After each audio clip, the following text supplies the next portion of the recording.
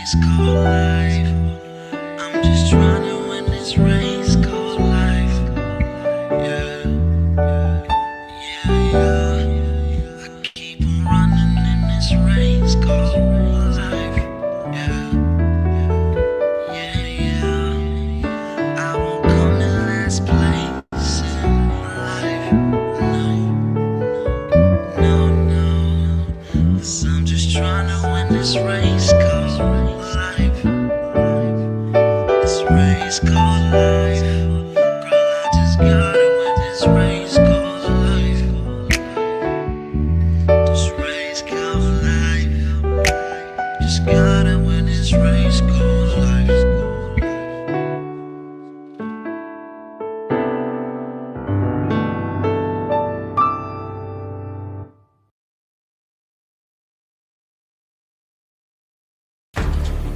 Are you tired of the same old echo chambers? Ready to stretch your mind to places it's never been before?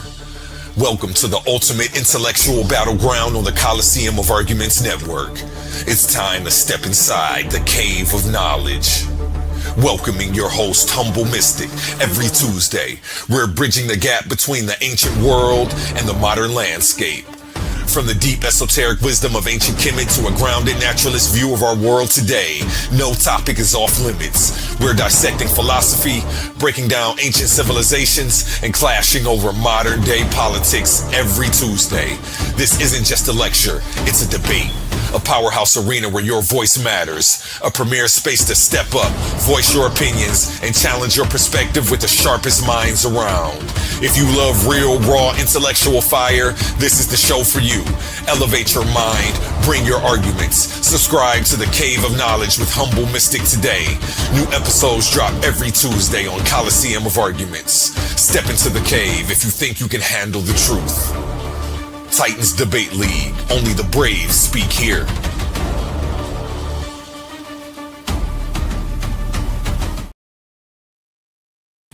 History isn't just written by the victors. It's buried under layers of tradition, bias, and comfortable assumptions. But what happens when you strip away the tradition and let the evidence speak for itself?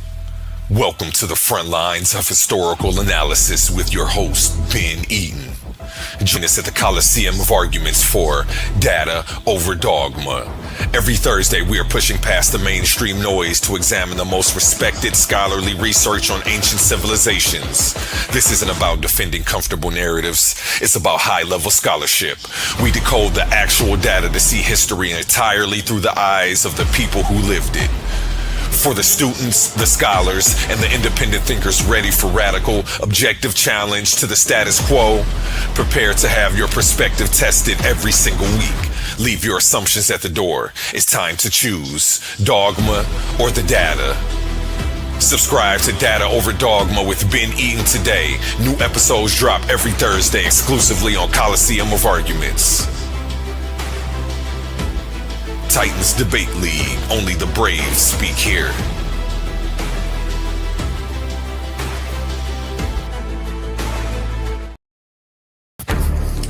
Coliseum of Arguments presents Titans Debate League. Clash of the Titans 1.1. The arena is opening once again, and only the strongest minds will survive. After an unforgettable first tournament, Pandemus the African atheist fought through the battlefield of ideas and walked away with $500 in cash. But that was then. This time we're raising the stakes. $1,000, one champion, one title, one chance to prove you're the greatest debater in the league. This isn't social media arguing. This isn't trolling in the comments. This is intellectual warfare, where evidence is your weapon, logic is your shield, and every round is a fight for survival. New challengers are stepping into the arena. Veteran fan favorites are returning. Egos will fall, legends will rise. The question is, do you have what it takes to survive the Coliseum? We still have a few tournament spots available. Think you belong among the Titans? Message titansdebateleague@gmail.com and claim your place before the gates close. Coliseum of Arguments presents Titans Debate League, Clash of the Titans 1.1, where great minds don't just debate, they go to war. Are you not entertained? Coliseum of arguments. Only the brave speak here.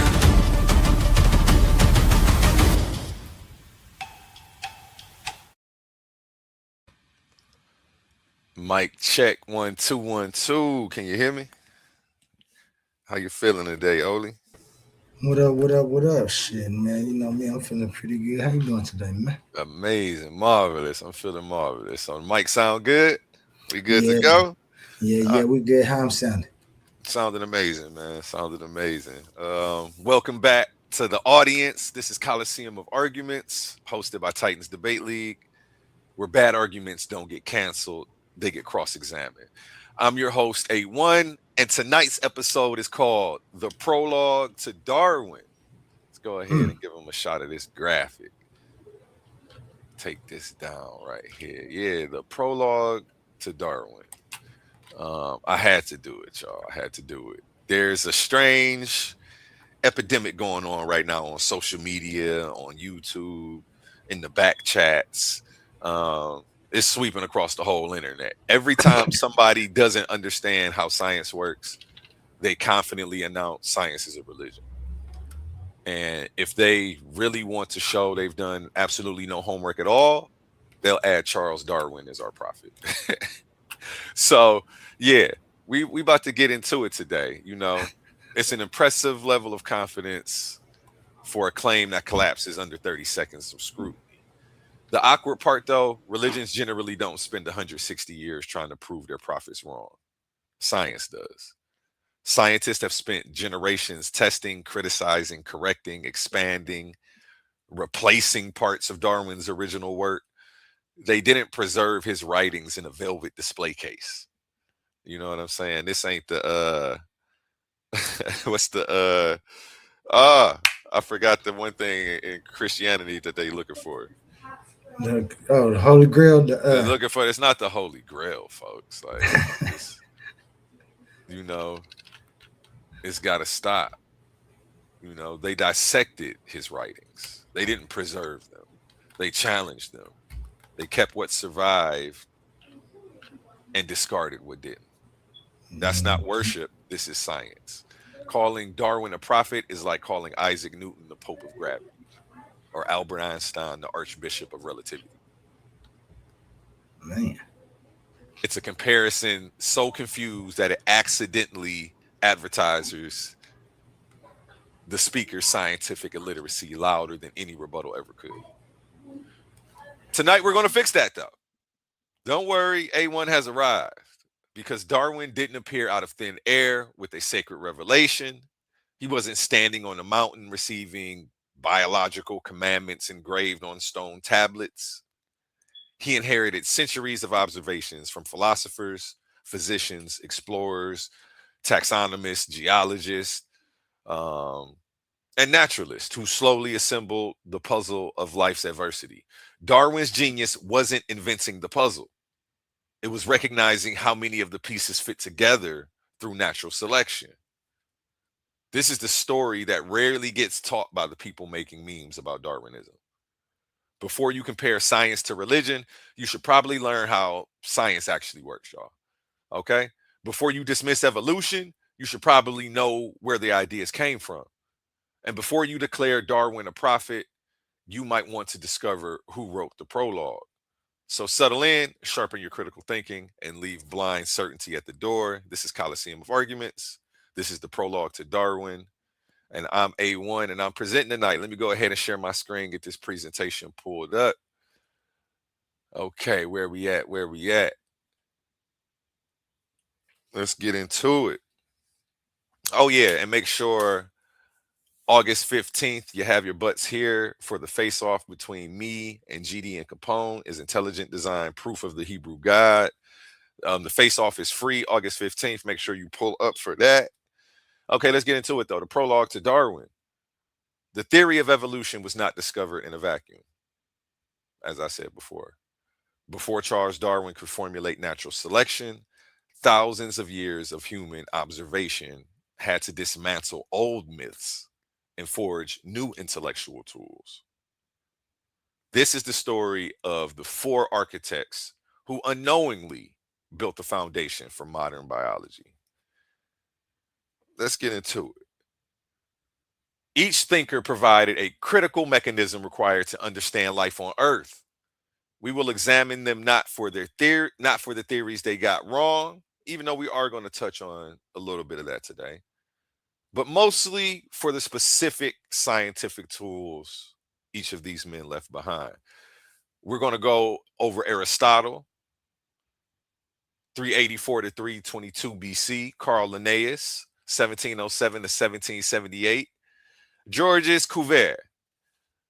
I always want to say Cuvier, but Cuvier, as is pronounced by most of the scholars who are here talking about him, 1769 to 1832, Jean-Baptiste Lamarck, 1744 to 1829. Okay. Each of these people played a crucial and critical role in helping Darwin create, I won't even say create, put the pieces of the puzzle together to see how the world works. I think that's the best way that I could put it. Aristotle, early classification of living things. And we're going to actually go into all of these in depth. This is my intro slide. So it's just an overview right now. Aristotle, though, known for the early classification of living things. Carl Linnaeus, modern biological classification is what he's known for. They call him the father of taxonomy. We're going to get into that as well, the hierarchy that he built that helped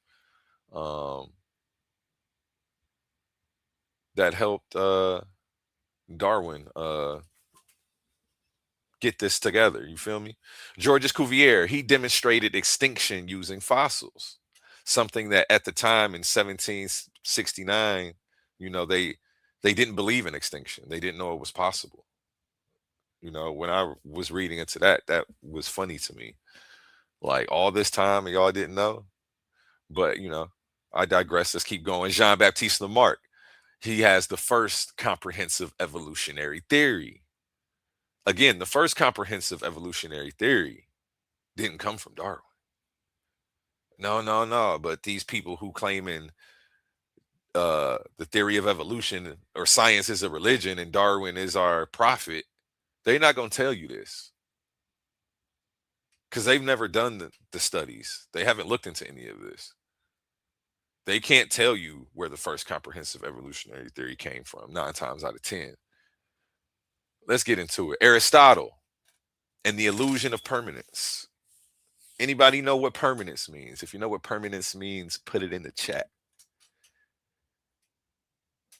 I'm going to go ahead and give that definition after I get through the end of this slide, okay? The definition, Aristotle and the illusion of permanence. Over 2,300 years, Aristotle systematically organized nature by encouraging direct observation. I'm surprised that it hadn't been done before. And, that's another debate. But for the people at his time where he was at, he definitely did. He distinguished vertebrates from invertebrates and classified hundreds of animals. However, he believed every organism had a specific purpose and was created in its current unchanging form. Okay, so that was one of his flaws. Permanence is remaining unchanged indefinitely. So what he created was called the Great Chain of Being, as you see this chart to the left. It classified minerals, plants, animals, humans, and then at the top they had the heavenly beings. So religion heavily influenced the culture of science at the time. You have to remember, back then you were liable to be burned alive or beheaded for, having the wrong scientific views. So, that's another topic though. I digress on that.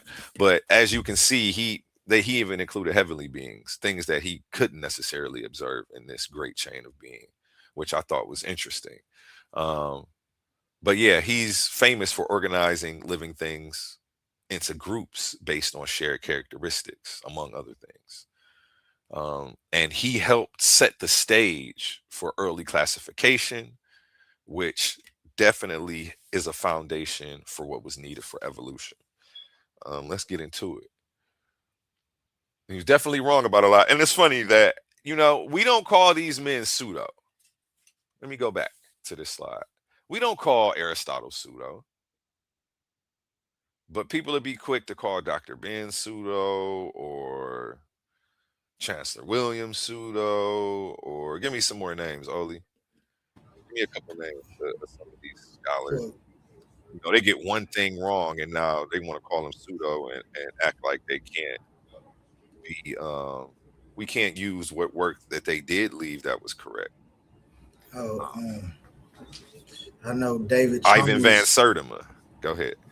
David Chalmers is one that they've been talking about lately. They say he's pseudo with Mm. his studies on neuroscience. I'm not familiar with David Charmer. What's he about?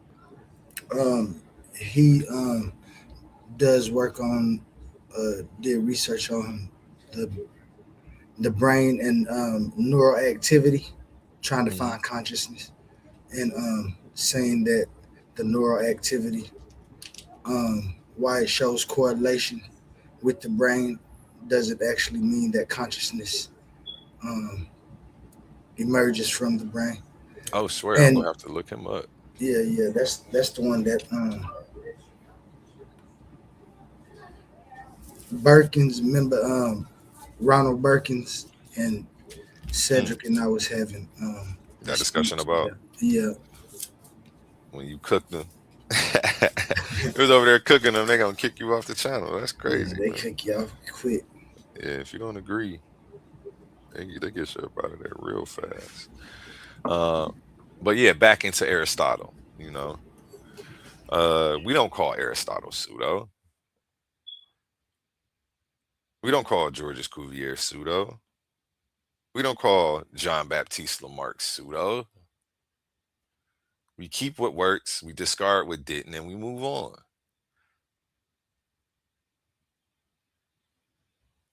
Like this whole trying to blackball people for one piece of information that you didn't like, this got to stop. We got to do better. That's not how science works. I'm here fighting against pseudoscience too, but we can't abuse the term. Um, let's keep it moving now. Okay, next, what I want to do is go into Carl Linnaeus. And my slides are going to seem a little jumpy. I'll explain the transition between each of these characters myself. That information isn't on the slides. But what I'm showing is a framework and a ladder of information that was built. Each of these men built on top of the prior man's framework and works to continue to bring forth the truth about the natural world. Okay. So, like, again, and that's what I mean when I say science or evolution, the theory of evolution didn't formulate in the bubble. Charles Darwin is nobody's prophet. Science isn't a religion. These men got a few things wrong, but they didn't call them pseudo and throw out all of their work and say, we're not listening to him. That got crazy. That's not how it works. Science doesn't work like that. You examine the claims before you dispute them. A broken clock is right at least twice a day. And moving the way that some of y'all moving is real fallacious. But I digress. Let's get into Carl Linnaeus. Carl Linnaeus forges a universal language, okay? And this is a language we still use today. What he did was he built on top of Aristotle's great chain of being, that weak classification chart right here with heavenly beings at the top. Yeah, we built on top of that. We built on top of that, okay? We discarded what didn't work and we kept what did. And then we kept adding. Carl Linnaeus, a Swedish botanist known as the father of taxonomy, did not set out to prove evolution. He believed in specially or created order. So he believed, again, religion permeating the culture of science and is seeping through. These men are trying to prove these things true, but they simultaneously laid the foundation for the theory of evolution while fighting against it and not believing in it. Ain't that crazy? So when you come and try to say science is our religion, you couldn't be further from the truth, especially in this instance.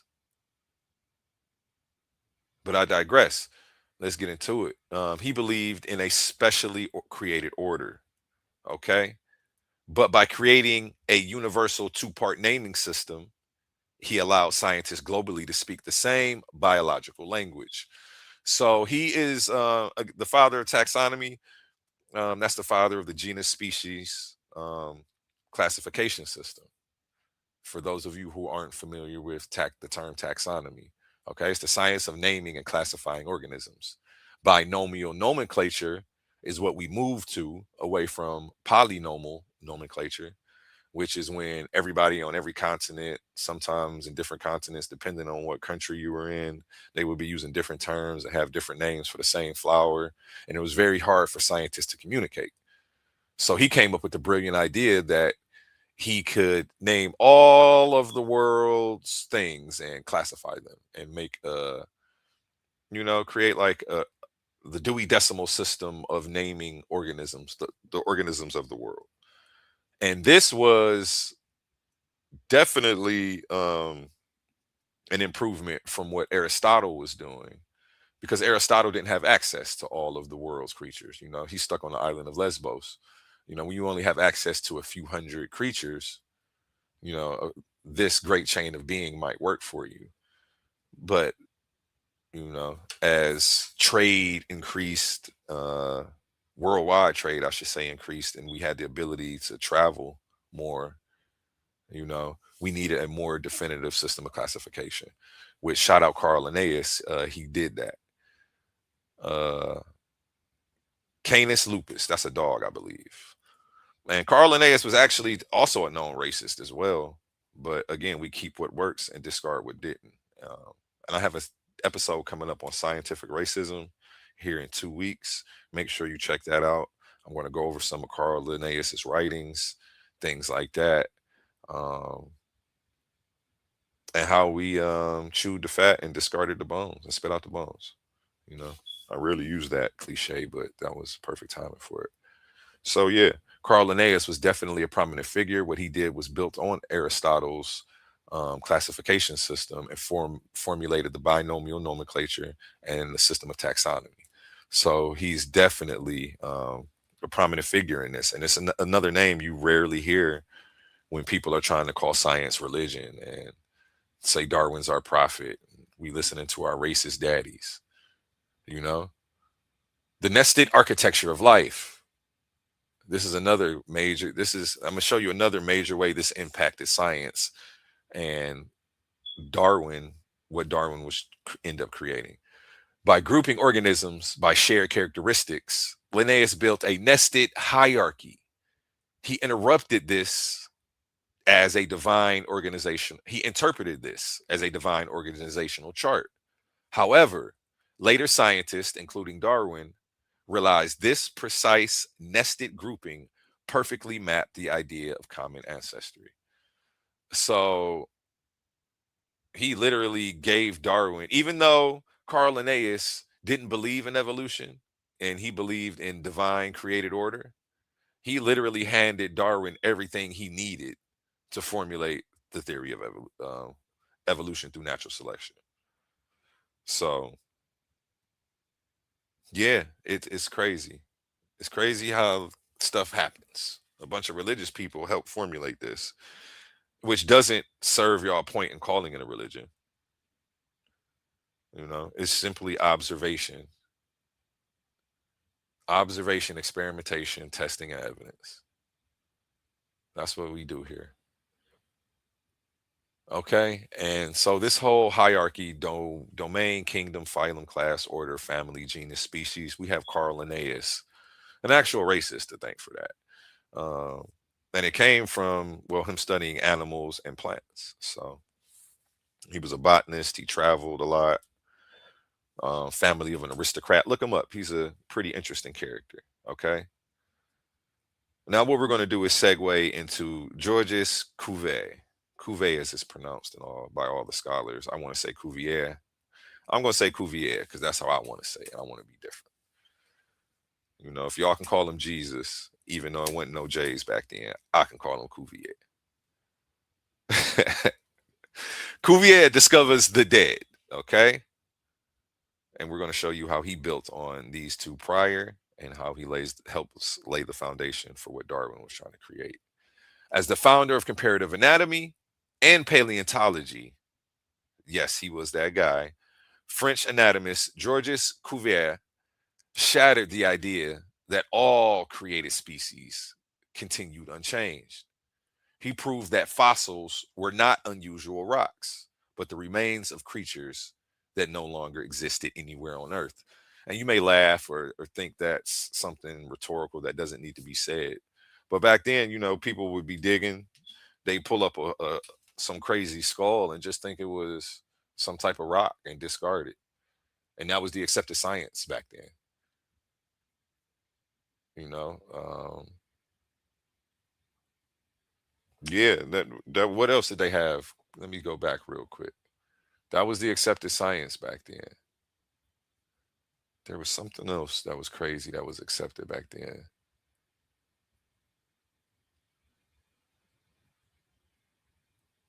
Okay, yeah. But yeah, that was the accepted science back then. They didn't know about extinction at that time, which I thought they would have a comprehensive understanding of, but apparently not. Apparently, Cuvier got pushback for his scientific beliefs. Antiquity, the unusual rock myth. Cuvier, the reality of extinction. Extinction is the permanent disappearance of a species. Um, Fossils preserve remains, traces, or impressions of ancient organisms. Let's get into this. The strata of catastrophe.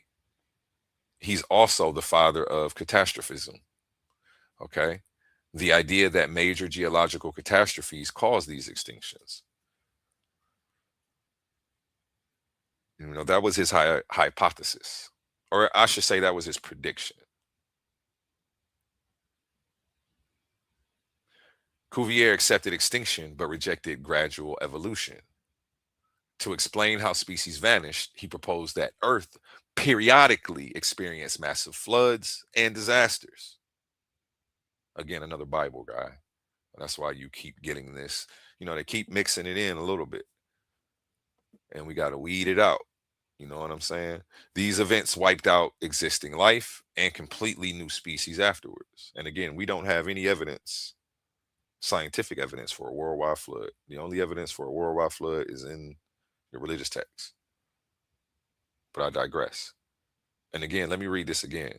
Cuvier accepted extinction but rejected gradual evolution. Again, he rejected gradual evolution. Let me say it one more time. Cuvier rejected gradual evolution while simultaneously handing Darwin everything he needed to prove it. And we're going to get into that. Cuvier also directly opposed John Baptiste Lamarck, who we're about to get into next. Okay. Shout out Georges Cuvier, though.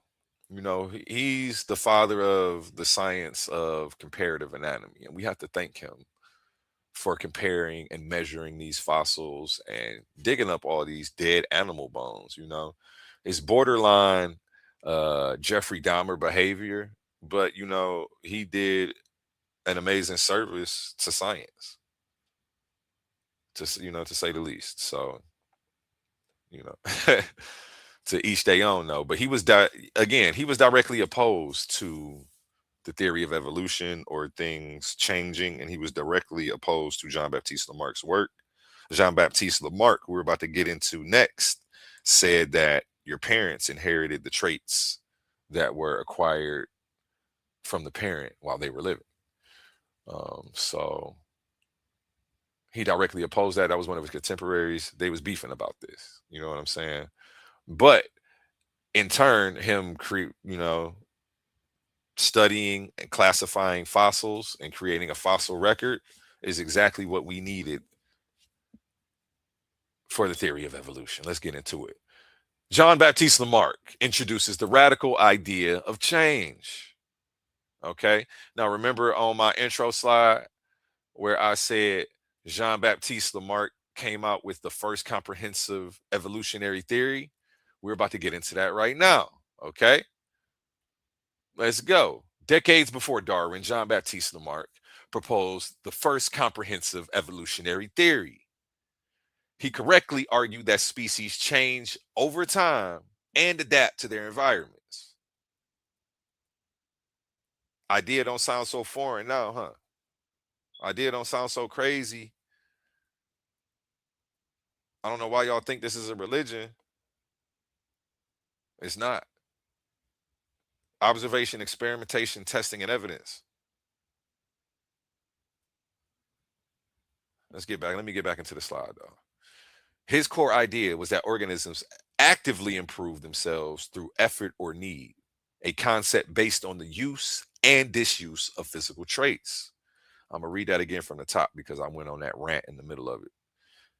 Decades before Darwin, Jean Baptiste Lamarck proposed the first comprehensive evolutionary theory. He correctly argued that species change over time and adapt to their environments. His core idea was that organisms actively improve themselves through effort or need, a concept based on the use and disuse of physical traits. So, use and disuse. That's what his theory was hinged on. And he was later disproven about some of his mechanisms, but his core idea was correct. Okay. Lamarckism. Lamarck's theory that acquired characteristics can be inherited. Look that up. The Lamarckian loop. Lamarck believed frequently used body parts grew stronger while unused parts weakened. In his model, the physical changes an organism acquired during its lifetime were passed directly to its offspring, accumulating over generations. And that's not what they proved false. It was the mechanism by which he said it happened that was proved false, because we see that happening today. We see, we all know that family of athletes. They dad got it, all the sons got it, they babies got it, and it's gonna keep on passing on. And the more they train, the more they work out, the more they refine, you know, the more they can put themselves under stress, we may see some evolution here. But let's get into the Markian loop. Let me not sidetrack from the conversation. Lamarck believed frequently used body parts grew stronger while unused parts weakened. In his model, the physical changes an organism acquired during its lifetime were passed directly to its offspring, accumulating over generations. Okay, and over here to the right, you see the chart. We can start at number one. You see the giraffe reaching toward the leaves, but he's too short. So first the need was created in the Lamarckian loop. Then the effort of the giraffe trying to reach his neck formulated an acquired trait of his neck growing longer. And then that was, well, not necessarily growing longer. Maybe he believed actually, yeah, his neck didn't actually grow longer right in front of us. He actually believed that your phenotype would change your genotype and you would pass it on to your kid. So just the effort alone would give an acquired gene trait that the giraffe would then pass on to its offspring. Okay, but that's not how it works, and that's what was later debunked. Okay, your phenotypical changes don't lead to genetic or changes in your phenotype don't change your genotype, whereas changes in your genotype can change your phenotype. So he had it backwards. Um, Acquired characteristic, a trait developed during an organism's lifetime rather than inherited genetically. So that's what he got wrong. Let's get into this. The genetics barrier. Lamrock's mechanism failed the test of modern genetics. Cutting off a tail or building massive muscles does not alter an organism's genetic code. Later work by Gregor Mendel proved inherited traits passed through genes, not lifetime experiences. Darwin's natural selection, where naturally varying inherited traits increase survival, eventually provided the correct mechanism. Which just made me think of the racist joke. Like, you see Tyrone at the track meet, hopping them fences, running from police, really. running from them slave catchers. You know, when you add the stress of survival to that, I guess that's the mechanism by which we see genetics altering. But that's another lesson for another day. Don't let me get too ahead of myself. Make sure you keep tuning in for these lessons on science and evolution that I'm going to be doing. Um, I'm going to be taking some of them members only. So if you haven't become a 399 member yet, go ahead and do that. And while I'm talking about that, let me go ahead and run the ad for it. Attention all debate fans. You've been watching, you've been arguing, you've been picking sides. But now it's time to level up. From this point forward, all debates on this platform are going members only. That means the hottest clashes, the wildest arguments, and your favorite personalities going head to head will only be available to subscribers. You want real scholarship, you want the smoke, you want the unfiltered action, then don't get left outside looking in. Sign up today for as low as $3.99 and get full access to every debate, every moment, every knockout argument. This is Titans Debate League, where legends are made and debates get real. Join now or miss out.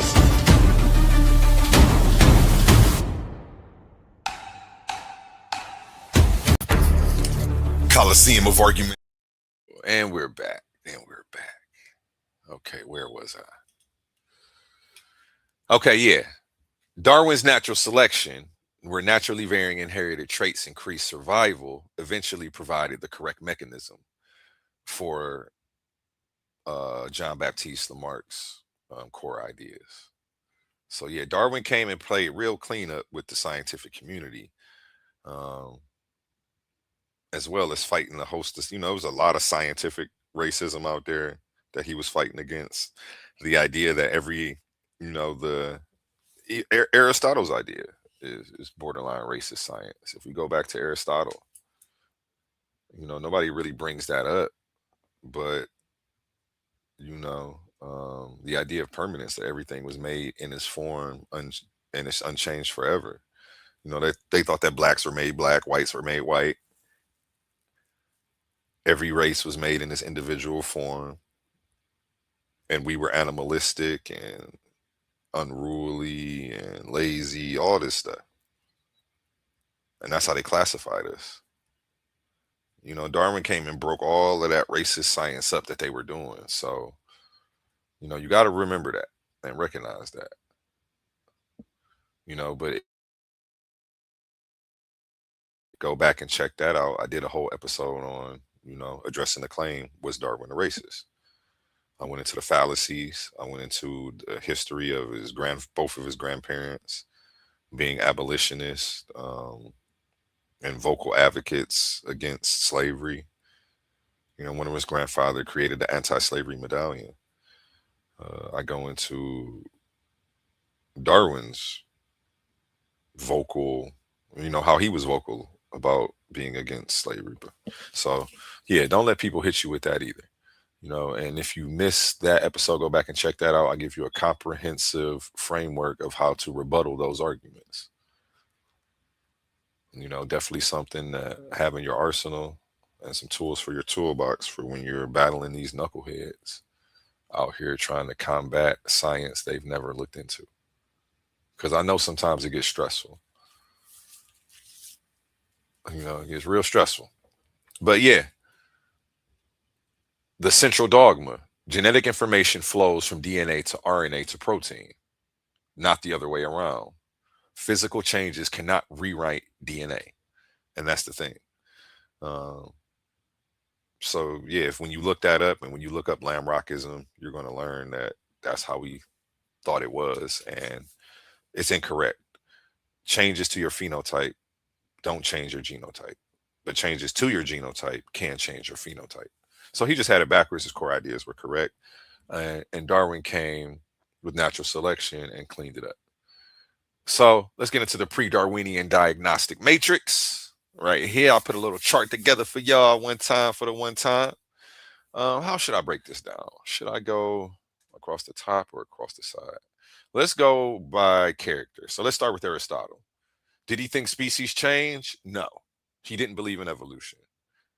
Did he even know extinction exists? No, he didn't know extinction existed. His primary contribution was the systematic observation of early classification. That's what he brought. We don't call him a pseudo because he was wrong about all these other things. We chew the fat, we spit out the bones, we keep it moving. Why would you throw the baby out with the bathwater? That wouldn't that doesn't make any sense. So yeah. Um and as we go down this chart, each character built on the prior work of the people before them. Aristotle's fatal flaw was he believed in an unchangeable fixed design. Okay. Carl Linnaeus, did he believe in evolution? Did he think species change? No. Did he even know about extinction? No. He's responsible, though, for he updated Aristotle's weak system, the great chain of being, and he gave us the binomial nomenclature and nested taxonomy. His fatal flaw, though, he interpreted shared traits as static created order. Georges Cuvier, did he think species change? No. None of these people believed in evolution, even though they handed us the framework for it. Did he know about extinction? Yes. Yes, yes, yes. And he's actually, I would say the father of that. But his primary contribution to science was paleontology and comparative anatomy, digging up dead animal bones and skulls and studying and measuring them, identifying species that no longer were on the earth. He's the reason at the time he found a mammoth skull, and he proved that the mammoth no longer lived anywhere on earth. Fun fact for you. You know what I'm saying? But his fatal flaw was he relied on catastrophes to explain the fossil gaps, which was incorrect. Fossilization itself is a very rare process. It doesn't happen every day. So we don't expect to see it like that. Every species that ever existed isn't going to have a fossil. That's just not how it works. So John Baptiste Lamarck, did he think species change? Yes. And he actually gave us the first comprehensive model of evolution before Darwin. Nobody calls him the father of, I don't know why they don't say he's our racist daddy or he's our prophet. Because what it would do is show the chain of us building on top of the prior work of our predecessors and how science updates itself. And that's what they don't want you to get into. And they keep whining about Darwin. The shit's actually, I'm going to do an episode about that because it's pissing me off for real. But I digress. Let me get into the fatal flaw of John Baptiste Lamarck. John Baptiste Lamarck, he gave us the first comprehensive theory of adaptation. Okay, that was his primary contribution. But his fatal flaw was he believed acquired traits could be inherited. And that's not necessarily true. Just because your dad good at basketball don't mean Lil John gonna be good at basketball, even though it happens. But yeah, let's get into it. The stepping stones to Darwin, which is what I just laid down. First, we have Aristotle's observation rigor. You add that with Linnaeus's shared characteristics. Mix that with Cuvier's deep time and extinction. Add Lamarck's concept of adaptation. All of this equals the necessary foundation for evolutionary biology. Charles Darwin did not invent biology. He synthesized it. By combining his mechanism of natural selection with modern genetics, science finally answered the question these four men spent millennia trying to solve. And in conclusion, the chain of custody for evolution. Because all y'all want to do is talk about Darwin, Darwin, Darwin, Darwin, Darwin. Darwin, Darwin, Darwin, Darwin. I'm tired of hearing Darwin's name. Darwin wouldn't even recognize evolution as it is today. Darwin wouldn't even recognize evolution as it is today. Do you know why, Oli? Are you there? Yeah, I'm here. Do you know why Darwin wouldn't recognize evolution as it is today? Yeah, because we've updated some of our methods and found some things that he said was inaccurate. Yes. So some of the stuff was inaccurate. Today we have 160 years of science that we've built on top of that. When Darwin was alive, he didn't have knowledge of genetics. He didn't have knowledge of molecular biology, developmental biology, population genetics, Hmm. biogeography. There's a lot of stuff that you don't hear these meme pasting, evolution bashing, religious people talking about.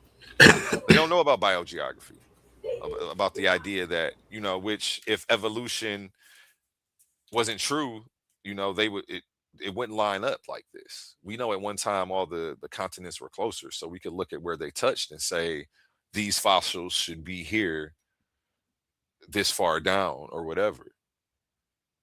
And if everything didn't, how are all these different fields lining up to help prove evolution true simultaneously? This has got to be the biggest conspiracy across uh, over 20 different fields of science.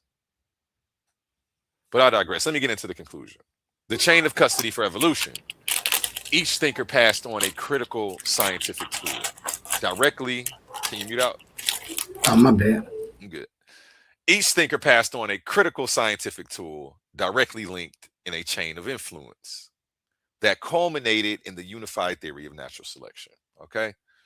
And again, we started with Aristotle, organism classification. His tool was hierarchical ordering. Okay. And look up his book, Sacla Natura, however you pronounce that. Okay. Then we go to Carl Linnaeus. He built on top of that. This is a chain. He gave us the tool required for unique identification, um, tool for precise identification of species. And then we moved to Georges Cuvier, which I showed you, required the premise for adaptation and change. His tool, precise identification of species, uncovered the fossil record for us. Again, none of these three people believed in evolution, even though they laid the framework and the foundation for it. Then we have John Baptiste Lamarck down here. He gives us the first comprehensive theory of evolution, the concept of life changing over time. Okay. And I feel like I did cover my giraffe slide. I felt like I missed it for a second, but I did go over that. And as you see, this starts at 384 BC and ends in 1831. So when I say 2 millennia to try to figure this out, we've come so far today, even from where Darwin was. And when people start recognizing science as a chain, then to debunk this, you're going to have to start going to these links and showing where they're weak at. And you can't, I'm not going to say what you can't do. I'm not going to give you too much, but this is where you're going to have to start, at least if you want to go that road. First, you have to understand science and how we got where we are today before you can try to debunk science. And you need to stop trying to debunk science that you haven't studied. It's just not a good look for you ever when you come up with somebody who knows it. Anyway, all of this leads to the unifying theory of natural selection presented by Charles Darwin. Okay. Darwin's synthesis, unified classification, fossils, and the core idea of adaptation into natural selection. And in conclusion, no scientific discovery occurs in a vacuum. Charles Darwin's revolutionary theory of natural selection was not a sudden stroke of isolated genius, but a brilliant consolidation of biological, taxonomic, geological, and evolutionary concepts. By assembling the legacy tools left behind in the chain of custody, ranging from Aristotle to Lamarck, Darwin connected the physical evidence of the natural world to formulate a unified branching mechanism of life. And with that, I conclude today. In 2 weeks, I'm going to be coming with a episode: Is science racist? Scientific racism, evolution, and the self-correcting nature of science. This is going to be a members only stream, so become a member for the $3.99 so that way you can check this out. Yeah, $3.99 a month, man. It's gonna get you access to all the upcoming debates. Our new tournament that we have coming up is going to be members only. The face-offs will be free, and we'll cut up some of the debate in the shorts. and you will get the results show for free, but you won't actually be able to actually check out the debates. We're going to charge $3.99 monthly pass for the debates. So please go ahead and sign up, show some support. Forget trying to hit the Cash App. I ain't got to be in here trying to sell y'all stories about pedos to get a Cash App. None of the weird stuff over here, man. Just become a supporting member. It's going to get you access to up to 4 debates a month, as well as all the behind the scenes science information that we're going to be dropping. $3.99, y'all, $3.99. And what else do we have coming up this month? Next Sunday, prior to my Science is Racist podcast or stream, which will be members only, we have King Mansa Hercules pulling up with Is Science Racist? I pushed my presentation back so that way I can get a chance to see what he was going to present before I went in. I believe he's going to go over some racist science.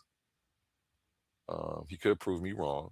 I believe he's going to say science is racist, which isn't my stance. But I'm excited to see what he's going to bring. And you can look for my presentation to actually be a direct rebuttal to points that I feel like he's messing up on or that he got wrong. So be on the lookout for that. And again, if you aren't a $3.99 member, you won't be able to see me rebuttal and drag him around the room if he's messing it up. Because I'm going to get him. I'm on your hurt if you mess up. Okay, Is Science Racist? That's the topic for July, I guess. We're going to be breaking this down, covering this information. And, opinions welcome. Let me go ahead and drop that link. We're not getting out of here. Let me go ahead and let people come up and comment if anybody saw the presentation and you have. Oh, I know Oli has some questions, actually. Yeah, man. I had some questions. Go ahead and drop that link. Everybody but GD and Capone. Shout out Brass. Let me get some shout outs real quick. Shout out GD and Capone. No, I'm joking. Shout out Jay Snake. Shout out Brass in the building. Carnivorous Podcast. Give them boys a subscribe. Head on over there. They doing some wonderful things over there. We got Haru Clowntown TV. Shout out Haru Clowntown TV. We had Daryl Cosmon in the building. Peace to Daryl. He came and gave an amazing presentation on the use and misuse of methodological naturalism. It was called The Seen Behind the Unseen. If you didn't check that out yesterday, I know there were a lot of big debates yesterday. Go back and replay that one. It's one. He brought some amazing information. I didn't know that the person who came up with methodological naturalism was a Christian trying to prove God. So some dope stuff he brought out yesterday. Some amazing sources. One you're not going to want to miss. Yeah. Hold on one second. Actually, let me get back to my presentation and make sure I covered everything. Is that my last slide? Yeah, that's it. Okay, yeah, that's it. And again, August 15th, you can check me and GD and Capone out. We have a face-off. This is the face-off, August 15th, not the actual debate. The face-off is free. The debate will be $20 pay-per-view. So make sure you're there for that face-off August 15th. There's intelligent design, proof of the Hebrew God. We're going to find out. Okay, let me pull that down. And real quick, before you get into your questions, Oli, and I dropped that link for anybody in the chat who has any questions, let's go to a brief word from our sponsors.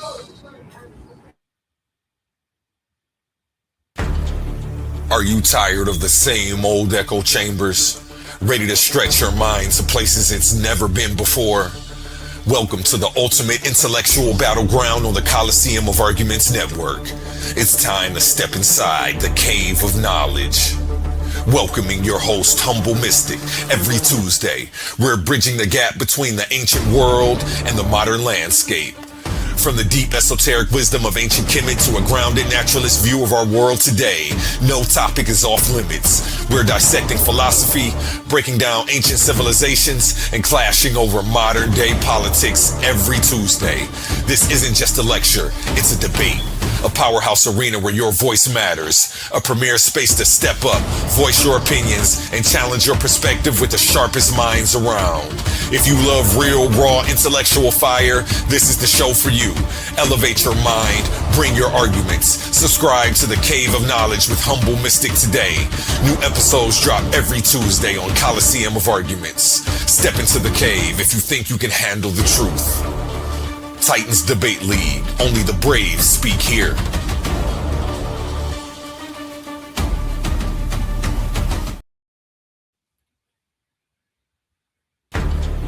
Are you tired of the same old echo chambers? Ready to stretch your mind to places it's never been before? Welcome to the ultimate intellectual battleground on the Coliseum of Arguments Network. It's time to step inside the cave of knowledge. Welcoming your host, Humble Mystic, every Tuesday. We're bridging the gap between the ancient world and the modern landscape. From the deep esoteric wisdom of ancient Kemet to a grounded naturalist view of our world today, no topic is off limits. We're dissecting philosophy, breaking down ancient civilizations, and clashing over modern day politics every Tuesday. This isn't just a lecture, it's a debate. A powerhouse arena where your voice matters. A premier space to step up, voice your opinions, and challenge your perspective with the sharpest minds around. If you love real, raw, intellectual fire, this is the show for you. Elevate your mind, bring your arguments. Subscribe to the Cave of Knowledge with Humble Mystic today. And we are back. Did I play the same commercial twice? Yes, you did. I didn't play. My bad. I meant to play the Data Over Dog. My bad about that, y'all. Shout out to the stage. How you feeling today, too? I'm feeling fine in yourself. I'm doing amazing. Thanks for asking. Hey, how you doing, Tiff? Any questions, comments, or thoughts on anything you've seen so far? Well, I just got on here, so I didn't see the whole video, but I seen the title about evolution and Darwinism. So Yes. I did the prologue to Darwin. I went over I started with Aristotle, then I went to Carl Linnaeus, then I went into Georges Cuvier, and then I went into John Baptiste Lamarck, and show how they each of them laid the crucial part of the foundation for the unified theory of evolution through natural selection. That this theory wasn't created in a bubble, that I pretty much led with Darwin's not a prophet, science isn't a religion. And science updates itself, which religion doesn't do. Science is constantly scrutinizing itself and trying to prove itself wrong, which religion doesn't do. So, because it's been a lot of slander from the religious community at me lately for, what I choose to teach and say, subscribe to its truth. right.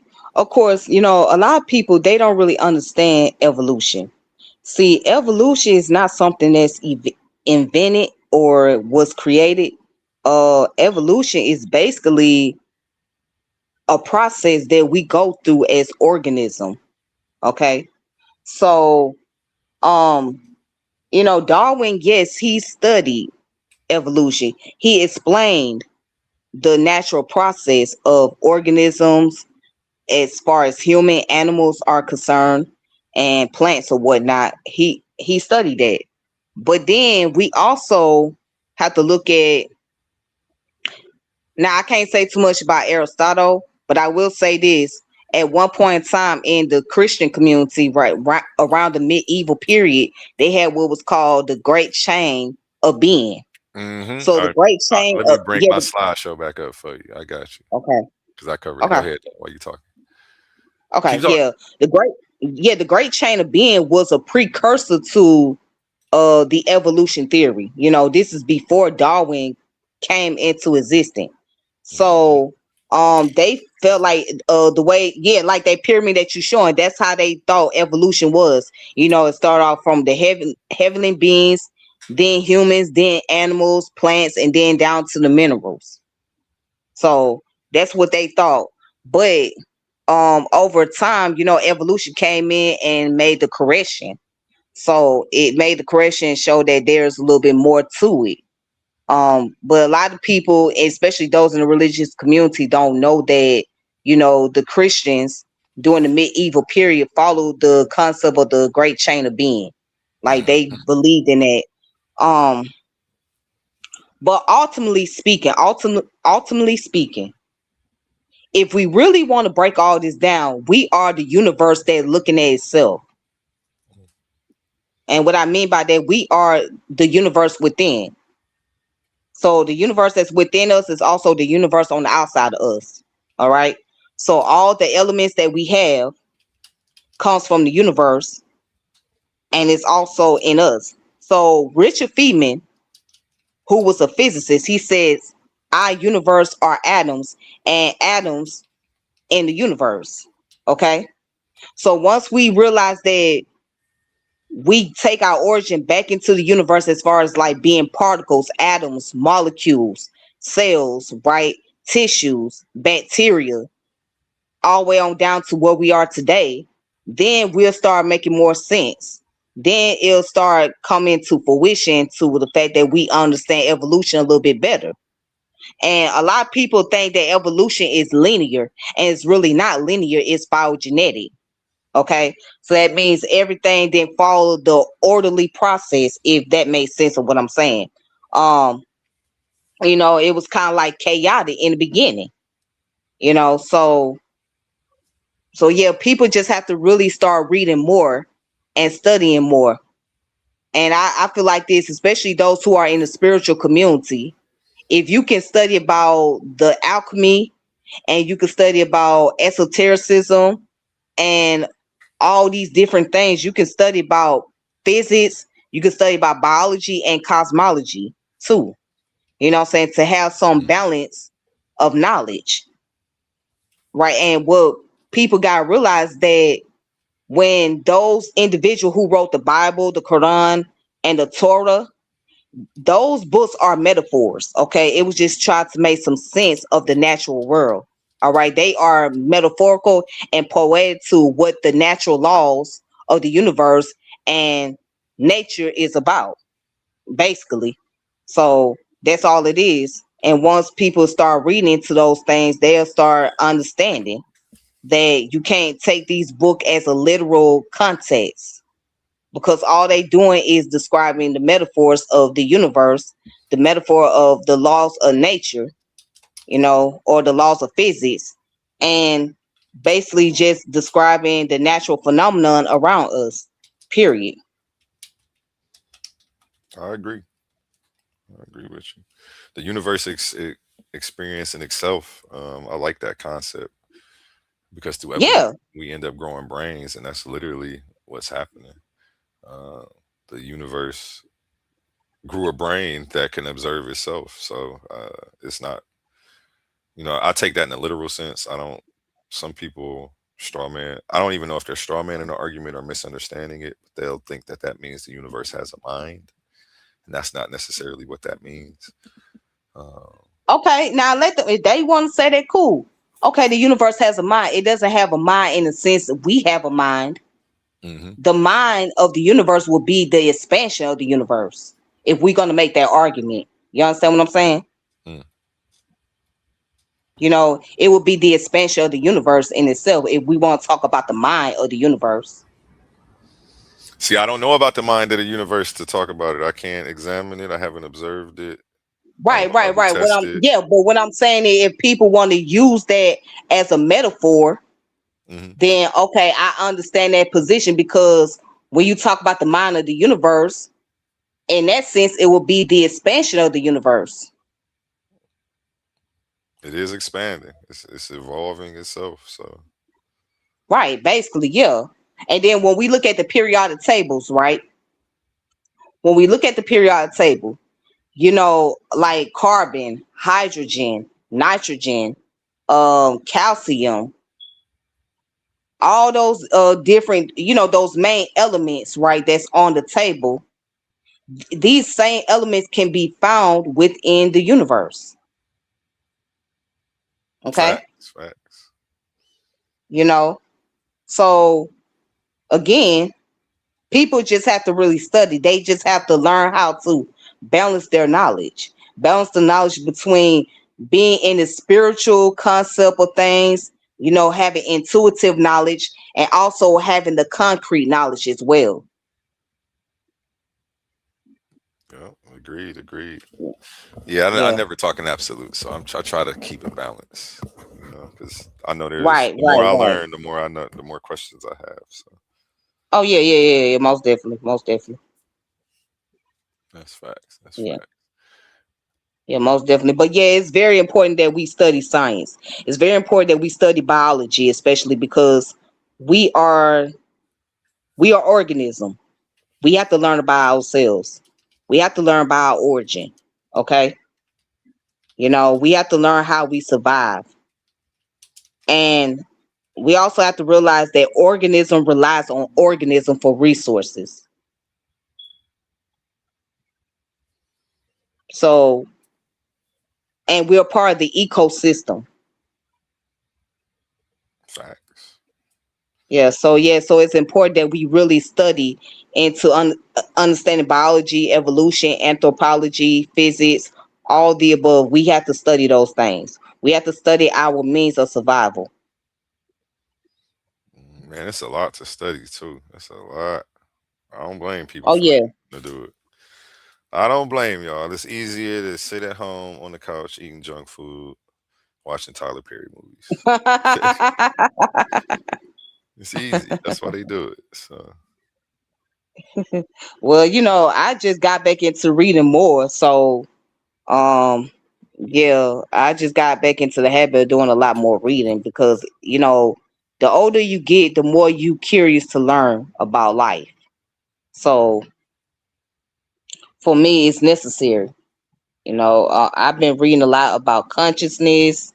I've been reading a lot about physics. Um, I've been reading this book called The Science of Self. So yeah.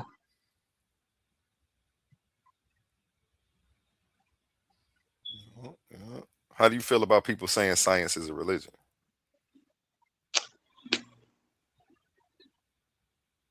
Well, how can it be a religion? Mm, But now there is a such thing as scientism.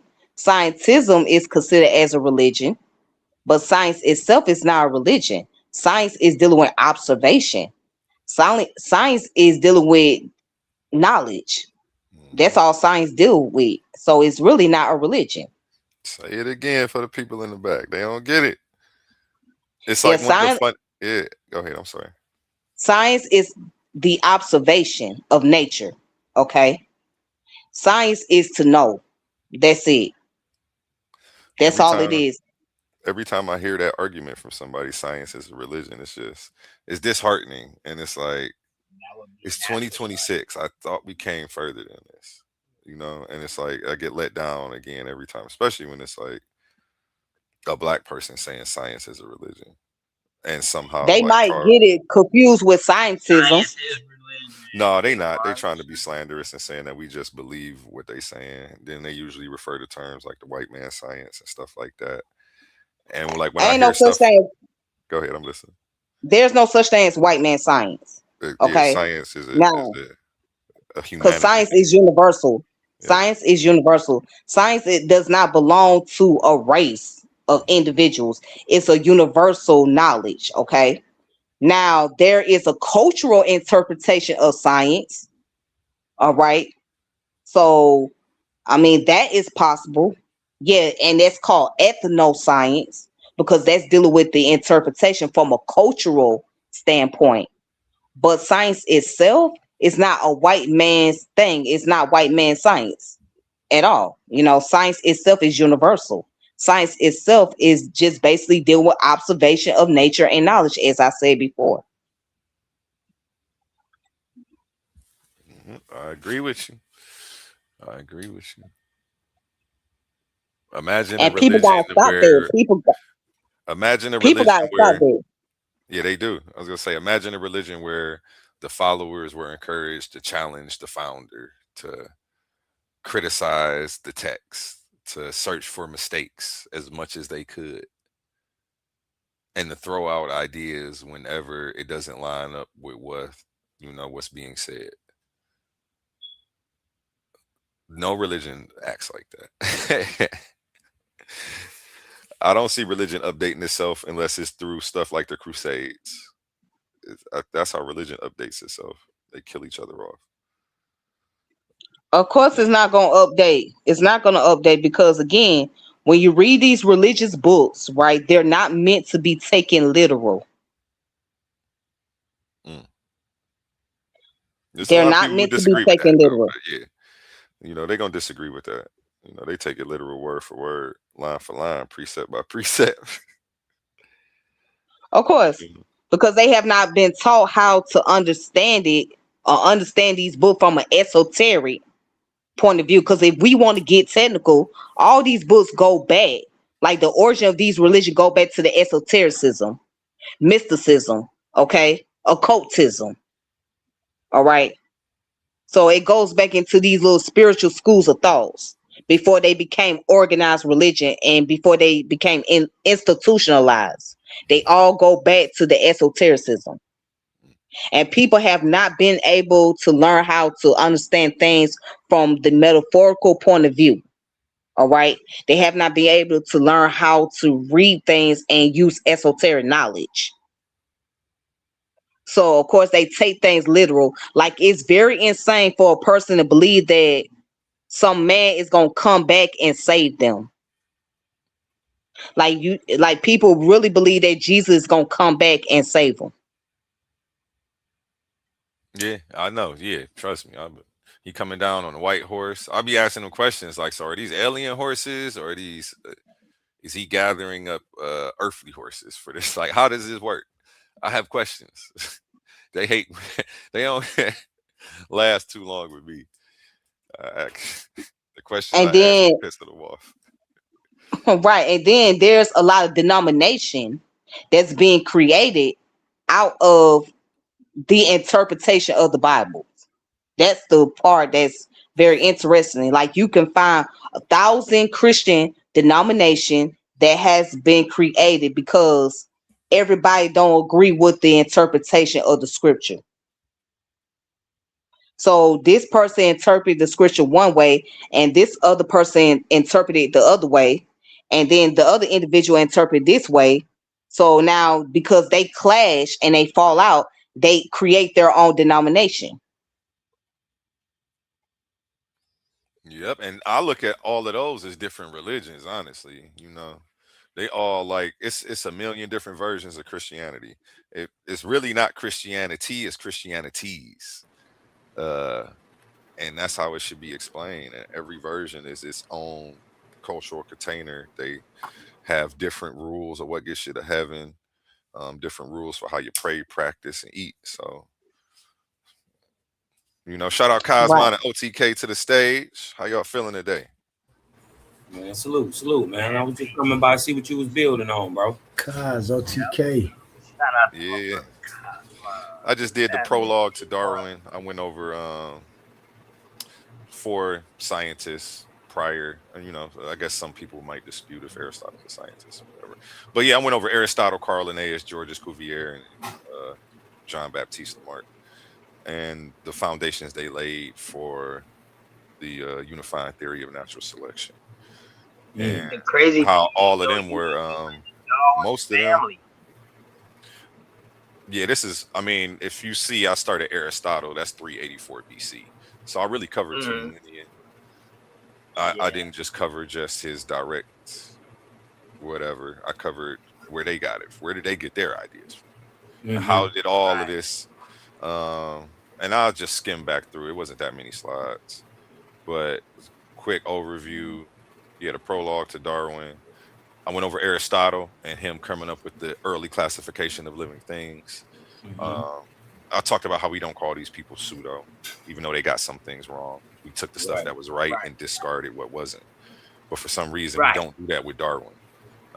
Then I went over, like, he had the great chain of being. He was the first person to do this early classification and classify things into groups based on their shared characteristics. Obviously, this model is flawed, but we built on this. We didn't just, we didn't say he's pseudo crazy and didn't. What you said though, shared characteristics, not coming from one thing out to another. Yeah, that's actually Darwin stayed away from. Darwin didn't really want to get into that because he had no proof. He did actually get into that, and the first early comprehensive model of evolution didn't even come from Darwin, and it didn't come from his granddaddy or his brother either. It came from John Baptiste Lamarck. John Baptiste Lamarck gave us our first early comprehensive model of evolution, and I wanted to say morphology. That's not the word I'm looking for though. But changes through genetic inherited variation. Sometimes leads to adaptation is the word I'm looking for. I had to go over the definition of Adaptation. evolution in my head Correct. to get to the word. Yeah, evolution is a scientific theory that populations change over time through inherited genetic variation. Those changes can accumulate over time, sometimes leading to adaptation, and in some cases, the formation of a new species. But adaptation is the word I was looking for, and John Baptiste Lamarck gave us that. Where was I at? Yeah, John Baptiste Lamarck. And that's the problem. People getting evolution mixed up with adaptation. Yeah, if you believe in adaptation, you believe it's the same. It's just over a longer period. No, it's not. No, it's not the same thing, bro. No, it's over a longer period of time. Yes, it is. No, A1, you're talking micro and macro shit, but no, adaptation and evolution, evolving into something else is two. How do you understand micro and macro? Can you tell me that? You think you? One is on a smaller level and one is on a bigger level. Okay, that's what I'm saying too. So you think the small doesn't lead to any bigger? You think the small doesn't continue to lead to changes that you can't see? No, bro. Oh, okay. Well, I guess that just dismisses micro. A lot of biology, some paleontology. You got a problem with the fossil record, probably too, I believe.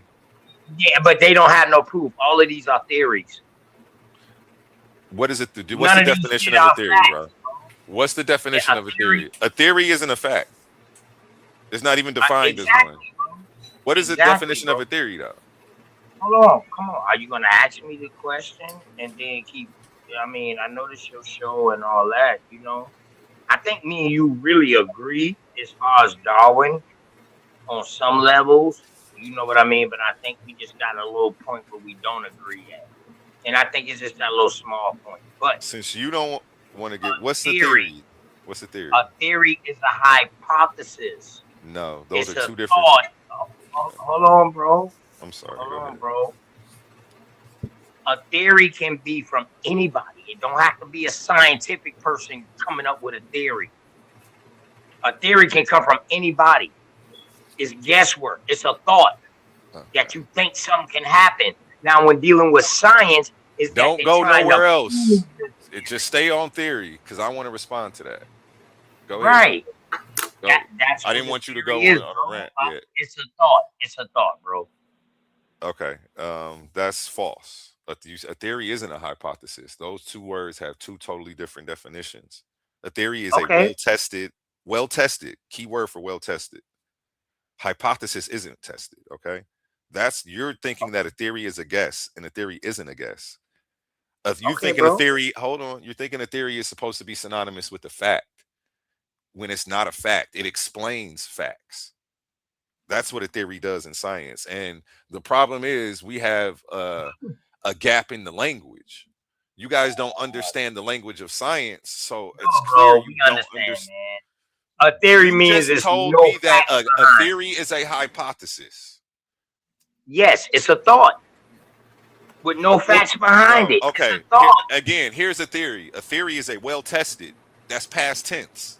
That means they tested. That's science. Hold on. That's a scientific theory, bro. You asked me not to cut you off and told me it was my show, and I know, but you're giving me a scientific theory. How do you get to cut me off when it's not your show?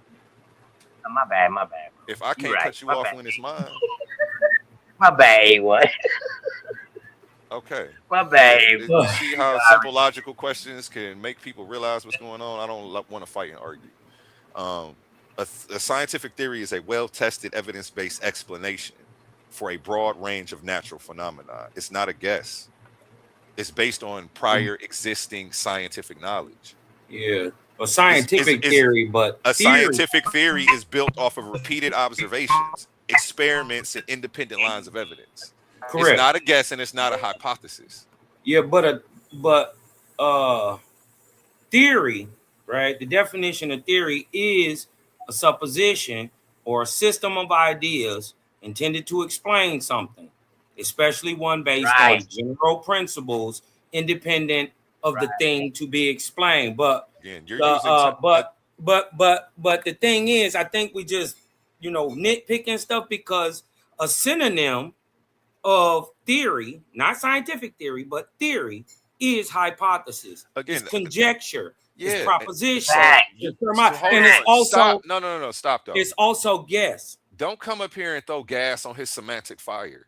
He playing semantics using a different version of a definition. No, bro, you asked me what was the theory, and you gave me the definition of a scientific theory, though, bro.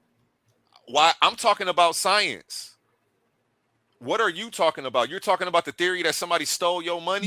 No, you should have asked me what is a guess, and you can go ahead and guess who you think did it. That's not how science works.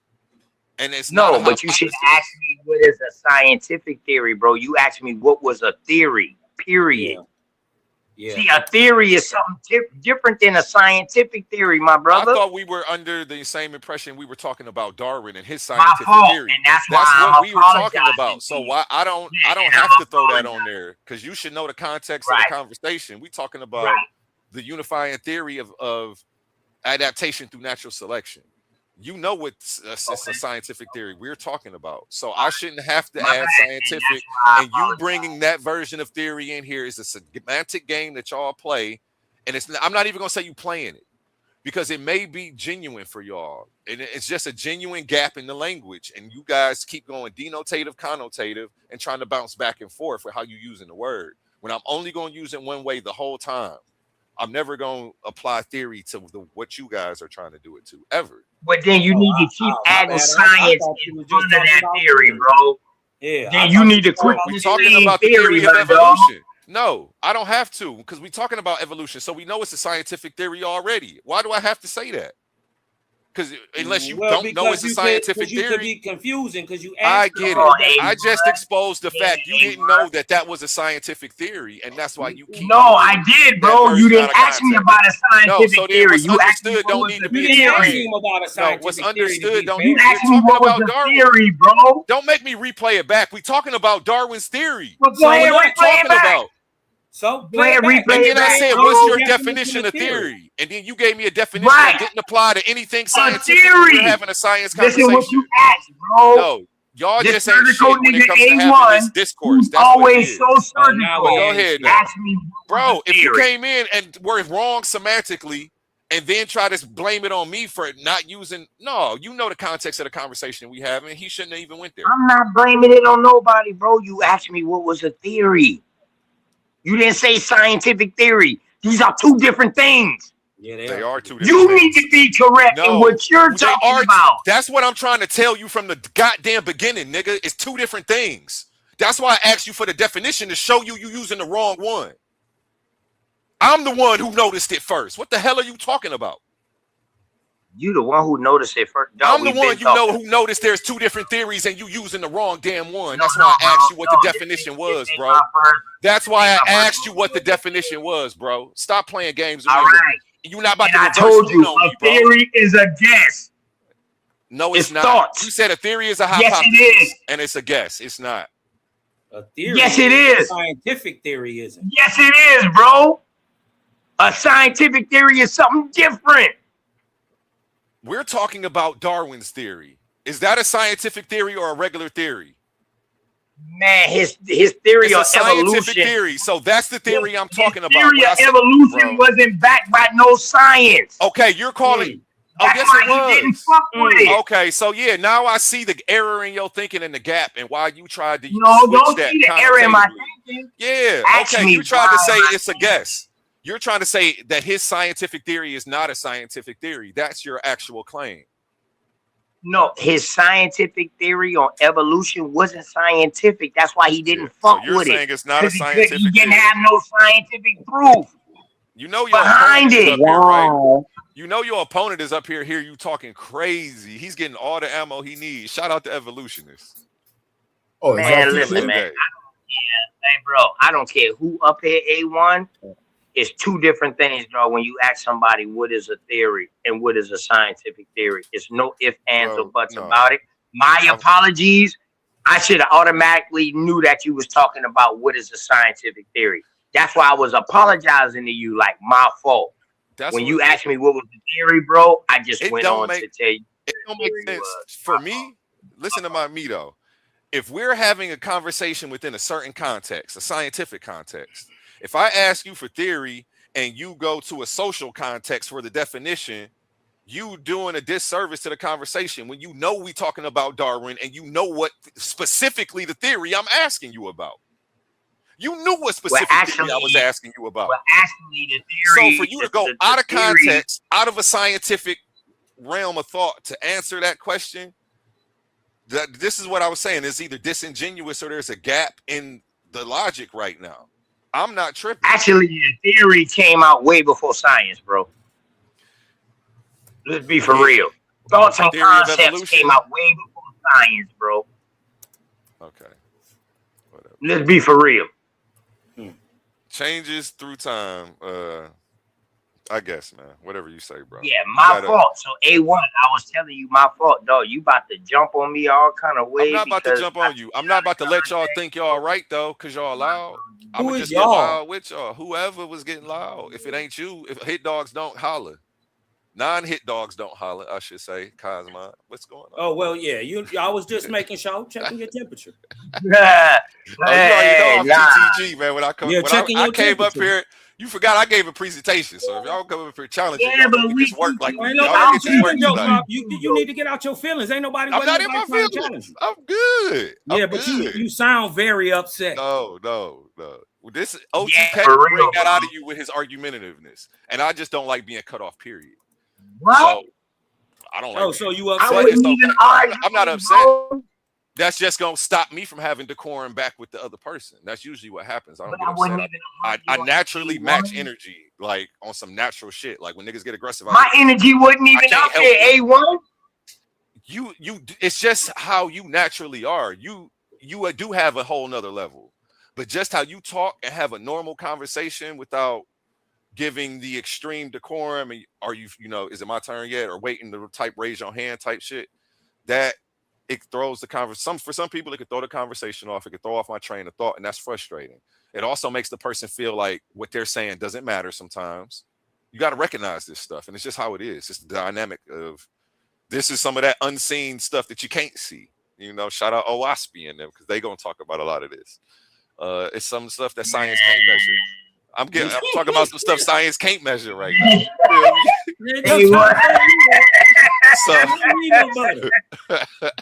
my dog put the O in that shit, man. God damn it. Hey, boy, you got to pay for this though. So you know, the crowd is getting a heck of a show for free right now. I love that. So what was your oh, you took it off the screen. I'll put it back up for you. Go ahead. What was your overall stance on his theory on evolution? Yeah. Jean-Baptiste Lamarck's theory. His early first comprehensive theory today, like Darwin's. The one we use today, we have evidence for it, so I accept it. Like evidence, like for what?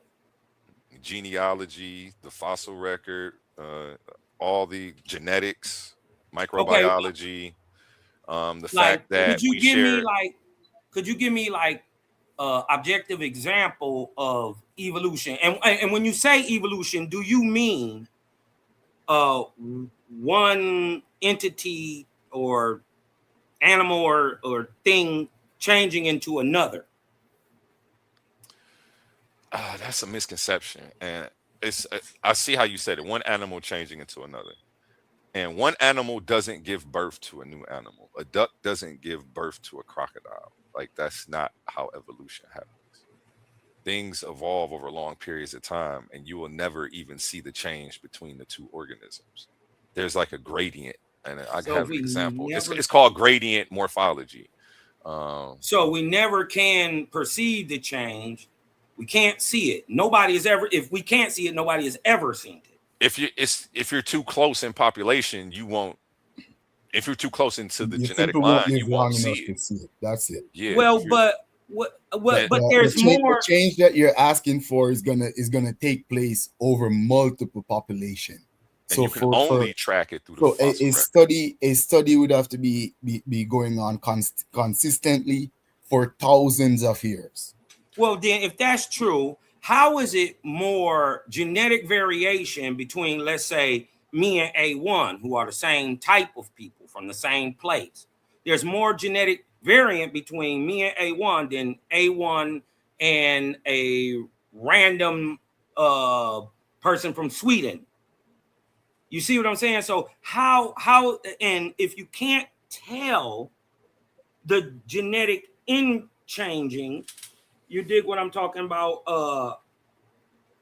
Objectively, right? If you can't see it, right? How is it that in the end, the hypothesis is that the thing changed and for instance, instead of always being what it was? Well, it's possible that there might be a greater variant between you and another African American based on the fact of how we arrived in America as African American. That's something else. I don't want to go into that. No. Yeah, I don't believe in that neither. No, that's not where we're going. That's all a theory. Let him get it out. Let him get it out. Let him get it out. Variant between humans population, it's all it all having to do with human migration pattern. The bottom line is every single human being on earth has human genetics. So we all as human beings share 99.9% literally the same gene. Exactly. So my point is, how is there more variant between me and A1 than A1 and a random European? Yeah, because human migrated out of Africa, and Africans within themselves, was still evolving over time. And so they all still that, evolve. All that human evolution that we're talking about, it's simply having to do with haplogroup. What are Africans evolving into? Non-Africans, like those that went outside of Africans, we're still talking about human evolution here. But there were people. Well, the entire evolution of mammals, of other species. We're simply talking about Homo sapien. We ain't even so talking you're using the out of Africa theory, humans. right? Which one are you using? Yeah, human evolution sticks with the other Africa theory. No, it doesn't. And yes, it does. Have you ever heard of the out of Europe or the out of Asia? No. Yeah, no. And did you know that when these so-called Africans left, there were already people that they met in the lands where they went? Yes, there is already other species of humans, of hominids that already migrated out of Africa. Sir, there can't be another species because right now we only have one species of human, which is Homo sapien. Sir, you're wrong. There is only one species of human. He's Homo sapien. Where am I wrong? Where am I wrong, Cosman? And guess what? Hold on. Guess what? You have to be that to be able to interbreed. You can't be from a different species. So this is how they knew Neanderthals who mess with modern humans were still human. They weren't a different race or a different. But you're conflating your argument. No one is arguing they were human. There was once a time when there was more than 8 different species of human walking the earth. Now we're down to one species of human. We're only talking about humans. We got the fossil record for that. We got the fossil record. 200. We have the fossil record to show it. What fossil record you got? We also have the genetic records to show it. The Homo sapien, the entire, not the entire, but most of the Homo sapien genome has been mapped. So we know a Homo sapien is older. We know a Homo sapien is genetically different from a Neanderthal, different from any other mammal. It's been found older and in places where there were no Neanderthals or any Africans. You ever heard of the Cerruti site? You're talking about in Morocco? No, the Cerruti site in California. It's a tar pit. And what was found in the Cerruti site? That they found grinding stones and bones and hand-used tools and broken bones shattered by these hand-used tools. It was a pit. Dated back to how long? Wait, be quiet. This is 130,000 years ago, before any African ever left Africa, purportedly by the thing. But you know, first of all, for everybody who don't know, Out of Africa is on its 5th version. It has been debunked 4 previous times. And you know why? And you want to know one of the major reasons why they can't prove it is because they talk about migrations that they know happened, but they can't show the genetic drift scientifically. So and that kills them. I don't want to argue with you, brother, but you know, I think that early 2000, 1990 education that you're spouting needs a reboot. You dig what I'm saying? I'm not trying to be funny. I ain't laughing at all. I think this is scary that people still believe this stuff. Site dated back how long? I'm laughing. No, that's new. If they found evidence of human beings in North America dated back over 100,000 years, that's new information. I've never heard of that. So yeah, look it up. It's called the Cerruti site. It was named after the man who found it. It's a tar pit in California by LA.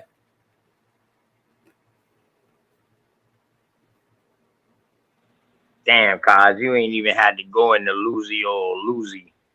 No, we ain't gotta go back that far. Yeah, and Lucy, who they like to give credit to, that was an Anthropolithecus. It walked on all fours. Yeah, I'm not. It was not an upright human. I don't know where you got that from. I don't know where you got that information from. When you asked where Lucy was, but A1, I don't even know why why do you focus on Lucy though? Like, what's your thing obsession with Lucy? But dog, that's what everybody in Africa over there who talk evolution, they focus on Lucy. Lucy, yeah. Now I just want y'all to Come recognize on, bro. that if I start talking like him, when I start doing what he's doing, y'all gonna say, "Are you emotional? Are you upset?" Don't do that. Oh, my bad. Asked me that earlier, but you see how he's talking right now.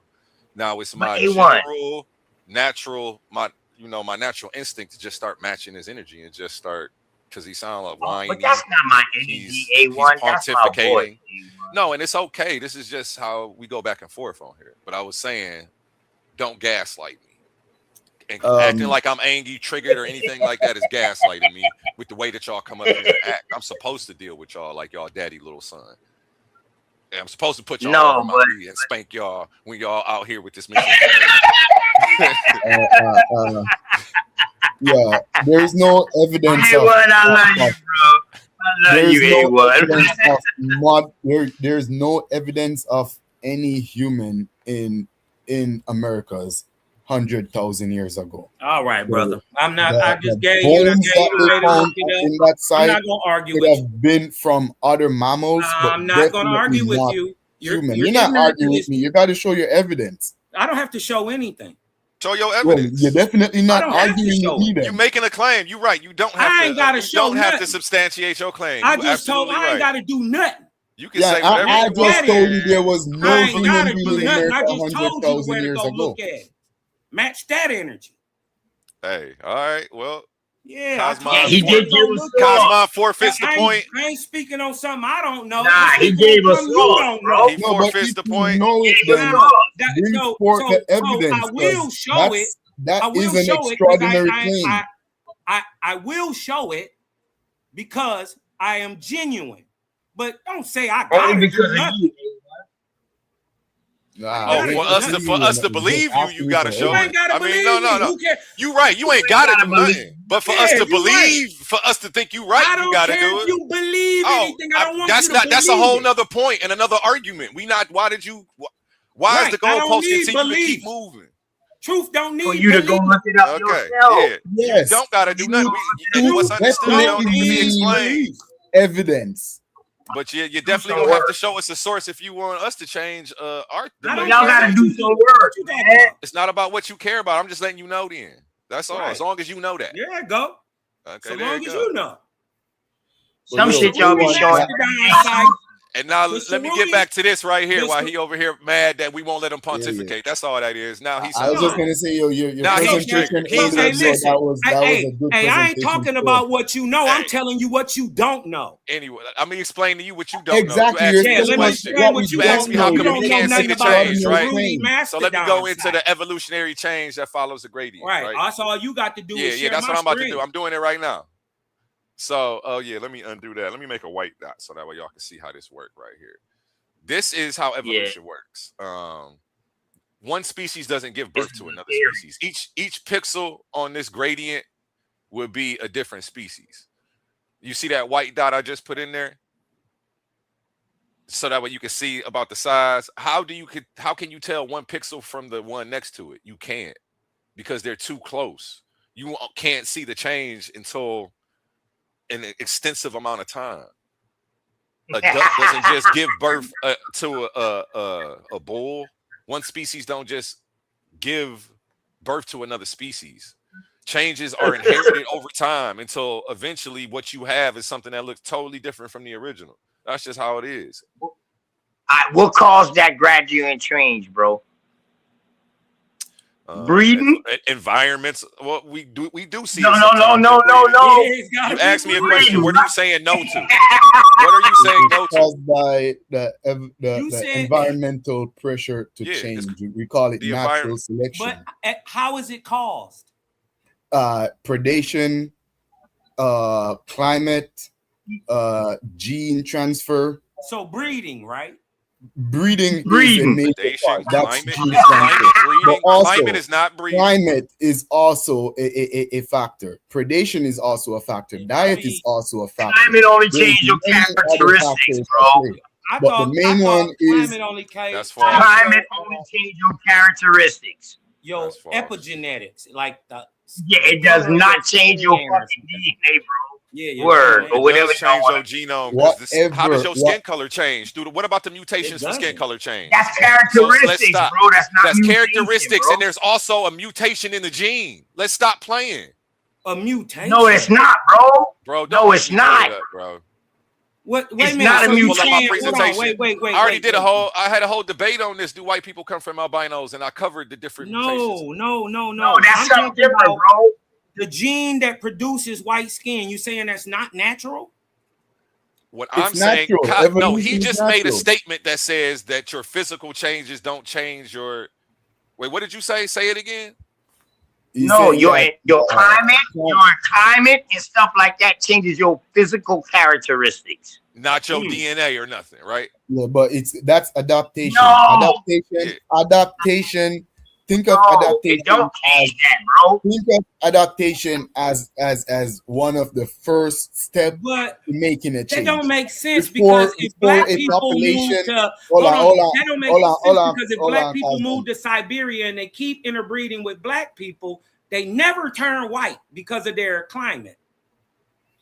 Big fact. They might be a little lighter. If that same process continues for 100,000 years or more, they never turn white. Different climatic factor, like different glacial period, hot, cold, different climatic factor that lasts for over 10,000 years. So population, what was niggas before they was hold on niggas? for a second. So what was niggas before they was niggas? Imagination for a second, since you can't get the bigger picture. Think about a population that's been through a cold period, like an ice age, for 10,000 years. And then the next population that comes after, say 25,000 years after, is going through a warmer climate. That population that stretched from 15,000 to 25,000 years had no recollection, remembrance of the cold period. Well, why aren't the white people in Africa turning black? Why aren't the white? Well, hey, listen. Hold on for a second, bro. You're not going to learn anything that way. We heard you, brother. I'm not finished, though. But your theory works the other way around. Why aren't white people turning black in Africa? Just go ahead and finish right now, Dude. evolutionist. Finish where you started, and then you can get to his question at the end of it. I'm just gonna continue with his point. If white people go back to Africa and reside there, not for 100 years, reside there for the next reside there for the next 200,000 years, their ass gonna turn black, whether they like it or not. It's no, that's because of breeding, bro. Or your population is gonna die out because you're not gonna be fit for the climate to last that long. And those that are fit for the climate will survive and move on to breed. Most likely, those that are showing more traits towards adapting to the environment that they're in. I'll be back, fellas. If that means developing darker skin over time, then yes, over time the population will eventually get darker and darker. If the environment forces them to be like that, you're not gonna see it in 100 years. You're not gonna see it in 200 years. And worse if you're isolated, meaning there's no mixing. We're the horizontal gene transfer from America, from China, from other places is not interbreeding with them. If they're isolated, left by themselves, and leave with their own genetic and climatic factor, if the climate forces them to be darker, they will be darker. It's either that or they don't survive. Yeah, and then the ones who don't survive, you ain't gonna see anyway. So you just gonna think that that's where y'all confused at. But it's okay. Like I'm not gonna keep arguing the point. Okay, you're right. I'm gonna leave Cosmon out of it. That's where you confused that. They're expecting to see a change, either, bro. Evolution, like listen, if you really want to see, your skin might get darker, your characteristics might change, but that do not change who you are. Climate don't do that, bro. That would even take longer. Not in one generation. It don't. Hominids. Man, come on. All right. So now, all right. So now, what y'all telling me is right now, me, OTK, in 100,000 years, if I was in Nova Scotia, in 100,000 years, I will turn white. My gene. Not you. That's what you're saying. Your population will. Okay, listen to what you said. The key word, my offspring. So my offspring will have to be something else. That's why I kept saying breeding. Breeding is what changes this shit. Even if and you just said the same thing. Evolution. It is a part of the mechanism because if it happens over generations.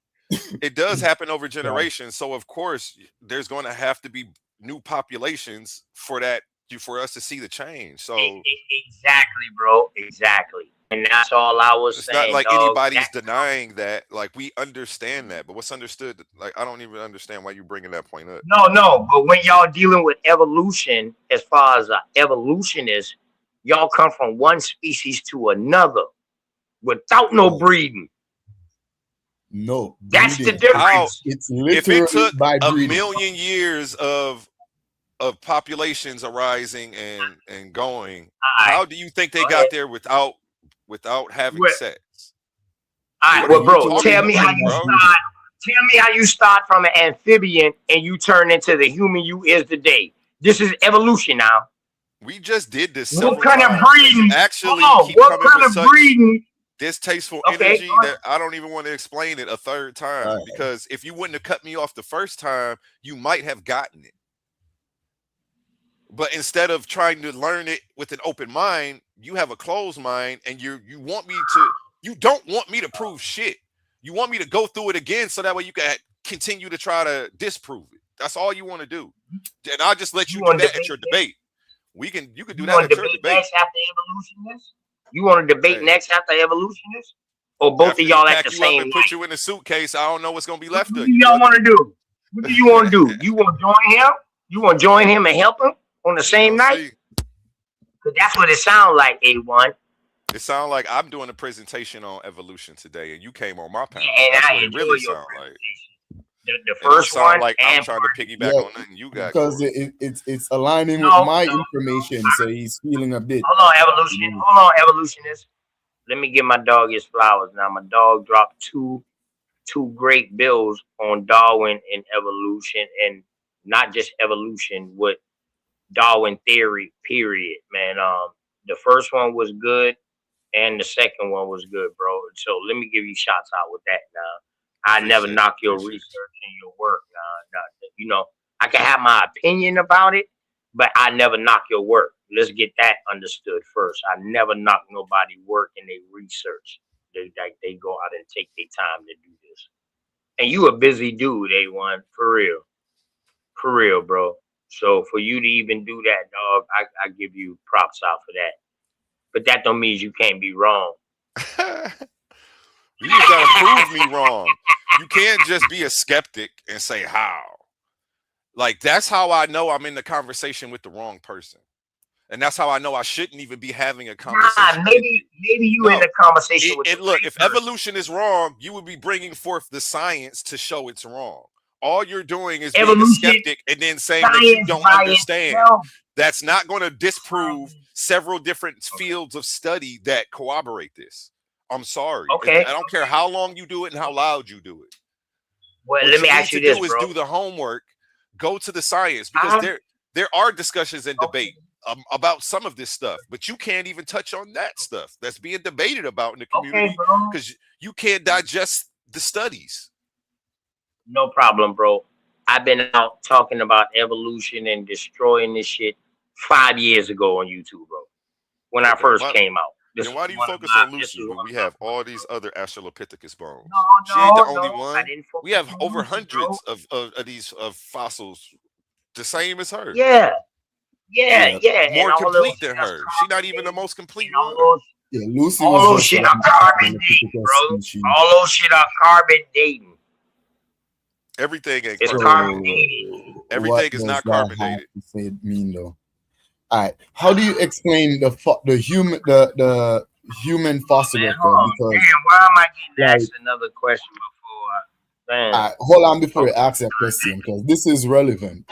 Because Homo sapien, like our fossil, modern human fossil, just start emerging like 300,000 years ago in the fossil record. We can't find any older fossil for modern human than 300,000 years ago. But we're finding fossils of other hominid species that are not Homo sapien, like Homo habilis, like Australopithecus, the Lucys. We're finding those dated back to we're finding those dated back to 3.5 million years ago. We're finding that was walking on all fours, right? Yes. Not it was all walking fours. On all fours, right? No. Hold on before you. It was. Stop hold it, on, bro. Hold on. Just let me get through it. Just give me 1 second before you start.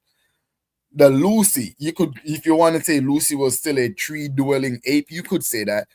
But that's 3.5 million years in the fossil record. Come now, 2 million, like a million, 1.5 million years after that, we're finding upright walking, more humanoid hominid that not only walk upright, also use tool, also know the use of fire. There's no evidence that they actually cook, but we have evidence that they actually make and use tool. We're talking about the Homo habilis species. Come now, like even 1 million years after that, we're finding an even more sophisticated hominid species, the Homo erectus, that not only use tool, uses fire. Take place That's the one that started walking upright. Hunting. Have cave arts, make art, like draw art on the rocks and stuff. So we not only see that they're coming from the tree-dwelling ape in the fossil record, like the Australopithecus, and if you want to say modern human was around at that time, why can't we find any record of them? What were they doing? Were they doing some special type of burial ritual where we can't find the dead? but we found them 300,000 years later, and from 300,000 years onward, we only find the Homo sapien, the Homo erectus, not Homo erectus, the Homo sapien, the Homo neanderthal, and the Homo denisovien, the three modern humans that evolved from the Homo erectus. And after that, we don't find no more Homo erectus fossil in the fossil record. So explain that. Where did the Homo erectus go? Where did the Homo habilis went?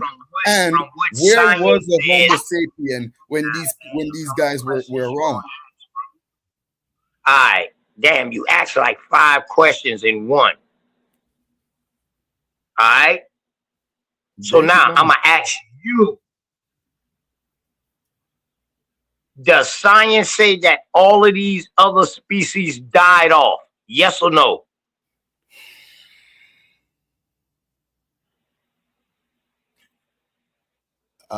Yes, they all went extinct. Except okay then. So how did they turn into something else if they all went extinct? They did not turn into something else. We know, but that's evolution. Listen. We know that from Homo habilis,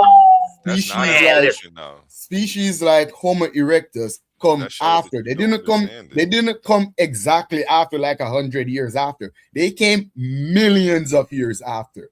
They had 1 million years to evolve into. They had a million years to evolve into a tuber eating, fruit eating. Okay, what did they evolve from? That uses fire. It take 1 million years. What did they evolve from, bro? Hold on, evolution. What did they evolve from? If everything else died off, what did these new species evolve from? The ones that didn't die off, because they didn't completely go extinct. Some would have to survive and keep on evolving.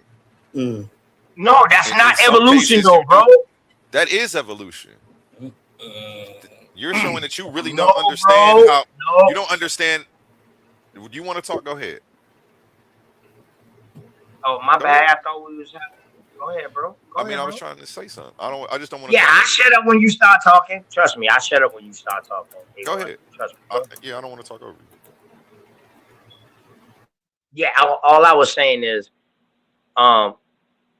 if all the species died off, where did these new species start getting created from?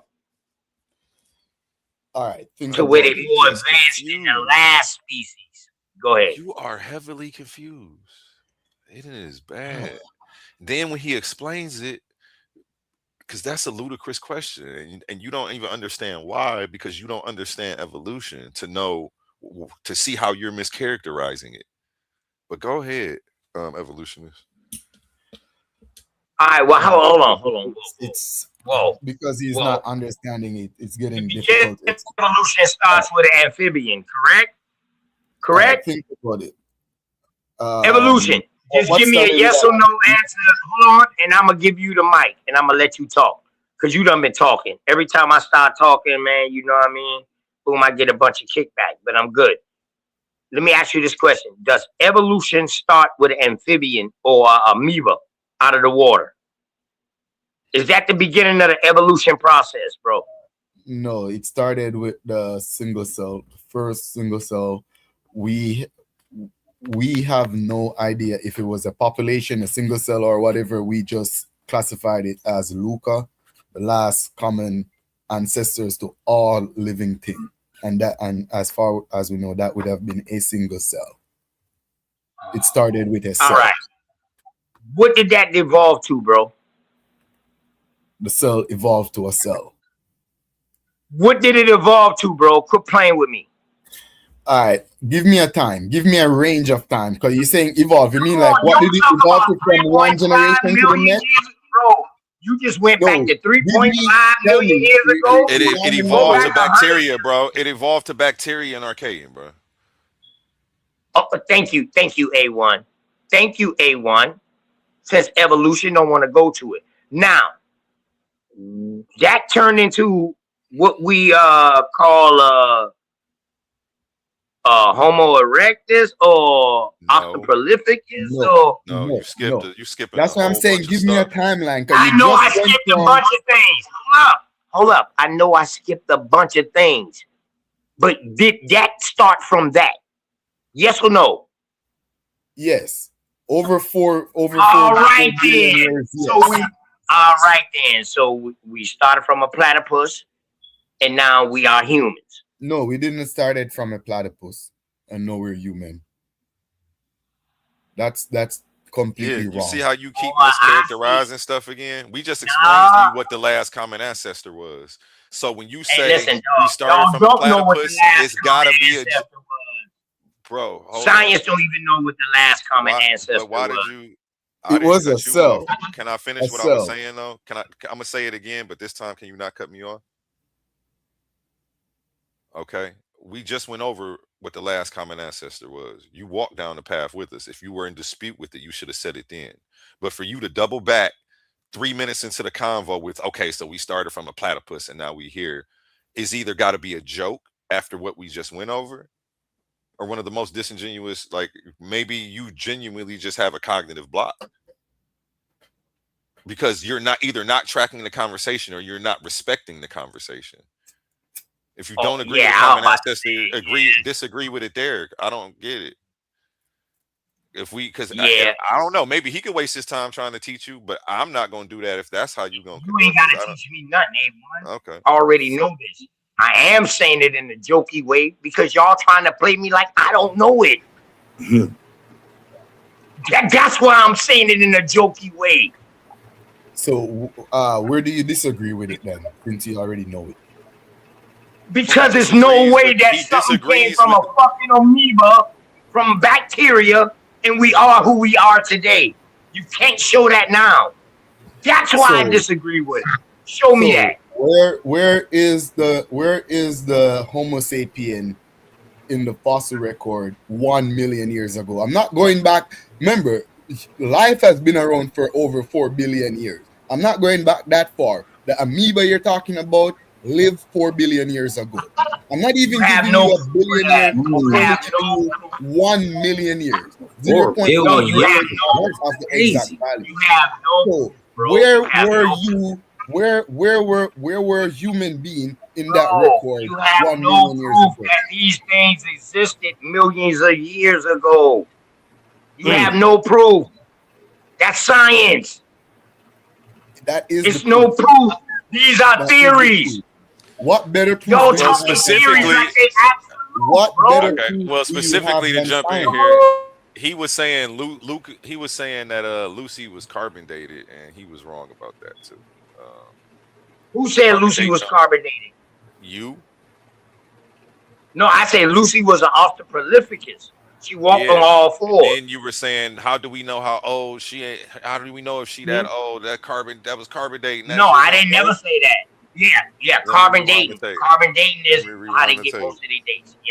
Yes. You absolutely correct. I did say carbon dating. That only goes back to 50,000 years anyway, though. But go ahead. I'm gonna rewind. Yeah. Now they use a different type of dating. They use a different type of dating now. But carbon dating was if something was found on a certain stratus level or a certain stratosphere, that's how they try to date it back. But all that is guesswork. What better? All this shit is theory. What better means do you have of coming up with any form of proof, any form of evidence? My thing is, why are we worried about if it evolves, but we don't know where life comes from? Yeah. And again, evolutionists, he can't show you where anything that we're saying is wrong. All he could say is, how can you see it? I don't believe it. It's wrong. He can't bring up not one scientific study that he disagrees with. Like, he's not doing that. So that's why it seems like he's just being childish, but I guess he's doing the best he can. I don't know. Or maybe he's saving it for the debate or something. Yeah, it's not that we worry about evolution and not where life comes from, but you see, science studies natural phenomena, like natural observation. It studies the stuff you can see. The thing is, we already know that life is here, and evolution adaptation, changes in population, that is a natural observable phenomena that we can observe. Yeah, but we don't see it though. We should be a natural, we literally see it in the fossil record. Yeah, but we don't see can it. See it in the we fossil don't see record. the common. We don't see the last common ancestor in the fossil record. We don't see that. There is so many last common ancestors. No, well then that ain't the there is an unbroken line from Australopithecus to Homo habilis to Homo erectus. And many of them all lived at the same time. They did not live at the same time. I don't want to argue they with did this. Not. They all lived at the same time.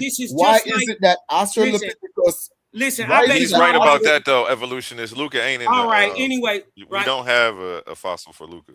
No, there isn't a fossil for Luca. Yeah, you don't got. Yeah, you just be lying. It's a cell. But I'm just telling stop you, it, bro. We know that life is here. No, you don't know. You're lying. You just we know life is here. Are you saying that we don't know that life is on Earth? You don't know where life comes from. Just admit that. No, we don't know where it comes from, but we know it's here. Stop. You don't know how it works then. Evolution deals with life being here and the changes it goes through. I'm not arguing with you. Evolution does not speak of where life comes from. It speaks of how life evolved. Can you share my screen real quick? I ain't want to argue with you, buddy. I'm here to teach you. No, you're not arguing. You're just making straw man questions. Yeah, okay. Well, here's something that ain't a straw man.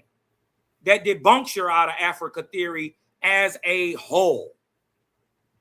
This is the Cerruti Mastodon site. Yeah, right? Mastodon is not a human. Be quiet. You didn't even know about this before I brought this up 5 minutes ago. This is old news. If I knew you were talking about the old Mastodon site, but it's old news. It's already been debunked. There was no human presence there. Yeah, but read what you're reading. All right. The Cerruti Mastodon site. Hold on 1 second. Hold on, y'all.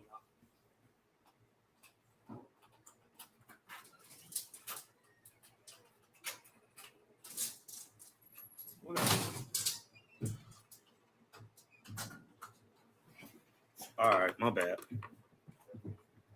The Cerruti Mastodon site is a paleontological and possibly archaeological site in San Diego, California, found in 2017. Broken mastodon bones at the site were dated to around 130,700 years ago.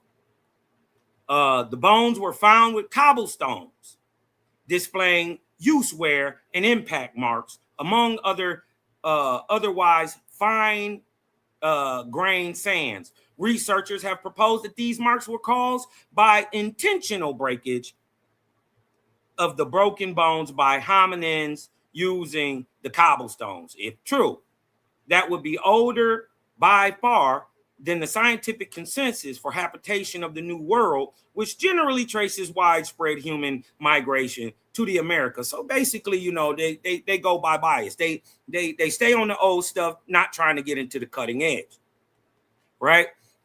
So this, like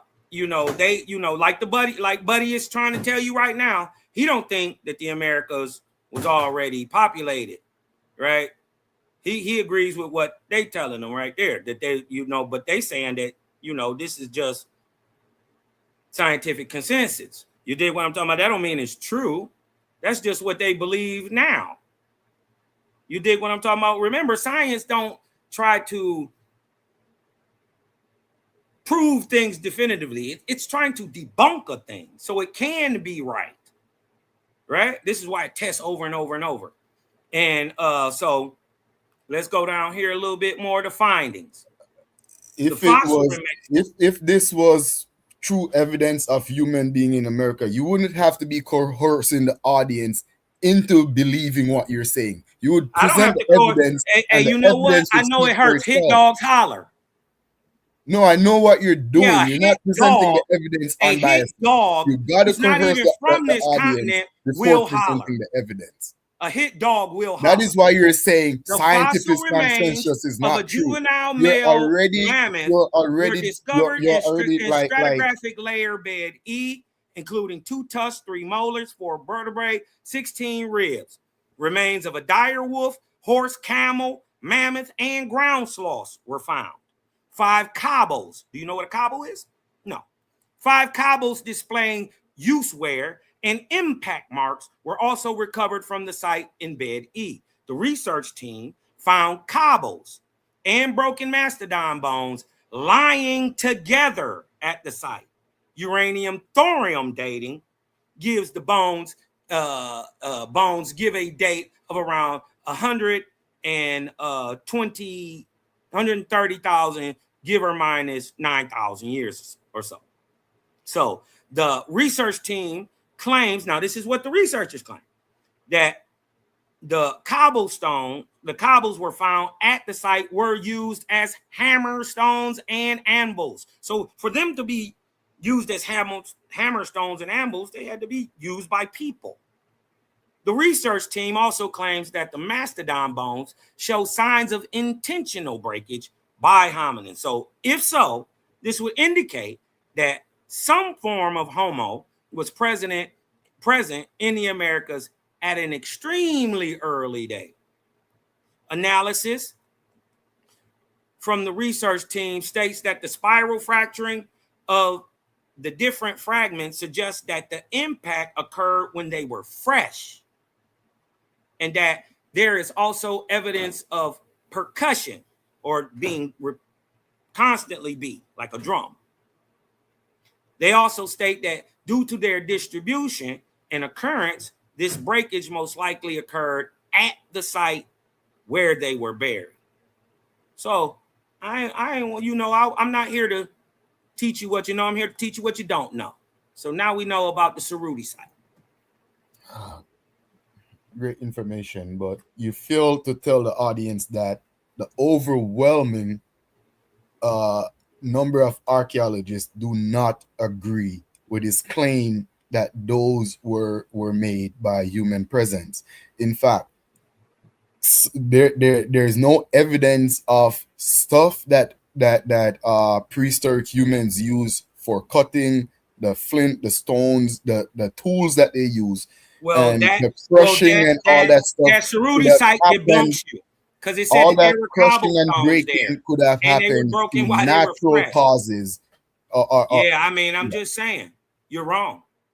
I'm not wrong. You are clearly wrong, and you're not intelligent enough. Hey, listen, I don't know if you're just trying to be dumb or you're trying to act like you didn't see what I just read. Right there, what you just read, is that a scientific? Is that a scientific consensus though?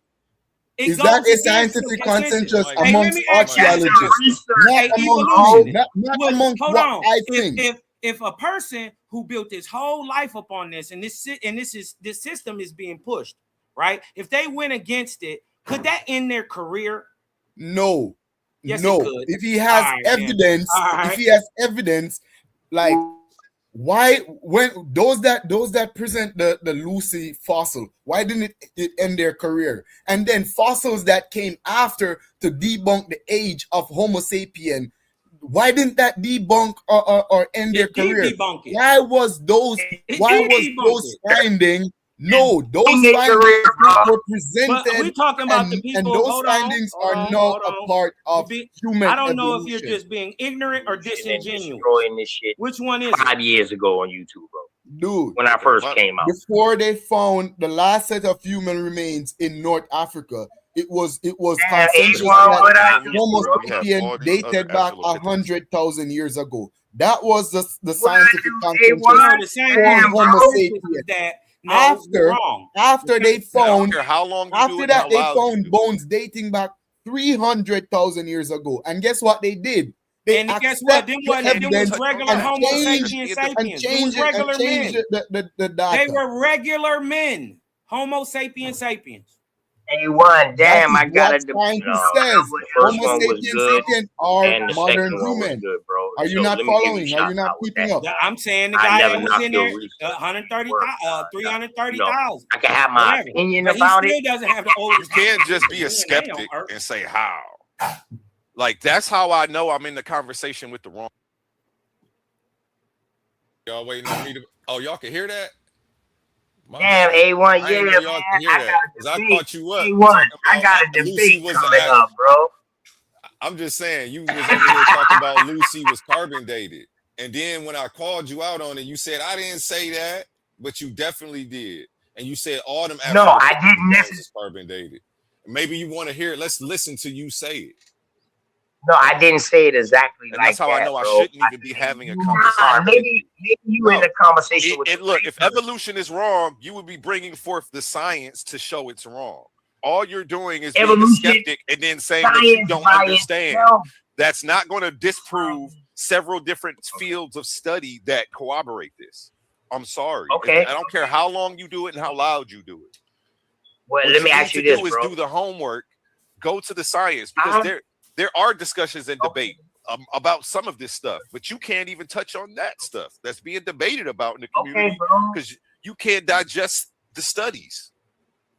No problem, bro. I've been out talking about evolution and destroying this shit 5 years ago on YouTube, bro. When I first came out. Here it comes. Why do you focus on Lucy when we have all these other Australopithecus bones? No, she ain't the only one. We have over Lucy, hundreds of these fossils, the same as her. Yeah. More complete than her. She's not even the most complete one. Yeah, Lucy all those shit are carbon dating, bro. All those shit are carbon dating. Everything is carbon dating. Everything is not carbon dated. Say mean though. All right. Lucy was though. Lucy what? You heard him say Lucy was though? Stop playing with me. I don't like being gaslit. That shit pisses me off. So to lie to say something, Lucy? You said Lucy was though, right there. Yeah. You said they was all carbon dated. Lucy was though. How was she dated? My bad. First of all, let's focus on the fact that he was wrong. You don't get to how just was she move dated the goalpost to the next argument, Cosmine. That's nice. How was she dated? But I know them punches sting. That's what's really going on. I'm not answering your question. Bro. Hold on. After being wrong, you don't get to just spin around and ask another question. How am I wrong? No. You just made me waste 5 minutes looking up to prove to you that you was even wrong. How am I wrong? You figure it out. You just said Lucy was carbon dated. Yeah, well, how was she dated, bro? After show me how she was dated. First, you said she was carbon dated. Then I told you she wasn't. Then when I said, hey, and you was wrong about that, then you said, I never said that. This shit's getting crazy. Now you want to spin around and try to challenge me on some shit. I'm not about to prove shit to people who don't know nothing, bro. Okay, well, I'm not about to get me in this cycle. Yeah. I don't want to prove myself to y'all. With that instance, because we was doing a bunch of talking, yes, bro. But I was telling you that all them old shit are carbon dated. No, they not. That's what I was. And I'm telling you, they not. I'm telling you, carbon dating only go back to 50,000 years. So when we're talking about show me how they got their dates, years ago, bro, they got Lucy specifically because she was covered. Lucy specifically was in an area where they was covered in volcanic ash specifically, and then they could compare her stuff to other stuff in the region. So that's something that's carbon dating. That's not carbon dating, bro. It's not carbon dating. Just to stop the arguing. They dated her with argon. Hold on. They dated Lucy with dating, argon radiometric dating. Yeah, it's called radiometric dating. That's it's called argon radiometric. This guy is slow. Argon and you is see one. how he Argon spun around and tried to call studying volcanic ash carbon dating when it's radiometric dating. This is why I said I'm about to stop going back and forth with him, because I see only hear the regular talking he in the points wrong about league. carbon dating. He doesn't know that are they using the Earth to date these things? Yes or no? Yes. No, they're using the half-life of radio. They're using the half-life of radio. That's carbon dating. It's not carbon dating. It's called radio. When what he just explained is called radiometric dating. Right. It's a totally different process. And you need to stop calling it carbon dating because it doesn't have anything to do with carbon 15. Carbon 14. Yes, it's dealing with the Earth, bro. No, bro, you when slow. you dealing with you're carbon, slow. You're slow. Let me explain to you. Carbon dating is take the time to look up the difference between the two terms, bro. Carbon we told him what radiometric dating is. He won't even Google it before he tells us what it ain't.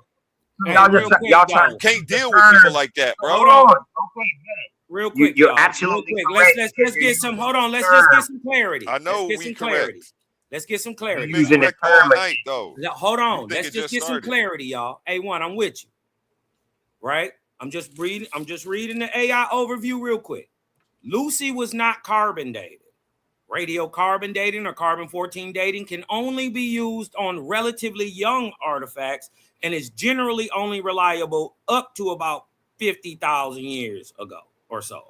I don't believe it's even that far. It's about 5,000 in my opinion. But because Lucy, they say, is over 3 million years old, that method is entirely ineffective. Instead, scientists determined Lucy's exact age using argon radiometric dating. They analyzed tiny crystals extracted from the layers of volcanic ash that That's carbon. the specific sediment Bro, layer it's not in carbon. Ethiopia. That's still carbon. That's still carbon. Well, argon is a different. They're measuring a different element. Oh, man. But even when he said it, he still. You keep talking, man, and you shut the fuck up. Huh? You don't know what the fuck you're talking about. Hold on. Are you willing to admit this, Evolution, that they didn't test the bones? They tested the strata around the bones. The stratus, which is the ground. Yes. Which is carbon dating.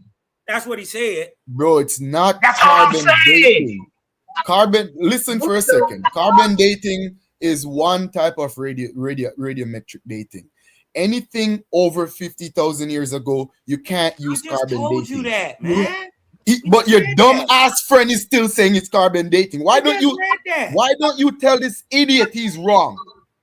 You can't be honest. Hey man, why you calling me out my name, bro? Why you calling me out my name, bro? I ain't call you out your name. I'm calling you by the proper description of what you're acting as right now. What if he called you a tether? Argon is not. What if he called you a tether? Argon. What if he called you a culture? Argon is a total right, bro. From carbon. It's not carbon. Come on, man. Don't get disrespectful. Damn, A1. I ain't never called him out his name now. Pardon, my bad. Sorry. Sorry, yeah, I took it too far. You're not an idiot. Come on, bro. Come on. This is about information that's not even our information, bro. God damn. So I'm asking, with using this technique, right? Is it possible this technique? Hold on. Okay. Oh, my bad. Go ahead. What do you want to say? I wanted to respond to what he's saying, bro. And you're right, and I apologize for telling you to shut up. And evolutionists, we do got to do better. We shouldn't be calling him out his name. But OTK, I apologize. You got to realize you're so flagrantly wrong and loud, and you don't even have an honest approach. You're turning around, moving the goalpost, spinning around the rebuttal before you can even look up to see what your rebuttal should be. You're trying to tell us radiometric dating and carbon dating are the same thing. And you won't even take the time to look up the definition. So when you won't do your due diligence, that's worse than a dummy. That's a purposeful dummy. Somebody who's purposely being ignorant. And we're giving them the information and they're just going to whine and continue to refuse to look at it. Right. Now that's crazy. But at the same time, you got to have a little bit of honesty and integrity up here. Hey, dog, I'm going to tell you like this, A1, I ain't no motherfucking dummy. I'm far from a fucking dummy. Right. To me, I told you, I said, dog, my bad because I used the wrong naming, but it's still one of the same processes. In order to get this new process hold up, stop it, bro. In order for you to get this new process, which y'all say Lucy was tested, they still tested the stratus. If you look at what carbon dating is, they're testing the stratus. Yeah. That's not. It doesn't matter that there's one thing that's similar. Man, the major thing don't ever call me no dummy no more in your life, dog. You just cut me off. DK, you're right. Okay, now I'm about to try to say the same thing for a second time. Evidence, though. It doesn't take. He obviously doesn't know what carbon dating is. Yeah, and they're not giving you still trying to argue about it. They're giving you an estimate, and yes, testing the strata does not invalidate the evidence because the fossil is there. The fossil, hold on, the fossil is there. Strata don't make it carbon dating before the ash or the soil settles on it. You can't have the ash and the soil settle, then the fossil come after. The fossil is there, so they know the fossil. This animal have to be around, have to live or die at the same time or within the same time period that the volcano erupted. Is that based on the theory of evolution that it has to? Yes, it is. That's based on different. That's based on how they do radiometric dating. Well, no, they did argon dating, and they It's, never tested Lucy. It's argon. It's a form of radiometric dating. They never tested her. So what? Hey, did you know what? Hey, did you know what? In Mount St. Helens that exploded. Excuse me. When Mount St. Helens exploded, or down in 1980, you know they argon tested that too, right? And guess what? It gave tests back hundreds of thousands of years ago for material that blew up in 82. So the material could be much older than the thing it's surrounding. I'm just saying. And you're right about that. It could be older than what's surrounding it.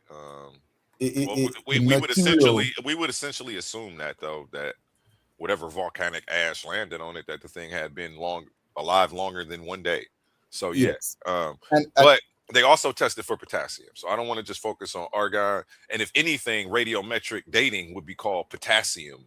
That's why I was trying to explain to him that be called carbon dating. Carbon dating is when they test for carbon-14.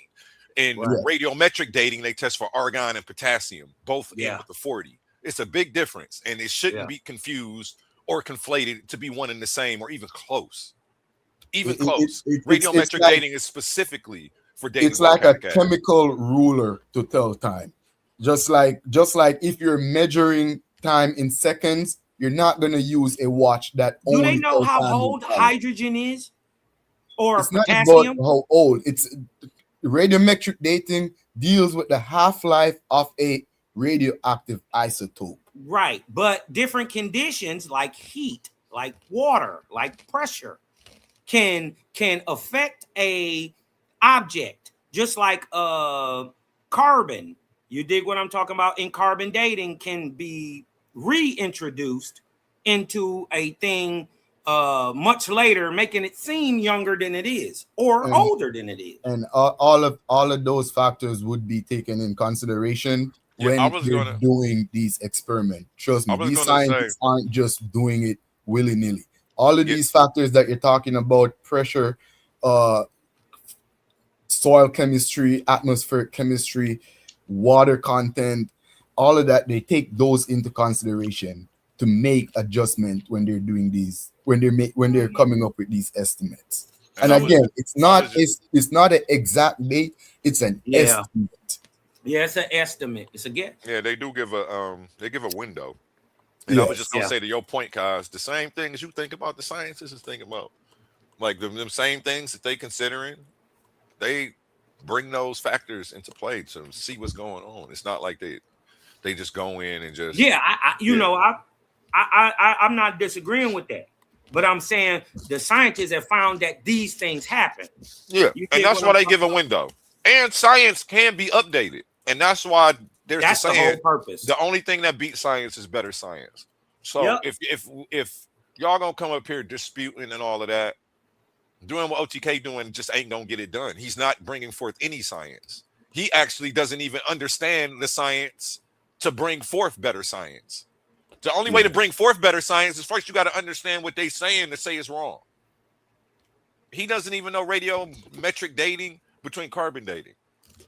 And that's why I'm like, I got to opt out of the conversation, man. Yeah, it's not fair. There's a few different type of radiometric dating that they use, and it's all depending on how far back they got to date something. Because not all elements have the same half-life. Like a carbon compared to like a argon or potassium is very short, 50,000 years. That's very short compared to something that goes 500,000 years.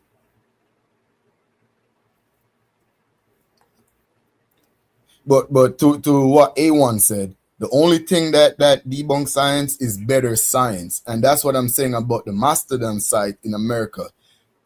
If it was better science, if it was empirical evidence, they would have accepted that. Instead, like majority of the archaeological community do not accept that as evidence proving that humans was in America over 100,000 years. Well, science ain't debunked it. The only scientists that accept it are the ones that excavate the Paleontologists. site. No, the ones, the Paleontologists paleontologists that excavate the site. But other archaeologists, the scientific community, I mean, do they have what is agree called peer on review, it. sir. Yes, and Yeah, that's and guess where what? Guess what? that's Where where there's your still not a theory gets tried. consensus on it because they can't debunk the fact of the spirals. Something broke the bones while they were fresh. Yes, that has been heavily debunked. It has not. Hey, show me. I'm not even going, because see, you didn't know about the Cerruti site, but now you know everything. We debate about show this me the people who have past 2-3 years. No. This ain't the first time. You ain't the first person coming up with this. Trust me. No, immigrant. Trust me, no. Hold on, Tedda. We're all immigrant at some point. Hold on, Tedda. We are not immigrant. I'm from here. We're all immigrant at some point. No, we are not immigrants. We are not. Information. We are not. We could do that. That's another opinion. Could do that. Hey, brother, I don't want to argue your subjective opinion. Show me the peer review work that debunks all of it. Something you didn't even know about 5 minutes ago. Go ahead.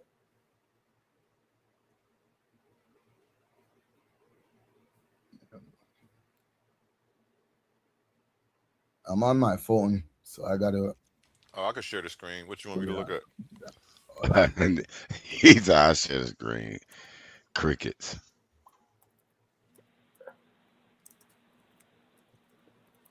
A1, boy, I only came back up here, man, because you you say I don't know nothing about science or know none of that. Bro, you don't know me. I know what you're real. saying, and that's what I'm responding to. No, I don't claim to know what you know. I don't claim to know what you know. I'm talking about what you're saying up here on the stage on my show. You're not getting away with it. We're going to correct you. You just made a broad statement. You say, I don't know about science. Based on what you're saying. But I felt like that goes without saying, because Therefore, nobody would be commenting on your background knowledge. I'm not claiming to know.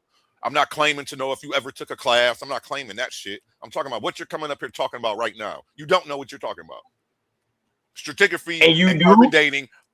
Hold on. So you do? I'm about to mute out. So you know what you're talking about? Y'all got the floor. I ain't about to argue with you, boy. No, A1. You know what you're talking about, A1?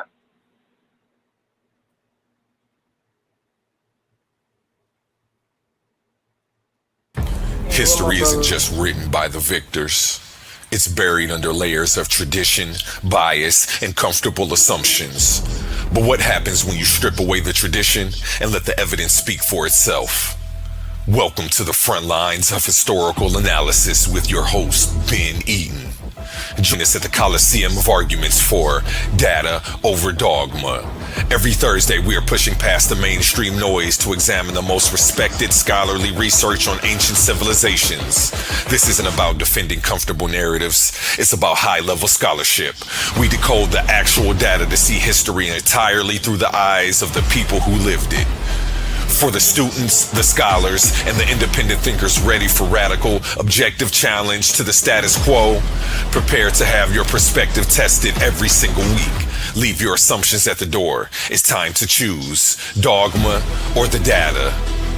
Subscribe to Data Over Dogma with Ben Eaton today. New episodes drop every Thursday exclusively on Coliseum of Arguments.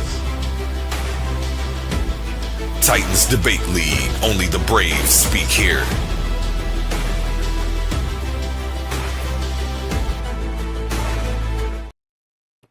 Yeah, but back to you, how you don't know about nothing you was talking about.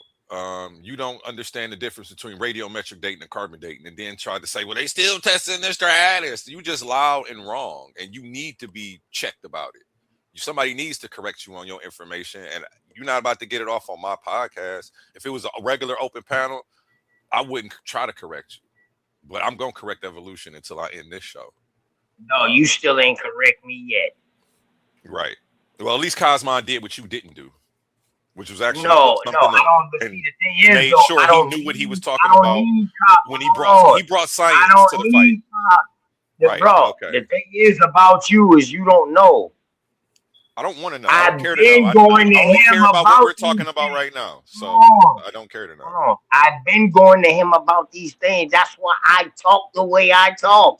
Right. And he told you you were wrong too, and you didn't listen to him either. No, actually, he didn't. Cosmon, you did. I don't know what He the hell definitely he was said it, and he kept saying it, and he kept agreeing with us, and you didn't catch on.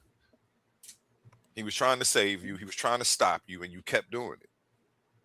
You kept putting your foot in your mouth, and he from the very beginning. I don't want to rewind that, but everything I'm saying is true. So No, everything you saying it was just is a bad look. scientific. It was a bad look from the beginning. First to claim Lucy was carbon dated, then to switch your position and say she wasn't, to make me pull it up to prove that you just switched your position, then to try to switch it on me and argue with me about it, then to try to come back. Hold on, I'm not finished. I'm not finished. Then after switching it, trying to act like, hold on, I'm not finished. Then after all of that, then you confuse carbon dating with radiometric dating. It was just a shit show for you. And you need to tighten up because it's just a bad look. It's just, I mean, but I don't care. Listen, man, quit putting words in my motherfucking mouth. You know, I don't have to go out in public wearing your outfit. A1, quit putting words in my motherfucking mouth. I didn't never say that she wasn't carbon dating. I stuck with that. You said Lucy. Y'all brought up the new dating. Lucy was carbon dated, quote unquote. That's what you said. Yeah, and I stuck with that. We didn't bring up carbon dated. We were talking about Lucy, and you said, so what? All them shits is carbon dated. That shit ain't right. We don't know how old she is. You're the one who started that shit, and we said, nigga, are you crazy? She wasn't carbon dated. You can't carbon date past 50,000 years old. They didn't. And I agreed with that. We know what's going on. We tracking the conversation very well. A1, apparently you wasn't listening, motherfucker, because I agreed with that. I just replayed the shit. What you mean I wasn't listening? I replayed it. I replayed it, nigga. What are you talking about? Man, with all this loud talking, man. Nigga, you the loud nigga. All right, it's gonna be real quiet once I drop you off the stage. Cause it don't get like this when you're not around. It's I know the people and I know how their energies work, and I know the energy that they bring to the table. So if I'm trying to cook a dish for good decorum, I know which spices to sprinkle in a goddamn pot, and you wouldn't be one of them, nigga.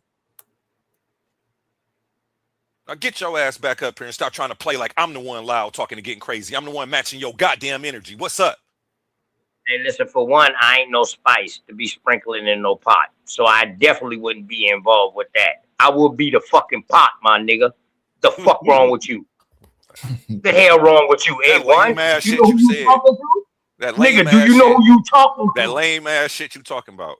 I ain't none of these fuck niggas who you talk to on your You are. You are. I'm telling you, you are.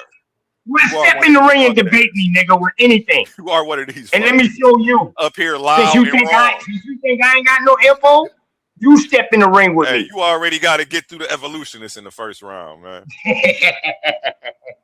Get through the evolutionists first. You gonna have evolutionists gonna give you a harder time. Evolutionists been doing this longer than me, so. Then you put American eagle wings on an African. That's crazy work. That's crazy fucking work. Word, nigga. That's crazy fucking work. You know, Jamaica is closer to America than Puerto Rico. My bad.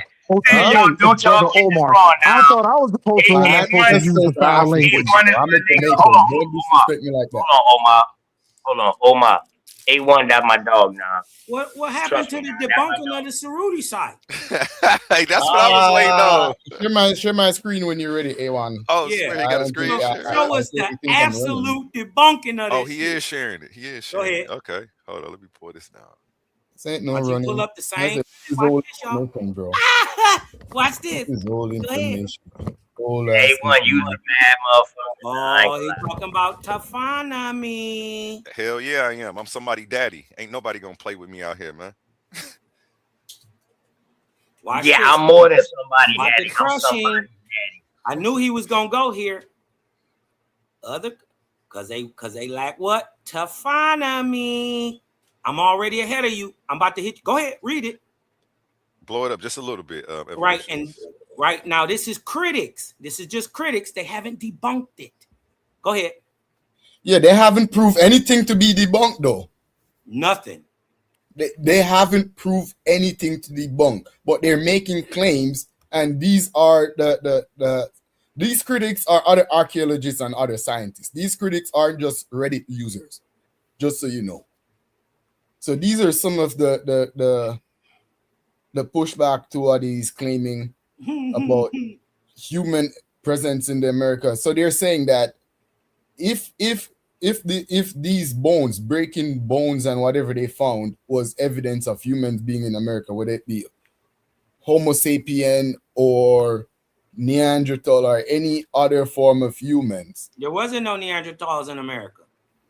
They're saying they're not ruling it out though. They're saying but if you're claiming it's human, the archaeologists that excavate the site are claiming it to be some form of human presence. But other archaeologists are saying, where are the... No, these are critics. Who are the critics? Who are the critics? Who are they? Okay. Where are the artifacts, the debris generally found at these sites associated with lithic tools and manufacturing? Where are those? Okay. Yeah? Okay. Now watch this. Watch this, y'all. Where are those at your site? Now watch this. Because bones breaking and watch stuff. This. See, remember I told y'all he didn't know anything about this site. See, he doesn't know that the Cerruti Mastodon site is a tar pit. So the taphonomy, watch this.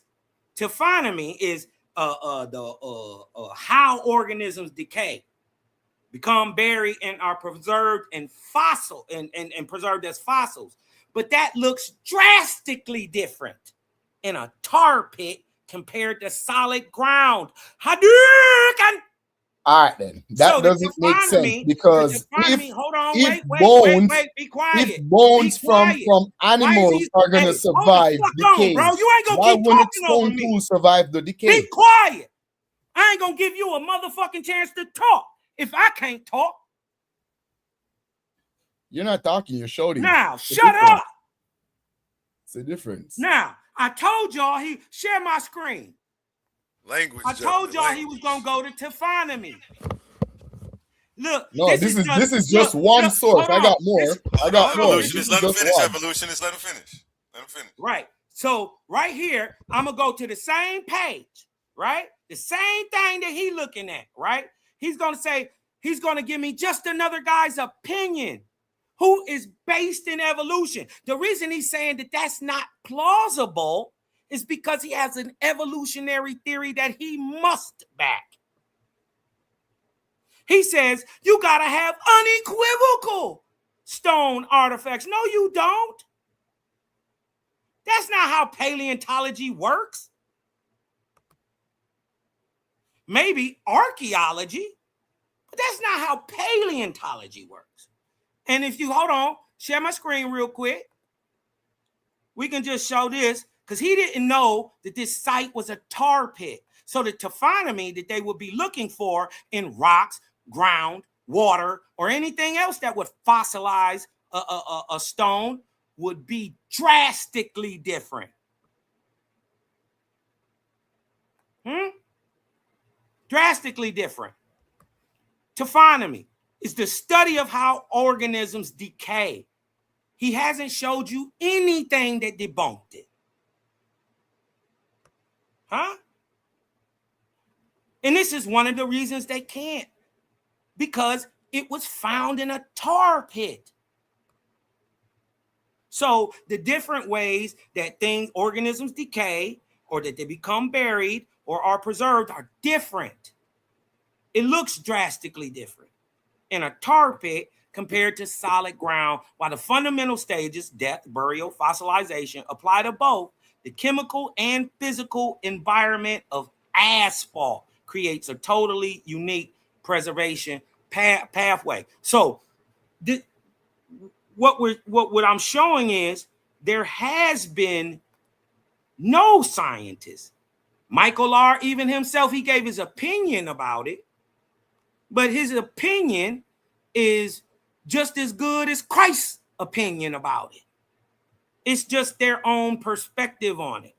But what has not scientifically been done is that the Cerruti site has been debunked.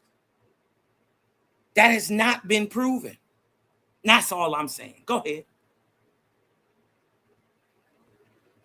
Okay.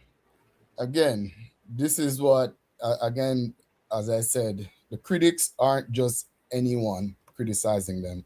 These are scientists in the field of archaeology and anthropology. This is another thing that they're pointing out. There is no supply of, well, the ample supply. That means there is enough supply of good stones for making tools in the area. Stones, not bones, not hair, not skin. Stones. Material that will last longer than bones. Stones. So if you're going to say it's in a tar pit where organic matter will decay and decompose pretty fast, we're not talking about organic matter. We're talking about stones.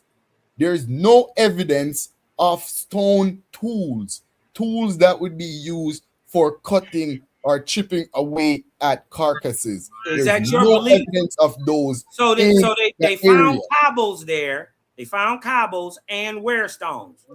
Cobbles and wear stones are not stones used to butcher animals, yes, as the claim that they're making.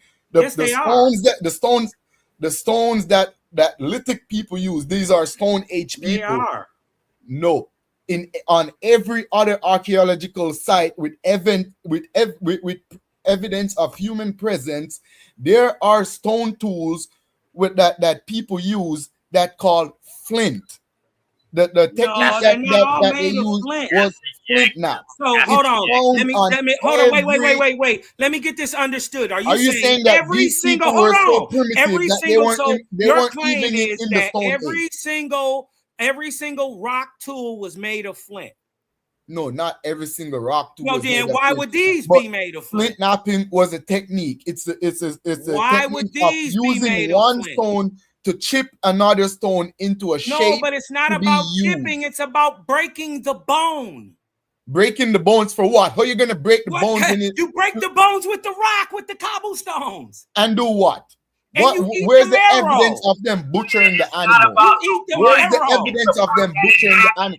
You're ignoring the other claims. You're ignoring the other criticism. Not only that, not only didn't they find any human remains in those areas, they didn't find any evidence of, human. Do you know that in paleontology, the last thing usually found is bones? Yeah, but the first thing usually found is tools, and they didn't find tools. I never said there were humans found there. They had explanation for how those things been broken. Like it could happen through natural causes, and no, through erosion. There's no proof of that. Okay, and there's no proof that human was there. Yes, it's just a claim by a bunch of nut-ass archaeologists and no other. Imagine you're making a claim and no one else in your field agree with you. No, I'm just saying. I mean, your claims are non-scientific. No other archaeologists except for these guys who excavate the site agrees with them. And you're taking that as evidence? Is Cerruti good enough? No, Cerruti ain't good enough because he is. Other archaeologists is he a real scientist? Do not agree with it. He's a real scientist. You're not. Well, there's so why his word ain't good? Anthropologists right here. Do most cutting-edge scientific beliefs or ideas get believed in immediately? No. But it got believed in when they have hold on. Evidence. So when they said, do you know what debunked the first out of Africa theory? The other Africa theory has not been debunked. It's been debunked 4 times. It's not been the 5th version. The other Africa theory has not been debunked. We're on the 5th version. Look it up. Anybody can look this up. Anyway, do you know? Hold on. Hey, do you know why look up the word debunked? Other people making a claim. Do you remember? Do you remember that the very first out of Africa theory said people migrated out of there about 70,000 years ago, right? And then, I mean, about 50,000 years ago.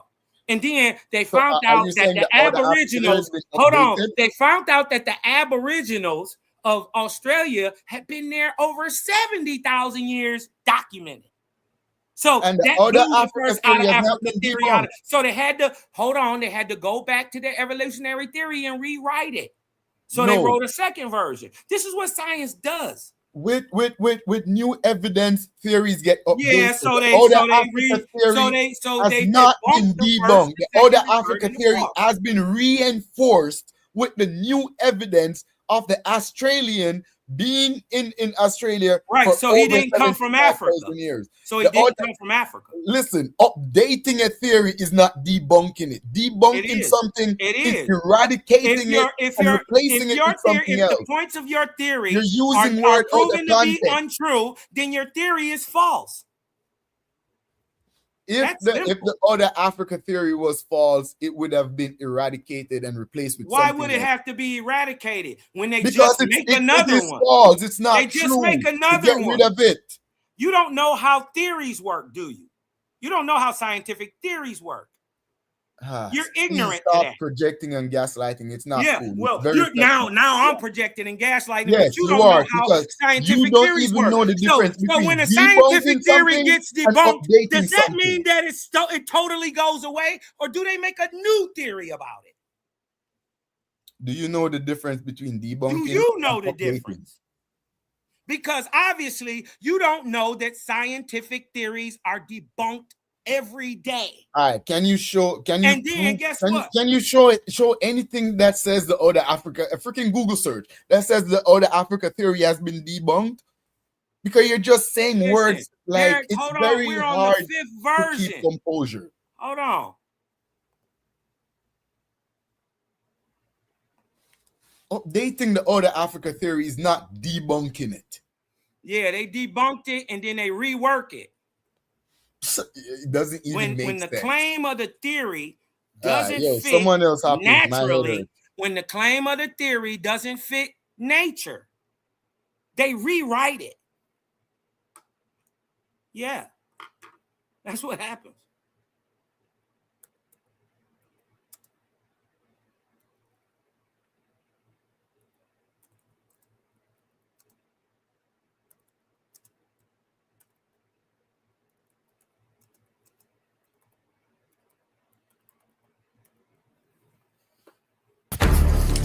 Coliseum of Arguments presents Titans Debate League, Clash of the Titans 1.1. The arena is opening once again, and only the strongest minds will survive.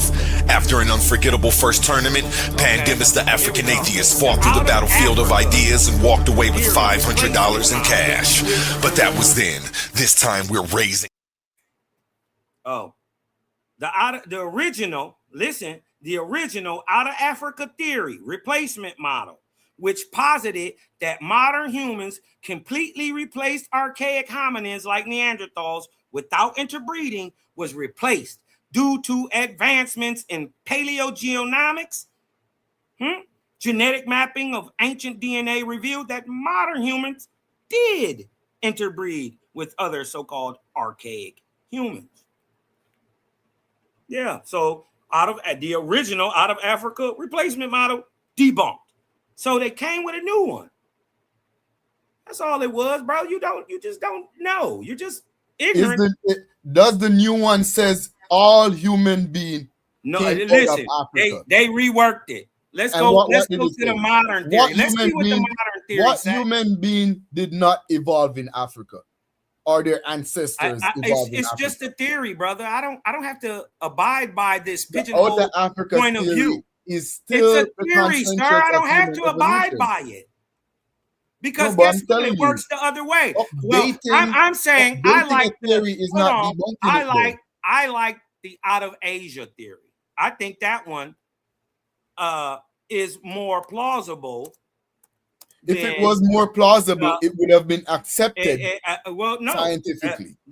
Why isn't Out of Asia hypothesis is an evolutionary model proposing modern humans originated in Asia rather than Africa. Why not? Because there is no evidence of it.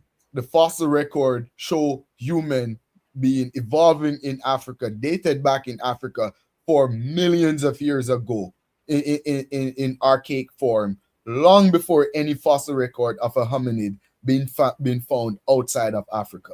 There is no evidence of what hominid did they find? an outer Asia theory. The Well, earliest wait a minute. hominid we found in Asia was a Homo erectus. There's no proof of that. What you're saying? There's no proof of what? They've only, the oldest people that they found in Asia still there. They've been on an island almost 80,000 years, 70,000 years themselves. Yeah. And humans being like modern human, Homo sapien sapien, been inside of Africa for 300,000 years. So try again. No. 300,000 years. And we have listen, there is a branch of genetic biology called that they love to use in these community called haplogroup. We have the migratory pattern, the migratory record of when they left Africa and went into Asia 80,000 years ago. It's there in the record. Nah, it ain't. Yes, it is. It's not. Show it. I ain't gonna show it. Why didn't you go research it yourself? Now you ain't gonna show it. Now you was mad when I wouldn't show you. You want to debate me on it? Do you want to debate me on it? Nigga, I wouldn't debate. Do you want to debate me on it? I do not want to debate your subjective opinion. Then debate me on my subjective opinion. I said the Africa theory still stands. The question I want to know is, why can't you get hold on, where are you from? Yeah, and they debunked that out of Asia theory though too, so I mean, that's what they say. But they debunked out of Africa too, so no. I'm just like okay, let's use out of Europe. Hold on, let's use the out of Europe theory. I think they was there first. Then I think they was there before y'all niggas. Now you trying to be contrarian. I'm just saying. I mean, they got an out of Europe theory. You on your right chest, right? You're definitely not using scientific theory because your first thing is I think. You're not showing evidence of anything. You're using your thinking. Yeah, that's not evidence. It would be different if you said evidence shows. Evidence shows. Yes, that's how I be talking. Evidence. Nobody cares about what I think. Hold on. Well, let's go to live science, right? Since y'all think y'all know what y'all talking about, let's go to live science and see what the scientists say, right? Because this is just as good as a theory as yours, and science backs it. Human and ape ancestors arose in Europe, not in Africa. Controversial study claims. And this is from 2023. A new fossil suggests that the ancestors of humans and apes arose in Europe, not Africa. Written by Charles Q. Choi, published August 30th, 2023. So it's not like this stuff is not backed by science. What I'm saying is not backed by science. Y'all just not aware of what I'm saying. Do you understand? No, we are aware of these theories, and we are aware that they've been debunked. Wait, how is the out of Asia been debunked? I mean, because they found older hominid fossils. That's how they debunked that. And the genetic, and then they tested the genetics. They got this. But look into the science before you say, "Oh, okay." All you could do is say right now, I'm gonna have to look into that. If you pull an OTK and spin around and be like, "No," then I'm gonna have to put you in that category. At least look it up first. Right. Well, this is what you need to look up. Because however, what you're talking about, the discovery of several hominin fossils in Europe and Anatolia, modern day Turkey, has already led some researchers to argue that hominins first evolved in Europe. This view suggests that hominins later dispersed into Africa between 7 million and 9 million years ago. So this ain't been. Why don't you just ask your computer, has it been debunked first before you make me tell you why? See, but I think I would expect people to test their own arguments against their own standards before they bring them up here. But I see that's not what we do.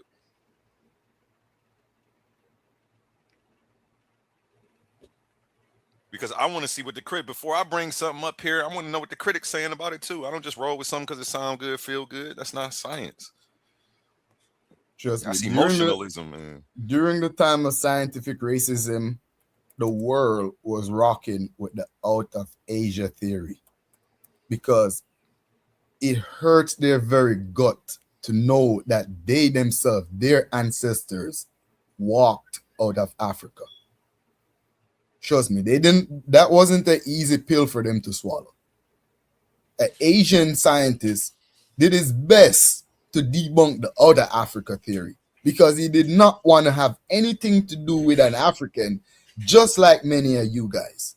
Yeah. And here, but they'll be quick to say that you quoting racist scholars, evolutionists, and saying whatever the pale man wants you to. But that's then he spins around and quotes racist scientists. The update to the outer Africa theory that he speak of about the Australasian and the Indo-Asians being older than we thought 50,000 years ago, and they're now dated back 75 to 80,000 years ago. I believe a lot of that information was bring forth by that Asian scientist who was trying his best to debunk the outer Africa theory because he was dead set on saying that he ain't African. And the only thing he proved through all that genetic study was that his ancestors are African. Even if it took 80,000 years for him to find out, he's African at the end of the day. No, they are American Indians or identify as, so they don't really believe in the out of Africa theory. They think they're not Africans. Yeah, we're not Africans. Yeah, see, you just said it. So yeah. So, anyways, right? I just want to bring this up because I knew what I was talking about. Before you go, can I respond to your two theories? Because I was just waiting for evolutionists to finish. I was gonna say that because they abandoned both of these theories for the same reason. Because they found older hominid species in Africa. And to what's the name's point, the Asian guy just didn't want to have no dang black DNA. But it says older hominin fossils were found in Africa. Fossils of early hominins dating back 6 to 7 million years have been discovered in Africa, whereas Europe has no hominin fossils of comparable age. The oldest known Homo sapien fossils are African. Fossils such as those. Well, and then it goes into all of that. We don't have to get into that. Genetic evidence also supports an African origin, which is why they dropped the out of Asia and the out of Europe. Modern human DNA shows the greatest genetic diversity in African populations, which is consistent with our species having originated there.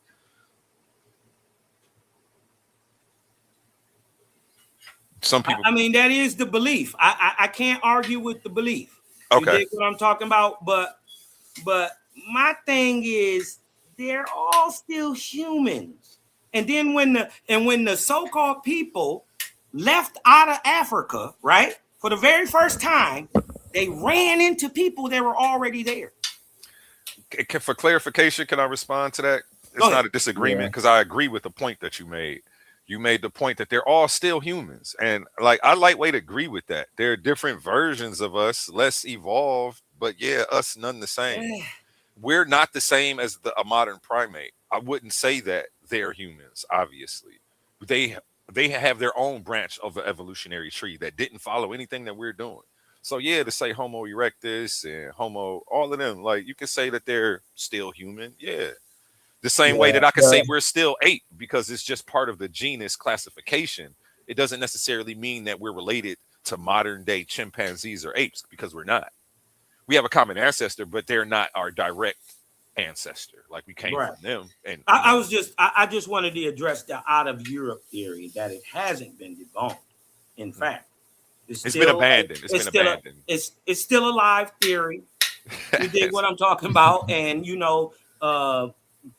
certain people still look at it and apply it, and you did what I'm saying. So it hasn't been debunked, right? They just, they of course found something older, And so they want to move back to the Africa theory, and that's what they did. You dig what I'm talking about? I'm not debating. That's what science did. You dig what I'm saying? But you know that it's just hard when you dig what I'm talking about. They have found this deep ancestry. You dig what I'm talking about? You know, because they have found hominin and early ape types.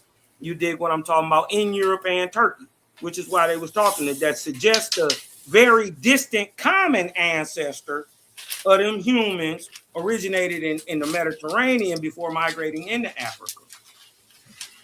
You did what I'm talking about. But I must preface that by saying, just to be real, that would describe our like our archaic pre-human ancestors, not exactly Homo sapiens. Right? But we know Homo sapiens already exist. So I'm trying to it just don't make sense to me. It never will make sense to me. You dig what I'm saying? And especially when y'all keep talking about migrations, because I think they think migration only works one way. No, they prove back migration many times. Migrations work every direction. There's been back migration. That's a lot of time when the theory got updated. It's due to back migration. And you know, it's not that I like science. This stuff ain't no religion to me because I expect it to get updated further in the future. Like I don't think that this is it's gonna be debunked. That's the whole point of it. That may be what happens, and you know, we may just continue to find more fossils, update things. Yeah. Like there may be switches in the classifications as other things come about. Yeah, like they just did found with this whole and Denisovans. Yeah, they just found this whole dang on whale graveyard. Like it's a lot of stuff going on, and as technology keeps getting more advanced, I expect them to continue to not necessarily debunk because science updates itself, refines itself, corrects itself. Listen, if they find fossils outside Africa, like dating back of this modern 4 million years ago, like that predate even Australopithecus fossils, then yeah, the Africa theory would be challenged. It has been multiple times, brother. What do they say? Not even 20% of the ocean is mapped out. So you know, I heard 5. Yeah, and really, I was trying to be fair. I didn't want to say that low, but that's literally the number that I was going to say first because that's what I remembered. But I thought like maybe I was thinking 25. Yeah, maybe I heard it wrong. But no, you're right. I've only heard 5% of the oceans mapped out. We still have a lot of stuff under ice on the planet right now. Man, who knows what the future holds for archaeologists and did y'all know paleontologists? That NASA started off as an oceanography? They were studying under the ocean before they ever even. They still study water too. They still does a bit of water and aerospace. But to your point, to the point earlier about the ice melting, with the climate changing and ice melting in the northern region, like you're saying, Europe, there is possibility that they might find fossils underneath these ice that is better well preserved and even dated back further than anything we have. And if such be the case, then the theory will be changed. There will be no questioning if it's going to be changed, if that's the case. But until then, but that's what they're going to do. That's what they're going to do when they find out that there were really people in Cerruti site, that the first Americans are not migrants from anywhere, right? And guess what they're going to do? They're going to figure out some type of way how to say that these people are still African. So guess what they're going to do? Science doesn't work that way. Extend the timeline even more. They're going to extend the timeline even more. We haven't found any of these old blood groups like the Denisovans. You're pretty much saying that science is not honest and it's a conspiracy. Or any African groups. Australia, science is not a conspiracy. Any of them. We haven't found any of those in the Americas. But we have found Homo sapiens. right? So I don't. I base what I'm saying not off what science says, right? Off what's logical and objective and can be proven in real time. And other than that, I would just hold off on the theories. You did But what I'm what talking you're saying about. there, There are people who say Africa who has the most diversity in it because there was an into Africa, not an out of Africa. It has the most diversity because more people went in it after a cataclysm. There are people who say that too. Yeah. That sounds like the racist science to me, but I'm not going to say that until I actually look at. I got to review it first. Sound racist to me. I mean, the Europeans ain't going to say that they came from us. That's Yeah, like, again, that's not their. What do you mean? That's what they're saying. That's what they're saying, but that's not a racist thought. Yeah, but no. Well, how is people running to a land, right? Multiple different types of groups of people, multiple going to a land racist? Okay, I was assuming that you understood the climate of affairs and how they don't want to have origins that tie to us because they don't. I don't see that because they are the ones who thought up the out of Africa theory. Now, see, that's why I wish you caught my presentation, and because I actually go over the history of the racism in science. People try to say Darwin is racist for his theories, but he was actually fighting scientific racism with his theories.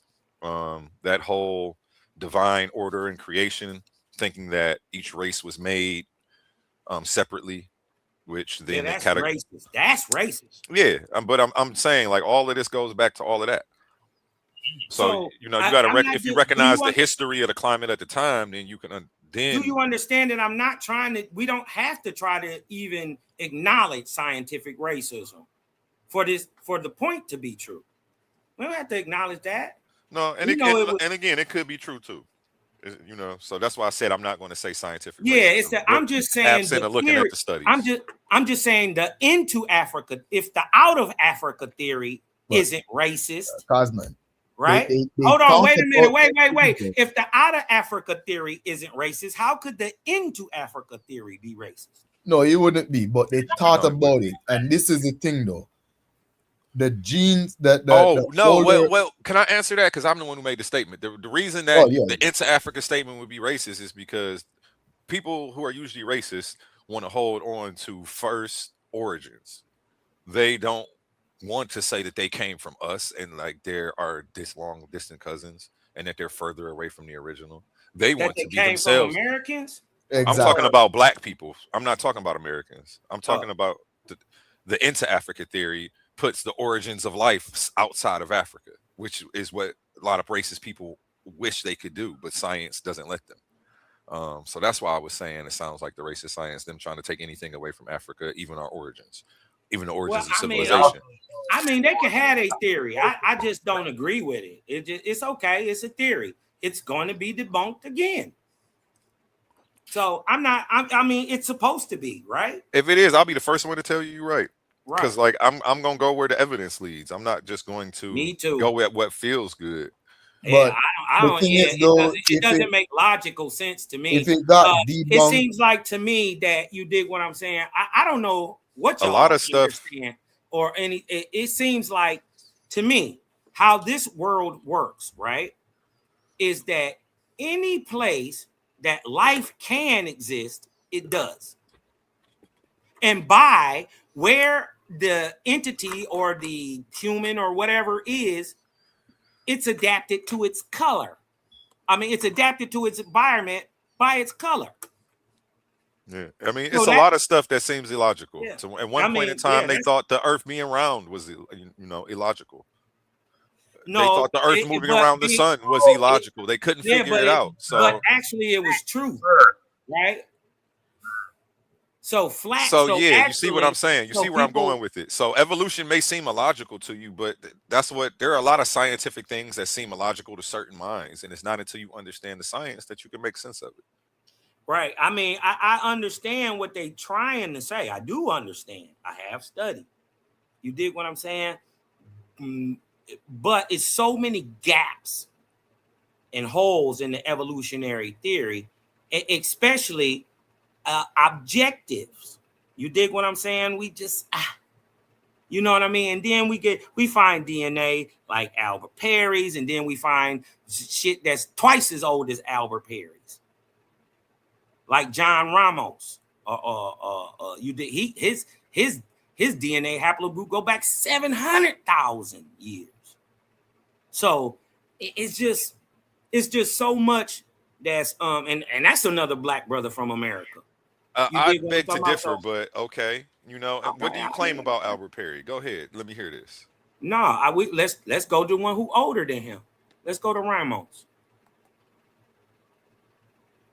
I'll bring it up. Go ahead.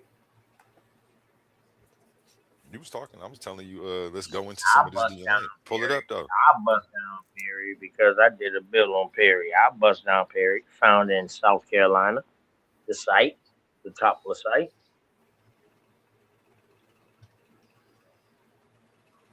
And do you think he proves that the out of Africa theory is wrong? Is that what you're saying? It proves that people was over here before the out of Africa theory. Before the out of Africa, what do you mean by that? Yeah, because there's no out of Africa theory to America. Do you mean before people came up with the idea of the out of Africa theory? Before they came up with that out of Africa theory to America? That's new age shit.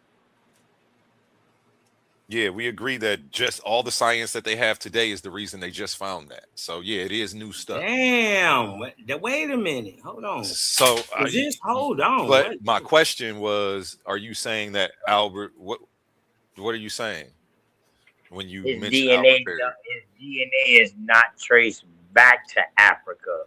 They had to add that haplogroup into Africa.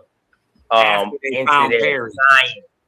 Yeah, they had to add that in later because they didn't know where it came from. So they added that in later to Africa DNA sequence, bro.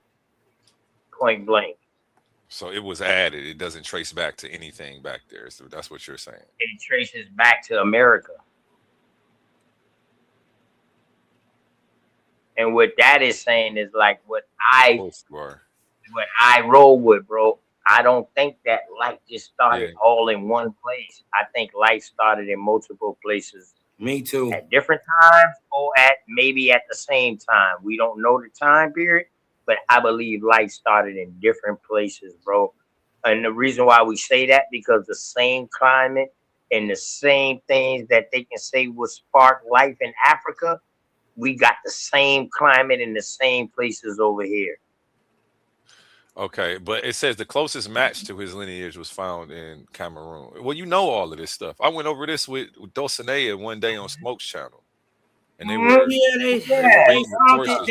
they found step downs, not the actual genetics. They found they didn't find a AAOO like he was. Right. They found like a AAOO1, AAOO2. A variant. Right. They didn't find one as old as his was. Albert Perry doesn't disprove the out of Africa theory. His DNA actually does just proves that people were in the Americas at the same time. Yeah, so we could prove oldest as the oldest bones found in Africa. We could prove trade and migration if he was found here, but it doesn't disprove the out of Africa theory at all. His Y chromosome was of an ancient African lineage. No, now I would have to ask, what was people trading 50,000 years ago? What were they claiming? What did you say? What was they trading? You say that can prove trade and migration. What was they trading around? We could prove that they was moving. Look, you finding one person on the whole continent. This is what I was trying to tell them that day. It just popped in my head. You find evolution is rolling out for one person. You don't know what I'm gonna say until you let me finish. So can you let me talk and then respond instead of responding before I get to speak? That's usually how conversations work.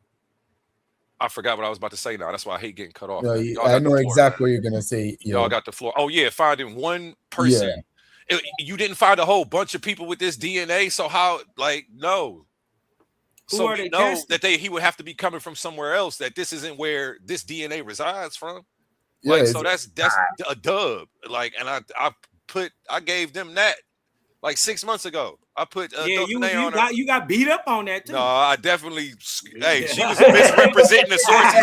She was skipping words in the sources because they didn't. Even when the sources she pulled up said the same thing. Date to the same time his DNA goes back to. He predates the genetic atom. Yes, we can agree to that, but it doesn't show that people arrive from here when we have more DNA closely. Let me finish. Say that. So, I'm trying to tell you why. Africa, it certainly means that they didn't come from Africa. No, not if you only have one person. It just mean they was moving around. That's what that means. They didn't find who were the people that they found the genetics in? They ain't show you the Cameroon people, bro. They ain't show you one of them. They ain't show you one person. Who was the person? Bro, these arguments are so weak and easily like y'all just haven't looked this stuff up before y'all came up. Yeah, okay. All you got to do is show the person. I love that. Showing the we don't know where they took the panels from. They just say they took them from Africa over there, but they took them from over there after they found the AAOO genetics in I could have sworn DNA tells them that they took the AOO over there afterwards. I could have sworn they own DNA. No, that's not what it says. Type it in on any device you have. That's not what it says. That's not what the science is, and that's not what comes up. I don't know how you. No, you asked what the science say after they found Albert Perry. What's the guy's name? Albert Perry. And they trace his paternal lineage to his Y chromosome. He has the oldest paternal lineage. He has the oldest that traces back to the Cameroon people, but they don't find a bunch of this DNA over here, which shows that this ain't where it derived from. Yes, that is. Hold on, did Americans migrate to? Hold on, were Americans took into the West Coast of Africa? Where they found it? Yes, they were. Same place. Yes, they were. Cameroon, they were taken there. Yes, they was. What's your point? Yes, they were. What we're saying is there's no proof that everybody in the world came out of Africa. Or that they started from two people. We just gave you the proof, bro. And I don't necessarily think that Africa's a big place. But two, I definitely don't think everybody came from two people. Yeah, that's what I'm saying. Evolution doesn't everybody report came that, out of Africa. But hold on. The only people who make the claim that everybody came from two people are creationists and evolutionists. Creationists and religious people. People who believe in evolution do not purport that. Yeah, evolution just say niggas just popped up. Yeah, out of nowhere. Not what evolution they come out of a primordial soup, and then they turned into an amoeba, and then a single celled, and then a fish, then a jellyfish, then a fish, and then a frog, and then they turned into something that crawled out the water, and then they turned into a monkey. What's that? Really just evolution? But I'm trying to figure out who. Okay, never mind. You know what? Y'all got that's definitely. I don't even like saying we came from monkeys. How come nobody ever says monkeys came from us? How come that's not the claim? Why can't that could be the claim? Because y'all are just focusing on one branch and trying to say that like that one we don't come from them. We have a common ancestor. They come from us. How do we know the ancestor was? We got a common ancestor. So you say with monkeys. We got a common ancestor. I don't believe it. With monkeys. I believe apes have a common ancestor with us. You keep trying to put them at the forefront like we derive from them. We don't. No, I never. Somebody had to have sex with a monkey, right? It's the implied impression with the way that you continue to phrase it. That's why I'm just letting you know. I'm just saying that somebody had sex with a monkey. Like you're talking really just evolution. Wait a minute, I don't get it. Okay, cool. Explain this to me. So if humans are created and evolution deals directly with sex and that mixture of genes, right? If we have a common ancestor with an ape or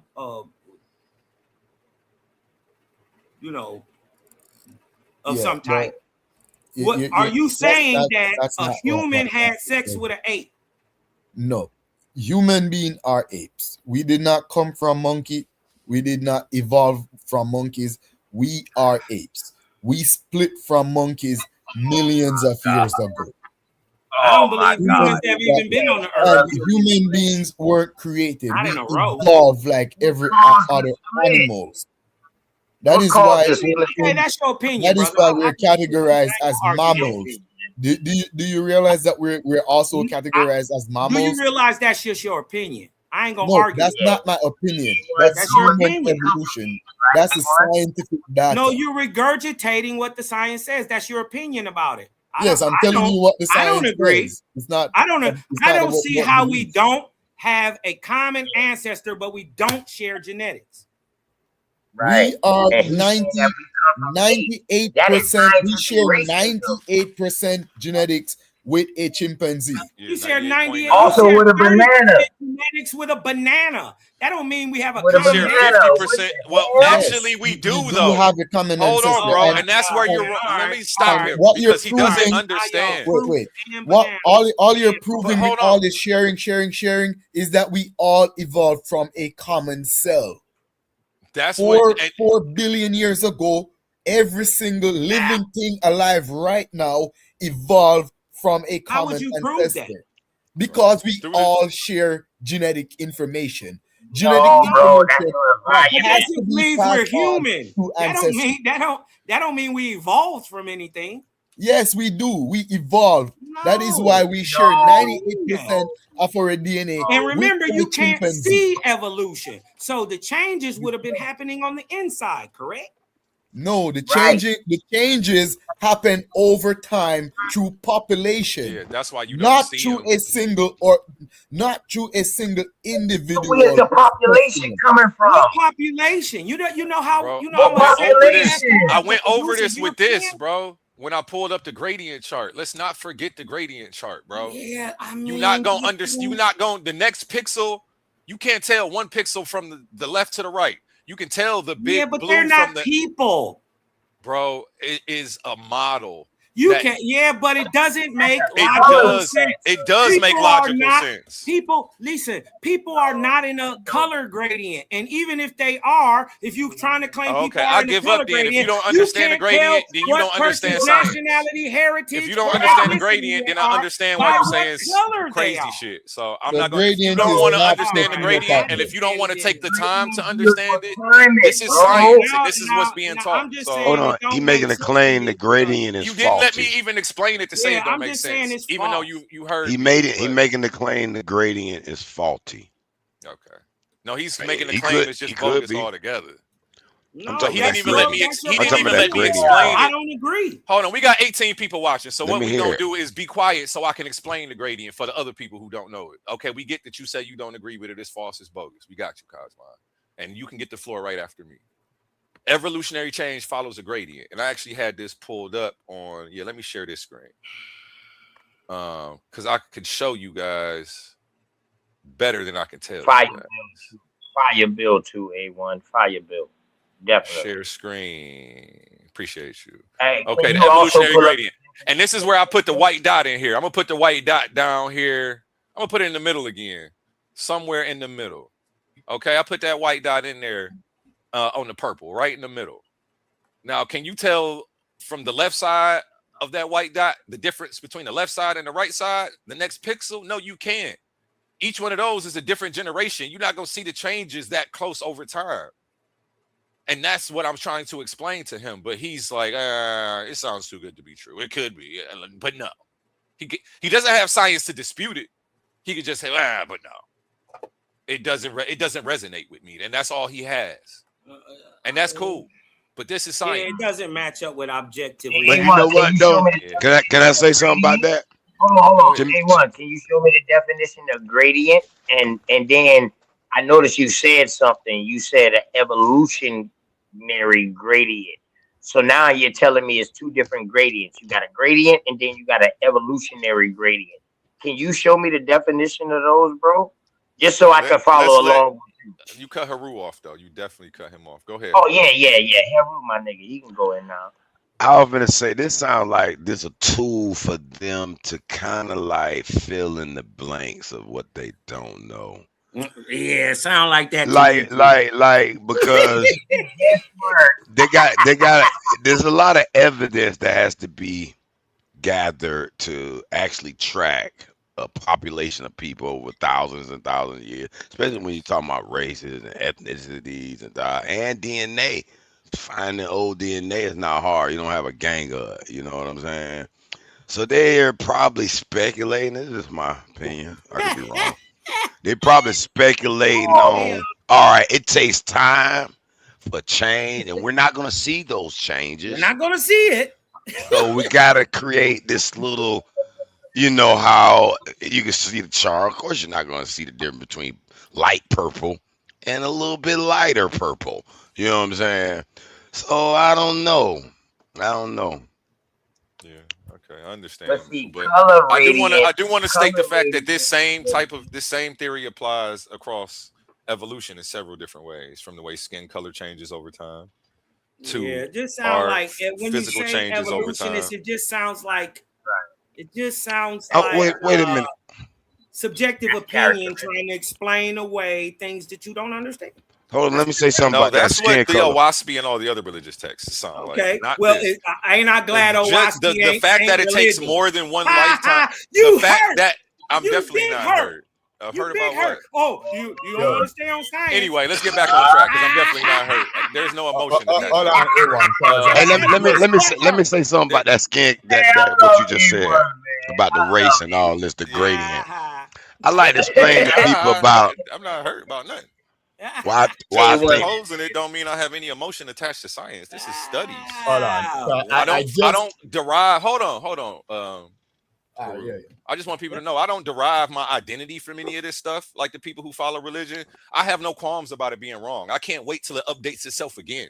That's the thing with me. Y'all religious people don't want this stuff to update. It has to be the way it was written 2,000 years ago or in the 1800s. Science religion? Or why are you talking over me? You religious. Why are you talking over me? Let me finish my little rant, and then y'all can go ahead and go in. Because I don't want to fight and argue. My bad. Okay.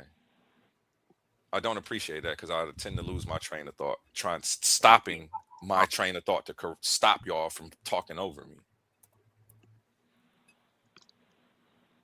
Now y'all gonna have to wait till I get it back. Don't nobody go till I get it back. So this is just what we're gonna have to do so y'all can learn to stop cutting me off, man. Yeah, that's real disappointing and disheartening. I wish y'all would stop doing that. You know us religious people, we can't stop. Yeah, that's what I was talking about, y'all religious people. Yeah, I was talking about religious people who don't want their stuff to update. And these are the people who I'm combating usually. I know OTK but I'm going isn't against too the religious. modern scientific narrative. Okay, I know OTK isn't too religious, but usually with the religious people, they try to call our stuff a religion. At least our stuff updates itself. At least our stuff is constantly trying to test itself and prove itself wrong. This is not what we have with 2,000-year-old dogmas. We don't have that with the Owaspy written in 18 something. Shout out Owaspy though. I rock with that book more than the other religious texts, but I still don't subscribe. You know, I think it's cool and all, but this is what we find. So yeah, there's no emotion attached to this. This is strictly science and studies. I don't derive my moral compass or my identity from any of this like you guys do with your religion, which is why you guys be upset and triggered. And you assuming that I would be because you guys are, but it's not the case. Go ahead. Yeah, these Waspy niggas. Yeah, you sound emotional right now. He was a bad motherfucker, boy. These are Waspy niggas is religious. Now it was on Haru though. It's on Haru. Yeah. I want to talk about the skin color. Yes, sir. This is what made me stand on the fact that there's races. Like you got the colors, like the crayons, right? Yeah. Red, brown, yellow, green, whatever, right? You got a light green and a dark green, a light brown and a dark brown, a light red and a dark red. So when you get to these people who may be black and they go into these regions and they get lighter skin and get lighter color, that don't make their ass a different race. That don't turn them white or Asian or black and vice versa. So I don't know why they keep trying to act like it ain't no race and the skin color ain't no goddamn attachment to it, but I'm laying right there.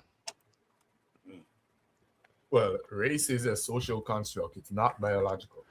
Brother. And that's And brother, to jump that in, is- I understand where he's coming. I know what That's he's talking false. about, and I know where the logic in his error is. But There's a don't focus. percent of DNA that can be tracked to skin color alone.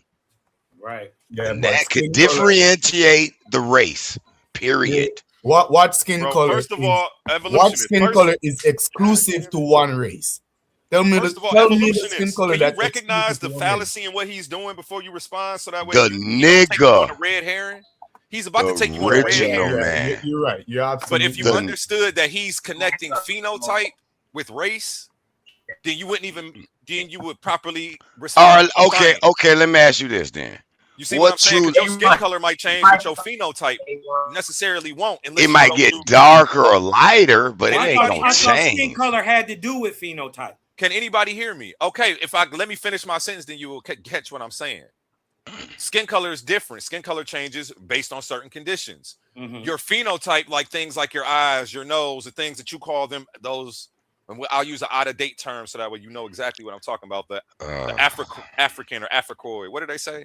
It used to be the features, the African features. the Caucasoid and the well, you know, when they Yeah, that the outdated terminology. stuff. Go I- ahead. The outdated phenotype characteristics. Yeah. I don't He's think you attributing understood. like the broad nose and the big lips, I'm assuming, with Mhm. race and saying that even though your skin color changes, your race doesn't. No. I'm not saying your skin color changes. Oh, well, then evolutionist was correct with what he said. Time out. Go ahead. Time out. You don't change colors. You Mm. get lighter color or darker of the same color. I just try to explain that. You're still red, whether you're darker red or lighter red, or you're darker brown or lighter brown till you get beige. They call it beige, but it's still light brown. You So don't what you're change saying is colors. You don't change So in the going age. lighter You or just- darker, well, you just change your I don't want tone. to nitpick, but whatever. You change your I think tone. beige and brown are two different colors. Okay. And the lighter can't- you go, you do end up hitting a different color once you go far enough. Maybe, yeah, because it's all a vibration and it's all on the spectrum, all this shit. I kind of agree with that. Another gradient. So, but there's a few more things other than just skin color that separates the races. But we're talking about color right now. That's why. Well, But keep going. to evolutionist point, yeah, what he said was correct. Can you repeat it again for me, evolutionist? Did you say race was a social construct?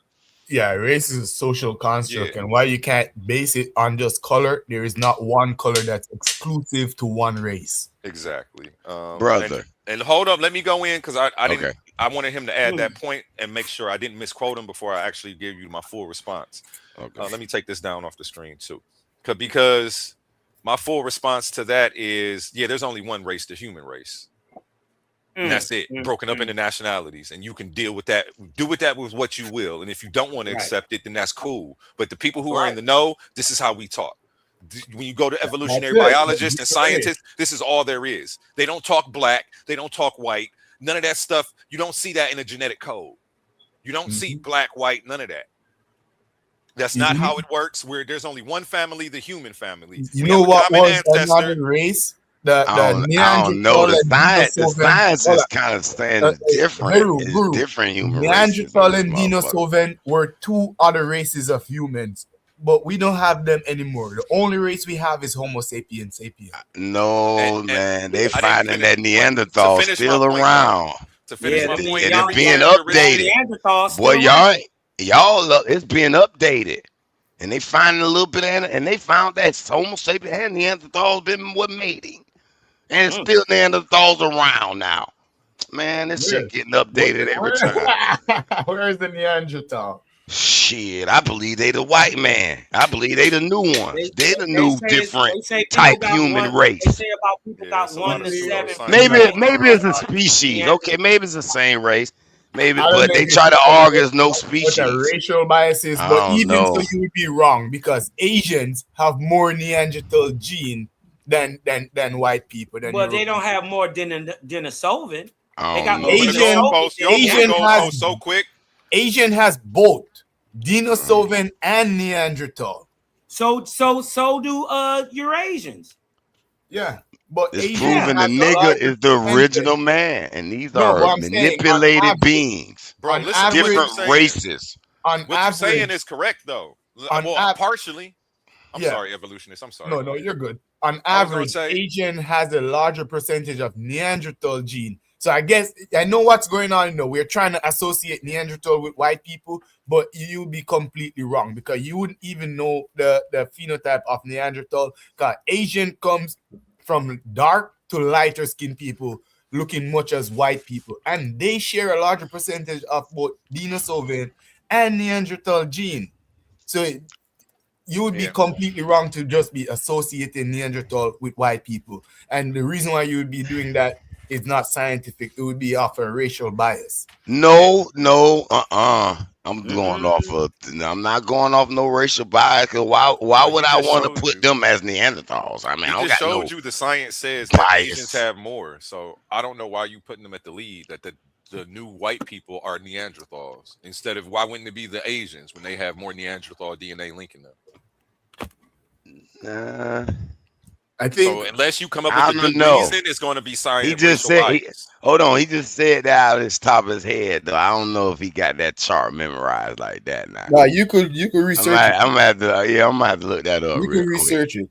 The Neanderthal situation is literally the same thing with the monkey situation, where once we hear monkey or ape, we associate that with black people. Once we hear Neanderthals, we associate that with white people. It's coming from racial biases where we used to use these terms as derogatory terms towards each other. White people, Neanderthal, black people, monkey. So now, when we hear about evolution, the Outer Africa theory, human beings are ape. We evolved from a common ancestor. We can't get the science straight without that racial bias staining our mind. So the only thing we hear is he's saying black people are a monkey. He's saying white people are Neanderthal. White people are Neanderthal. I'm black. I can't be the same as him. You know? No. What I'm really saying is the black nigga, the first people on the earth, and these whites and Asians are new. And they got manipulated, whether it was DNA manipulation, however. Let me respond to this. You can't just explain some random mutation and all of a sudden these people pop up, man. No, hell no. It's not about them popping up. And that's the thing. Like y'all just don't understand. And nobody just none of us up. really understand. Look, nobody pops up. They don't I'm about to explain it to you because I do making understand evolutionary biology. Off what they know. Can I finish? I'm trying to respond to him about evolutionary biology and how nobody just pops up, how white people didn't just pop up. White people came from us. All those characteristics that you're calling white, that you identify with as European, those all originated in Africa. White skin, all of that, blue eyes, blonde hair, yep. all of these are African traits before they're a European trait.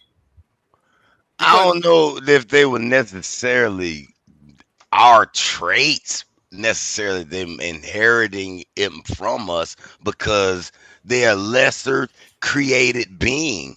That's what happens when you get further away from the original. I think that's where you're going. They're not a lesser created being, though, because you're implying creation again, separating us, and as they have their own creation story, and they don't. It's just the evolution of the human species, bro. That's literally all you have. There is no creation in that. There is no these manipulated people just popped up. They got to be some genetically modified, like they some GMOs. You acting like they GMOs. That's not what white people are. Listen, hold on. That's why they're always practicing that science. They're duplicating what their fathers did, created them in a lab, and that's what they're doing now. Black people had the first labs, and we was the first. I ain't saying the first. I ain't so saying let's the not first. even go with what they're doing with their fathers did. But we know where it come from. That's why we ain't doing what they're doing. That's what I'm saying. That's why they going to space. That's why they looking everywhere. Pseudo as hell right now. It's not pseudo. It is a reason why the white man has a certain curiosity that the black man don't have, brother. You pseudo. That's social. That's you can't say that. So y'all think we the same as white people? We got the same culture? The same No, ideas. No, The the same. same were not culture the and same. genetics, bro. Stop. Yeah, Why are you No. bringing Culture culture is not into the a same. scientific conversation? But curiosity, Well, different. culture is. Why are you bringing curiosity culture is to a scientific conversation? You messing up. yeah. Curiosity I is don't know. I global. think they used a little bit of culture when they try to map out this paleontology and this archaeological evidence, looking at the painting, looking at the writings. Mm-hmm. They gotta associate culture. First of all, y'all saying this human, this social construct. It is all social construct because we are people. And there's nothing gonna operate without us putting a social construct on it. Civilization. So we got to step out that elementary shit, man. But I'm gonna just let y'all go ahead, man. I'm Yeah, gonna stop. because I definitely feel like that's elementary. I feel like bringing social issues to your scientific debate is where the conflation of two separate subjects happen, and this is why you're having the confusion that you're having. We're trying to have conversations about DNA and evolutionary biology, and you keep bringing up race. That I don't, but race is if you encoded in the understood DNA. if you understood it, then you will understand why I made the statement that there's only one race, the human race, broken up into nationalities. You would Well, explain to me why this white people DNA specifically have problems with this melanin when that's programmed in almost all organic life, and they got a problem with melanin. I don't think white people have a problem with melanin. I think albinos have a problem with melanin. But let me pull up the presentation I got for you. Okay, a few albinos. Yeah, you're gonna have a few 5%ers that's got sick. But we talking about a whole entire race of people, brother. Got melanin. They have white people got They melanin. don't have a problem. I say have a What problem. do you mean they have a problem? They have a hold problem. on. No, wait. Let me explain this to him. Yeah. White skin wasn't the problem. It was actually the solution for these people, nigga. Yeah. They have Are you not realizing that? That was the solution? Yeah, that was the solution when they moved to colder climates with less sun. And the dark skin was blocking them from getting their vitamins, bro. But it was already people there. Well, tell me why the fuck black people never turned to a white man? Can we tell me why a black man moving to the mountains never turned? You never saw proof of a black man moving to a mountain and turning to white. Man, it's not gonna happen. That's not scientifically possible. We see evidence of it. They haven't been there for thousands of years. Only evidence you have is demelanation, and then that skin turns white, but not from no fucking cold mountain. We look at the genetics, and we can see that the same bro. We can see, and it's genetics. More, they don't call exactly. And here's the thing: you keep calling it white. Evolutionary biologists don't even talk like that. Either people had tropical features or not. And those tropical features, that's what happens when you move to a tropical love all area, people, bro. But we're all different. And all right, there's a difference. Y'all got the floor for the night. That's all I'm saying. Nah, I love all I'm people. telling you, he's there's a difference. explaining it with racial bias. That's why it's conflating it. If you just explain the science without the racial bias, you would actually get it. I can't deny race. I love. You're not all denying races. race. You're just saying you understand race is a social construct. So when you're talking about biology, it is biological. Race is biological. How could you separate race from biology? Man, y'all better get the fuck out of here, man. What race is y'all in denial? Y'all not scientists. What gene? No, y'all want to deny this shit because y'all want to be politically correct. So you throw this shit out. I've seen scientists throw real shit out to be politically correct. What gene is exclusive to a race? What gene or even a phenotype? Okay, I'm gonna look. Okay, give me a minute. I'm gonna look it up for you because I got a whole bill where I motherfucking made AI lie and tell me I was right about it because they tried. AI lie and told you were right. Yeah, AI I forgot his pseudo. He tried to lie about he tried to lie about race, and I debated and debunked it. So and it was like, yeah, you're right. For like 1,000 times, you finally beat AI into submission to give you what you want to hear. After it gave you the answer, the correct answer, I'm assuming 24 times. Then you could push back on the answer it gives you, brother. Yeah, and if think you keep pushing back and he keep giving you it- the same answer, it's not same gonna give me answer. no same answer, brother. I got a build on it on my channel though. 30-minute build. I debated it on race. It gave me the genes and all that. I'm gonna look it up for you. Just give me a minute. Y'all talk. I done talked enough. But yeah, I'll let you know when I get it. as a brother was telling you, Eru, the same gene that white people show, the same phenotype, like the light skin, the blue eye, the straight hair, those genes also exist within Africa, within African population. And time to time, you will find individual who expresses those genes.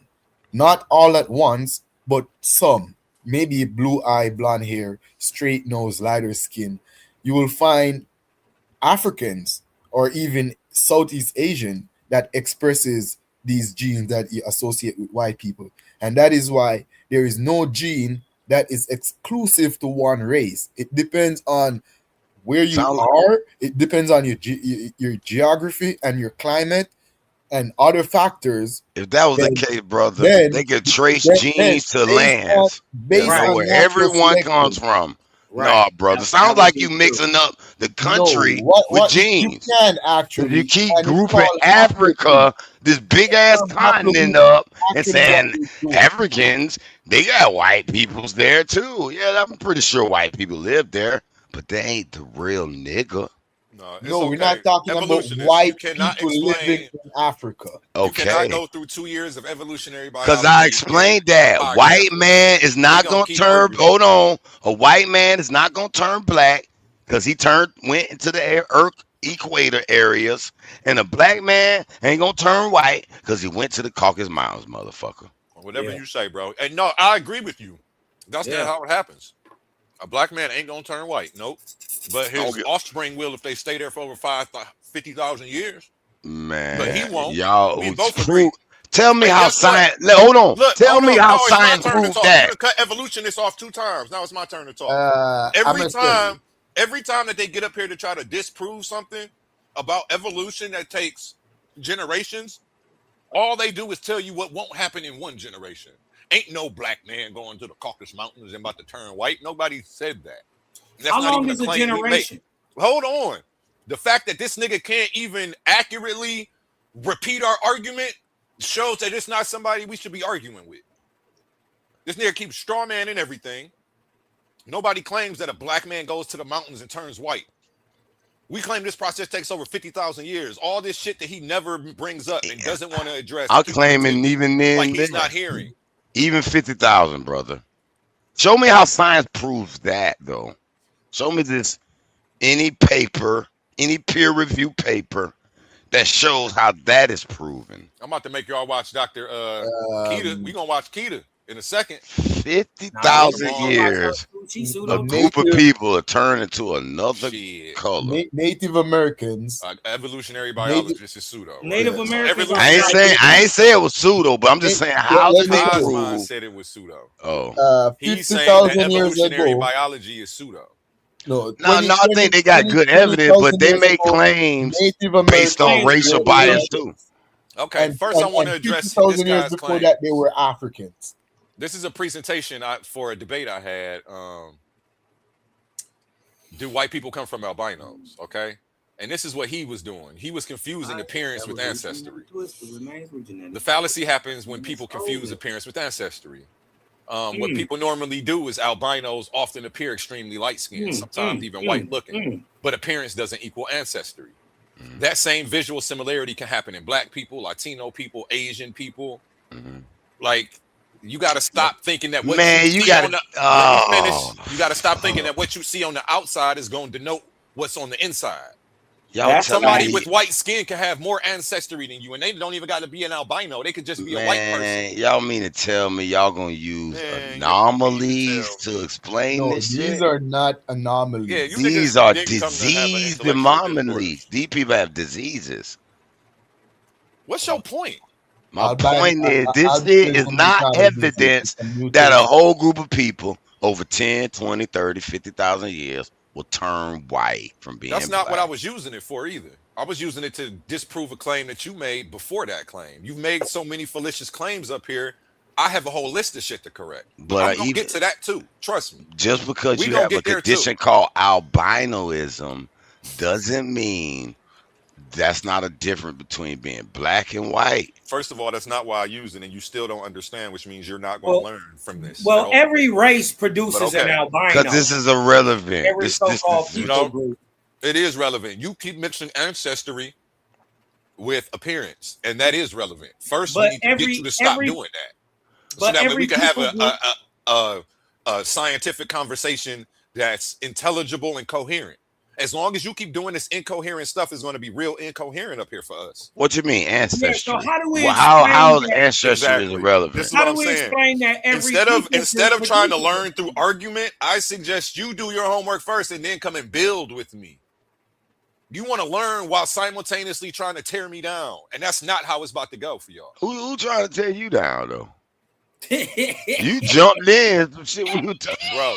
I didn't jump in nothing. Let's remember what's going on here. Yeah, go Cosmo and your boy going to do it. Nothing. I'm doing I did a show tonight on that was over, and I liked the show. It was a good show, matter of fact. It was a great show. For the duration of this show, but I'm not gonna let nobody get nothing pseudo off. It ain't gonna be no pseudo shit that don't get checked when it's my show.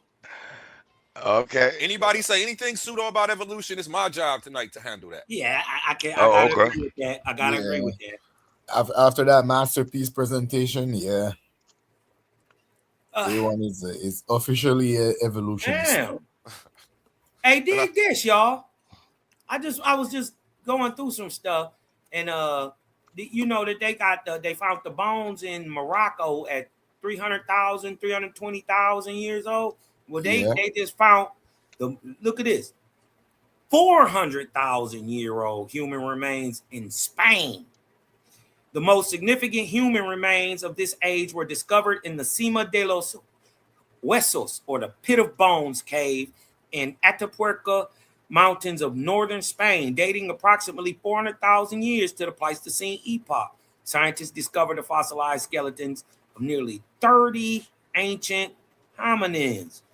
These 400,000-year-old individuals were initially classified as Homo heidelbergensis and were long considered direct ancestors of Neanderthals. However, a groundbreaking DNA analysis of a fossilized femur from the cave yielded the oldest hominic genetic material ever successfully sequenced.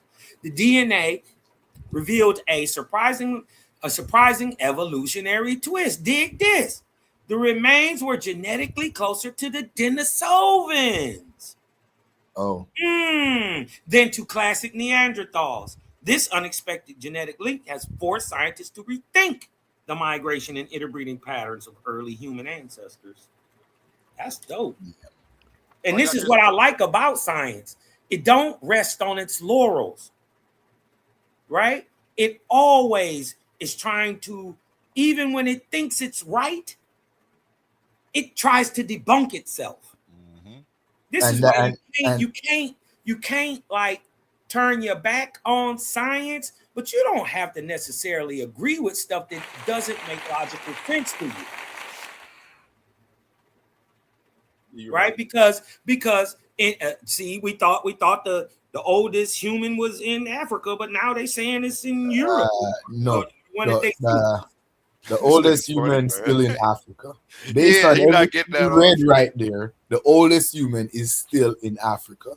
Those species, Homo heidelbergensis and Denisovans, they evolved from not human. Yes, they're human, but I'm telling you. Okay, well then what are you talking about? They evolved from a human that walked out of Africa. If they you could search it. Google this yourself.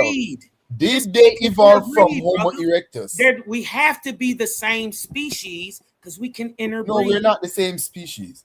We have to be. They're not talking about Homo sapiens. Can you hold on? Wait a minute. They're not talking about Homo sapiens. You have to be in the same species to interbreed, right? But you for different phylum. Like let's say like when a dog in the same family. Hold on. Let's say like hold on. Wait. Listen. An ass and a horse can get together and breed a donkey. They're in the same species, but they're No, they're different not in the phylums. same species. They're in the same genus, not species. Okay, they're in the same genus, different yes. phylums. But Exactly. they're not the exact same species. But they No. can interbreed because they are in the same genus. They homos. They're human, or they're called equines. Like right? Homo sapien. Hold on. Guess what? In nature, when two different species can interbreed, the resulting offspring is sterile. In most cases, but there's times when you get like viable offspring. So again, you're going on. You're not going on the standard. You're going by the outlier. No, it's not really an outlier. It's population. Because if we weren't the same species, then 9 times out of 10, 99.9 times, 9.9 times out of 10, the resulting offspring would be sterile. Just like the donkey. What we know is that just like the wolf dog. Modern human was close enough with Denisovian and Neanderthal to breed together. In fact, we all evolved from a common ancestor, the Homo erectus. They're the same species. They're not. Or else they couldn't interbreed.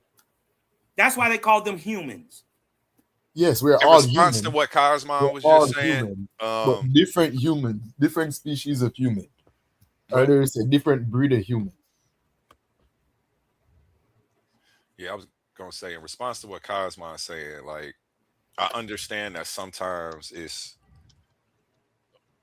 our observations. It's not that our observations are wrong. Like maybe they don't fit the genus thing perfectly fine.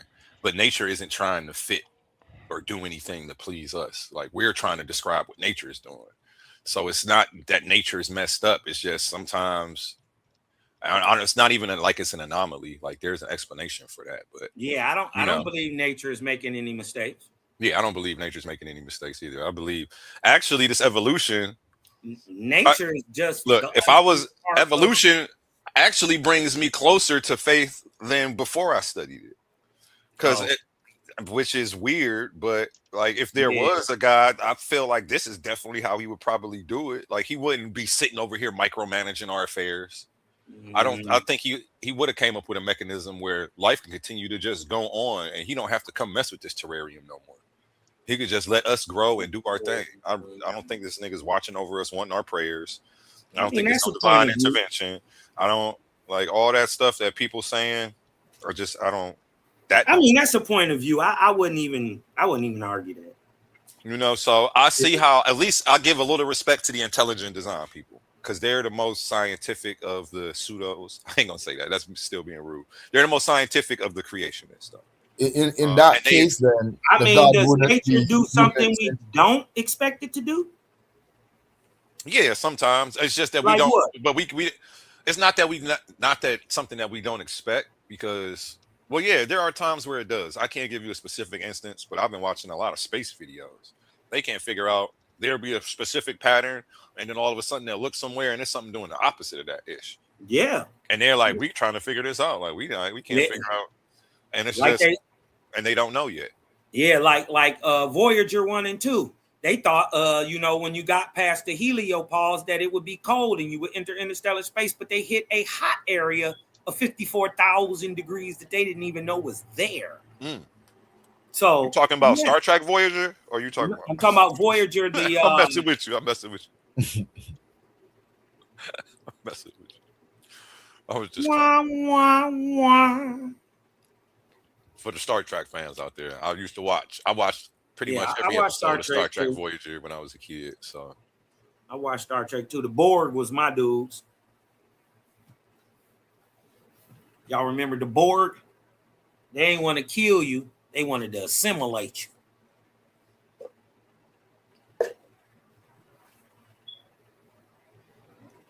And turn you into them and them into you.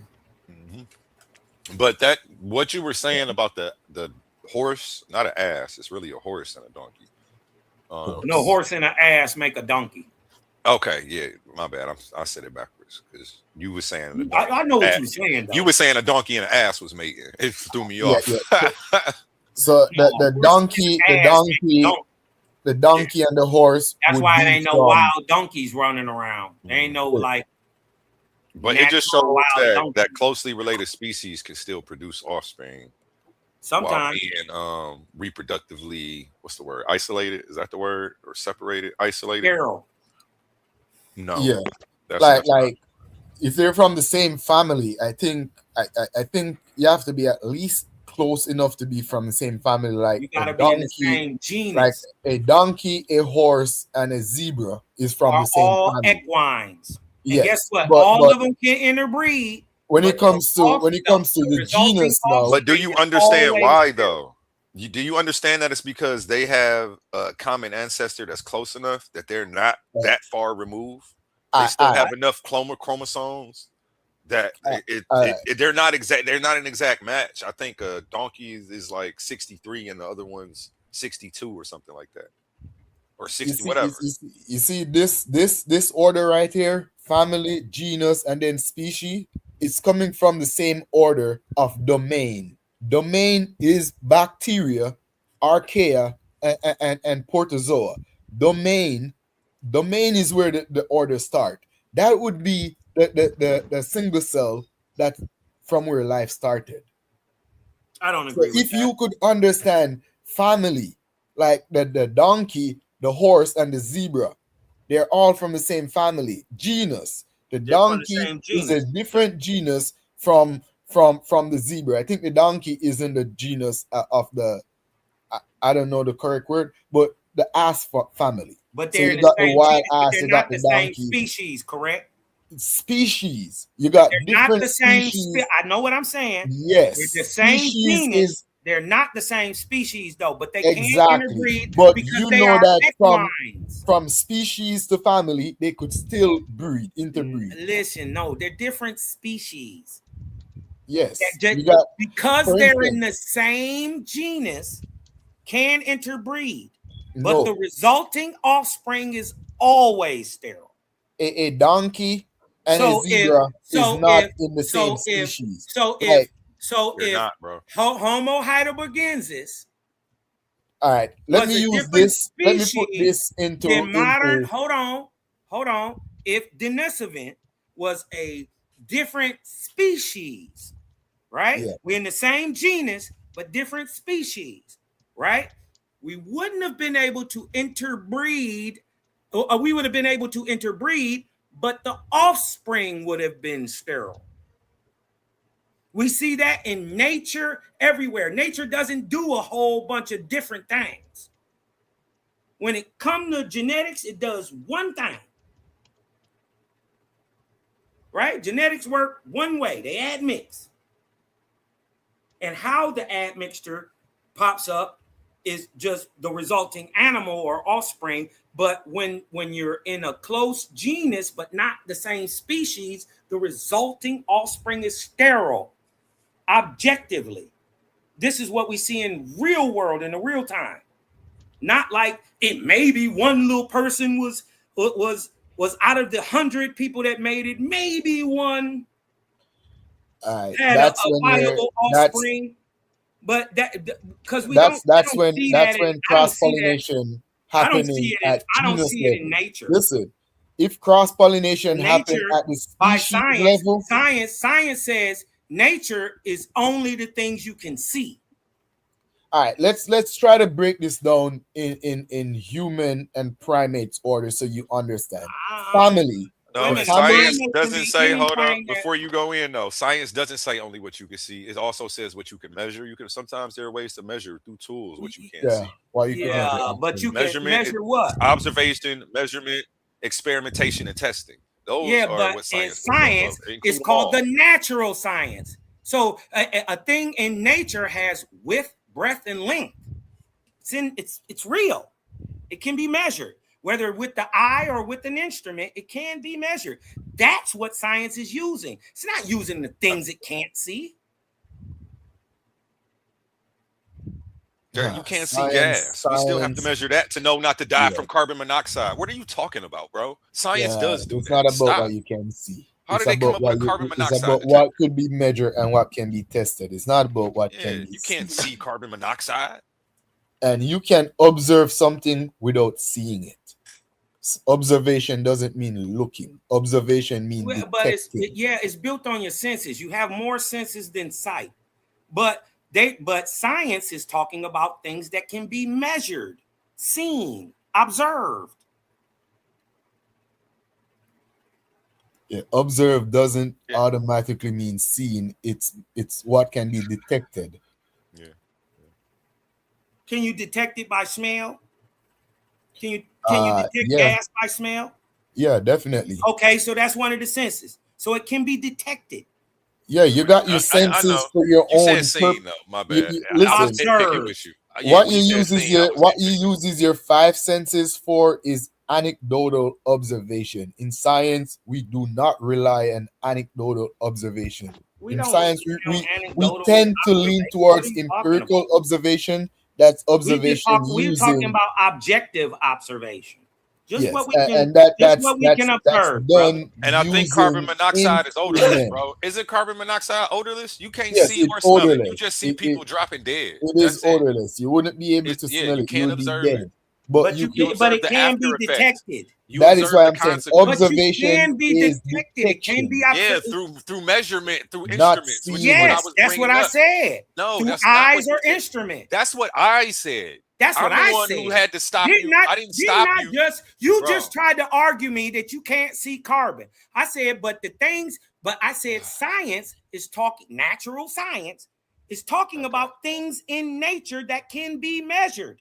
Is it my turn to respond to that? You did one, not just yet. Okay. And then I said, it's not only observed with your eyes, but with instruments. You can run that back. I'll run it back. But at first you just said observed, which I wasn't trying to prove you wrong or slam dunk on you. I just wanted to add the rest of the context, which is not just observed, measured. And I was just adding the rest of the context. And then you were like, well, and then it got into a nitpicky vibe. You felt like I was nitpicking. And then you added the rest of the stuff. That's what happened, bro. But it's okay. I wasn't trying to show you. I thought we was going to move on like real quick. I didn't think this was going to take that long. Yeah, I thought people would just be like, yeah, and then you would have kept going. Yeah, me too. The conversation. I wasn't trying to slam dunk on you. Yeah, I mean, I was just saying what y'all saying we don't see in nature. I get it. That's what science say, but we don't see that. You dig what I'm talking about? When two different species interbreed, the offspring is sterile. Yeah, I mean, a lot of stuff happens in nature only in certain areas. Everything that happens one place doesn't always happen all the time. How come the tiger ain't turned green to camouflage with the trees? Like, it's a bunch of stuff you will see somewhere. It's already created. That was a rhetorical question. I just want to be able to finish. Okay, but it's already taking advantage of its environment. It's the color it's supposed to be. Well, my point, if you would have let me finish, because you going into the micro point is helping you miss the big point. The big point that I was trying to get to when I stated that was that there are going to be times where there's going to be a reason for why things are the way they are. So sometimes you may see it in one place in nature and not see it over here. Now we have to investigate and study what's different in these two situations. That's all that is. That doesn't mean that one thing is false or bogus and one thing ain't. Like, that's just to me, that's different from lions. I don't know where that question came from. I don't know. You said one thing happened to one thing over here and different. I'm talking about how certain different insects can change their color to have better camouflage. Yeah, that's an adaptation. Yeah, and I was just going, but either way, it's also part of evolution. But anyway, my whole point was that everything doesn't do that. And just because everything doesn't do that, now we don't say like everything's bogus and we not seeing that over here. Like, we understand we're going to see things in certain places and not in certain places. And that's just okay. But for you, that was a debunkable moment. And for the rest of science, it isn't. Well, you know what I mean? Like I said, you dig what I'm saying? We don't see the claim in nature. I get it. If you don't respect the science, you're not. You dig what I'm saying? I'm just saying when different species can interbreed and do. Most of the time, they're done by man anyway. They don't naturally interbreed. No, it happens naturally. But it doesn't. Yes, it does. No, you got to put an ass with a horse. You're talking. That's the only example to produce donkeys. Humans do that. Bro, if you just respect the science, you'd understand that. I respect science. I don't have to disrespect science, but I don't have to be a blind dupe to science either. But I'm telling you, it also happens. Especially when the science doesn't line up with reality. It does line up with reality. This is the reality. What don't you? Hold on. Let me just make sure I'm understanding him clearly and correctly.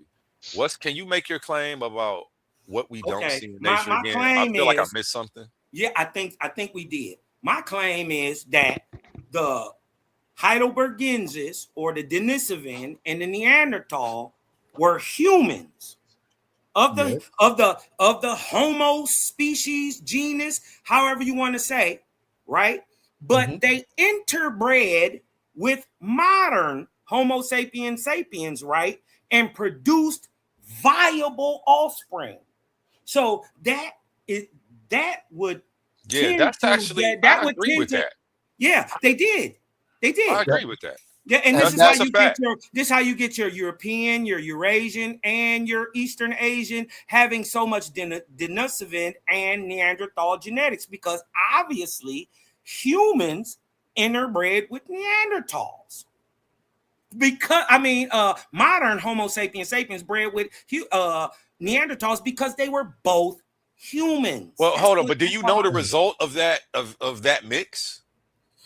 Did you know that most of them were sterile too and couldn't have babies? Their pelvic bones were deformed and they couldn't pass a baby through, and then that's why that went extinct. Did you know? You know that, right? So it's the same thing we're seeing in nature. We're seeing in nature. They're coming out sterile or can't reproduce. And that is what I was trying to explain to him. This that is what in I'm that trying case, to say. So the Denisovan was able to breed with the human. Yes, right? Because they're all from the Homo half Denisovan, half Homo sapiens sapien children. But you saying that them children weren't able to go on and breed, yet we find up to 24% of Denisovan DNA in modern East Asians? It's not 24%. It's not that. It's not that high. 2 to 4%. They said it's not that high. But listen, 8 to 24. Watch this. I'll bring it back up. I'm sorry. I'm talking about. I was looking at it. Who has the? Are you talking about this? It's really not that hard to understand. For every 10 offspring of a hybrid, the brother was talking. But you're not understanding why the gene is still present in modern human population. Not all the offspring were sterile. For every 10, for every 100, everybody.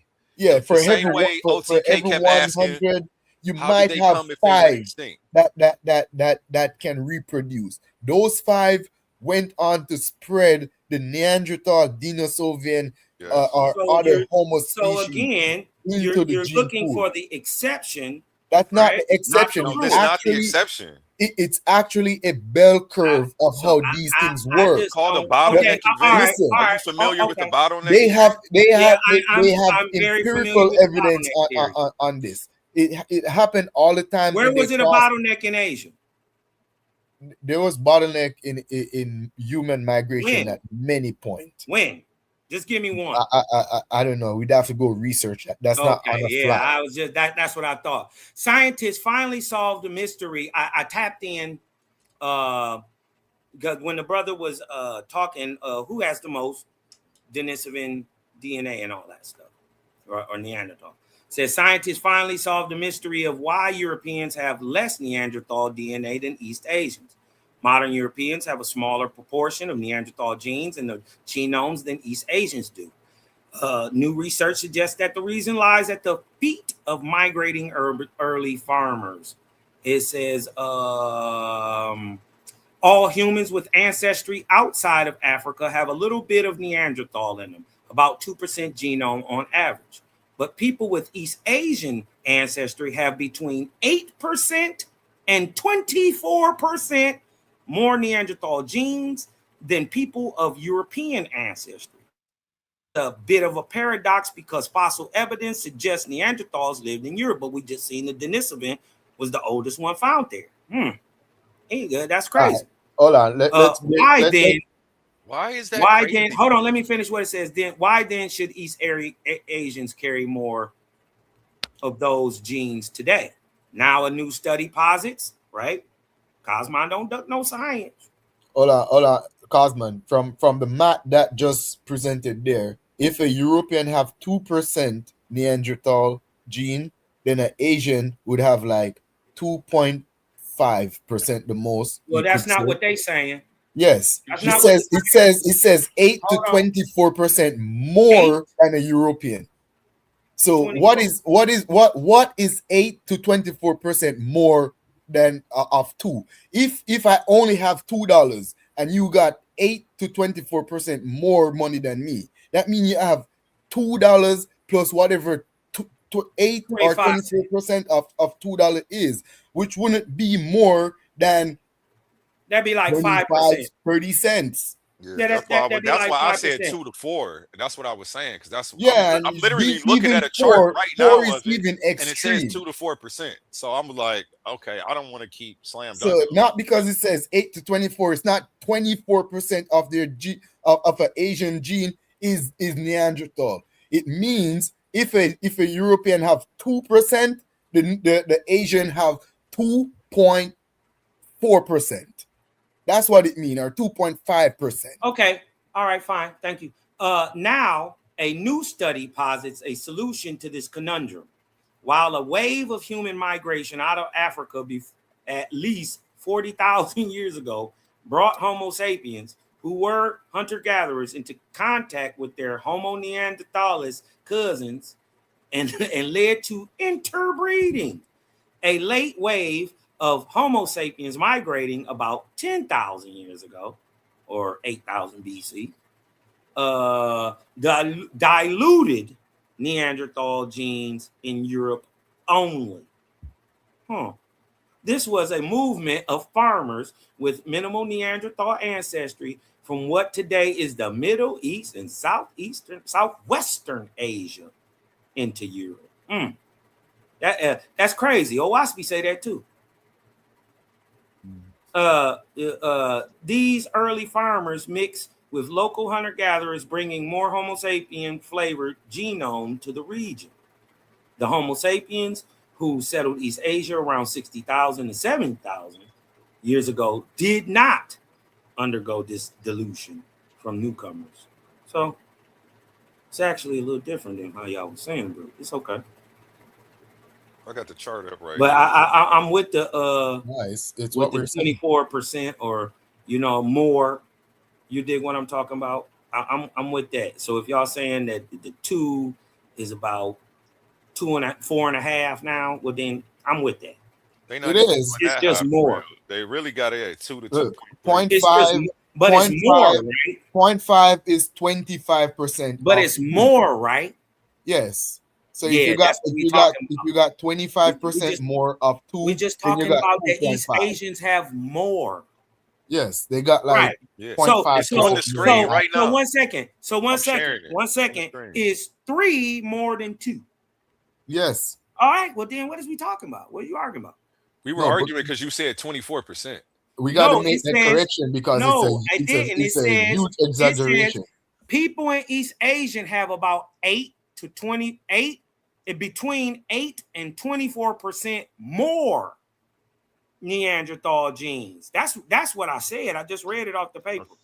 No, but I gotta let the audience understand what that means, because most people will think that they have 8 to 24% Neanderthal gene. No, and that's not what it means. More. Yes, but more than what? More than 2%. Yeah, so if they had 2, like he was saying, 25% of 2 is 0.5. So they would go from 2 to 2.5, not 4. Yes. Right. He was actually giving them the correct math. 25% more of 2 would So be 2.5. Yeah, there's more, right? Yep. So Right. So this is what we talking and which about. matches what I'm showing on the screen. That's Yes. fine. That's fine, brother. I was just I'm showing just that trying to. that Neanderthals, you dig what I'm talking about? The East Asians got more of it, even though that's the land that they try to tell us that the Neanderthals come from. I mean, that the Denisovans come from. No, but it would align with the bell curve of how that gene would spread, because as you Bell said, curve. majority, yes, when something happened randomly, you will have a majority case in the middle, and then you will have like what you call the random. Well, that would kind of debunk it nature. shapes like a bell. In I this don't case, think the nature majority, acts randomly the at all. mass of what happening is most I of don't the think offspring. it's random at all. And I It think is. the random variation would die off. And right? and that's what happened. Let me explain it to you, bro. That Just little give me a thing second. died Let me off. explain it to You you. think what I'm talking about? Majority of the offspring that was sterile went on to die off, and a few on the edge of the bell, a few that was not sterile went on to spread. Or are they? Their Is gene. this possible? Right, that the Denisovan and the Homo sapien, right, were so genetically close that probably the only thing that would have been different in them, especially at the time, would have been their ability to fight off diseases.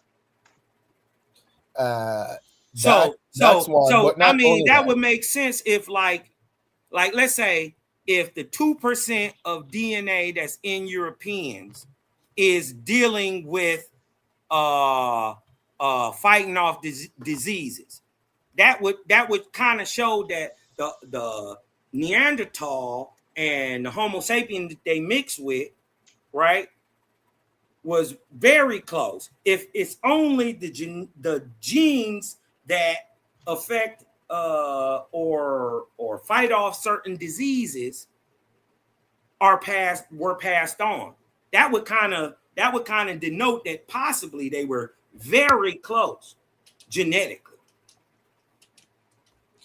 Yes, they were close genetically, hence why they were all in the genus Homo. Every human being that was in the genus Homo should potentially have the ability to breed and breed. So Hence again, you're genus proving my Homo. point. My whole point was that they had to be of the same species. No, they're not. We just says the genus. The genus is not a species. It's only one genus of humans. No, one species of human right now. No, like it's only one genus. Actually, one species today. The three last human were so close that they could be considered three species, but they were literally genus, because you also have Homo erectus, Homo.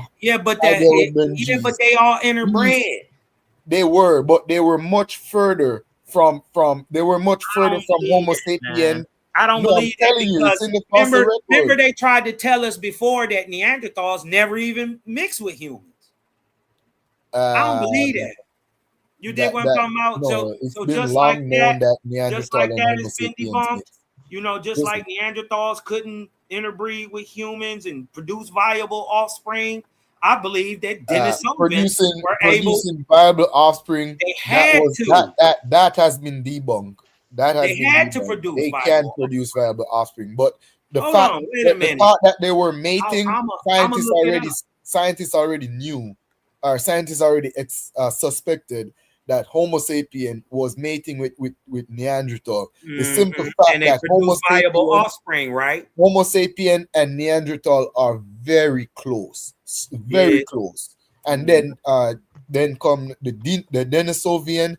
They are very close with us too, but we are much closer to Homo Neanderthal than any other human that ever lived. We literally evolved around the same time. The only difference is Homo Neanderthal was evolving outside of Africa, while Homo Homo sapien was evolving inside of Africa and America.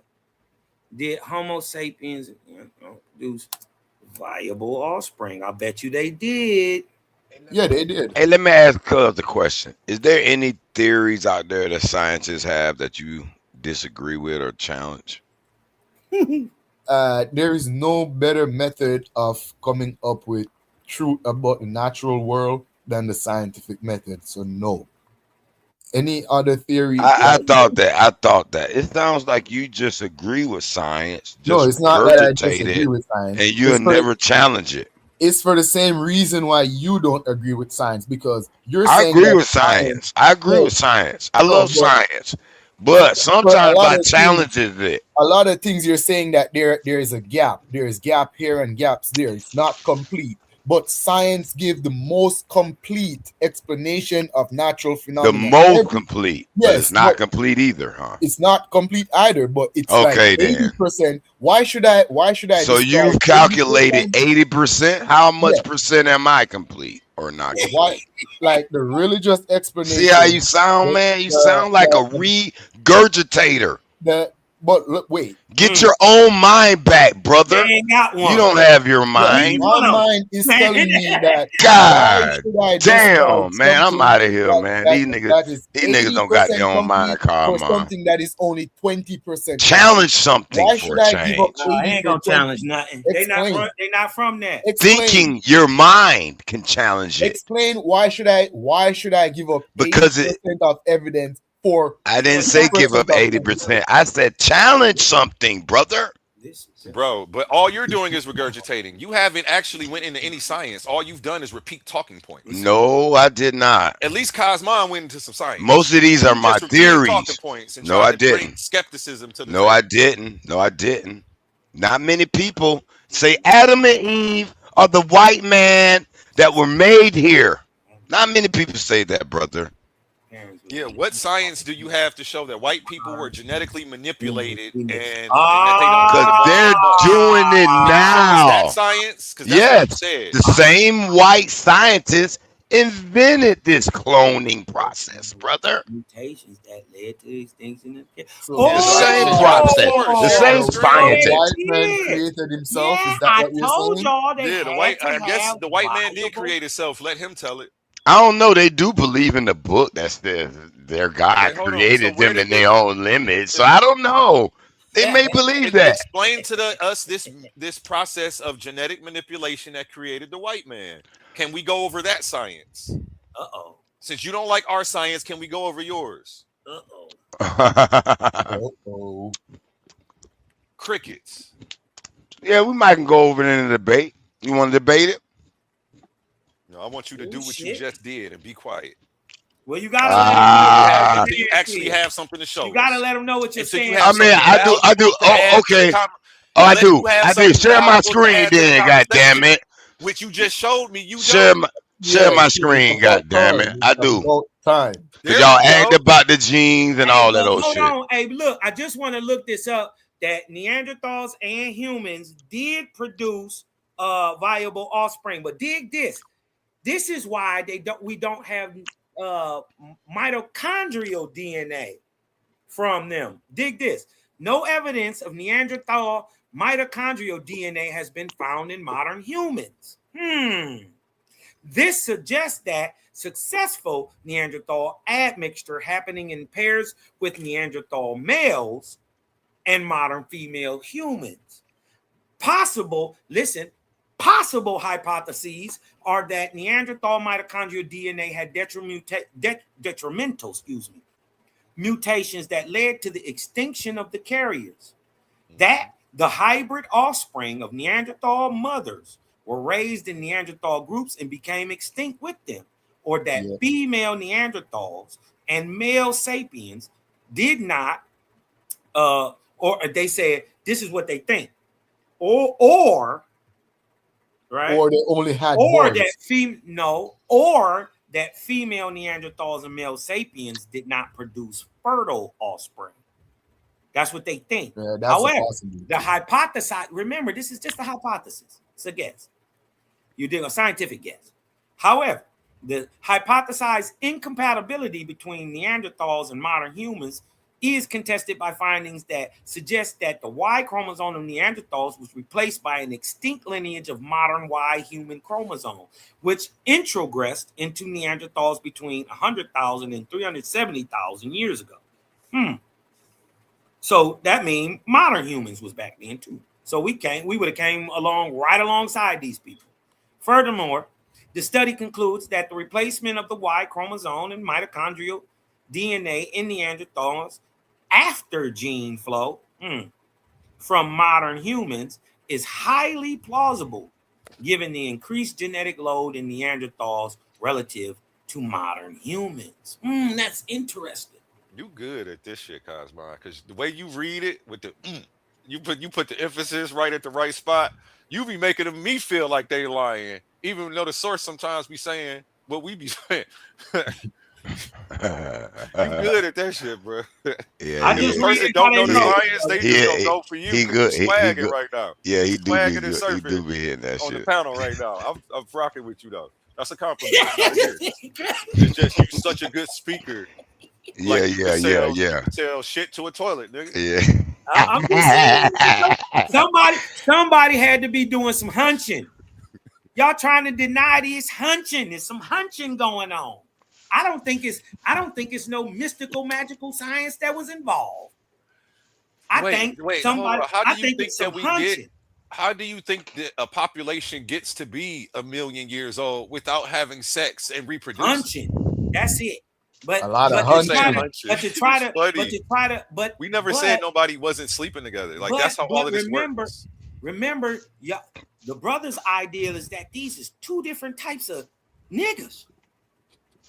I don't think that's And so. He's not far off. It's not even that they're necessarily, and they're from the same lineage. It's just they're far removed. It's like imagine imagine this generation mating, trying to mate with a generation 4 generations from now. You know what I'm saying? If inside the same gene, now that's still off because there's still different variables I'm not taking into account. Yeah, I got to think of a proper analogy. Give me a second. No, I'm with you though. I'm with you. It's like it's some of it's gonna hit, or either you're gonna have mutations, but like for real, some of y'all just ain't gonna be able to have babies because it's just it happened all across the animal. Because like dogs went back in the wild and breed with wolf or coyote. They call them kai dogs. They're running around and they're viable. They're still having fertile offspring.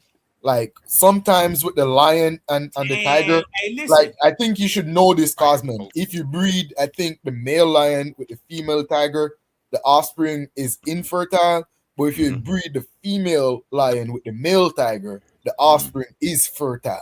So if you pair one, it's just as they're saying with the Neanderthal and the thing. I don't think so. Why it's hard to believe the white man is not true. Is like the same. And the liger, or the tigon, which is the other way around. You dig what I'm talking about? They can't breed with another lion or another tiger.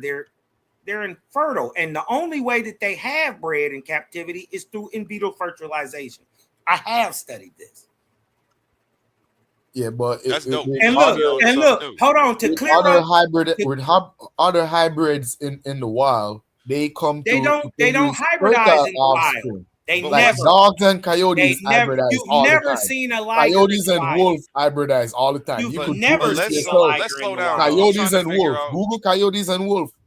I'm trying to figure out, are you trying to debunk evolution with this? Is this like the pin that you think is going to pop the bubble of evolution? Evolution debunks itself. I ain't got to do nothing. This is just what people believed, how they're trying to understand the unseen cause behind what they're seeing. So you saying that? So I get it. So what do you think all these other? I also get that most science, I'm saying 90% of it, is just acquiesced in dribble, who just regurgitate what somebody else back there did and do no actual science of their own, right? They just regurgitate what another person says and say, "Oh, they the scientists, they know," when they don't know any of the things At that least were. challenge him sometimes. Yeah, you Damn. gotta. Hey, consider listen. Hey, We do listen. challenge, bro. I ain't saying you, I ain't I, saying well, you. let me But wait that till guy, my turn. that island guy, the things I that you know him from challenge over there is on Q Butter Channel. like the Oh, things okay. that That you guys guy, challenge is he being won't open. challenge Like nothing. if I challenge, Shout out Q Butter as well and Zayak Institute. if Shout I out Q challenge Butter. science, I'm a prove real shit. I ain't challenging No, you're science. not. You're gonna read some other Like, you know what I manual. got going on, You bro? ain't gonna do You no know what I science. do? You're not gonna do no. At You least ain't gonna do no logically science, think bro. it Like, through. No, but here's the thing: to first debunk the science, you first have to go in and understand what. Yes. I can't debunk somebody if I don't understand where they're coming from. That's Facts. I at true. least have to go into it with an open mind and say, you know what? My observations, when I do my experimentation, I'm not coming to these same conclusions. That's how scientists prove science to be wrong. Like, Or I ain't mean to cut y'all. I no, go was ahead. going. Or the scientists might see something flawed with an experiment. Like that don't seem like those numbers will Yeah. even conclude this. I can see this experiment he's doing. It's a cute one, but it's not concluding what he's saying is concluding. So they might, go that way. I mean, it's various different ways that shit could get. My thing And here, is that the model where these human groups don't produce viable offspring uh doesn't make logical sense. And even when they put this, like exactly what the brother said. Look, I'll just read it. As shown in interbreeding model produced by Neves and Serva in 2012, and y'all know who Neves is. If you don't know who Neves is, y'all, you better get up on it. I Uh, don't know Neves. yeah, Sorry. he found Louisiana and all them Mm, in America, cool. and then reconstructed your Louisia face. Said she was a Negro, right? Mm. So as shown in interbreeding model produced by Neves and Server in 2012, the Neanderthal admixture in modern humans may have been caused by a very low rate of interbreeding between modern humans and Neanderthals. With the exchange of one pair of individuals between the two populations in about every 77 generations. Do y'all know how long a generation is? so I was About being too 15 years or generous. something. No, What? 33 years is a generation. I was being too generous, saying yeah. like 5 out of 100 people. Nope, they said 2 out of Oh, every man. 77 generations. This low rate of interbreeding would account, they say this may account for the absence of Neanderthal mitochondrial or female DNA from the modern human gene pool, as Can you found share? in earlier studies, as the model estimates a probability of only 7% for the Neanderthal origin of both mitochondrial DNA and Y chromosomes in modern humans. Now, the point I want Like, to make right now is that there is a lot of debate amongst scientists in the when it comes to things surrounding evolution. Hell But yeah. nobody's debating if evolution is real. No Yeah, I mean, scientist. it's Hold on, because one, what you're saying is that about 10 to 20 different fields of science are all involved in an active conspiracy to lie to you. That's what you're saying. You're not realizing you're saying that. You're what did not you say I was realizing saying? you're saying that 10 to 20 different fields of science are all actively involved in a conspiracy to lie to you.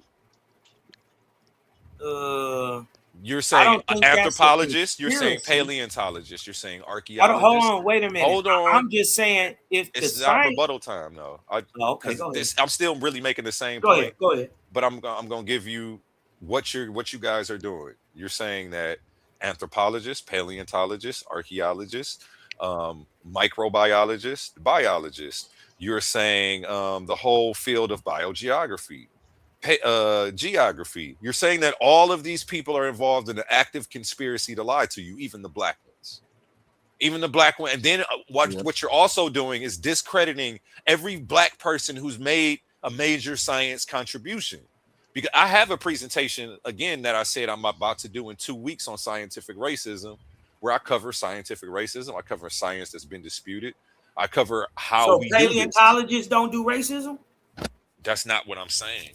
I'm saying that you're saying that their whole no paleontologist is going to say that their whole study is a lie. And that's what they would have to say to say evolution is a lie.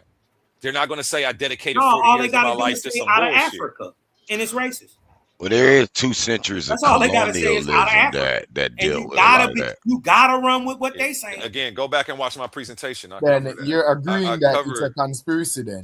Yeah, you're agreeing that it's a conspiracy and that the paleontologist, the archaeologist, the evolutionary biologist, the biogeographist, the geographist, the archaeologists, they're all do you need for the geneticists to geneticists. stop being a conspiracy and start being a fact? It's not a conspiracy. I can tell you what to do to debunk. Hold on, let me pull up this presentation. I can tell you what to do to debunk evolution. It's real easy, actually. If you can go and get these certain evidences, we can go ahead and start reversing some of these claims. But you guys don't. The work that needs to be done, you don't even know what it is, and you won't go do it. All you do is try to cast shadow of a doubt and point to gaps. But we don't have a God of the gap theory because this ain't no religion. So we never use the gaps to try to prove it. The gaps are the gaps, and we're waiting to fill them in. But we're using observations of the fossil record to show morphological change over various generations. That's a fact. We can look at the remains of the species and see the change. So you guys are like, show it to me, show it to me. We keep saying we have a fossil record. It's like, show it to me. Like, why don't you But the people that you showing us are contemporaneous with us. We modern humans, Homo sapiens sapiens. We was 330,000 years ago, right along with Neanderthal. Yes, as I said. What are you talking about? Homo sapien and Neanderthal evolved around the same time. Can I respond Neanderthal to that is our closest human family. We had Cro-Magnon too. We had all different types. Cro-Magnon, those were also Homo sapiens. They were all Homo Sherlock. sapiens. That's what I'm telling you. That's why they were able to interbreed and produce viable offspring. That's all my whole point was. That they were, but here's my question. They're the same thing. Why would them being contemporary to us, what does that debunk? What is your point? That doesn't debunk anything. That just shows me that you actually... My point is trying to compare me to an archaic human is asinine. When Homo sapiens sapiens by themselves are archaic. We as old as day is. Okay, well, my response to that is evolution doesn't work obviously how you think it works. Evolution is not a ladder where one species completely replaces another instantly. That's not how it happens. Of course, there's gonna be. I don't think they even change in the other species. I think when you used your viable ability on Earth, you go extinct. So you think it was just all these different forms of, what do you call them, humans or primates? I'm saying that, and that's proved by the Cambrian explosion. And we the only ones that's left, right? Everybody else died. There's tons of animals left from the I'm talking about every animal that's okay. On let me clarify now, because you're not talking about the same thing. So let me clarify. Animal you're responding to what I'm not talking about. Can I clarify what I meant? Because that's not what I meant. I don't want you to go off on a tangent on the wrong thing. What I was actually saying, you're talking about how come the bones are contemporary to us. What? I'm talking about what? I'm not talking about any other species but so-called humans and our ancestors. So you went to a bunch of other species and start talking about other stuff. No, I'm saying they're the same thing. My theory is these races are the species. Can we get this? Can we and him get this ironed out first before anybody else jump in, please? Yeah, because I don't think I want to make sure we have an understanding. I'm saying what you're calling a Neanderthal or a Cro-Magnon, a Denisovan, right, is still a human being, a Homo sapien. So much. I'm sorry. Go ahead. I'll let you finish. I'm sorry. My point this year, because I'm not arguing what you're talking about. I'm not arguing that either, though. I'm not arguing what you just said because I agree with you. If we have, hold on, we talking past each other. It's my turn to talk now. Go ahead. We talking past each other. Go ahead. Yeah. Okay. One, we both just agreed on the same point with two different points. We're not arguing. I'm not arguing that these people ain't us, or because I There am. are ancestors. So what you saying that doesn't? I don't understand. There's some people I ancestors. mean, that shit plain to me, Okay, dog. These we still motherfuckers don't have our different species. understanding, and I'm still trying to finish. Asians. Peru, I'm still finishing with Cosmo. Okay, I my promise bad. I got you next though. I ain't gonna let nobody else jump in. No, I don't got nothing to say. No, Go ahead, I want you to be able bro. to talk. I'm not trying to censor No, nobody. I know that. I know that. I just wanted to get, and then the second point that he made was he asked if why are they contemporaneous to us? One, it's either a straw man and it's a fallacy. It's a fallacy, and what he's doing is he's responding to an argument that nobody ever made. Nobody ever said that everything goes extinct, and where does he think the new people come from? And then when I brought up bottlenecks, like, and then he keeps moving the goalposts. Yeah, So a you don't. genetic For you, bottleneck what I'm trying to wins. explain to you is that a population may get separated. Some people may go through a certain event. These people are going to die off. Everybody don't die off. And then those are the people who spread and carry that gene further on. Yeah, I Everybody, think some people may go to some people may travel somewhere they can't survive, but everybody didn't travel there. So the people that die, they may get fossilized, and those are the fossils we find. And we're you trying to agree that figure, these the same people hold and on. You can't oh, understand until I'm actually finished. But I'm gonna listen to everything you got to say too. It's not like it's just A1 get to talk and that's the final say. Yeah, and then people continue on. Nobody's making the claim that an extinct population founded a new population. But this is the claim that you keep responding to, and I don't understand this. Who? What'd you say? I responded. I said what? I said nobody's making the claim that an extinct population founds a new population. Yeah, who said that? I didn't say that. Well, your question indicates that or insinuates that by asking how come these fossils are contemporaneous to us, as if they should have all been dead before we came around. Do you see what I'm saying? Yeah. What I'm trying to tell you is my whole point was that I was talking about is that we are close, very close, if not the same. We are all man, I right? agree with the that, same though. species, and that and if the people who, first of all, there are people who have no denisovan or Neanderthal DNA, the sub-Saharan Africans, right? go ahead. Yeah, right. And then we are we see that the human Homo sapiens sapien, modern humans, right, are right alongside these Neanderthals. You dig what I'm talking about? The whole time. And I got a theory on. I do have my own theory on that, but it's not accepted science. But I do have that's something I'll say for another day though. Where I want to go in, like I'm gonna do a whole Neanderthal episode, and I'm gonna go into some hypothetical theories. I'm gonna go into theories that have been debunked and what the consensus is today. And keyword consensus. I'm not gonna say what the fact is today because we know the shit keeps updating the more we find. Yeah, for sure. Okay, so where were we talking past each other? What are you saying that you don't think I agree with? I don't know. First of all, I was saying that Homo sapiens and Neanderthals or Denisovans were the same thing because they could produce viable offspring.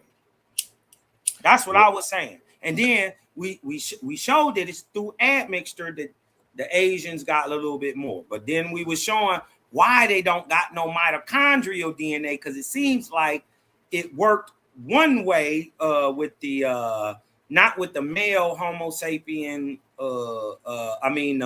It worked with the male Neanderthal to the female human, and it didn't work the other way around. You dig what I'm saying? So my thing is, the white man rapes and pillage. That's all he does.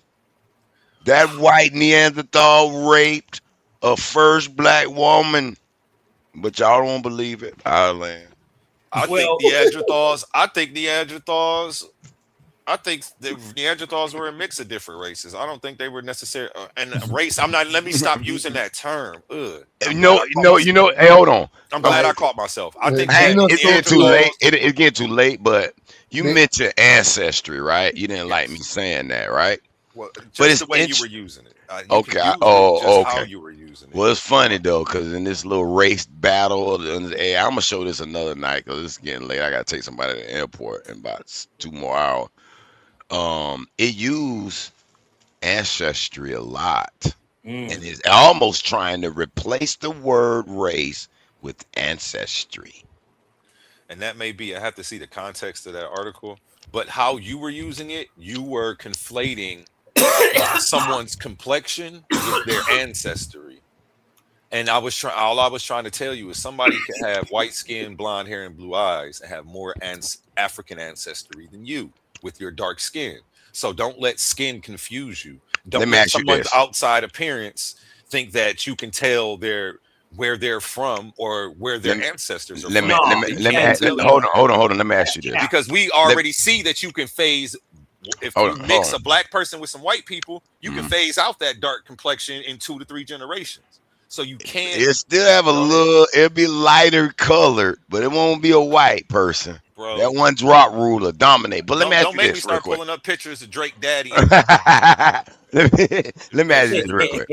Let's say you dig up a body and couple of bodies, whatever, mhm. and they 200-300 years old, and you're able to extract DNA. Scientists, would you think those then? What do you think those scientists would be able to tell if that person was a white person, or Asian? Through genetics, they would be able to tell. No, that's not how Mm, evolutionary biology That's works. not true. mm. That's I'm not true. showing they'll be able to, with But I'm 85% accuracy, they'll be able to determine with that person and who You're that trying to person figure out if was. they're a race that didn't even exist at the time that them people were alive. So you're trying to figure out if some people a million years ago was an Asian, but Asia wasn't even a continent back. Like, do you I'm realize how no, no, anachronistic no, you're no, no, being no, no. See, and you're why you're trying. not a Hold on. continent? Time out, time out. See, I know you're There not was gonna people be that say the whole I earth know is you're not flat. gonna be elementary on me. If you feel, I feel like you're Come being on now. Do elementary. you not know what a Chinese human look like, sir? And I'm not what do gonna they Yeah, no, look? no, fuck all that What Asian I Chinese. know neither, what a Do try. I you know neither, what not a okay? modern. Did you know What kind of neither, question you want me to ask neither, you? Or you're neither supposed to shut Okay, up? let's Neanderthal say You're nor not supposed modern. to. Okay, Savages. let's say modern. A modern Chinese motherfucker, a modern black motherfucker, and a modern white motherfucker are different races. And that's it. Right. We don't adhere. Evolutionary biology doesn't adhere to your social constructs, and I'm just Because they explaining are that. liars. They are the No, white people that don't because want those us to are know fake. about their invasion. And they're not No, really human. But I'm going to leave it there. no. And Tartaria is real. Just, you got to put that on the end of that. And salute to the Tartarian Empire and the Anunnaki who coming back to get their Hey, gold.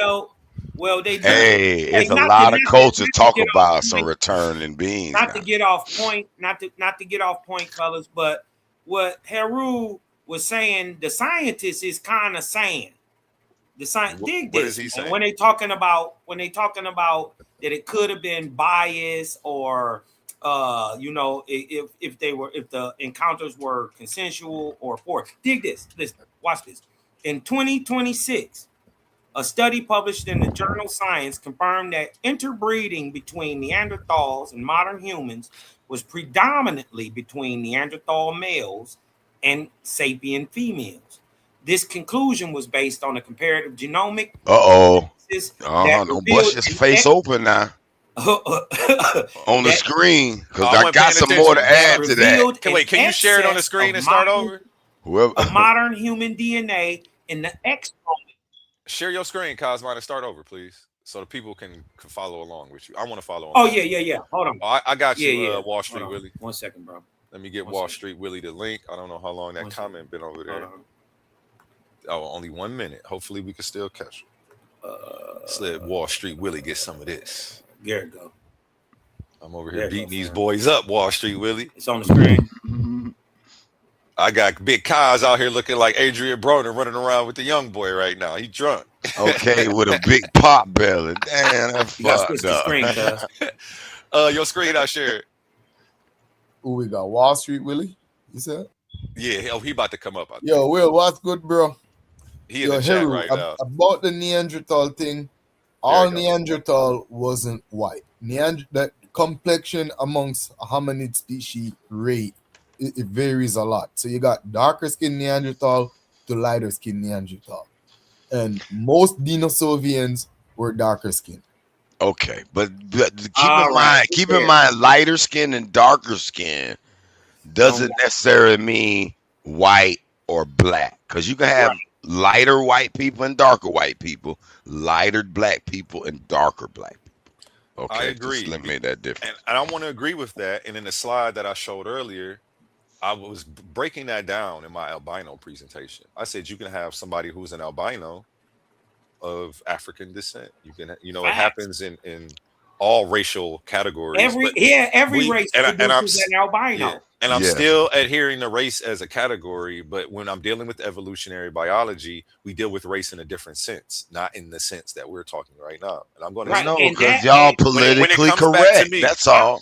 No, we're scientifically correct. Not y'all politically correct. No, before they had that. That's funny because it was socially and politically removed. Bro, it's funny because on the first slide of my on the first slide of this debate, I say that my stance is not based on emotion or politics, but on genetics, biology, and basic population science. Okay. And you keep trying to invoke two things that I've removed from the situation: the politics and the emotion. First, y'all tried to call me emotional, which I've never been. This is just strictly academics.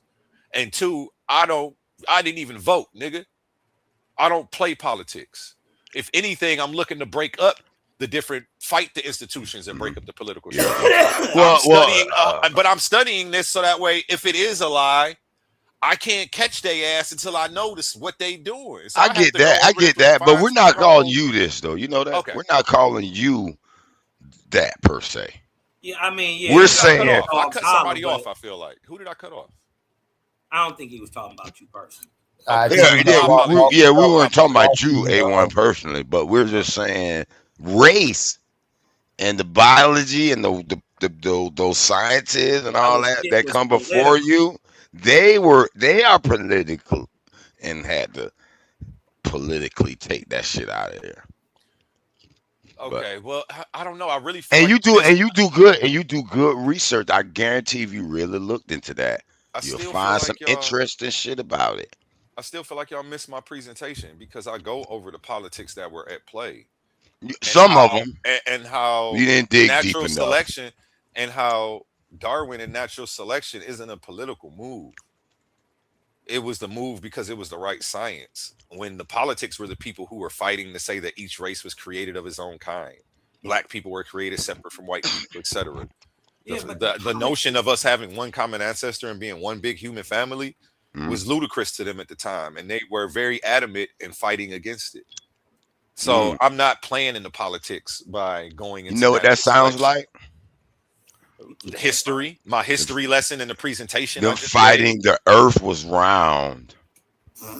Man, you all over the place. I'm just saying though that the same time frame, same scientist. Oh, that's who I cut off. I cut off Cosma. He was reading what was on the screen. Actually, I'm sorry, Cos. Go ahead. Yeah, I was just saying this conclusion was based on the comparative genomic analysis that revealed that in excess of modern human DNA and X chromosomes of Neanderthals and very little Neanderthal inheritance in the X chromosome of modern sapiens, so in the female. The bias, watch this, the bias detected could reflect cultural or social differences between the two species. Although it could not be determined whether the encounters were consensual or forced. Paleontologist Stephen E. Churchill stated that if males of one species monopolize females of another, it would imply competitive and hostile interactions. Damn. So when can you click on those sources at the end for me? I just want to see where they're coming. Yeah, we can go in here. Churchill. 41, 42. Oh wait, hold on. Neanderthal. Yeah. We can go. Oh, wait, no, go back to where you were. And nigga, kingdom fell over these women, nigga. Can you go back to where you just were and just put your mouse over them for me? Yeah, I feel like that's more confusing to the eye than what you had. I feel like if you show the paragraph and just hold your mouse over it, it'll work better. Right here go 41. I just clicked on it. Oh, okay, I see it. 41 and 42. Yeah, Surprising partner 4142. preference found This is in from mating. the study was from Bridget Alex, February 2026. Surprising partner preference found in mating between Neanderthals and modern humans. Male Neanderthals tended to pair up with female modern humans, but whether intercourse was consensual is unclear. This is science.org. What February what's your point? And 27. just so that way I'm not missing anything, can you just clarify what your point was again with this, His or what it was? Heru was saying that you did what I'm talking about. This was done by rape and pillage and all that, and because he was denoting that. Oh, the white man. Okay. I mean, that's their pattern we saw, and we do observation, right? Yeah. It's all they've done in history. Yeah, I So mean, I'm they gonna were leave it there. savages. I still think Neanderthals were just. I have a theory about Neanderthals. But Neanderthal Neanderthals is came not- from black folks. Neanderthals Yeah. were suffering from severe vitamin D deficiency. They had rickets and what's the other disease? I heard Rickets that and old something theory. else. I mean, these I'm giving you facts right now. I haven't even gotten to that's the theory I yet. heard it. Well, I mean, these are the facts of what we Facts found usually when we studied support their your genetics. theory. You got to have some Yeah, facts, or you I'm can't have a actually theory not at going to all. go into the theory. I'm actually just going to drop the facts. That's what I wasn't going to do. But I'm just saying that fact was sounding misleading, brother. You need Do facts you want me to to even show it have to a you? theory. Do you want I me to? would. I love to. Which I part was like a lot of misleading? your shit. Which No, part was misleading? when you just said the facts.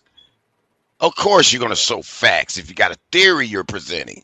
I'm not presenting a theory. I'm telling you. You said it's your theory. You what said it's I'm- one of your theories about it. No, Come on now. I'll wait till you finish. 'cause You we said can't you were both going talk to at the same present us a theory about your Neanderthals, brother. Okay. What I And actually you got said some was, facts. What I actually said was I'm not going to present my theory today. Then I'm going to say that for its own episode. And then what I proceeded to do was list some facts about Neanderthals that I know. So Brother, I'm not going to get to the that's- theory. that was simply a rephrasing of what I just said, nigga. Go ahead on. No. It wasn't. Elegant. You said it more eloquently than me. Then You said I was going to go over the theory, and I was telling you that I was saving it for a later date. That's going over it. That's I didn't where tell we you what disagree. time. I ain't say a time. Okay. Nigga. Now you keep dealing with race. So since you talking Haru, I'm gonna deal with you real quick. Does evolutionary biology deal with race? Why or why not? See, I ask my questions very unbiasedly too. I'm not trying to lead my AI. Okay.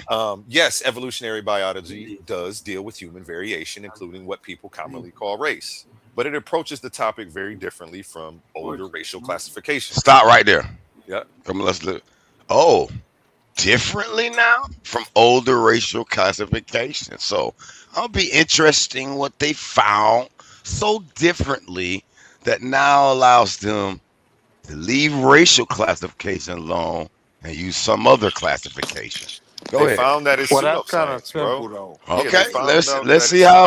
Okay, let's see let how they Wall found Street it. Willie get in here. Go ahead, Wall All Street. right, go ahead, Wallace. Race wasn't a defined theory during the time that Neanderthals, Homo erectus, all these other pre-modern human species. Neither was gravity. So what do you mean? But if he finishes, if you let him finish, he will probably tell you what he means. This nigga start off elementary. Stop But holding go his ahead. hand while he talk. Let him talk.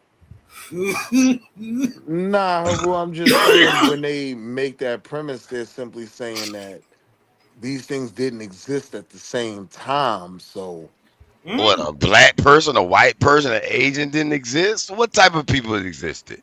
well, Are first you off, trying race. to purposely not understand, or are you just genuinely? No, I'm trying to let him know that You see that how shit when you he's don't let saying me finish, is You're irrelevant. responding to a point I wasn't going to make because you didn't let me finish.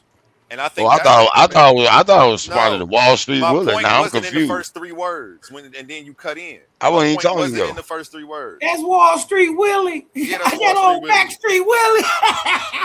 Man, maybe you and Wall Street talk, bro. I was talking to Wall Street. I didn't even know you. I cut you off.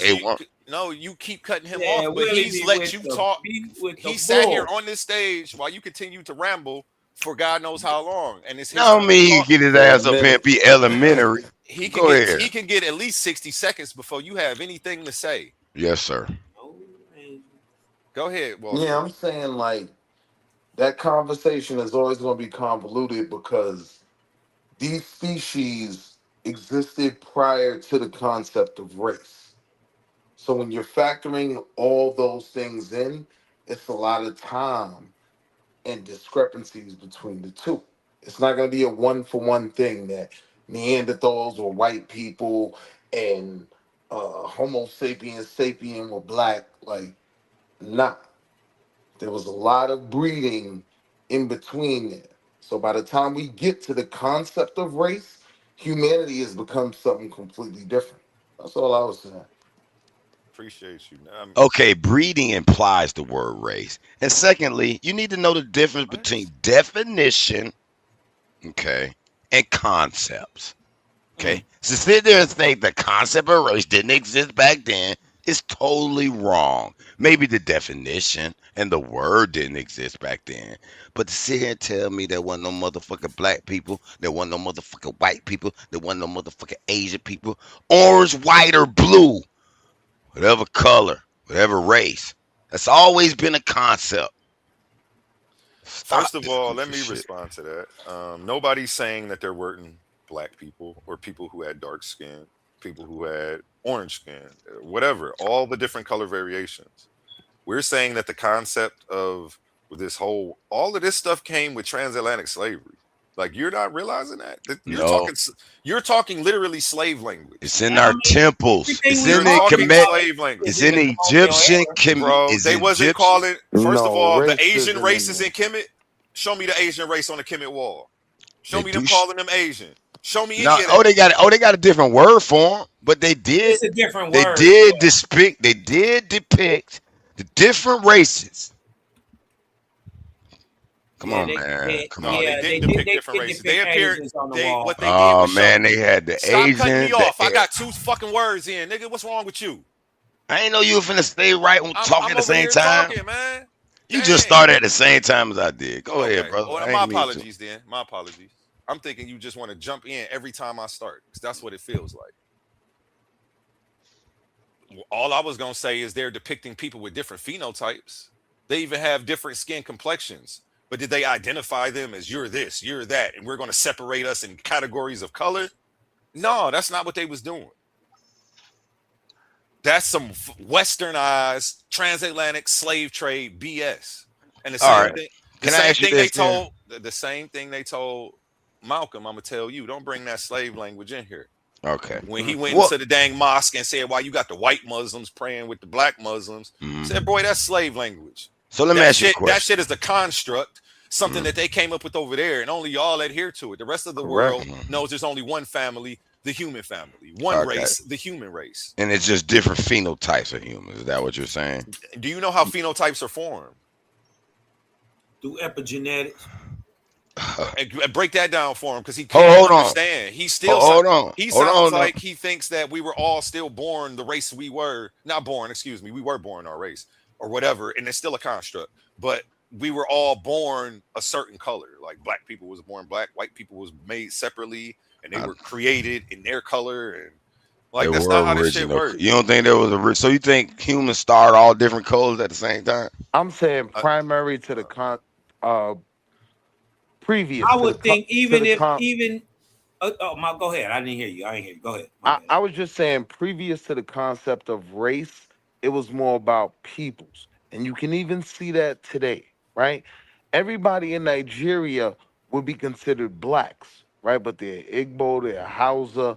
There's all types of different things that define these different groups outside of race. Black. So that's what phenotype is. It's race mixed in with the culture and everything else with it. Well, race is very specific categories created by two white men. See, y'all mad at this white man for making it bad, so y'all don't want to use it no more. First of all, y'all get on my nerve with that. We've been regurgitating everything the white man's saying. Now, the first time that we not, it's a problem for you. No, y'all no, that's not what y'all not doing. Y'all regurgitate some shit here, brother.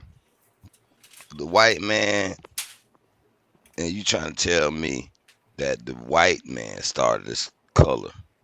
They the first one that I can recognize. Oh, it's a black man and there's a white man. They're the ones who created the philosophy of race. No, they the ones that considered they were the superior race, but they didn't create no concept of no No, no, fucking no. race. You Let me can't be prove what very you're let me saying. be All you very can show clear. is a depiction of Egyptians showing different phenotypes and people of different skin Oh, colors. But we can't approve that you can't there's show genes any. that There he I goes, got cutting the me off gene. again. I'm gonna Oh, let you my go. bad. Go No, ahead. I'm gonna let you go. You want to talk? No, I You don't. want to talk, even though I'm talking. Anyway, we can't show in any of their literature them talking about race, them identifying or grouping themselves by race. You don't see that in any of their literature. Well, So well, until you show me that, wouldn't all it? you have is showing them painting people accurately. Or you're saying, oh, he knew they was white. Like, well, yeah, he knew they were a different color. That's why they painted them a different color. But A1, But they didn't categorize A1, themselves like that. what just they'll never be able to do, they'll never be able to show you the concept of race prior to 1700, Facts. right? What is it? Linnaeus, Carl Linnaeus, Carl and okay. Linnaeus. Okay, Johann let's okay. What? Blumenbach. Hold on, let's 'Cause let I Wall think Street we Willie go. You next, guys. Let okay. Wall Street Willie Go finish. ahead. Go ahead. I I'm ain't gonna saying jump in. certain things are defined. There were two specific crackers who created the Hey, no concept C of words, man. race. No C words. I My got fault, my white folks fault. coming over here soon, so You you right, got to you cut right. all that weird stuff out because I'm not gonna But let them call you black boy, Right. now you Tyrone, and right. none of that. So So I'm Yeah. saying it was two specific Europeans that created the concept of race. They created it in the 1700s. We got to start with what's definite. That's definite. You won't find race as a concept globally prior to 1700s. go ahead, Kaz, and then I will let Haru get No, in, and then I I want to think finish reading this after Haru goes. Go ahead, I Kaz. think I think I just broke up. I didn't hear what he said. Oh, okay. Say it one more time, Wall Street. I was saying before Carl Linnaeus, before Johann Frederick in the 1700s, race is not a concept. It's not broken down between the blacks, the whites, the what do they call the uh, Asians? It wasn't Asians. It was The Mongols. You talking about the racist science? I missed the beginning. right, the racist science. It Yeah, they call was them Mongolians, I think, or Mongoloids. Is that it? Mongolo. That's the word I was looking for. The more disrespectful term, Yeah. right? This is how they define these different groups. But race isn't a concept before they define it. Prior to that, in most cases, people dealt with tribes, groups of people. But it wasn't like, all of y'all are now black. And now the Saxons, the Germanic people, and everybody, y'all all white now. That wasn't a concept until the 1700s. I And think, to his but I point, think they did look at each other separate though. to Even if it's just by ethnic group, the Egyptians knew to bang on the Hittites. they were just they were beefing. Yeah, I but don't think they're it was ethnic necessarily. groups Yeah, they're with two different different ethnic languages from groups. different places. So you don't think that they knew that they looked at different? All of that, but that's not what we're debating. We're not debating whether they knew they looked different. They had I'm just eyes. saying The because debate is, I did they thought categorize themselves by race? Knowing somebody looks different and categorizing yourself by race, and I like that's two different things. okay, because see, I was looking at the definition of race, right? And it says each of the major groupings into which humankind is considered in various theories or concepts to be divided on the basis of physical characteristics or shared ancestry. And So see, okay, I go. So it's think not just I color. think so it's not just I think it would Yeah. be like an ethnic thing too. So could that be looked at as racial? Yeah. Because No, I'm gonna tell you why. I the think we're getting that word the mixed up. Greeks because the Phenotypes Greeks and race. It's really the same concept. the Greeks No, looked Maybe one more at the detailed than the other. Ethiopians as a different race. They didn't say that they was the same. no, Well, they don't or have they to. looked at And each other but like look, you got different to remember peoples, the different Ethiopians. peoples. The Yeah, I Ethiopians know what didn't you're think the saying, people though. in North Africa was the same. And this whole black thing is funny because y'all almost halfway there. And I want to No, go I don't. uninterrupted though. Hey, Can if I you go don't stop uninterrupted? that, you know I don't rock with the black shit. You know that's all Well, colonial no, era. you don't know what I'm about to say to jump But in and be man, trying you to just correct saying them stuff. broad That's why I want to statements go like uninterrupted y'all because don't know. okay, I'm gonna let you That's a finish, broad guys. I'm statement, sorry. bro. I'm gonna let you finish, and then I want to go uninterrupted because that's not even where I was gonna go with the black thing. So you responding to something I wasn't even gonna say, but this keeps happening. People responding to stuff I'm not gonna say because they jumping in too early. Y'all are not in my head, and y'all thoughts process is not as extensive as mine. For y'all to be psychic and know what I'm gonna say, I wish y'all would stop doing that. But I'm gonna mute out. Go ahead, Kaz. Okay, I'll go then. What I was gonna say, I was saying y'all halfway right when y'all come up with this black thing, because what we're doing now is trying to say like we're one big family. I'm black, you black, the Ethiopian, he related, we all black, the Jamaican black, we all black, we all one big family. That's not what it is. Well, we are halfway there because we are one big human family, broken up into nationalities, not races. Not races, because you could have a white African, you could have a white Ethiopian. Correct. So like all of this stuff. So I don't understand how did we divide by races? When people started treating us negatively because of our race, that's when that was our way to clap back. And then that's when we adopted this stuff so adamantly, vehemently with our whole hearts. Like all black, and we got to stick together now. That was only to fight the oppression that because people were trying to oppress us because our skin color, which is retarded. Which is the weirdest group of classifications, but it was no different. It's still tribalism, though. Right? But it's a different form. Black ain't a I'm not race, though, right? What if they were just trying to join the race, not just because they're attacking us? Let's just make up this fake ass. I'm ignoring black. everything everybody's asking because I wanted to talk uninterrupted. So I'm going to finish with my line of thought, so that way I'm not distracted or any of that, because that's what happens. I don't want to get red herring and sidetracked. I had a point and I had a thought process before I started this, which is why I asked for the floor uninterrupted, which is how I'm trying to give it to everybody like that too. Anyway, so y'all halfway there when y'all say the black stuff. Y'all like we are one human family, but y'all want to exclude the white like they something separate and they different. They not. They come from us. Even when you follow evolution, it says they come from us. They're the last ones on the evolutionary chain. They're further away from the original. They're the most furthest person away from the original man. I know that shit feel good to hear, don't it, Haru? You said it already tonight. But you don't realize that evolution corroborates what you said. But you would get up here and fight against it. You would get up here and fight against evolution like it's not agreeing with you and saying that the white people are the furthest away from it. No, I just think they slightly. I mean, it's just more observations show me they slightly different than we just on the same evolutionary chain. Okay. Now I want to finish this article because you stopped me at the very first sentence, though. Go ahead, Cosmo. You can get in before I get back into this article because he stopped me at the first sentence, and that was 10 minutes ago, maybe 15 minutes ago, and I never got into how he was wrong about race and how evolutionary biologists deal with race. No, what I was saying was because before I was told that I'm halfway there, or you know what? You just say it don't apply to me because I don't. Yeah, I wasn't talking about you for real. Yeah, I wasn't talking about even think that because I know you don't. Yeah, you don't think that way. In conclusion, didn't apply to you, but in the beginning, you were talking about we were black, so you thought it. That's why I was saying it. No, yeah, it didn't apply. That statement didn't apply to you because you don't think you black. You don't. But for the people, that was more so. That was more so going to Haru. No, nigga, that's something that. Listen, I'm gonna be black when it's time to get back what they took back under black.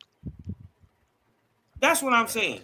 Yeah, I don't consider myself. I'm gonna be black nigga either. when it's time to be nigga. I'm gonna be Indian. You know what I mean? I feel like that's an artificial construct. Like I don't. Yeah, it's a construct, but under that construct, it's something real.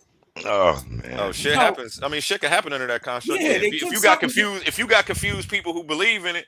A motherfucker who believe in a ghost can do something and alter your life, even though you don't believe in them, and we know they not. Yeah, or the people could have got turned black and never knew they got turned black because it happened. They got pencil whipped. I'm sorry, man. The white man didn't make up. I'm just saying that can only happen. The blackness of the skull and the black people, the black waters, the blackness of space. White people ain't make that Ain't up. no black people. That's an outdated racial term also. Shitting me.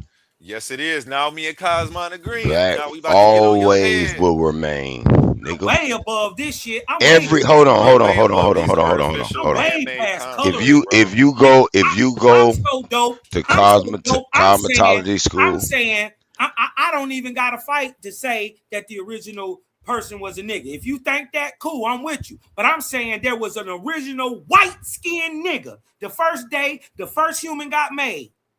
He was lighter than everybody else because of where he was made. If you want to think he a nigga, cool. But I'm telling you, he was white. Because he had to be. You can only have. Listen, what I'm trying to tell you is the genetics don't come from nowhere. But the only problem. Listen, even A1 is telling y'all if the white people come from us, that means the ability to produce white skin and stringy hair was already in niggas. Yep. Right. That don't necessarily mean that. That don't necessarily mean nobody's that. arguing that. The black person That's is an the only race that assumption. can produce every I'm single saying race. if man was made everywhere all at the same time, and the reason that he got brown skin is, and modern science agrees, is because he was in tropical areas. That's well, what that I'm would mean disagreeing the with. man that was created in colder areas would have paler skin, but he would still be a Negro. So, but that's what I'm disagreeing Let's just with. say that. But he would still be white. Just like we find Cheddar Man. Exactly. He got brown skin. Saying he got stringy hair and blue eyes, but he got brown skin. All forms of modern humanity weren't just created at the same time. So white man is the first He man. ain't European because he got brown I don't agree with that part. That's what y'all got to get past. I don't agree with the white man being the first man. But Yeah, that's because I'm on the color I'm saying all colors or races of people came all at the same time. They're erasing our black people. They're erasing the nigga. They're erasing that's black. You don't believe in evolution. Been a nigga who was black. Oh first. He would have shit. been. He done came alongside that gradient you want to throw in.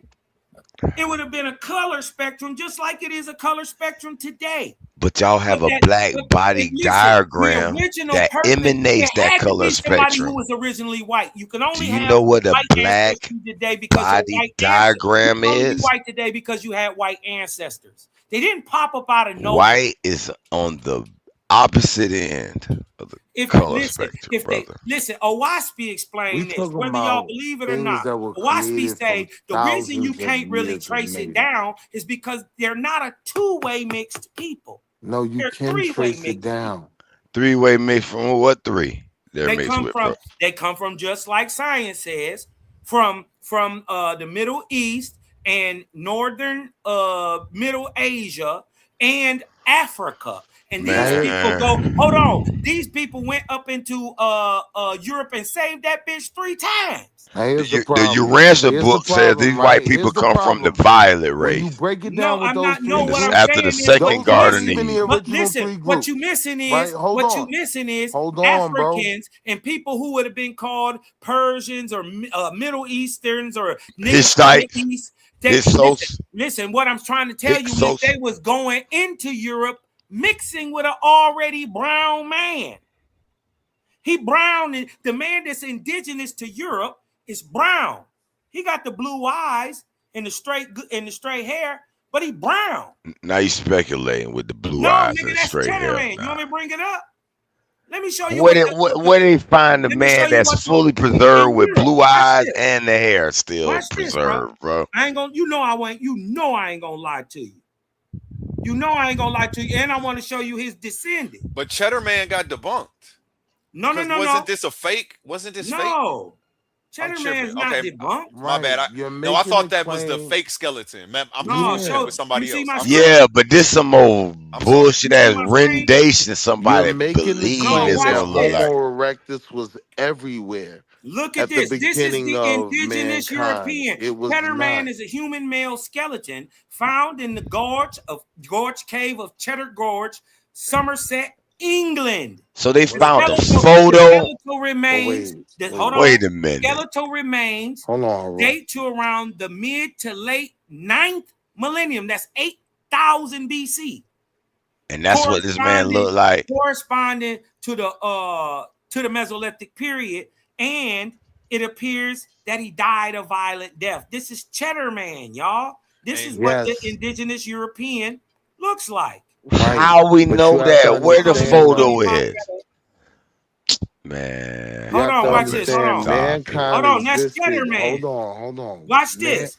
By hold on. Damn. Let me hold on. Let me get Why you that doing up that? Yeah, I'm Damn gonna it. share my screen. Damn it. Let me hold Please on. tell me how they hold on. Let me go compile back. this face Let me go like back, this. bruh. Let me go back, bruh. I ain't gonna. You know I ain't gonna lie to you though. You can be Nah, mad. I heard of Cheddar Man, but come on now. They don't. They're speculating how this man gonna look. I'm just saying. Watch this. Hold on. Look at is this. not This Cheddar Man, scientific. face to face with Cheddar Man. Cheddar Man DNA was recently successfully sequenced, allowing for a full facial reconstruction. What was his DNA? Wait a minute. So Nearly- you mean to tell? Hold on. Please, Farouk. What was the DNA code? Say it's from Cheddar Man. What was his DNA? What was his what? haplogroup? I don't know. Well, let me see. His DNA haplogroup. You probably got to do another search. Yeah, I got to do haplogroup another search. But hold on, look what it say though. I2, I2A2, and IM284. Now you That's gotta what it was. understand. Yeah, that was his Cheddar Man? Y chromosome haplogroup. His mitochondrial DNA haplogroup was U5B1. So you gotta understand how much later that comes after humanity was already in certain places it was in. Yeah, but this It is wasn't 10,000 everywhere. BC, bro. Yeah, this is only 10,000 years ago.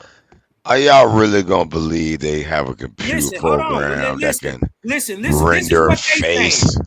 I can't make this up. Haru. Watch this. The results are surprising, right? They suggest that Cheddar Man had blue eyes, dark colored curly hair, and dark to black skin pigmentation. This is in stark contrast to earlier theories, which argued that he had lighter skin. It also adds to mounting evidence that lighter skin pigmentation in general may have been a much more recent occurrence in Northern Europe than previously thought. OSP doubles down on that. So what is it? The transition period? This is way before. Is this the gradient? We're watching the gradient in real live time. Hold on, wait a minute, because they got they got his descendants today. Hold on, they got him next to him. Hold on, I know there's a picture. Oh, they done found his blood. Oh, shit. They got a nigga they matched him to. Hold on. But I'm asking you before that. Hold on, but I'm asking you before that. How does that connect to the L3? You know I ain't gonna lie to you. How does that connect to the L3? That's a cracker. Yes, look, this is from the archaeologist civilizations of the world, right? Man, these crackers trying to make themselves black, man. Hold on, bro. I'm sniffing the bullshit out. I'm sniffing it out. Hey, this the whitewashing history, making themselves black in history. Hey. No. Hey. No, you're not trying to tell me this is the DNA. No, I'm just saying. To be the first. Fuck all the first shit. I'm talking about this picture right here before my eyes. Are you trying to tell me this dark black man transitioned to this white man? That's just my baby daddy. Man, stop it. All you gotta do. Hold on. You believe that shit, Wall Street? Hold on, real quick, Kareem. Oh my God. Let's keep it simple. All you gotta do is look at Patrick Mahomes' babies to see that. In 2 generations. Look at Patrick Mahomes' daddy and look at his kids. What are you talking about?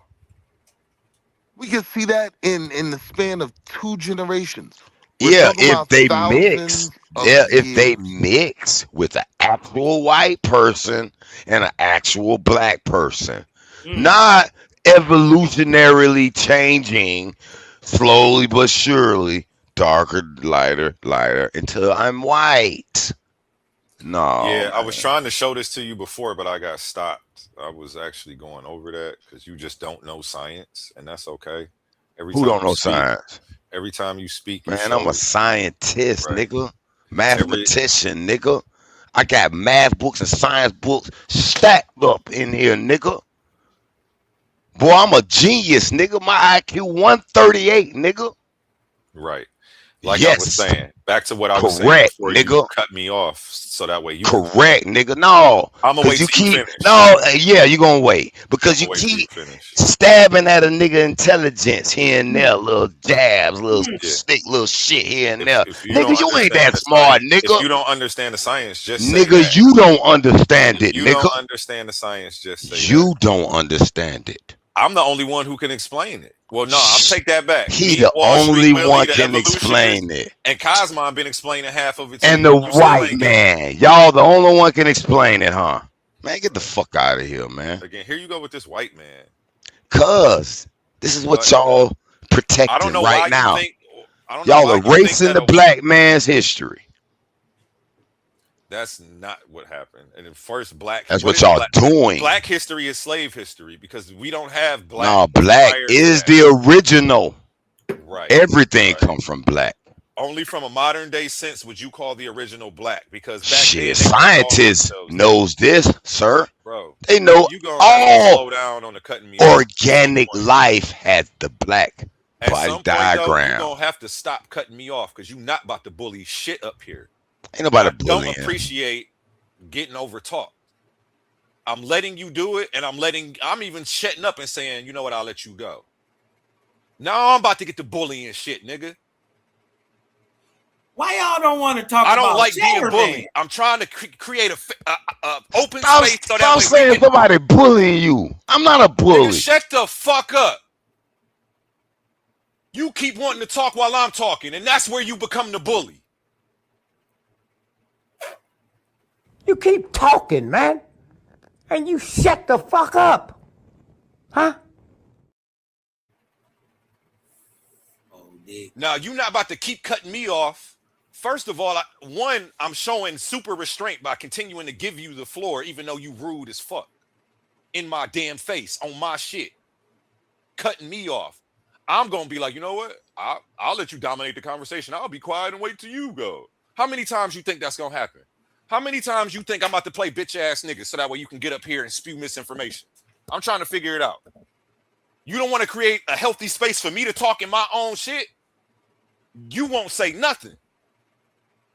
Now get back up here and stop cutting me off. Especially after I've let you do it several times and gave you the floor. Knowing, and you knew you was cutting me off. You didn't say, no, brother, my bad. I'm tripping. You finish. Thank you for bringing it to my attention that I'm cutting you off. You taking the floor with pride. When you can't even dispute the science, all you can say is the white man. You don't have the information to dispute what you're trying to dispute. If you did, I would sit back and I would listen. All you can keep saying is, you believe that? Wall Street Willie, you believe that? That was his argumentation. And he wants to keep cutting me off for that. You ain't even got no information, nigga. Where was I at? I forgot what the hell was going on. That shit is. Why can't we just create a healthy space to talk, man? I don't even remember what we were saying. Somebody jump in. We was talking about Cheddar Man. We were just showing that even the that's what the Aboriginal European was melanated.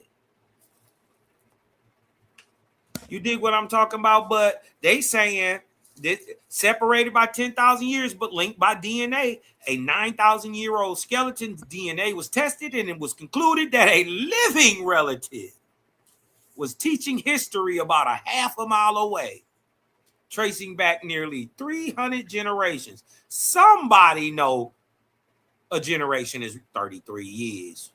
Somebody know that.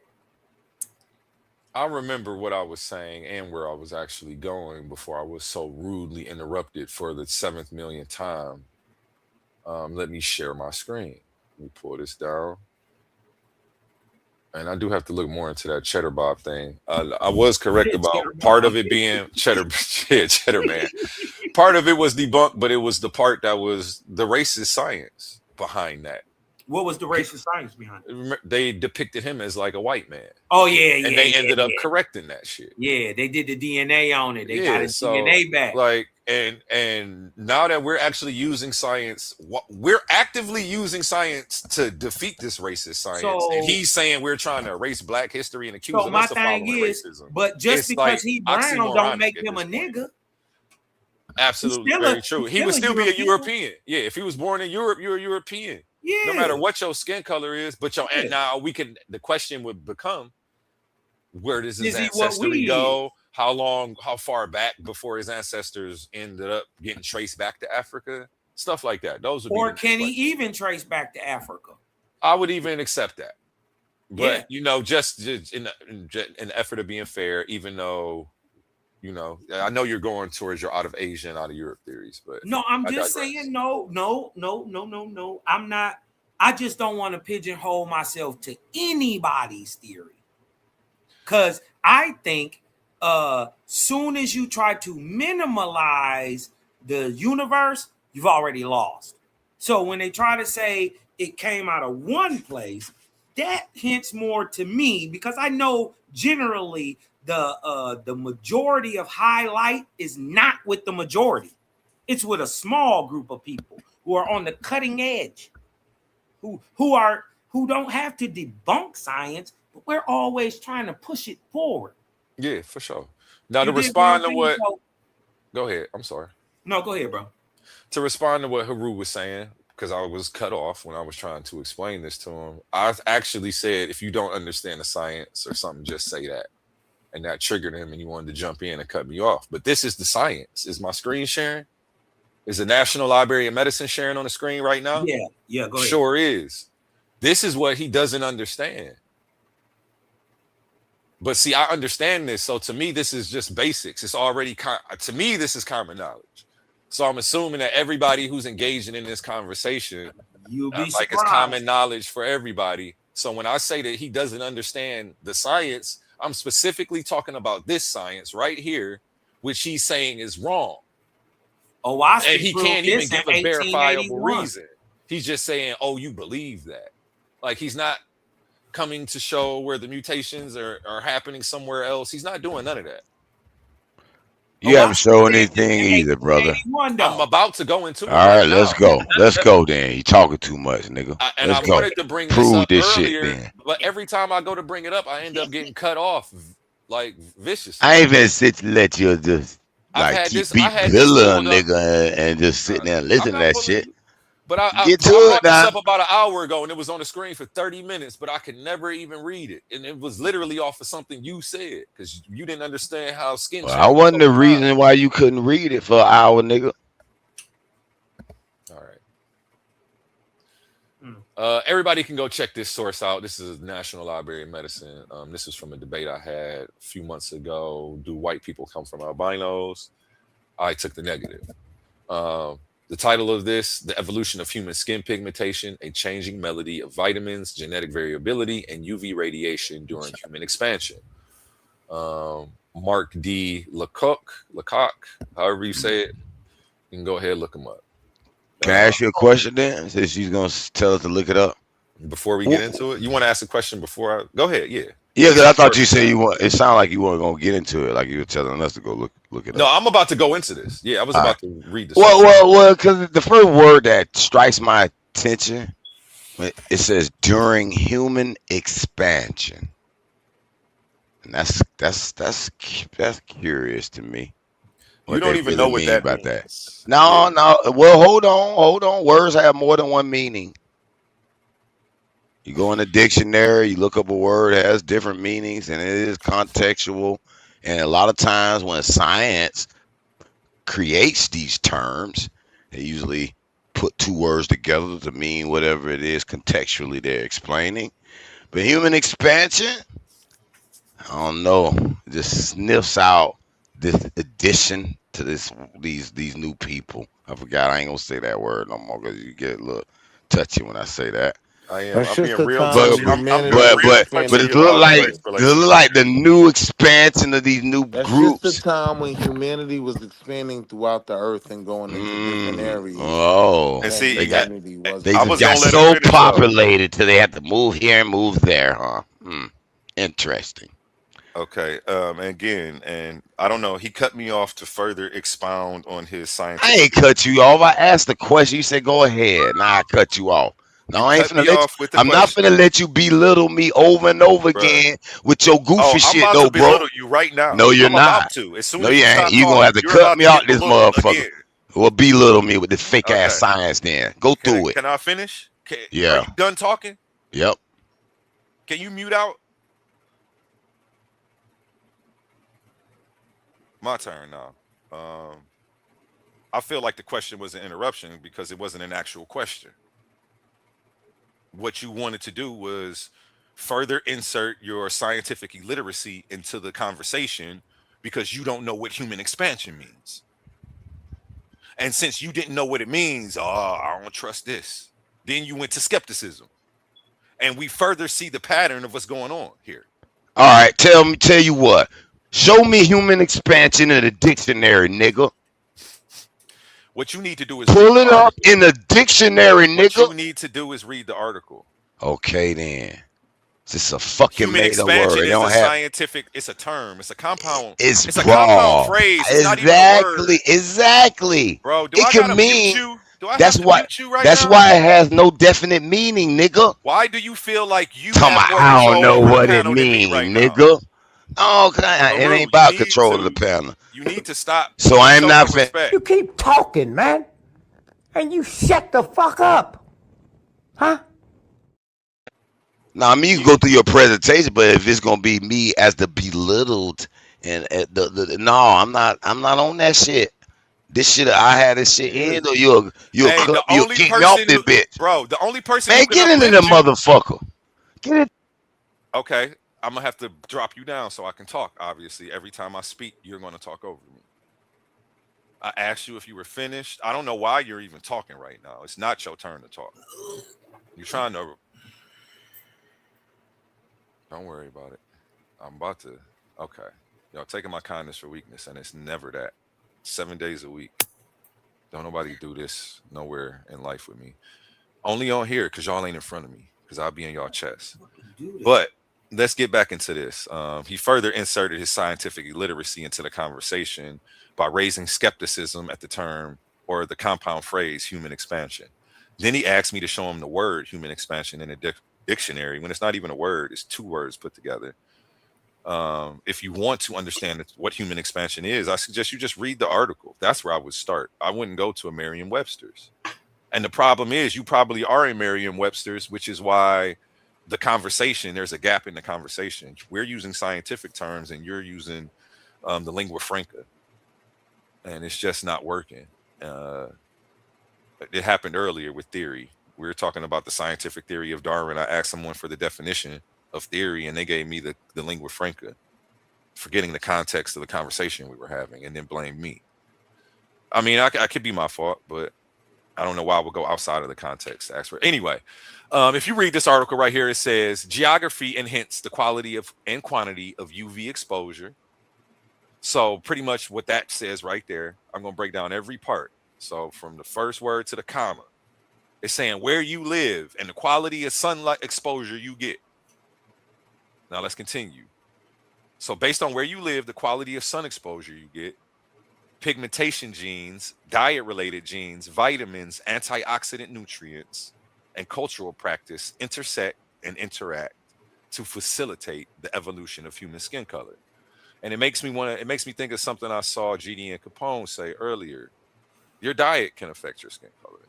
And I'm like, you How know was what? your That cultural practices genetic mutations occur from diet as well. All of these factors are things that need to be considered when understanding the evolution of skin color. When it talks about human expansion, it is exactly what Wall Street Willie was talking about. He was talking about human migration, things like that. That's what human. I don't know what Haru was talking about, but that's instead of raising doubt, why don't you just look it up first? And instead of, because you don't know it, you want to continue to not understand it, just look it up. Yeah, Look it up. And, like, we don't basically, have to be in such a rush to I've be already looked this disagreeable. up and I don't believe it. Okay. Okay. But well, it feels like I we're in a rush to be disagreeable instead of try to actually educate people and show people this is what I disagree with. This science right So here. if you get into it, I'll show you. But Okay. you want to Okay. embarrass me so long. It's not Oh, about he embarrassing don't you. know what human You expansion is. embarrassing. He's going to a website. I don't even like dictionaries. yeah, that's one of It's the not, things it's he not I like. don't about even embarrassing. fuck with dictionaries. Hey, I'm the he one who one. He believes like in. on the chest. I'm Now the one who that tells do you make your understand own powers of your how words. you got to deal with it? You asked me to go to the dictionary, so I'm dealing with what I'm presented with. No, because I you can't play the no hand I'm not dealt, bro. no I can't because play you a hand I'm the not reason dealt. I said that is because you were like you don't know what it means. And of That course you I just but came out of nowhere. Hold on, but I of, just came but out of of nowhere and course said you don't know what it means. but of course I wouldn't. Cause they made this word up. It's not a word. Okay, phrase. Compound word. Okay, I'm not see you're so stuck in your education and you're so your academia and you think you're so smart until you wrap your brain into foolishness, brother. Let me go get this clip right now. You just made me think of a clip I gotta go get, man. Since you're so smart with all your degrees and you know everything. Yeah, you're using these you don't know what it means. We're using Ain't one thing legal about science. definitions. And who gives them the authority? Man, get out of here with this shit, man. They don't have any authority, any more Human authority. expansion You see means what I'm I gonna tell you mean? You no. see how I got 3 words in? Hold Am I on. Who tripping? that I truly was finna just spit that at the Go same ahead. Go time. Me and ahead. you, Go me and ahead. You you might good. as You well. good. You good. We was just right on the time. Now I'm finna tell you what human expansion means. It means when they made this white man in their own image and added him to the earth, nigga. And when that bad man killed his brother and got kicked out of their little experimentation area, he saw some real niggas out there. So that was this human expansion. And yeah, they tinkered with this man to make him more worthy of the earth. He didn't know his laws. He didn't know how to behave. He didn't know his proper diets. Yeah, I mean, y'all got a point here. But I'm not gonna get off a race, brother. And I ain't gonna interrupt you no more tonight, brother. I'm sorry.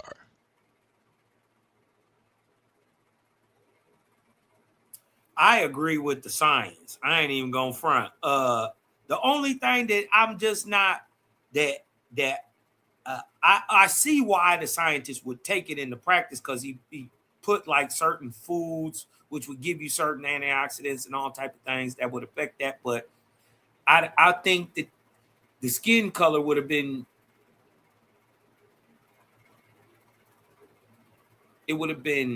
how do I say it would have been coded before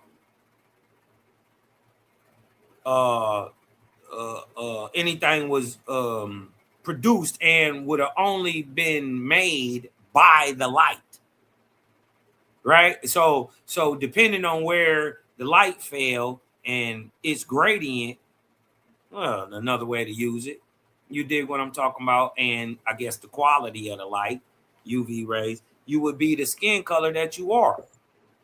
I don't think it's nothing. I don't think your skin color make you better.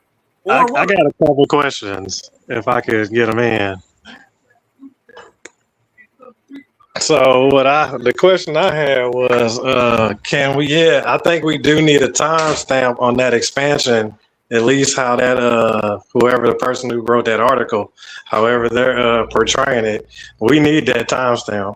And then I think also when it's going into diet, I think they're tying that into the whole how the white people drink milk and they're calling them evolved because they could handle milk and most black people are lactose intolerant, like 80-90% of them. So that's another little stake and claim that they try to use in science just to try to solidify them.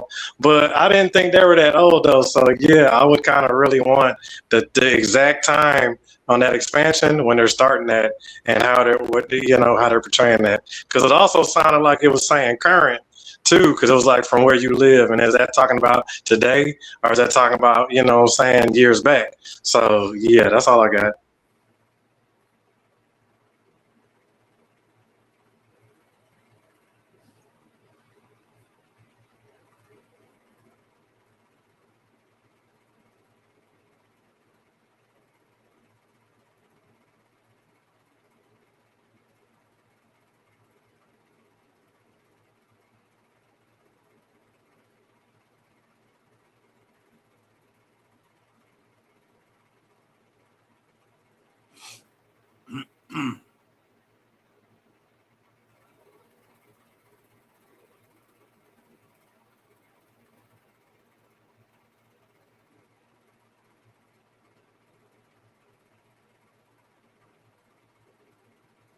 I just think personally the statement would have just it's not that it's bad because I agree with it.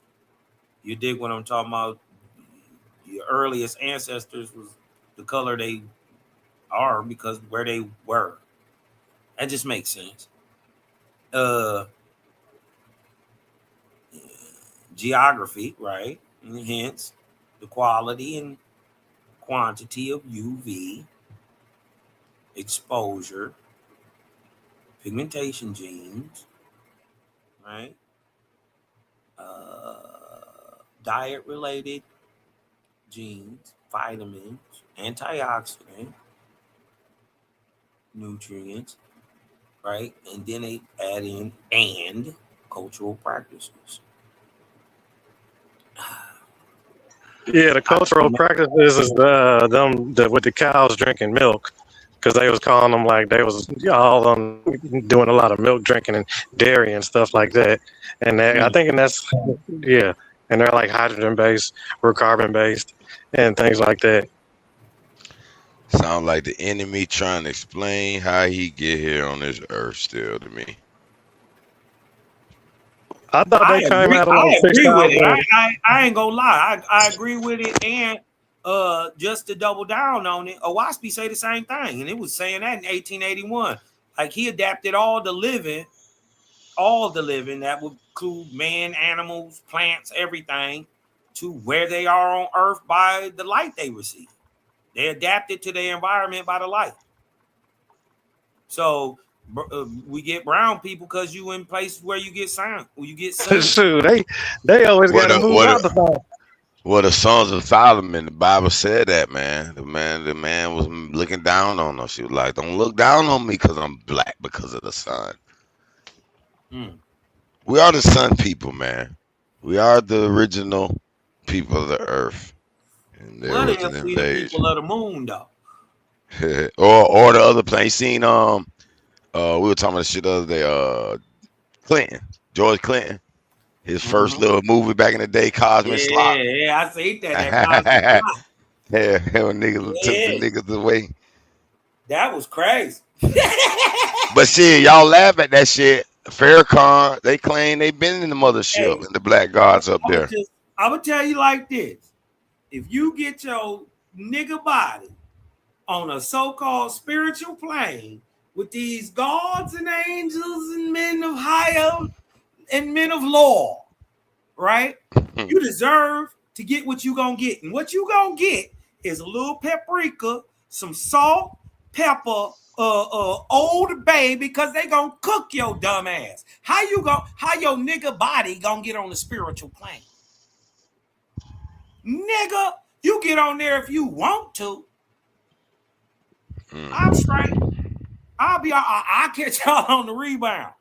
You dig what I'm talking about? And I think I'm straight. So when you're cooking in the pot, you dig what I'm talking about? You talking about that goddamn Twilight Zone episode? Coming back to say, now what if it come in a ship? What if it come in a ship named Jesus? I do want to hear A1 finish reading the source and explaining it. Yeah. That would be I think he Yeah, you gotta talk to A1 about that. I'm pretty sure you gonna read it. I think he wants y'all to go mute though. So if y'all could give him the, Man, he don't. Oh, I'm the Man, one muted. My bad. I'm muted 2 times over here. I'm thinking I'm y'all can gonna hear me. say the mother that nigga told her to shut up. No, I've been trying to. I'm trying to. I Shit. was trying to ask Silky a minute ago to ask what he wanted again, so I can make sure that I'm getting the 2 right things. And then you had made a statement about milk and stuff. And I wanted you to make that statement again. Right. I was just the first statement was on the expansion that they're referring to. What is the time frame on that? Chronological, that kind of matters. And then I was talking about how white people, they're the Europeans or whatever, they like to say that they can drink milk, they can handle cheese. That's why they're always like they want cheese and lactose. Yeah, Kowalski say niggas was the first people to make cheese.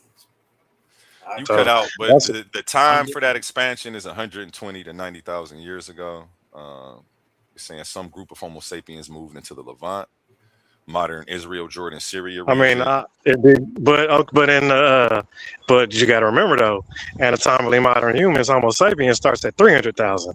So if they're at 120 to 90, you're talking 200,000, 220. You know what I'm saying? 210 before they even get in the game. Can I ask y'all a question though? Because you said hold on. I want to understand what he just said before we move to something else. Can you say that again, Silky? Yeah, he just told me he was trying to understand something, and then you were going to proceed to ask a question right over top of that. Go without addressing what he was saying. Silky, can you say that again? I was saying modern humans, Homo sapiens, anatomically modern humans, we're starting at 300K. So if they're talking about expansion at 120, that's, it's a big gap. So you feel me between that from 300,000 to 120 or 90, as you said. What don't you understand about the gap? I'm confused. No, I'm saying it's a gap. It's a huge, they're coming on the map. What they're at 190, what you said, 110 to 90, right? I'm trying to understand. You were saying expansion. You asked me the date for the expansion.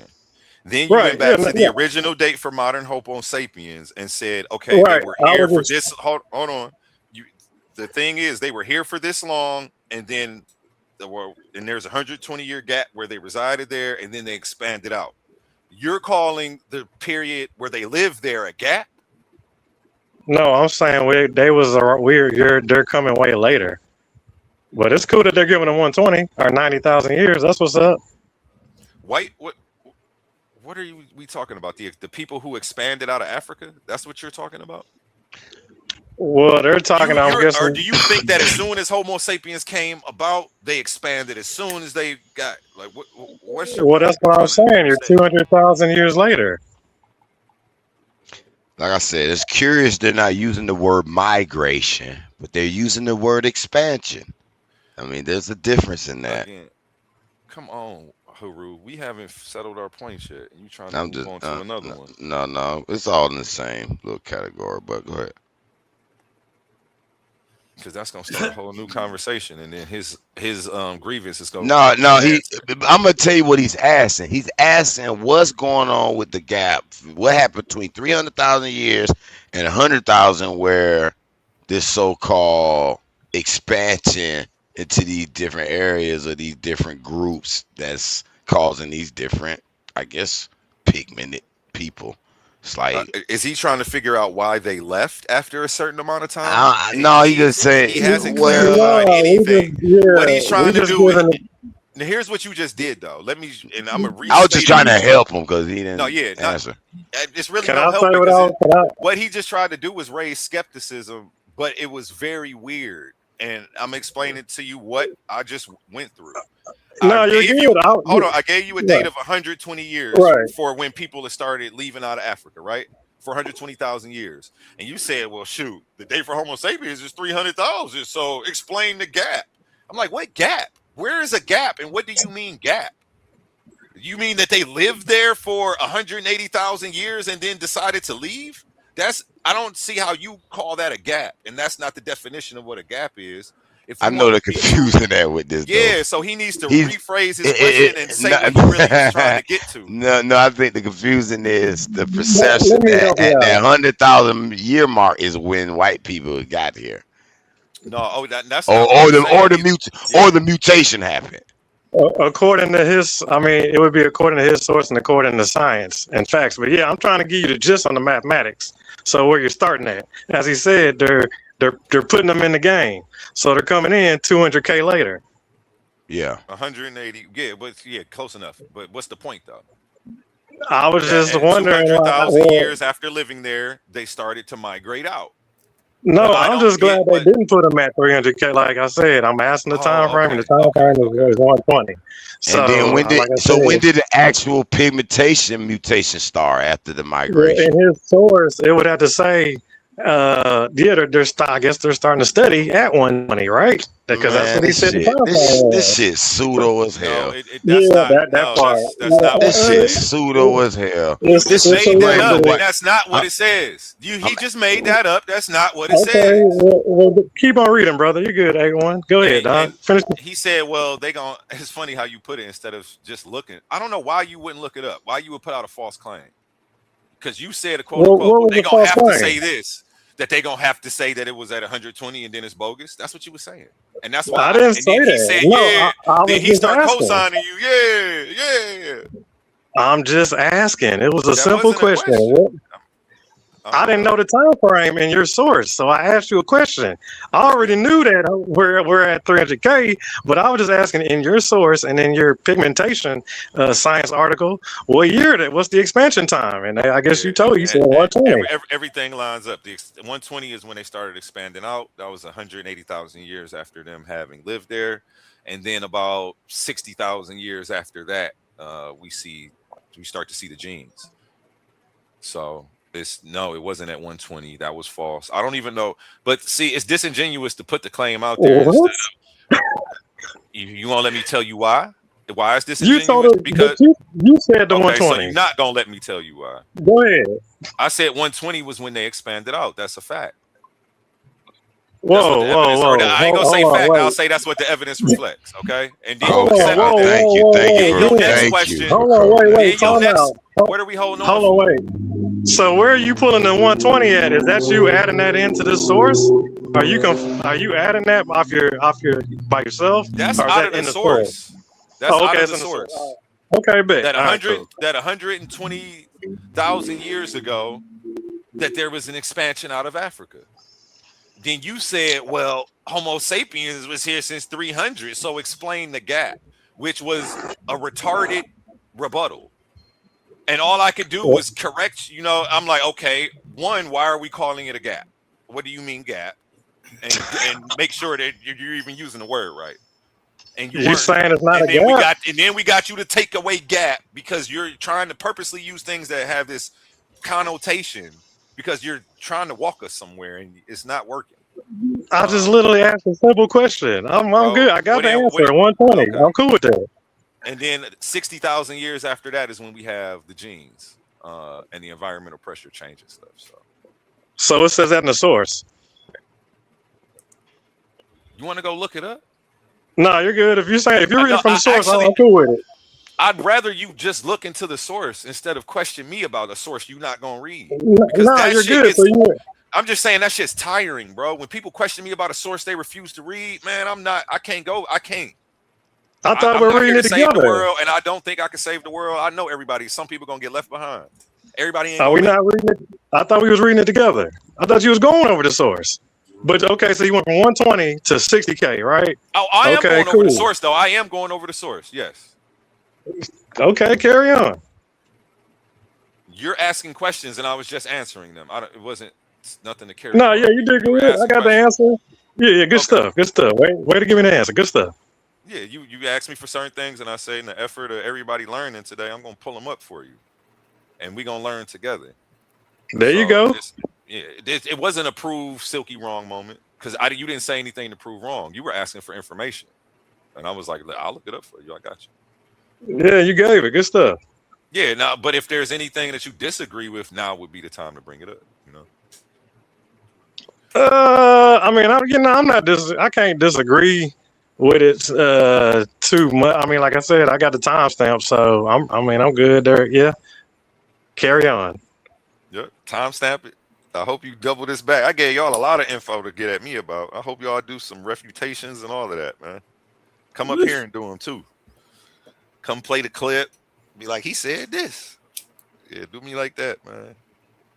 Don't give me no special treatment, except not cutting me off. But yeah, I don't even know where we are now. So, with that being, we was actually on why people have. I mean, you read the 60K. Keep going. Yeah, you started. Why this doesn't prove that you are a quote unquote race just because of what you look like on the outside. Yeah, and then I wanted. That's what I was going into. Yes, I really wanted to go into phenotype and how our characteristics, our external characteristics, change over time through how they evolve as well. Like, how did the Asian people get the squinted eyes? Why do black people have big, broad noses? What we consider black today. The epicaptic fold. Why do white people have that long hair, that silky damn hair? Like, what? There's a reason for all of this. I did have a question.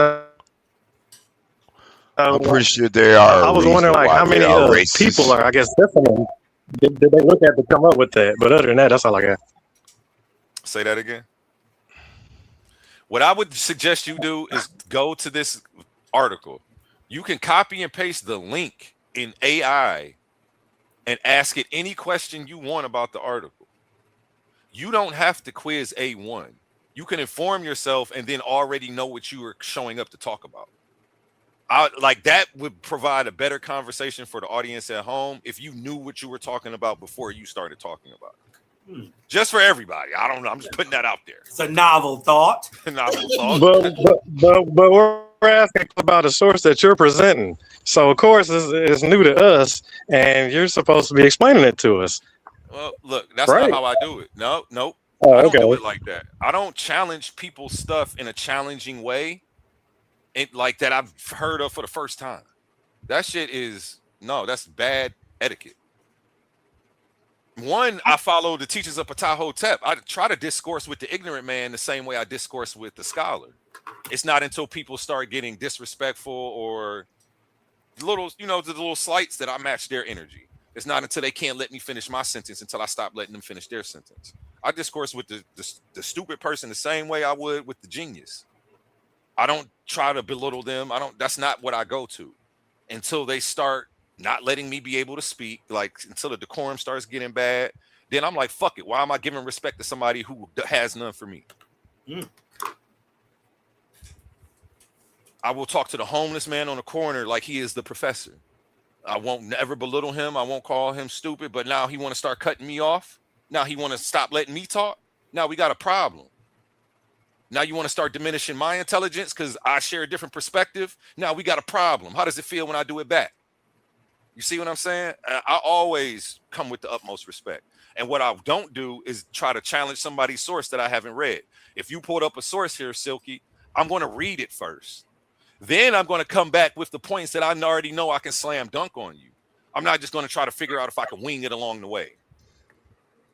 Only to come to the end and be like, okay, well, I guess there's nothing I can prove you wrong on from the way you're explaining it. But you still haven't even read the stuff yourself. This is how you get your knowledge game up for real. If you do things the right way, like by the end of all of this, you're going to be 10 times smarter. But it's not happening because we're trying to microwave the information. Instead of going and reviewing it and coming and slam dunking me or talk about points you disagree with, what do you think about the third paragraph, Silky? We can't even have that discussion. You didn't read it. But you up here trying to debunk me with this air of, you got the air like I don't know what I'm talking about. And it's not even for me to try to be right. We're all trying. I'm up here in the effort to get it right. So that means that sometimes I'll admit when I'm wrong. You will hear me admit I was wrong a lot, way more than y'all ever do. Y'all can't concede a point. Y'all won't admit when y'all are wrong. And that's actually hindering your growth, your intellectual growth. Because until I admit I was wrong, I could no longer go around with the correct information. I'm going to continue to be wrong. And I don't want to be wrong. I don't want to go into a room full of people who know what's going on and I'm still got this outdated viewpoints. So I take my time with this stuff. I'm not trying to be right. I'm trying to get it right. And hopefully we can all do that together. I know this is the debate arena, you know. So, but hey, just have your ducks in a row when you come holler at me. That's all. And if you do, you know, I've been embarrassed before, which is why I do things a certain way. I've gone into a room and tried to talk about things that I barely knew about. Trying to do what you just did to me, trying to debunk a person's source I've never read and end up getting embarrassed. Like, it's just not the best way to look good. I'm giving you guys great advice. Whether you use it or not is up to you. You don't have to review the information before you go try to challenge people on it. You could just jump out the tree if you want to. But it would be my advice to you guys. You could have did the same thing. Because literally what I just did, you could have did the same time I did it, Silky. Because the answers I just gave you, I copy and pasted the article because I wasn't about to go back through how many pages of the article to find exactly what you was looking for. I had AI scan the article and give me the quote. Of course, I had to read it the first time to even know that the article was correct for me to bring in my presentation. But I'm about, like, I just didn't have time to get that information for you. So I used AI, but you could have used AI the same way. That's why I be saying this, the shit do be remedial because we can be way further ahead in our conversation. But we're doing this slow ass shit because people is trying to get points off. I haven't come up here to try to get no points off for real. I came up here with a presentation. I just gave a foundation of the prologue to Darwin. As you see with this background, I went over Aristotle. I went over Carl Linnaeus. I went over Georges Cuvier, and I went over John Baptiste Lamarck and how they laid the foundation for Darwin's theory to even come to fruition, and how Darwin laid the foundation for what we consider modern evolutionary biology. Because even what Darwin knew at that time, he didn't know much. He didn't know about genetics. He didn't know about molecular biology. He didn't know about biogeography. There was so much stuff that he didn't know about. He didn't know what an atom looked like. And wasn't looking, man, it's just so much. We've come a long way in the last 160, 175 years. And to discredit 2026 science based on an idea that some people had in 1700s. Like, if Darwin was around today, he wouldn't even recognize the theory of evolution and where it's come. He wouldn't even recognize it. He wouldn't know what to do in any of these labs. All the sciences that have come together to corroborate where we are now and bring us to where we are now, this shit is dope, bro. Like, and when I first came into this, it wasn't something that I necessarily believed either until I read the science and saw how they came to these conclusions. Then things started making sense. Things started lining up. I've stopped sharing them stupid ass memes. If we monkeys, how come it's still monkeys? And saying stupid fallacious stuff, not realizing it was fallacious. But I didn't realize it was fallacious because I didn't understand the science. Once I understood the science, I recognized how dumb it is to make some of these claims. That's why I was getting frustrated with OTK earlier. Because it was like, well, we just explained it, and then you proceeded to diminish and strawman our argument and present the weakest case of it. When if you actually understood the science, at least explain it the way we're explaining it, you know? Nobody says we come from monkeys. Nobody makes that claim. Scientists don't make that claim. They say we come from apes. Apes is the genus. Apes is a classification. We don't come from apes. We are apes. Do you see why that's a logical error? But if you study the science, you will know not to say these things. Yeah. Unless you don't, unless you don't just believe that. You don't believe in a classification? No, I don't. Or you don't believe that you was an ape. It's not about you don't believe that you were, because you don't believe you're an ape because when you say that, you have a picture in your head of a modern ape. That's what you're thinking of. No, and we don't come from them. I use the scientific model of ape. You know what I mean? Like a primate, like a bipedal thing with its eyes forward. Let's say hominidae. Let's use that term. Yeah. You're a hominidae, which means ape. Which means you just reminded me of something. You just reminded me of something, OTK. I mean, goddamn A1. You was bringing you was kind of hinting at it that there was a lot of different arguments, and one of the major ones is the hominin argument. You dig what I'm saying? Mm-hmm. And that's what I was telling OTK. Like, there are for the people who understand the science, the people who do understand it, there are debates about evolution, but it's not this dumbass shit. That's how, that's why I was like, I can tell you don't, like, if you don't understand the science, just say that. Because the people who understand the science, they're debating stuff, but it ain't this. They're actually having real debates within the science, but you don't understand the science to even get to that point to be able to get into these conversations because you think it's all fake. So he can't even get in the room to the big boy room to have the big boy conversations because he can never get there. I think this is an issue though, A1. Look at the brother Lamar Pope. Mm-hmm. He thinks I have to agree with the conclusion of science. Not necessarily. I don't. No, you don't.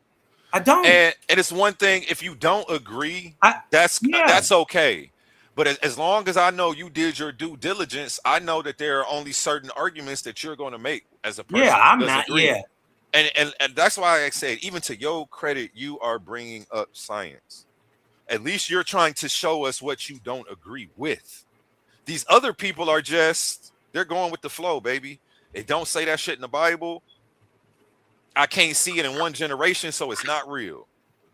Anything that takes 30, 40, 100 generations to make happen, it got to be fake because I can't witness it.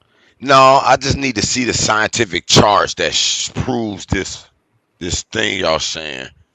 I just don't think they could do it. I think they're making speculation.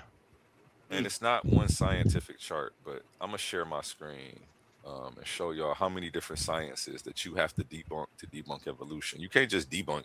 One, you can't debunk evolution because, again, like I was saying, to debunk evolution would mean to say that paleontology is a conspiracy. No, I ain't trying to debunk conspiracy, and that all of these scientists of all these fields are in an organized conspiracy to lie to you. It's a waste of time. No, I ain't trying to debunk all that. I believe in science. I just think they hide. I just think they hide the fact that race is real. So, and I think science hides a lot of facts. Race is real. Yeah. What is race? Okay. And how do you define race, though? Like, give me. I think this makes sense. I mean, it's several things, but there's 3 prototypes: white, black, and Asian. And how did these races come to be? Now that is hard to figure out. Because you got, like you said, evolution. You got God made us. So that's hard to go back to the very beginning. Let me, I got a little quick statement. So evolution, it leans on Big Bang Theory. So so you got one theory leaning on another theory. Trying to confirm it, but I'm just saying that's what evolution and biology but like if they're really get into it, I have rock with evolution because I do believe that life has the ability to reprogram, readapt, adapt, etc. But it's just the parts that they kind of add with it. I know they're adding with it. I mean, my logic tells me that this is an addition to the theory.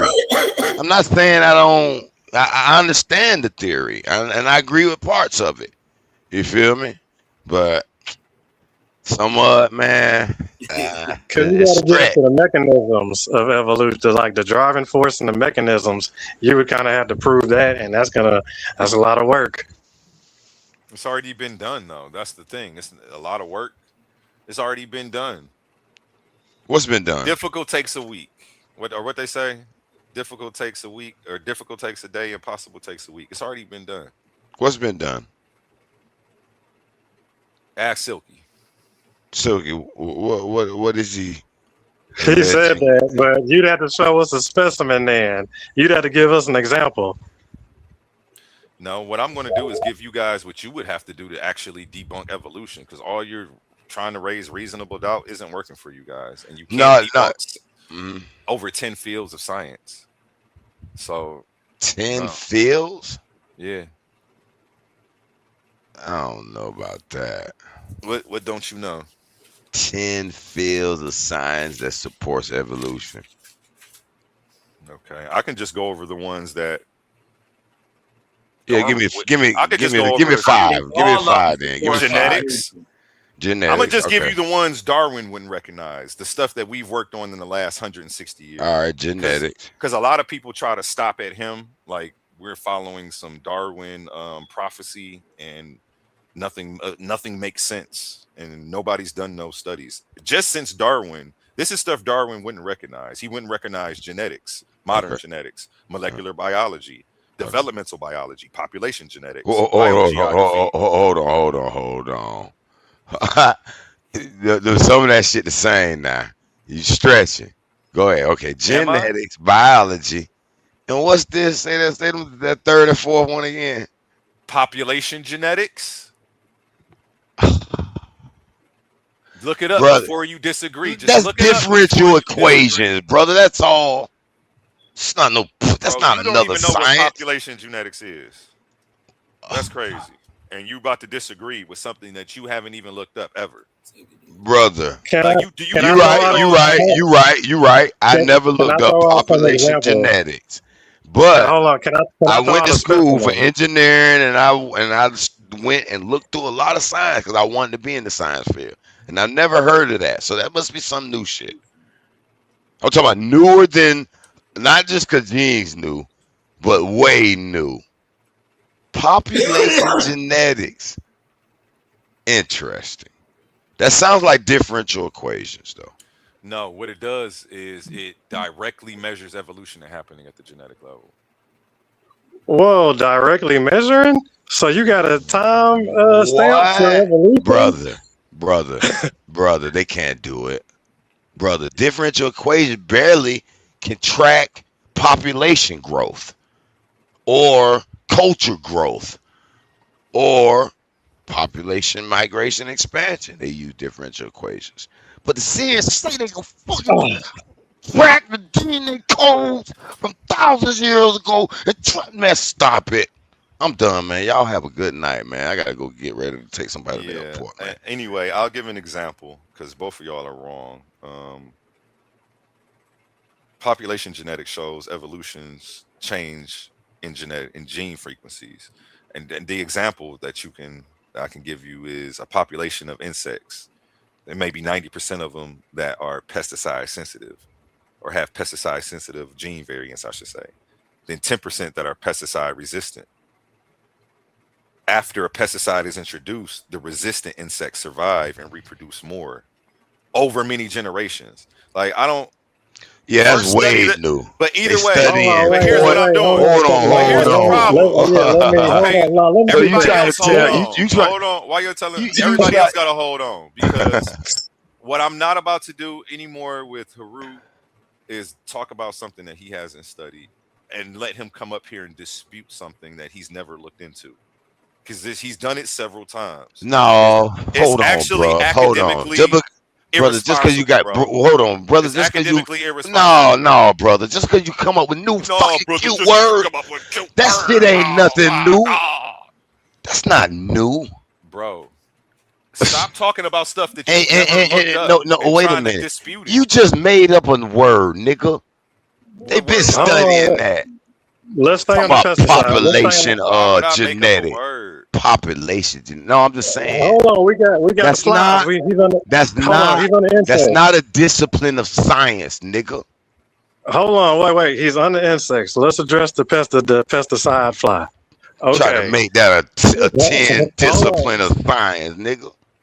So hold on, first off, specific, bro. You are. That is not a science discipline, it's a field of biology. Are you slow? I'm sorry. Let me not be rude. Man, that's not even a film. I shouldn't have said that. I'm sorry. You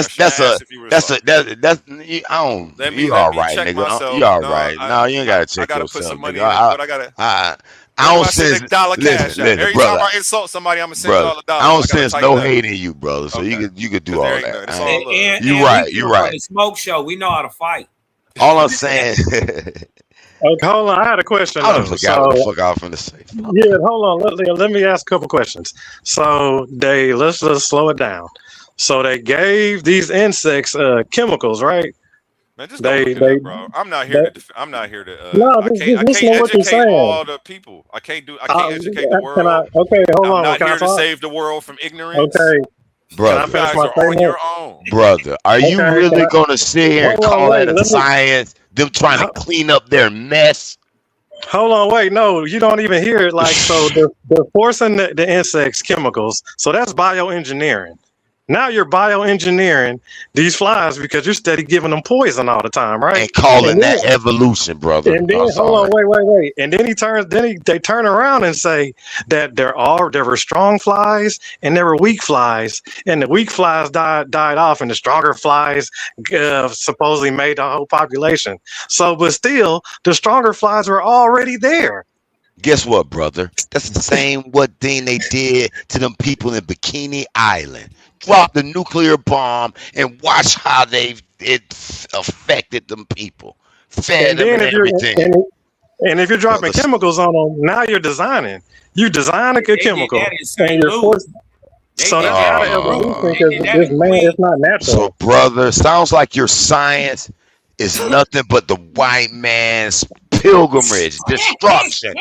Hey, I'm gonna let y'all say whatever y'all want to say because I know that y'all, to the people who know, y'all just literally sound I retarded. love But right now, science. you might feel like you're getting it off on me.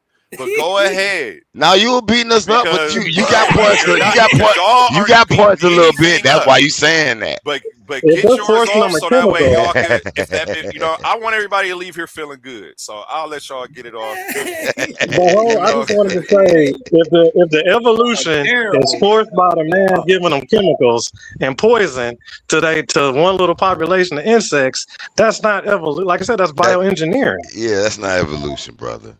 Yeah, It's you're not. It ain't confusing. natural evolution. No. It's It's not not You're science. They trying to confusing. biological. clean up their mess. Wait a minute. Wait. Say it again because I think He I said missed that something. that's bioengineering bees. That's not bioengineering. That's Bioengineering nuclear means fallout. no If, bioengineering. I'm finishing. I'm going to finish. go ahead. Bioengineering means humans deliberately modify organisms' DNA. Right. They're not modifying no DNA, bro. So you need to stop. I Like So, think you but they just they, be are saying, though. but they're you be forcing them saying chemicals, right? crazy off the wall No, shit, no, They're A1. forcing them That's not chemicals. crazy bro. because They're they forcing know. them Hold poison. on, they Do know you know what radiation. bioengineering? That's not what bioengineering is, and you But need to look listen, up but bioengineering. listen. See, you This so is stuck chemical on the Not talking warfare. definition. about. Bro, It's But listen chemical though. But You listen, warfare. introducing gotta a use the chemical right is not, word. bro. listen. You They gotta know. Bioengineering start is over on the altering genetics and going into the genetic code Hold and on. moving stuff around. right. But This is listen. But not the same hold thing, on. So Silk. giving them a Time chemical out, is not You're gonna y'all. do you're nothing. you're Hold on. flaunting your scientific No. illiteracy once again. I think y'all scientifically illiterate I'm not talking about because you, not this time. no. But listen though, they do use radiation to do gene manipulation. Bro, you're all over the place. We're talking about pesticides. That is poison and radiation. All Yeah, these but that's different. not I'm done. bioengineering. That's And it's not man made. bioengineering, bro. That's He got man talked made. over That's not on this evolution. one. Yeah, Bro, I get what you're unless I you get saying. go what you're into saying. See, their y'all I trying get to what be you're too trying to say. technical, saying only too bioengineering is technical. actual instruments No, being he's used, saying no. He's saying opposed to because the being people some pump the ages poison. instrument. No, he's saying because the people pump the poison into the That's environment, design. it Yeah, that's Yeah, caused that's design. That's not indirect organisms to natural. change bioengineering. or adapt. Thank you. And you No, can't it's use not. those tests to say, But oh, but evolution, he they can't use evolved. bioengineer Man, either. y'all are, it's whatever. He can't use bioengineer neither. Yeah, That's he the can't wrong use word. bioengineering. It's not bioengineering. Like You can't he's call that crazy, evolution if it's forced by chemical in the man. It's a man-made bro. chemical I'm forced not. to I insects. can talk about the body's response. The body's natural response is evolution. The I don't insect But is know. evolving but to It its might hold be on, wait. environment. life resistant. Stop But cutting me hold off. on, I wait. just started Go talking. ahead. It is evolution, and the insect is evolving to its response to its environment. This is what's happening. It's nothing else. It's responding to its environment. That's evolution. Natural selection. Let's talk about it. You Okay, read that. okay. You already said it was a strong one. You said it was strong ones already there. So if they're already there, I said what the did they strong evolve ones. to? Yeah, the ones who didn't die. So did ones who they showed- evolve? Bro, how about this? Again, I'm arguing something that you've never studied. And this is why, of Obviously, course, I studied I it. see why I'm frustrated. I should be. I'm talking to somebody, arguing with the person who's talking about something they've never looked into, and they've chosen to argue with me. So applying I'm the chemicals only is one who's going to be evolution. frustrated. Hey, What hey, you're Juan, so doing who is doing this. crazy? Yeah, he came out here. He left his information at home, but he still want to hop in the ring. I don't know where they do this ish at. We usually don't let people get in the ring without their gloves and their mouth guard. I don't know how you got up here tonight, but you got it. Go ahead. All I'm saying is, if they're forcing chemicals on these insects, the man has a hand at play. That's not environmental evolution through the mechanisms of the environment. Yeah, that's a tainted experiment. Yeah, like shut up. Y'all are just dumb. Y'all dumb. That'd be a All tainted y'all dumb. experiment. You dumb for saying it's a tainted experiment without showing where it's tainted. You dumb for saying it's bioengineered. If you got poisonous and y'all got new it. I'm about to go to the bathroom. ingredients that didn't even exist back in the days, and it had nothing to do with the effect of population and how we changed over the time. Now we got this new chemical shit. Engineered. They made the chemical in the lab and then applied it to goddamn insects. That's you're tampering. Hands-on tampering on top of that. And then you're trying to pass it off as natural evolution. And then you turn around and say that it's already strong flies there. And then you say weak ones. Well, if the weak ones are already there, we ain't got no evolution. They already there. Well, maybe I'll prove it. Go ahead. I'll let y'all get the last word, man, because I think it'll make y'all, since y'all wrong, it's the least I could do. You know, go ahead, get the last word. I don't gotta have the last word. That nigga says it's y'all wrong. Everybody, it's 20 people watching. Y'all be pseudo as hell right now. It's 20 people watching you, Silky, right now, watching you all over the place. I guarantee they're laughing at home about this right now. How is applying chemical evolution, A1? Facts. Appreciate you. Yeah, I shout out I don't know how that. I am Arthur Pope 306. Yeah. A1, you see how, bro, Unc feels sometimes. Hey, you know what? I do see how Unc be feeling now. Because they just put me through what Unc be doing. And then sometimes he'll just completely opt out of the conversation. Like, I'm not talking to y'all. I can't talk to y'all. Like, y'all won't even do the homework to show me where. Like, if it's crazy. They can't do the homework, so I know they can't grade the papers. You niggas couldn't even grade my homework. That's the crazy part. The test that I'm taking and stuff that I'm doing right now, y'all couldn't even do my homework, bro. And I almost just want to play a video so I can go back to learning so I don't waste my whole night. I did want to get some studying in tonight instead of teaching the whole night. I didn't plan on teaching for this many hours. I thought I was going to do my presentation. I don't know. But I'm going to fall back. I want to upload this clip of Precious. Shout out Haru for giving me this idea to find this clip. Since you got your degree and you know everything. Hey, you got it, Silky. We can agree to disagree. And what I would like for you to do is put a presentation together, come up here on the platform and do it. I'll sit in the audience and I'll have one of the other hosts host it for you. So you don't got to worry about me jumping in, cutting you off or none of that. I'll sit from the crowd and then I'll do a refutation back, you know, so that way we don't got to argue and we can just present the sources and the facts. This is actually how scholars do it. Scholars don't always argue. They be like, you disagree with me, write a paper about it and I'll read it. And then I'll respond to that. Like, they do things in a manner that keeps it from being an unhealthy discourse. I don't want to beef with nobody. I don't want to yell. I don't want to be frustrated. My blood pressure is important to me. So I'll give it to you. Any other point? Y'all keep making y'all points, though. Don't let me end this conversation. I'm going to just fall back. I'm the only evolutionist up here, though. I don't even like that word. I'm the only person who rocks with it. Listen, this is the thing you got to understand. Yeah, I wouldn't call myself an evolutionist the way they say it. I think man's natural, if anything would be more precise, man's natural order would be de-evolution. It would be down. It would be negative. It would be to destruction. I believe that man is inspired. You dig what I'm talking about? You see a horse or you see some niggas fighting, boxing, you want to fight. You dig what I'm talking about? I think man is inspired. And I just more than Let me drop all, a statement. I hope this whole conversation Yeah, lets helps. y'all know how low the colorism talk is. Right? We gotta be better than this. We gotta be better than the white man, black man. We gotta be better than that, y'all. You know what I mean? Let me hit y'all with a statement. So just play like, okay, so check this. Your offspring are never identical to their parents. So you're automatically gonna have a change because you're having two make one. So it's not gonna. And then there's no clones, and then not to mention you're talking about later in time.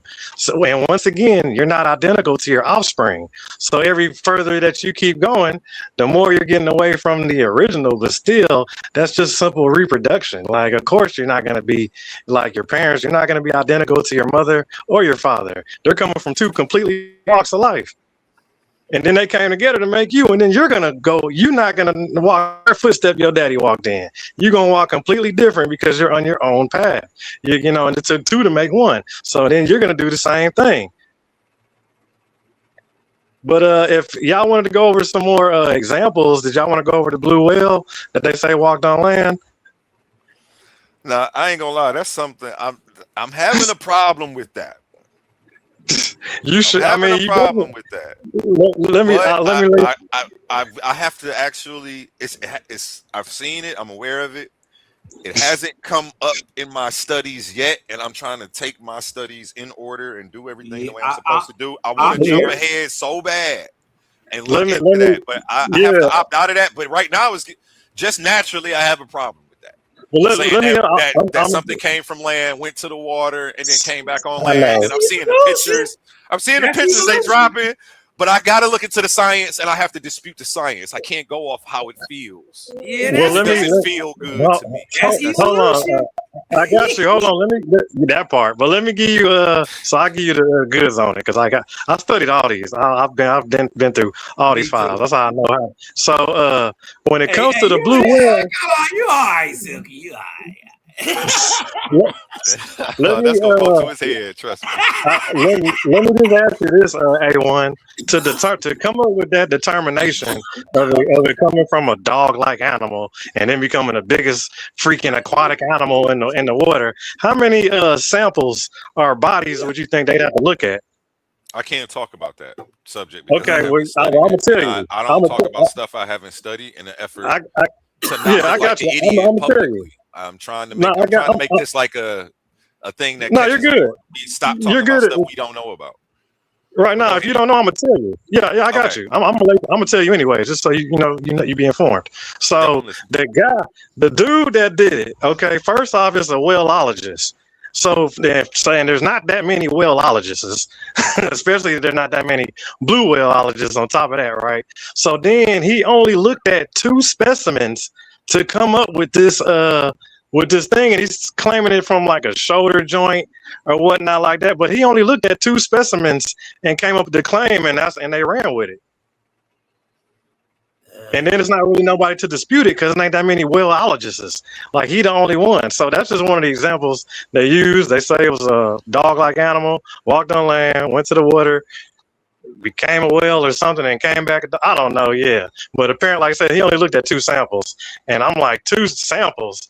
And his credits wasn't really that good either. He was kind of moving up the ranks in that whaleologist type stuff. But yeah, man, 2 samples.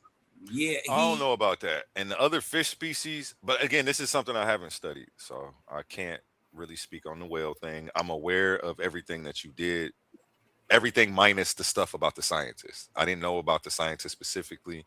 I just know that I looked them up. Went to the water and then came back out, and I was just like, okay, well, why whales and not the other fish then? I had to check his career. So they happened for a whale, but not a shark and not a dolphin. So it was just like, I had to look into it and I had to see what the studies.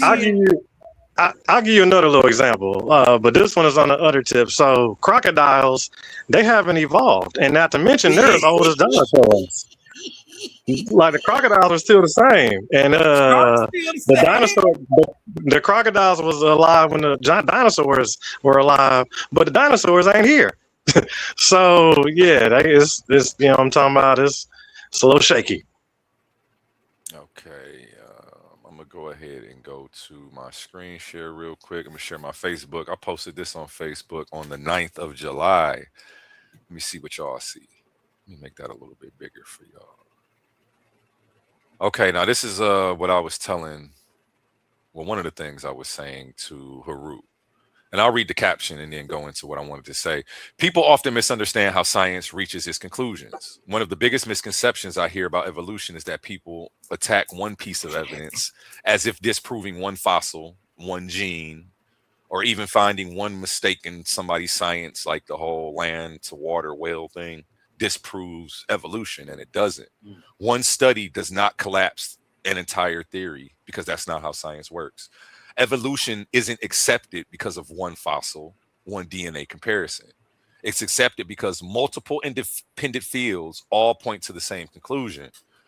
Let me take a break from reading this and go over to the left, the chart that you see over here. We have comparative anatomy, which I shouted out.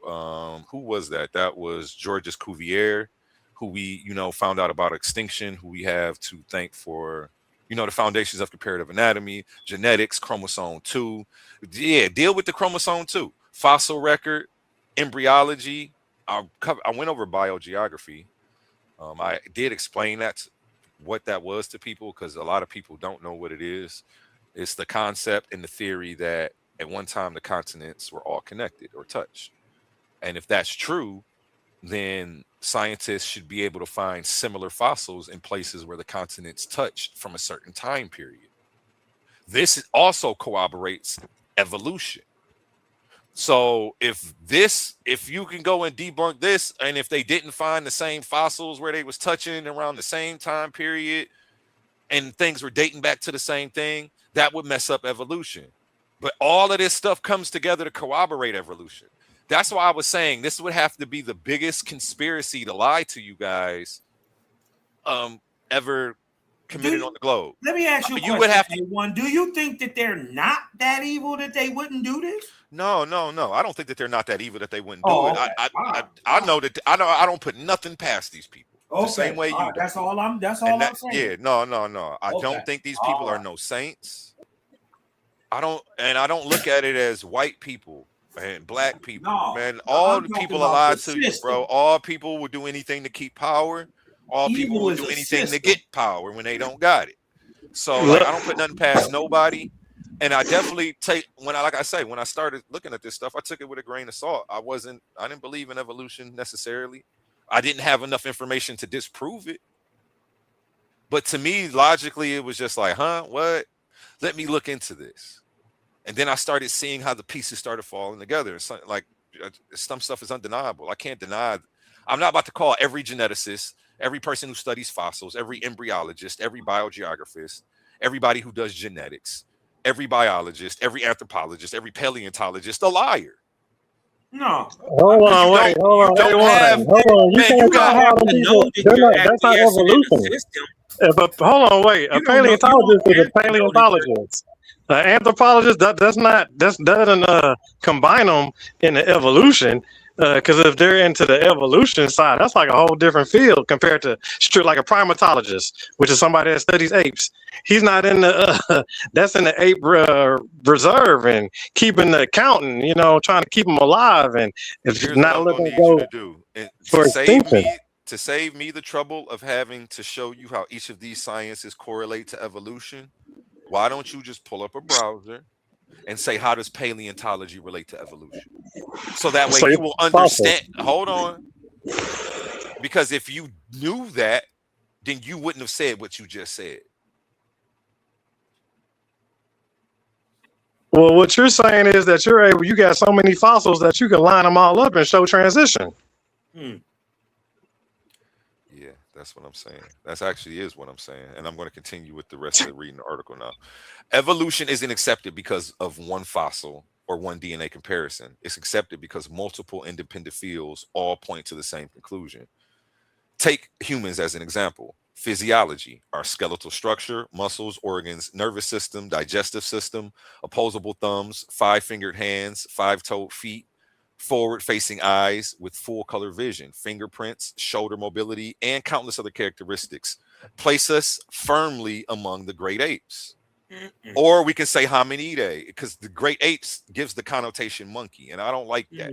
Yeah. And I, you know what? I do resent this term great ape because it's very confusing to people in 2026 who can't separate the modern monkey from the class of people. And a class, all the great ape is anybody who has these characteristics. Yeah. The characteristics I just named: five-fingered hands, five-toed feet, forward-facing eyes with full color vision, shoulder mobility. And there's other few characteristics: walking upright. Yeah, virtually a primate. Yeah, virtually pretty much a primate. And like I say, I resent the term great ape because it adds a lot of confusion. It muddies the waters. People who haven't studied this can't help but conflate the two.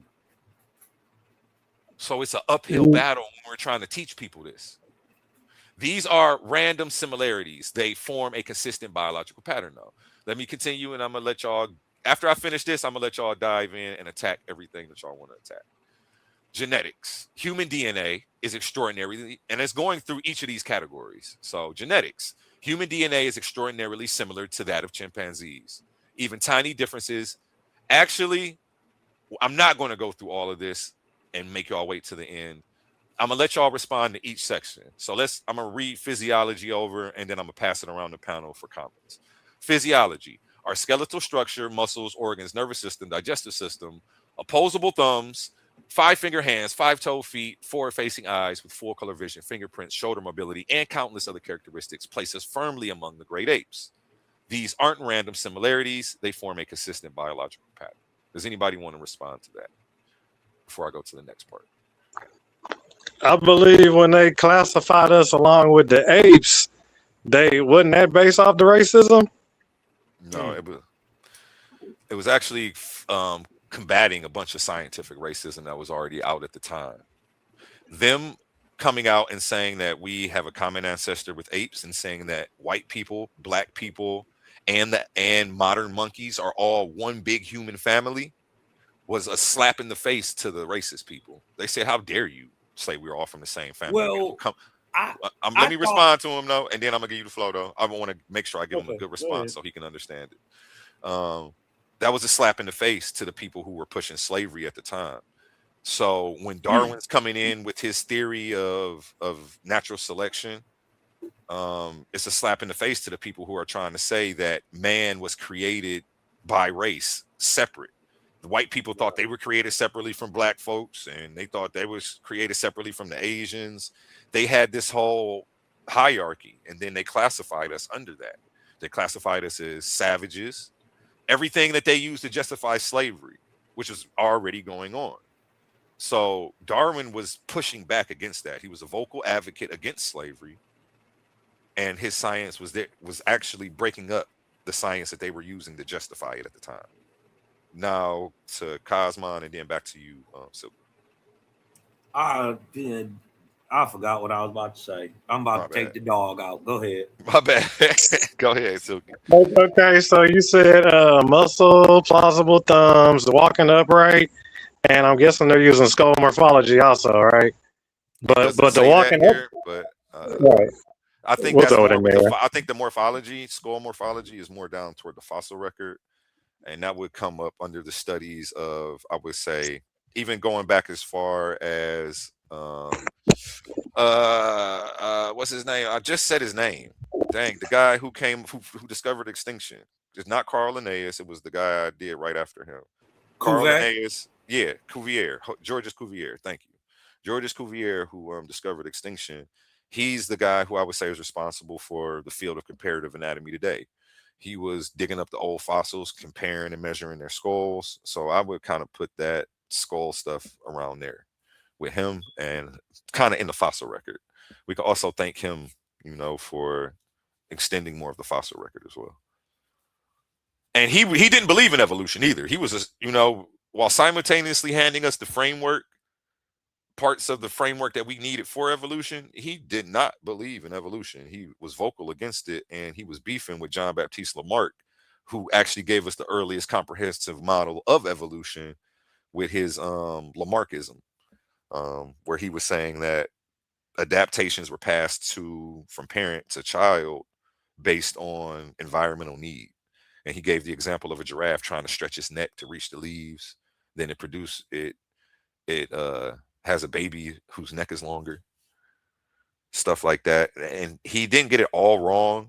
His core principles were right. It's just the mechanism for which he explained it was wrong. He explained it that your phenotypical changes end up changing your genome, when it's the opposite way. Your genome is what changes your physical characteristics. So he was just a little backwards, but again, we don't throw the baby out with the bathwater. We not calling them pseudo. We taking what works and we discarding what didn't work. And he was also a racist.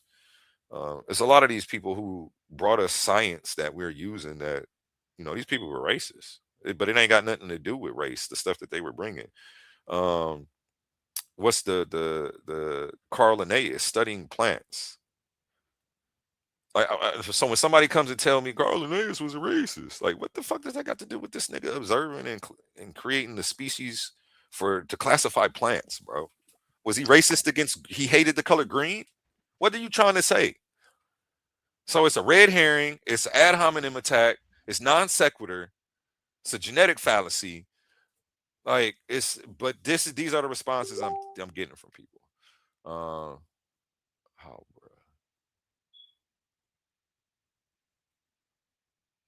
Okay, so but did they still say that the man split off from a common ancestor of the ape, right?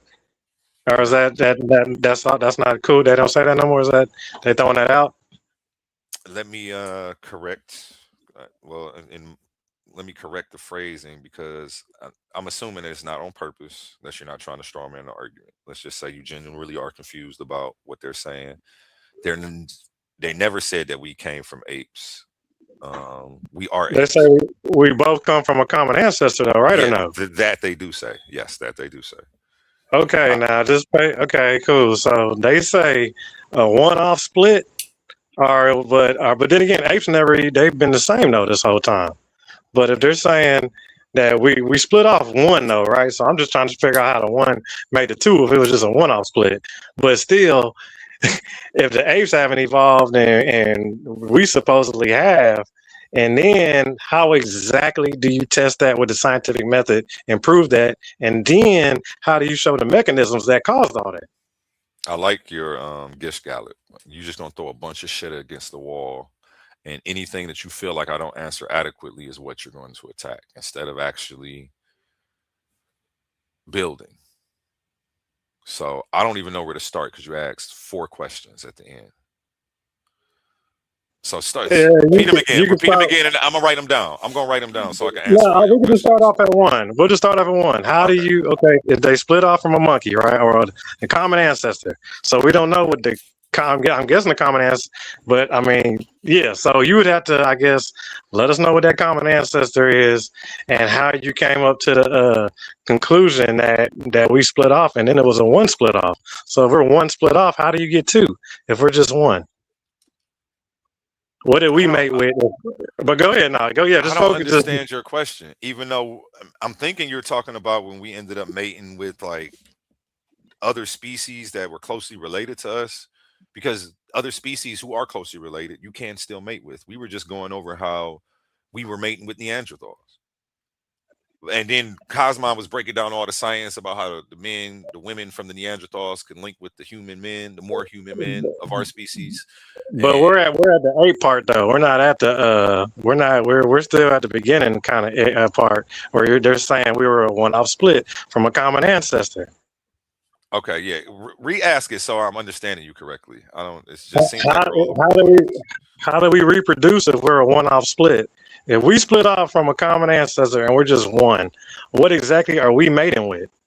Ourselves. What do you mean? But you is a one-off split, so they just kept splitting And in that case, then we would be cousins.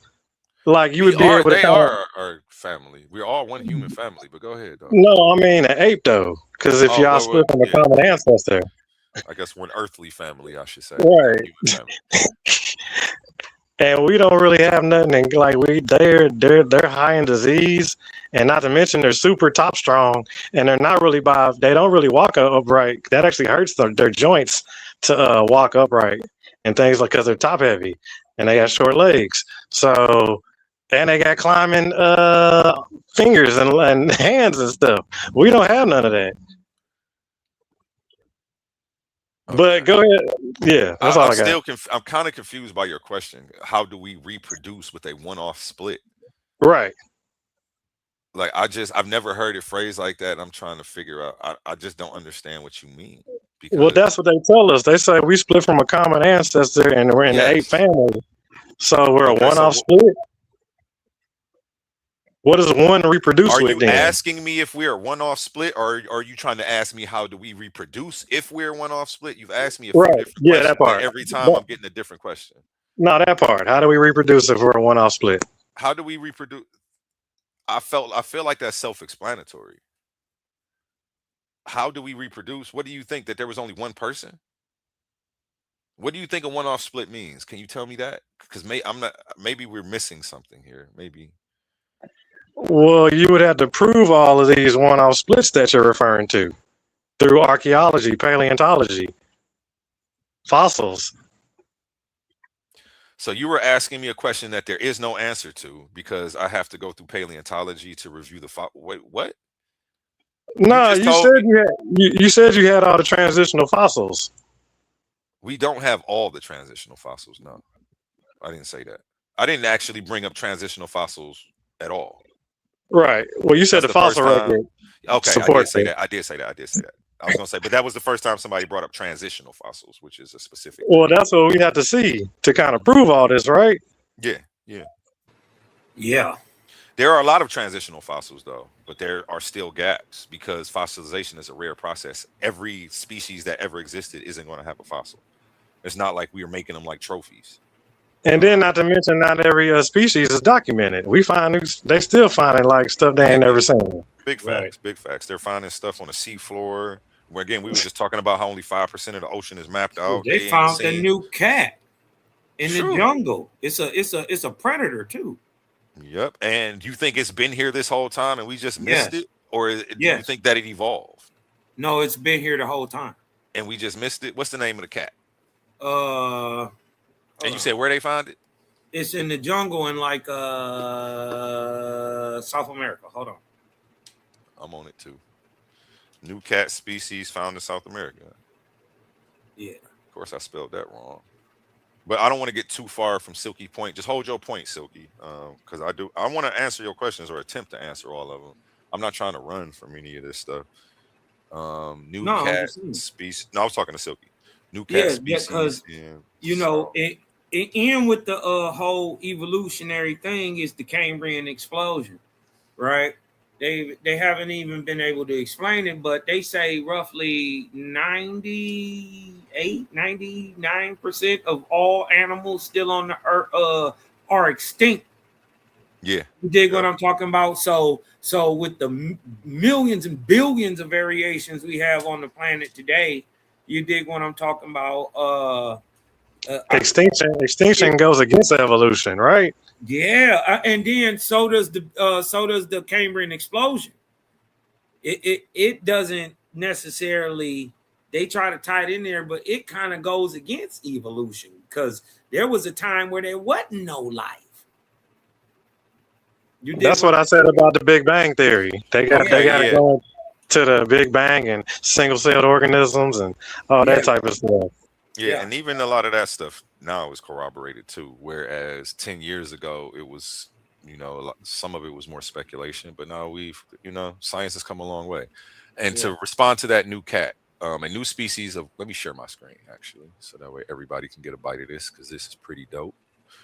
But it says that they initially thought what you said, that it had always been here, but they updated that. So we're about to read that. I actually just scanned it real quick. A new species of wildcat was recognized in South America, the clouded tiger cat, Leopardus pardinonis. I can't. It was formally described in 2024 after scientists realized that a population of small spotted cats in the Andes was not just a variation of known tiger cats, but a distinct species. This is from National Geographic. The adorable clouded tiger cat is brand new to science and already under threat. I wonder if I can get one of these for the crib. If they say it's small as a regular house cat. I think they're gonna have it under under watch because it's extinction. You know what I mean? Because it's so many. Well, they don't know. I don't think they know how many of them it is, but they seen the group of them, I guess. Yep. Where it lives, cloud forest in the Andes, countries including Colombia, Ecuador, Peru, Bolivia, and parts of Central America. Size about the size of a domestic cat. Small body predator with a long tail and spotted coat. Why scientists thought it was new. Different coat patterns, more irregular cloud-like spots. Not new. Oh. Different geographic range. Genetic evidence showed it was separate from other tiger cats.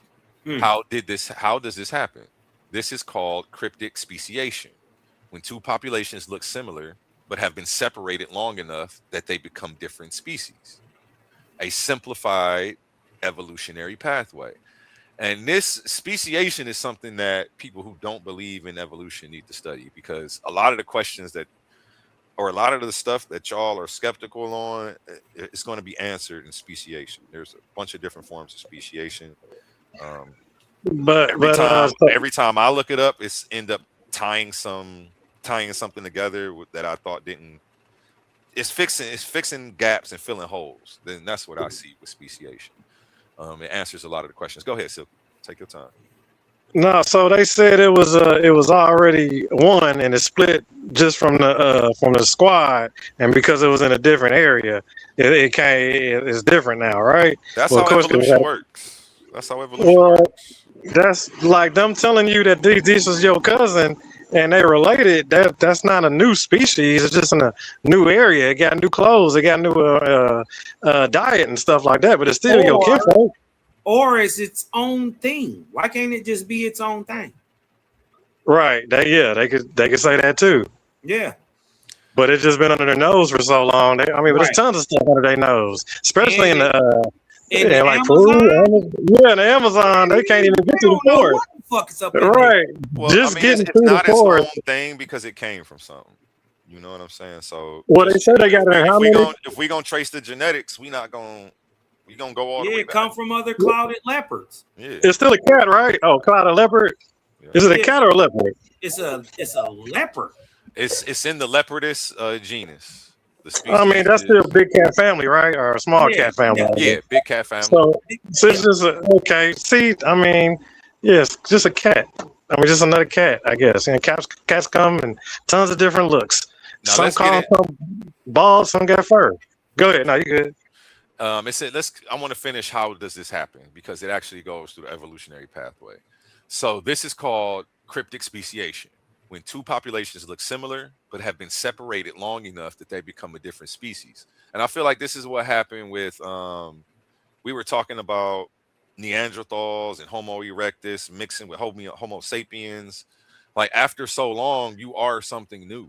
You know, after so long you don't look like the old thing and your genes change and you have it's like it's something different. It does become something different, but it's still a gradient. And when you look in time, it's like, well, where does it exactly change? If we had a map of every single generation, it would be crazy. Like you would be able to see, it would be like flipping a cartoon book or something. You write on each page and you would be able to see things changing. We would need that though. We would need that to prove it. But yeah, it'd be like it'd be like you said, a cartoon book with all the little going through the pages. Yeah, and I don't think that you necessarily need that to prove it, because I think that the fossil record is that. We can already do that with the fossil record, but I digress.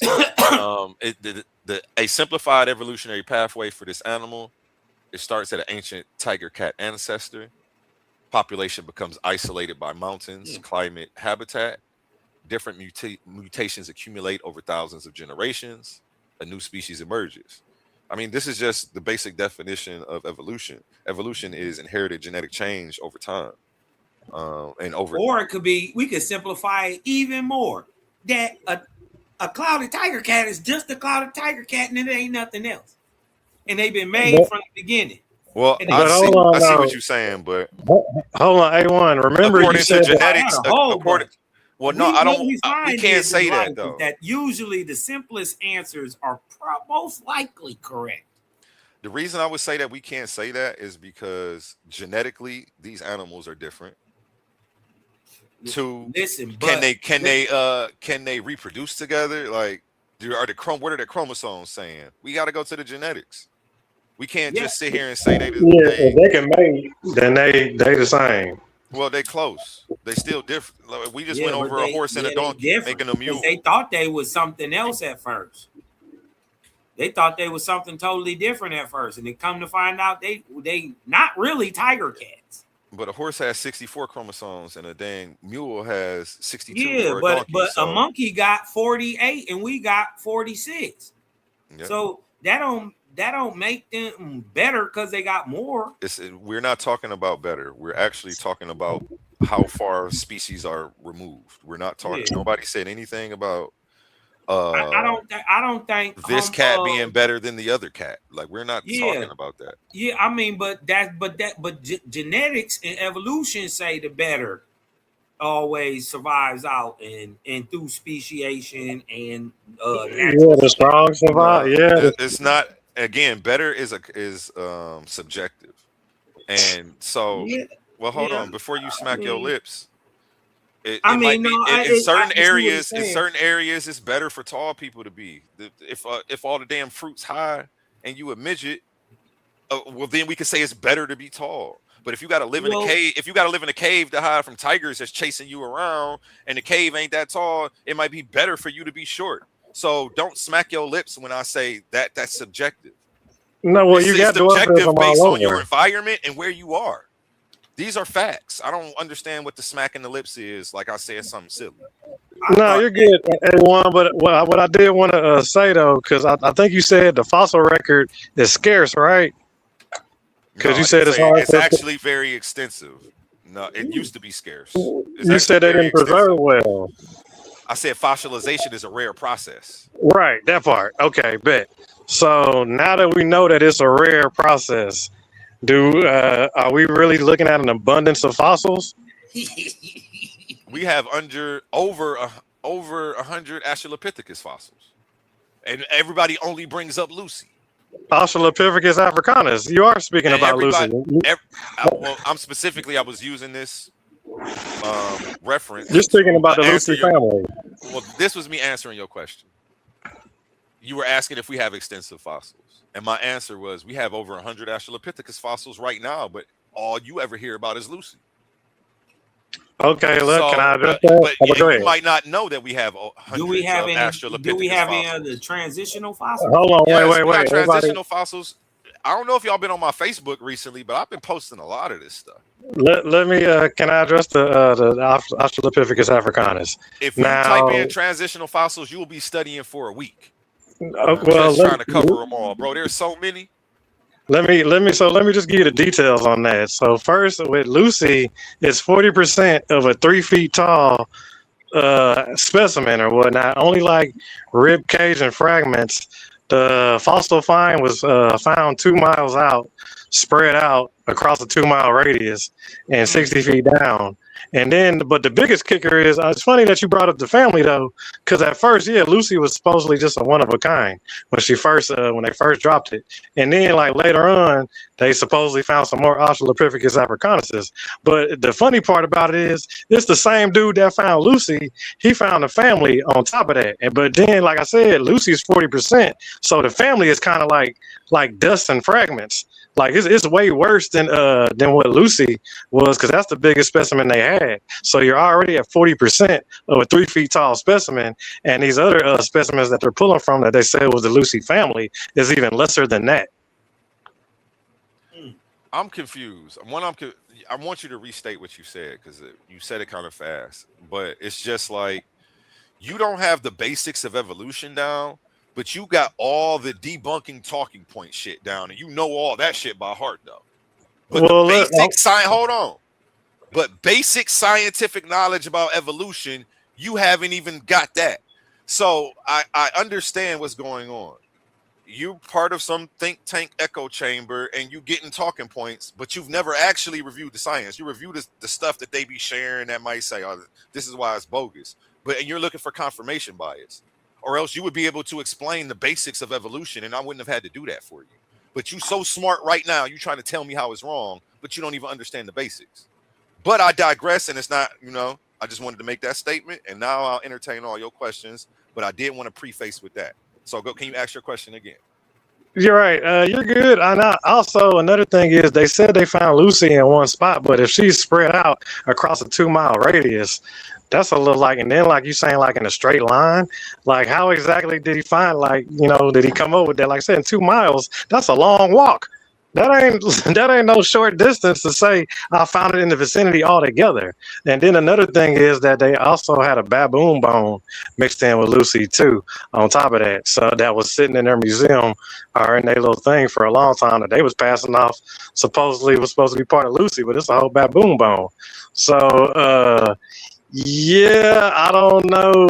Just like I said, you're at 40%, and then it gets lesser for the other specimens to confirm the first specimen by the same guy, because the same guy that found the Lucy family. Yeah, I've heard that argument before, and actually everything you said was true. There was a baboon found, which didn't change anything. I'm glad you didn't go to the BS about shaving down the hip or something. It's a bunch of stuff, but again, we don't even have to. I mean, I could have laughed at you too, but I didn't laugh at you, even though you sound silly. So let's take this serious, please, because I'm gonna start being rude if people are gonna be rude to me. The reason I could have laughed at you is because we have hundreds of other Australopithecus bones. So whatever discrepancies you find there, you don't find everywhere. So let's deal with that. But again, this is why I was saying everybody only focuses on Lucy. The 100 you're speaking, okay, the 100 you're speaking of is crumbs, like super crumbs. They're actually more. We have more fossil remains for other Australopithecus bones than Lucy. Lucy was just either the oldest or the first one they found, one of the two, and that's why she's the main one. That's the only one that everybody talk about. Don't nobody even know the names of the other ones. All y'all know is Lucy. You can't tell me another name for another Australopithecus. I know 3 of them, but I've looked up the Australopithecus. Like, you just look up debunking points, and you're not trying to actually understand the science first before you debunk it. That would be better. Then you would answer a lot of your own questions, and like maybe you can understand where it went wrong and figure out how to correct it. But you're doing the world a disservice by not actually learning what you think is wrong, so that way you can show us the proper way. And you think you're just gonna change the world by being a skeptic? I'm not about to get nobody who believes in a religion. I might be able to get them to come over to the agnostic side, but a lot of these people want something else to go to. So unless I can show them what's right, who cares that I could just keep pointing out what's wrong? Again, and like I showed you on that Facebook thing, it doesn't matter whether you find a problem with one bone here, one DNA sample there. There are all these different fields that come together to prove evolution, or to corroborate evolution. I like that word better. So we got from comparative anatomy, genetics, chromosome 2, fossil record, embryology, biogeography, ancient DNA. The list goes on. Paleontology, archaeology, biogeography. Oh, that's on the list. But like, bro, this list is forever long. And do you know how many black people have made contributions to the theory of evolution in the last 160 years?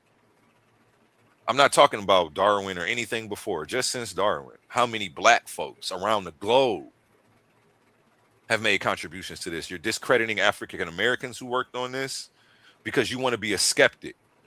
You can go to any scientist with this. You would have to actually, at least you're going into something though. You're doing better than Haru. You brought up the Lucy thing though. You know, that was fire. And that's why I asked OTK, how come you only focus on Lucy when we have all these other Australopithecus bones? How come you don't want to talk about that? You don't even really want people to know we have a bunch of these bones. You want to make it seem like we can't find any of the transitional fossils. And that the one that we do have, there's probably only one, and it's been tampered with, and you can't trust it. You see what I'm saying? This is what you're doing right now. You're not realizing it. This is what's going on. Let me get into the Australopithecus bones. Actually, I wanted to. Should I finish this Facebook article? Then he asked me 5 questions off the one thing. We never got through any of them questions about how the one split, and you asked me 5 things at one time, and we moved on from that. Yeah, I really don't know where to start with you. No, you're good. If you could pull up the Lucy family bones. I'll pull it up. But you want me to type in Lucy family bones? Well, that's what you're referring to, right? Everybody ain't Lucy's family. I mean, I guess if we're all one human family, we can go. I just didn't know how deep. I'm thinking you mean immediate family, like her siblings, or maybe her offspring and her husband, or something like that. Like, what do you mean when you say Lucy's family? That's what they're called. That's what they're titled. They're titled the Lucy family. Like, they're not. It's not saying it was found with Lucy. The guy who found Lucy, he found the Lucy family, found the rest of the bones. So all your specimens are coming from one guy. Okay. They call Lucy a relative to us. So I was just asking for clarification. They call Lucy our relative, even though she's how old? You know. I'll look that up for you though right now. You said Lucy's family bones. Just the other Australopithecus africanus samples. Oh, okay. All other. Okay, yeah.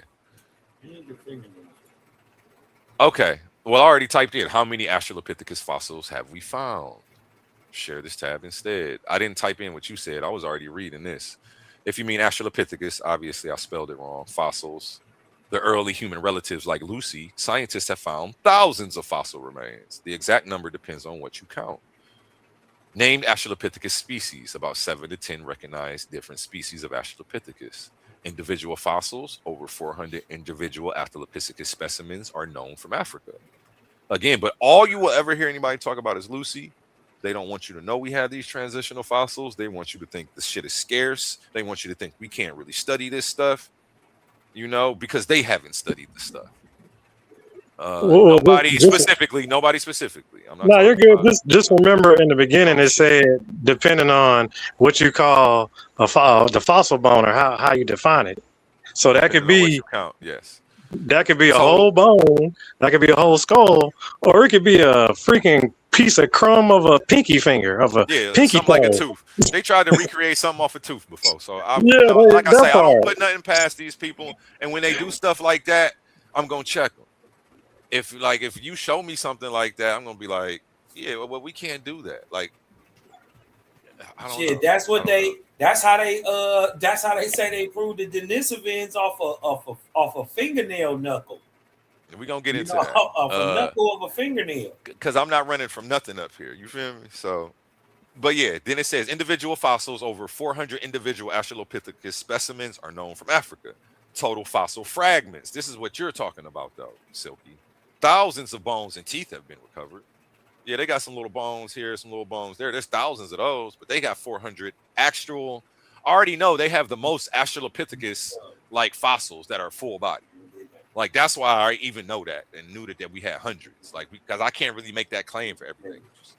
But I know this is. They got full body ones. I didn't know. Now, I didn't know they had full body. Even Lucy, they had like, I don't let me misquote the percentage. I just said 40% of, she's only 3 feet tall, and it's 40% of like rib and like you said, one side of a hip, a little bit of a leg, and some knee. But, yeah, they got enough knee to tell like that she was walking upright in the way her hip was. Yeah, I mean, like I said, you're at 40% of a 3 feet tall specimen. Like that's like a little chip or something, right? Their hip too. Really. That's what he was saying. Hip placement is going to tell you if they have the ability to walk upright. Not to say that she walked around like humans, because that's not what I'm claiming. No, we know that she had the hand structure and the long fingers. That's a monkey. Of that part. Tree climbing. Well, I I digress on that. I don't. And then I give you a little extra too. And then you'd have to look If up the anything, time. it's an early hominid species or early human. That's what we gonna When call you, it. if you look at the time when bipedalism comes about, that's a completely different time frame. You know, you got to supposedly wait on that for the walking upright type stuff. Hey, how old is Lucy supposed to be? She like 3 million, something like that. Yeah, Is it 3.2? 2.9 to 3.9. So yeah, you're right on point. Includes Australopithecus afrensis, includes Lucy, discovered in Ethiopia in 1974. More than 300 individuals are represented at the famous Hadar fossil site. So they found over 300 people where they found Lucy. You just will only hear people talking about Lucy. Okay. Australopithecus africanus lived about 3.3 to 2.1 million years ago, includes the famous tongue child fossil found in South Africa. Australopithecus sediba lived 2 million years ago, known from the Malpa fossil site discoveries. What makes Australopithecus important? They show a mixture of traits. Human-like, walked upright on two legs, pelvis and feet adapted for bipedalism. Ape-like, and when they say that, they mean small brains, climbing adaptations, and long ass arms. So they could touch their knees. You know, what's funny. Hold on, let me see if I could do it. They didn't have a skull though. I could almost touch my kneecap. I could almost grab my kneecap while I'm standing up straight. A1, Lucy didn't have a skull, right? They didn't have no skull for Lucy. They didn't have a skull for Lucy? Let me look that up. I don't think so. It was on like rib cage, like I said, side of a leg and stuff like that. I don't think they had. And then if you could sit, they got. But you said you got full specimens for the other ones, though. So I'd like to see that. My key's getting stuck. Okay, did they have a full body skull for Lucy? Lucy's at 40% of a skeleton, of a complete skeleton. So you're already under 50. And then everything after that, I could have sworn my studies was a whole lot lesser. That's why I brought up the fragments. How much of her? But again, Lucy ain't the only Australopithecus, so we're not relying on just Lucy's bones to tell us about Australopithecus. So whatever you missing from Lucy, you need to go study the rest of Australopithecus and make sure it's not there before you try to do what you're doing right now. I mean, I could go and try to prove you right, but that's not my thing. I showed up to teach. I didn't show up to debate. How much? Yeah, I just put on a presentation, but it turned into an open panel. How much of her did they find? Okay. I'll always type it in like that so it's unbiased for y'all. Okay, yes, scientists did have a skull for Lucy, Australopithecus afrensis, but it was not a complete skull. When Lucy was discovered in 1974 in Ethiopia, researchers found about 40% of her skeleton, roughly 47 bones out of about 206 adult human-like bones. Though the comparison is not exact because fossils are often fragmented. What they found from Lucy: many arm bones, leg bones, knee joints, extremely important evidence for upright walking. Pelvis shows she was adapted for walking on two legs. Ribs, vertebrae, parts of the jaw. Not found in Lucy was a complete skull, complete hands and feet, many small bones. Now, I think that they say that she had long fingers, but I don't even think they found her hands. I think they're going off of other Australopithecus fossils that they found when they say that they had long fingers suitable for climbing trees at the time, even though they still had the ability to walk upright. They don't think that they did it all day. Maybe when they had to, or to reach some food, or to start to climb the tree. I don't know. But again, she was adapted for it. I don't think that they walked around like humans, though. The skull problem. Lucy's own skull was mostly missing. Scientists originally only had fragments, especially from the jaw and some skull pieces. Later, other Australopithecus afrensis discoveries provided much better skulls from the same species, including specimens with brain case shape, face structure, and teeth. These fossils help reconstruct what Lucy's head likely looked like. And they're not taking other bones and putting them with Lucy's bones, but they're just comparing them to the other fossils and what the other Australopithecus afrensis look like. How do I just scientists gotta know? Go ahead. say it. No, you finish. Well, Take it. I was I just was gonna say, did it say adult style bones or something like that? You said it was like it said adult style, right? But Yeah. I'm just that just kind of threw me off, like, because how is it adult style in a 3 foot tall specimen? If it's 3 feet tall, that ain't adult. Adult has But to do with age, not your height. Do you know that? okay. Oh, all right. Well, yeah. Okay. I figured that. But my first thing before I raise doubt and start talking with the air of skepticism, I would look the stuff up. You keep trying to go off off of your logic when you know that science is above your pay grade. Or I'm not to be insulting, but at least you know what I'm saying, bro. If that threw you off, I'm scared for you. I'm scared to learn anything out of a science textbook from you. Well, and then also it told you had a skull, then it said you really don't have a skull. So if you, like I said, if you could show that they do have the skulls in the other samples, I would like to see it. It didn't say that she had a skull, and then it didn't say that she didn't have a skull. It said that they have remains of a skull, and then it went into the fragments, and then it actually broke it all the way down how they can compare her to other Australopithecus afrensis to tell what she would have looked like. Hey, I would like to see what one looked like too, though. Yeah, you gotta. Yeah. What Lucy look like? Well, if they're using the other ones to compare, and they saying it's a better specimen because he said they got complete ones. This is a more complete one right here. Obviously, they're missing the left hip, some toes, and some fingers, but we got a complete rib cage, a skull, most of the left leg. It's getting smaller. Let me see what y'all see. I mean, we all got these smartphones, so you can spend all day tomorrow looking up Australopithecus bones and going over every single one, because every single one is named and categorized. They're not keeping any of this a secret. It's not in the Vatican vault for us not to review. All of this stuff is here for everybody in the world to review. But you think I don't know. You think it's a lie.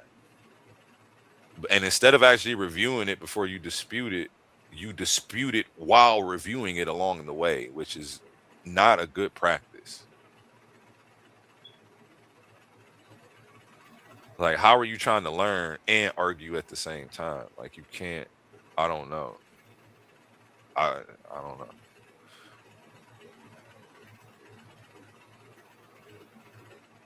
Oh, am I still supposed to be showing this bone? What's going on? Okay, I'm out of there. Let me get back to this article. I wanted to find that adult thing that you said, and I wanted to copy and paste it into here and ask it what it means, and to show you how you can start doing stuff like that before you open your mouth and embarrass yourself to anybody who's watching. Like, you want to look smart up here. You don't want to just keep raising questions that anybody can answer with a quick Google search. You see what I'm saying, Silky? And think like you hitting some home runs, or you're not making no points. Because even if I didn't know it, it's somebody in the chat that's like, man, what is this nigga asking these simple ass questions for? And they typing the answer. It's other people watching. Yeah, when people ask me simple questions, I don't mind giving them the info. I'm really just disheartened that you guys aren't taking the time to actually look this stuff up before you come up here trying to. Who is you guys?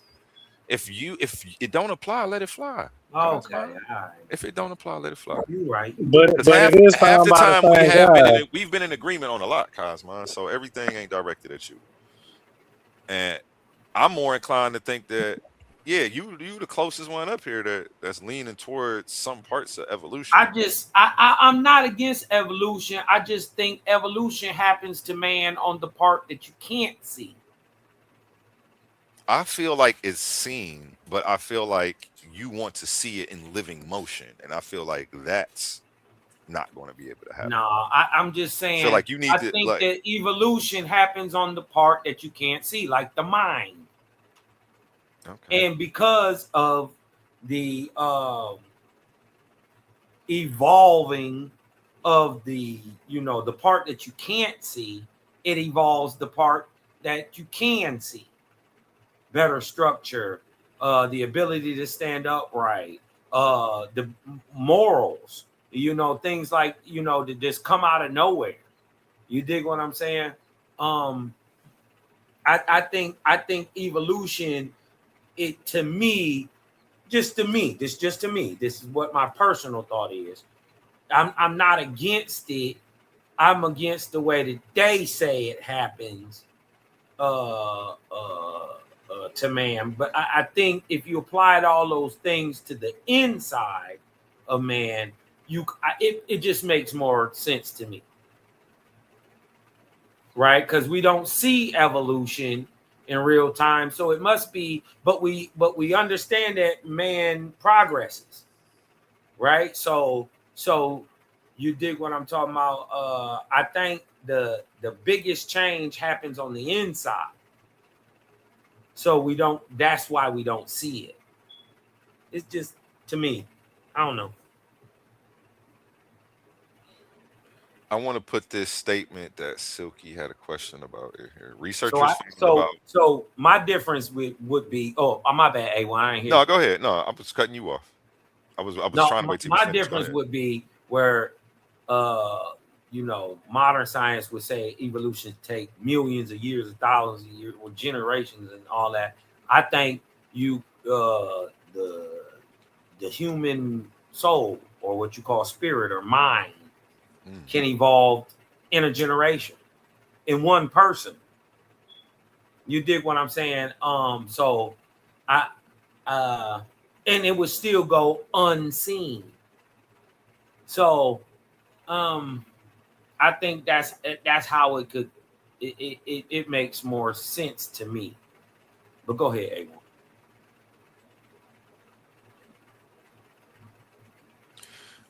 Yeah, I'm trying to figure out what they meant by adult bones. Because instead of just saying, "Well, I don't like that," I would look it up. Silky was like, "What does that mean? That's weird." Like this is unsolved mysteries, nigga. Like he just want to scare niggas and raised out. Like, nigga, teach. If you're gonna teach, teach. Don't just be an evolution skeptic. Teach what's right. Um, when scientists or what at least give people some facts, man. Don't just go around trying to poke holes and stuff without actually even looking it up. When scientists say adult human like bones, they mean they are comparing Lucy's skeleton to the skeleton of an adult human, not a child. It does not mean Lucy was a human adult. Lucy was an adult Australopithecus afrensis. The word adult refers to the stage of growth of the skeleton. So even though she was 3 feet, she was fully grown, which is what I was, that's the first thing I assumed. But his first assumption is no, this must mean it's a lie, or like I don't. But you see how his brain keeps referring to that? That's the confirmation bias that keeps pulling on him every time he reads a fact. That's literally I what mean, being no, a you witness. are one. That's I get. She's grown. Yeah, they're saying 3 feet tall, grown up adult, Yeah, I'm not beating whatever you up too you want bad, to but call it. that's still part of the confirmation. That's literally the confirmation bias, though. For you to read that one sentence and be like, "Huh, what they mean? It got to be bogus. They up to something again. They lying again, y'all." This is how you acting, bro. That's your Well, they confirmation came up with bias the trying to kick conclusion. in on anything that you think that you could have a point on. You before you even research it, you just want to be right about your side so bad that like, you don't see what's going on, right? No, that you're not doing due diligence and following the evidence wherever it goes. You're actually just looking for evidence to confirm your bias.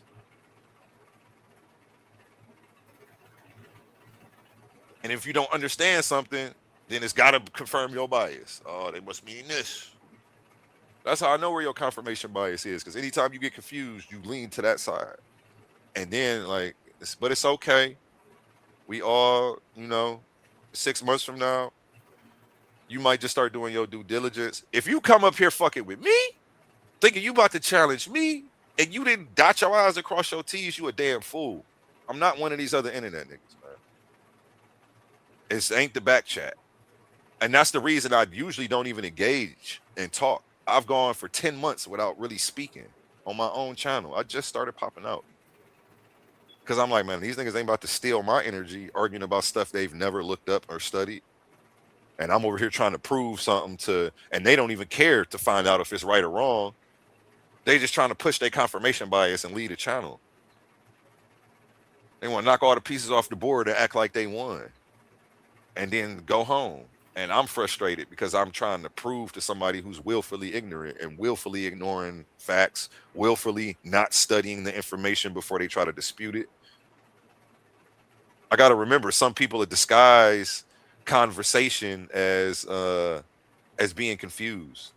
Or all conversations ain't to build. Some of them is traps. And people are feigning confused to try to pull you out your hookup. When they understood clearly what was said the first time, they just don't want you to be right. And I don't try not to give my energy to them type of people. Like, if you just don't argue for the sake of arguing. But anyway, yeah, that's what it's saying, Silky. Scientists determined Lucy was an adult because of evidence as fused growth plates, tooth wear. Lucy was probably around 12 to 18 years old when she died. But for Australopithecus, that was considered an adult because they likely matured faster than modern humans. So the statement 47 bones out of about 206 adult human-like bones means if you compare her skeleton to a fully grown human skeleton, scientists recovered roughly 47 identifiable bones from her adult-sized skeleton. It does not mean she was a modern human. It does not mean she had exactly 206 bones like a human. It does not mean scientists found 40% of her body, which is what you were actually saying. They only found 40% of her body. This is what due diligence looks like, Silky. But if you had a general curiosity to learn, no matter where the evidence went, you would have already known this. You would have already ventured outside of your echo chamber, confirmation bias, anti-evolution think tanks and known this.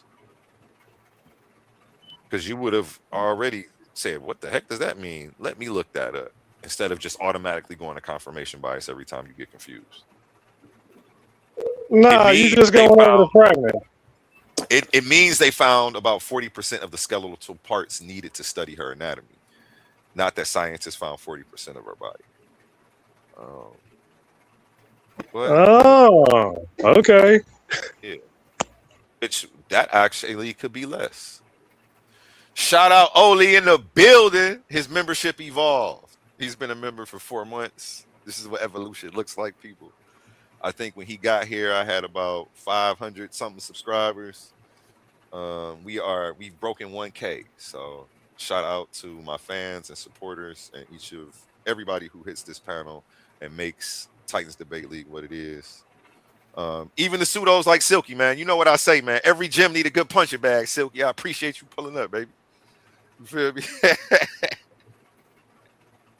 Every gym need a good punching bag. And Silky, Cosmon, Haru the GOAT, and OTK were my punching bag for the night.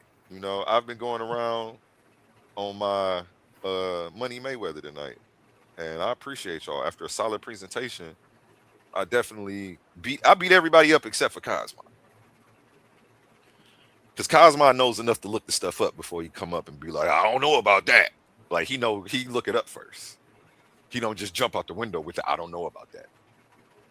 He be quiet while he think that to himself and he'll look it up. Then once he see, he wrong, he'll say, I don't know about that. See, you just let it fly as soon as you feel it. And that's where y'all mistake is.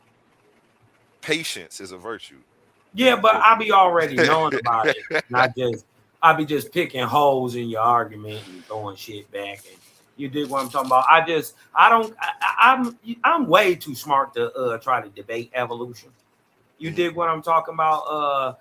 People gonna believe what they gonna believe, and I don't necessarily disbelieve in evolution, but I disbelieve in it in the way they tell it.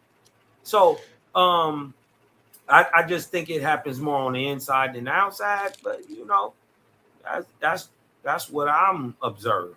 So, but I would agree too. I agree that it's your genome that evolves, and that's where the changes are. But it ends up changing your outside. Yeah. So, like, But I the agree, it happens inside on the must inside change too. first. Something And got to be, them genetics got to be turning off and on and being read and misread and unread and recessive and you dig what I'm talking about, and bringing stuff from the back to the forward and from the forward to the back, and it got to do all that. And this is just the understanding that I get from breeding, because I breed dogs. You dig what I'm talking about? You can see natural selection working at a way faster pace, even with the dog stuff. So I would think that with the dog stuff, it would help you understand it, because it does. We see it at a way faster pace once we start putting our hands on it and forcing the evolution of these species, and crossbreed them and making new species. And then it's perfect example. We can speed up the changes over time. Raising how did they make them small dogs? Then they say they used to raise them and keep them in small cages, and then they started to evolve to grow that way. Well, that would be design, right? Yeah, and that's that goes against evolution. Well, no, my point is that that's an adaptation, and my point is that can happen naturally. They can be in an environment where being smaller suits them, and that's when they'll naturally change. But my point was that when we do it purposely, so we know that it can happen, we purposely do it, and we sped up the process. So it's like, how can't you see evolution? We can just look at how they breed the dogs, and we've sped up the whole process, and you can see it in front of your face right now. Like, we took the natural thing and artificialized it and forced it. We forcing it to happen, but we essentially doing the same thing, creating the conditions in which these organisms are going to change over time. Yeah, but but especially in dogs, it's kind of a little different. But I understand what you're saying.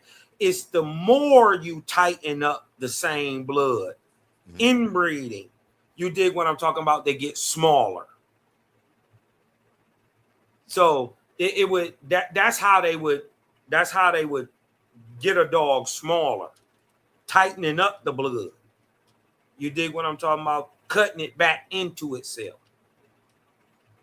You know what I mean? I know the inbreeding causes mutations and mental problems, which is why I know the whole Adam and Eve story or the Noah story is bogus. You can't found a population off incest and inbreeding. So the whole 2 men or 2 people, Adam and Eve, all of that ish is bogus. Like all we left, and then all we really left with once you throw all of that out right now is really evolution or some variation of it. We can debate about it. At least I like talking to you, because we're debating in the confines of, okay, some of this is somewhat true, and now we can disagree about some parts of it, but to just say, oh, it's white man science or it's pseudo, it's like that's the shit I'm not trying to entertain. But thank you guys for not bringing that type of argumentation up here. What was the question? How did small dogs evolve? That's what I just asked. Yeah, they usually interbreed them. You did when I'm tight or line breed them. Dogs that are related to each other but not closely. They usually breed them together to produce what they call hybrid vigor, a bigger, faster. You dig what I'm talking about? But staying close in the family. But you can inbreed them lines, and inbreed them lines. They usually they stay a certain color, they look a certain way, they act a certain way until that. And see, the thing is, we understand as dog breeders, the recessive trait ain't always bad. And they've given the word recessive a bad connotation, right? Recessive don't mean bad. Whenever I used to encounter racist people, that was one of my favorite go-to lines with them. I used to clap back, but recessive means how you feeling dealing with them recessive genes today? But recessive means the same.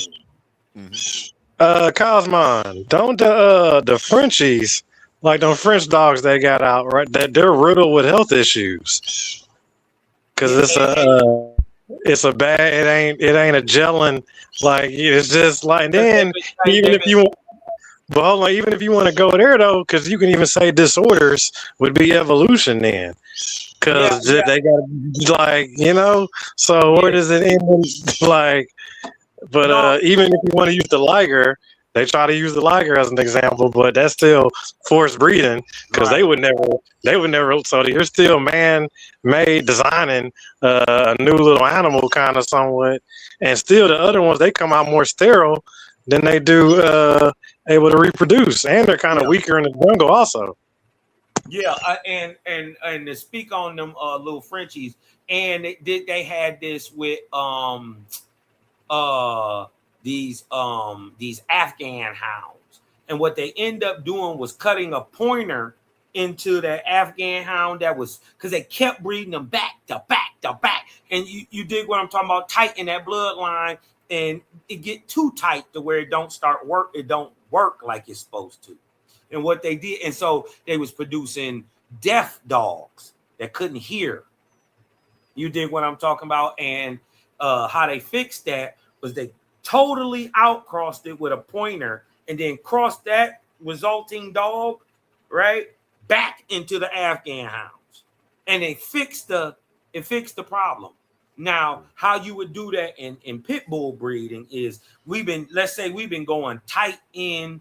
We then went tight in for 4 different breedings, and we start at that 4th breed, and we starting to see we losing the hybrid vigor and what we were shooting for in the get-go, right? We start not to see the traits. Instead of going right back into my family and just ruining my dogs, and let's say my dogs are red boy, right? But I got red boy from, let's just say, otters, right? And this other guy got red boy from who's and ever, right? But it's a different line of red boy dogs. I can cross them and they got the right traits, right? It's the traits you're breeding for. Not really what it looked like, but more the traits that you're breeding for that you think is a good dog in the first place. You would cross another dog that's in the familial line, right? But not closely related. They call that a line breeding in hopes of getting recessive genetics. Because way back in the dog, we got common ancestors and they were monsters. And so we're trying to bring them to the future by not so tightly breeding the genetics, but staying true to what you were and have always been. So them genetics is it's not craps, right? It's not a crapshoot, but it's not a perfect science either. You know what I mean? So yeah, it play. And this is and because of that, because of the things you were saying, Silky, with the liger and all that, and I see the difference between adaptation and what they call an evolution, or and then maybe it's just my point of evolution, how it was always taught to me that one animal changes to another, not that the moth that's always been here that was brown, white, and black start turning black later on to survive. I think that's an adaptation. But a dog turning into a whale, that's what they say is evolution. I don't see how it works genetically. I want to show some of these comments off of my Facebook too. Let me zoom in a little bit. See how big I can get these. Okay, yeah. On this post, shout out Bosco Hoover. He actually hit me up to schedule a discussion with me on evolution, so be on the lookout for that coming soon. He responds to this post that I posted. Also with worms, rats, show us that evolution, the fossils. Why just start with primates? And my response to him is that's an odd objection because the graphic isn't trying to show the entire tree of evolution. It doesn't start with anything. I don't know why he's acting like I'm starting with primates. It doesn't on the graphic, and it doesn't on the actually, I think it does on the picture. It does. I think it does in the text. I think it says let's start with it says take humans as an example. So I think that, and it got maybe the monkey it does. and the man at the bottom. I see what he's saying. Okay. So let's see if my response actually even applies. It's explaining one conclusion, human evolution. Asking why does it start with primates is like looking at a map of Cleveland to Chicago and complaining it doesn't show you how to get to Miami. Like, why are you worried about rats and stuff? I'm talking about human evolution right now. And yes, humans share common ancestry with rats, worms, and every living organism if you go back far enough. Congratulations. You accidentally accepted universal common ancestry while trying to mock it. So that's how I responded to it. So wait a minute. You think because the living substance on the earth is made out of the same thing that we're all... That's what I was trying to pull up. I'm glad you asked that question. I was actually trying to pull up the whole tree, and I was trying to show, because who was it? I think it was OTK, or it might have been Haru that was talking about. So we related to a banana, like, bro, like I think man has always been man and has never been anything but. You dig what I'm saying? I think dogs have always been dogs. They've never been wolves. Yeah, I don't agree. You can't even domesticate a wolf. How do you? You can't breed that out of them. Yes, Even when you cross them with dogs. Even when you cross them with dogs.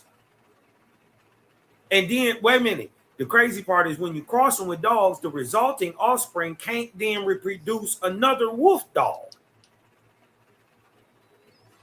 I've never studied that, so I really can't comment on that part. But I disagree with the wolves. Yeah, they be sterile, bro. We had a big old red wolf husky, half red wolf, half husky, named Bolo.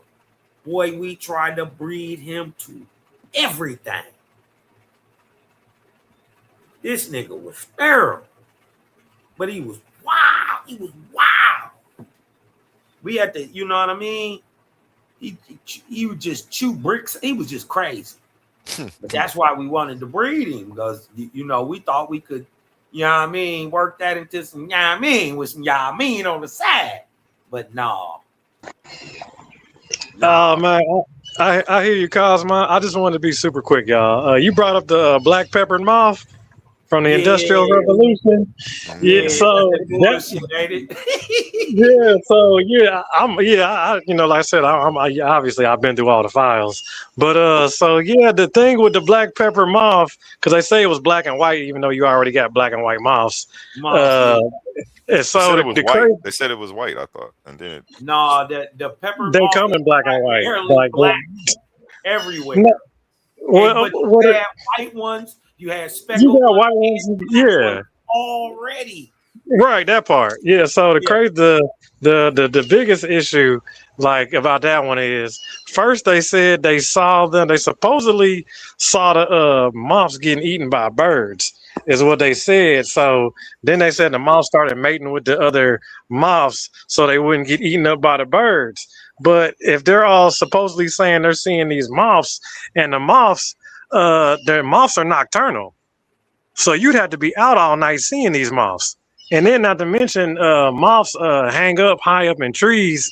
And then another thing is, if they're saying it was the Industrial Revolution, the moths have their migration range, I believe it's like 200 miles or something like that, 200, 300 mile, just and that's on a 8-hour flight migration range. So you wouldn't even see them necessarily. Like, the chances of you really seeing moths getting eaten by birds, especially on a tree, and they don't even hang low on trees, and then you're not gonna see them in the daytime.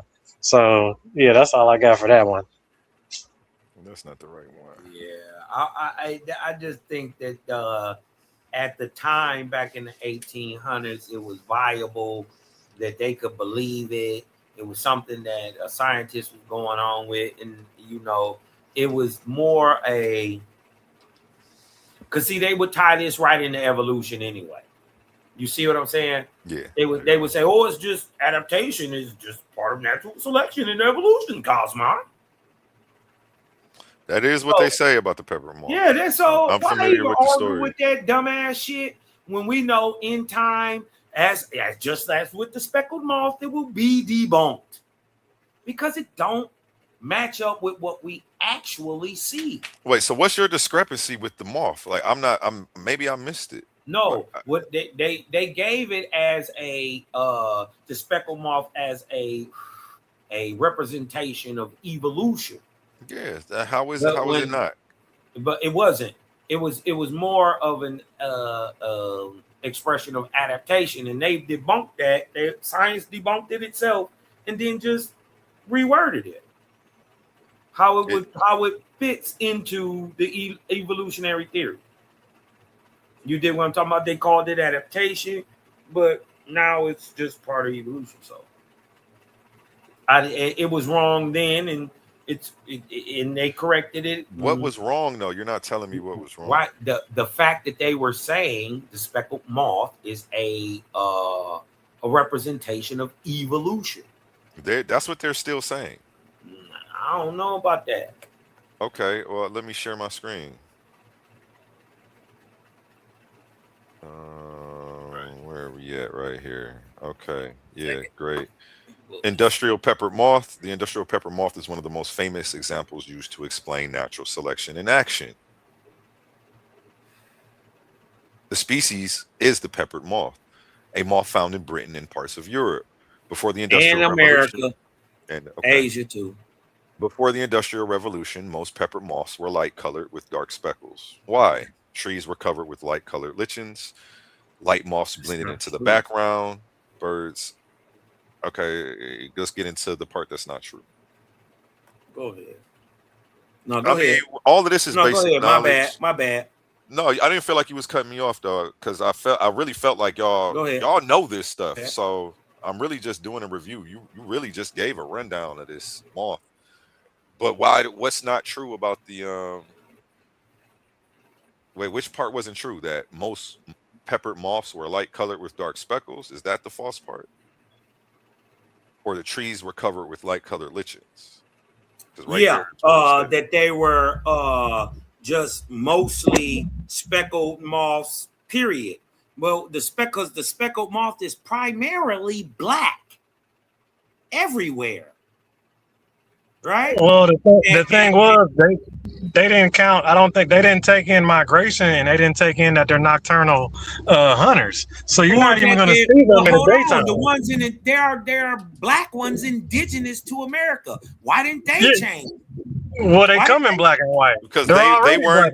Well, they black. Well, do you understand why? Do you understand the process of natural selection? You're asking why didn't. That's almost like asking how come monkeys stayed the same and we kept evolving. We were in different environmental conditions. No, they're saying they got ate by birds. No, he asked why the American moths didn't change.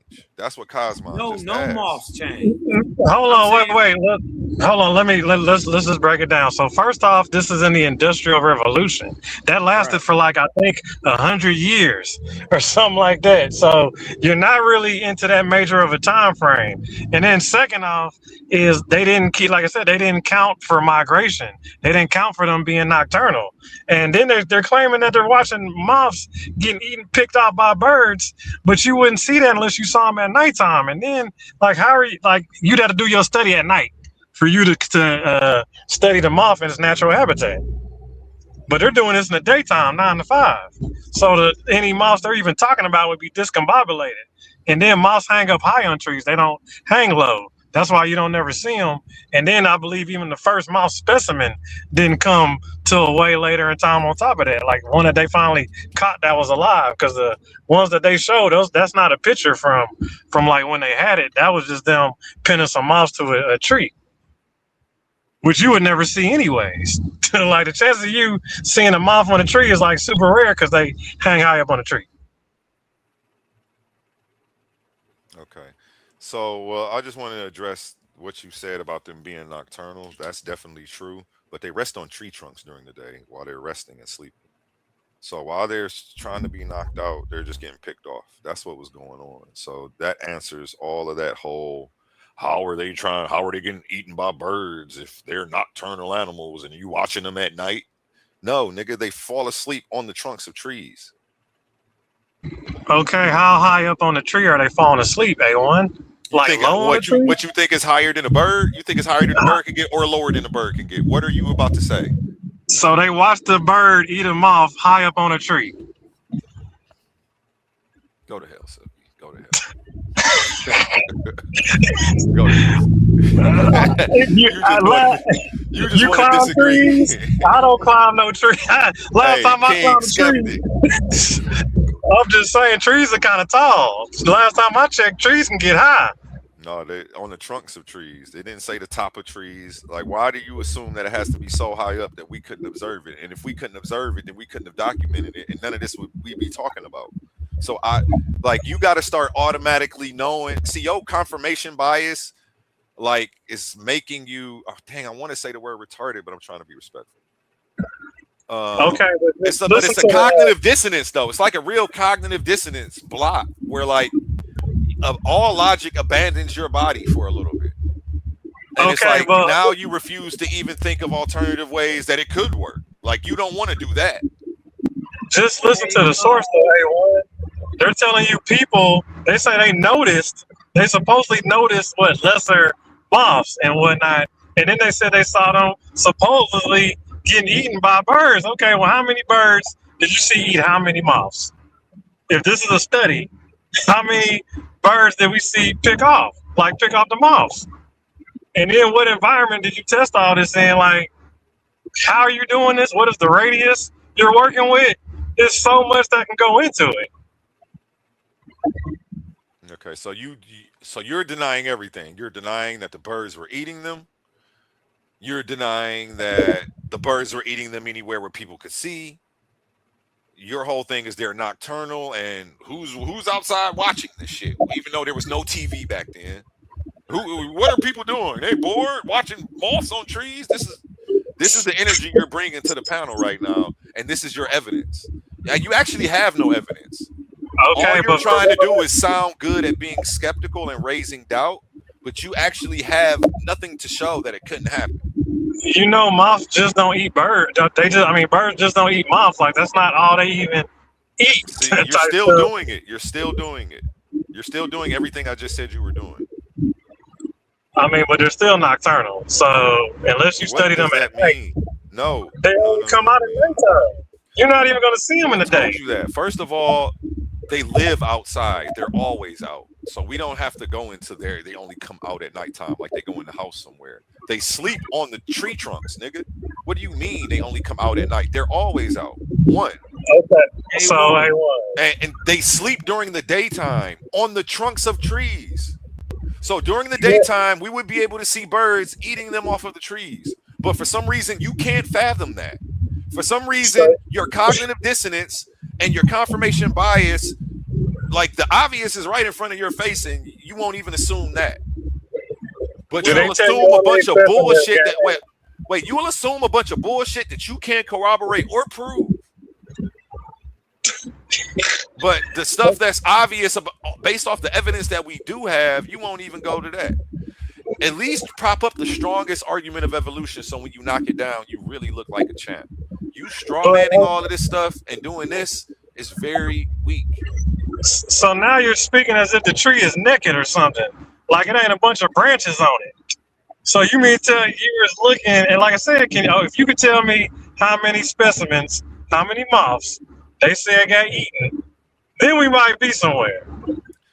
I don't know why I have to tell you and why you haven't already studied this on your own time before you came to the conclusions that you came. Well, I don't know why you cut me off. I waited.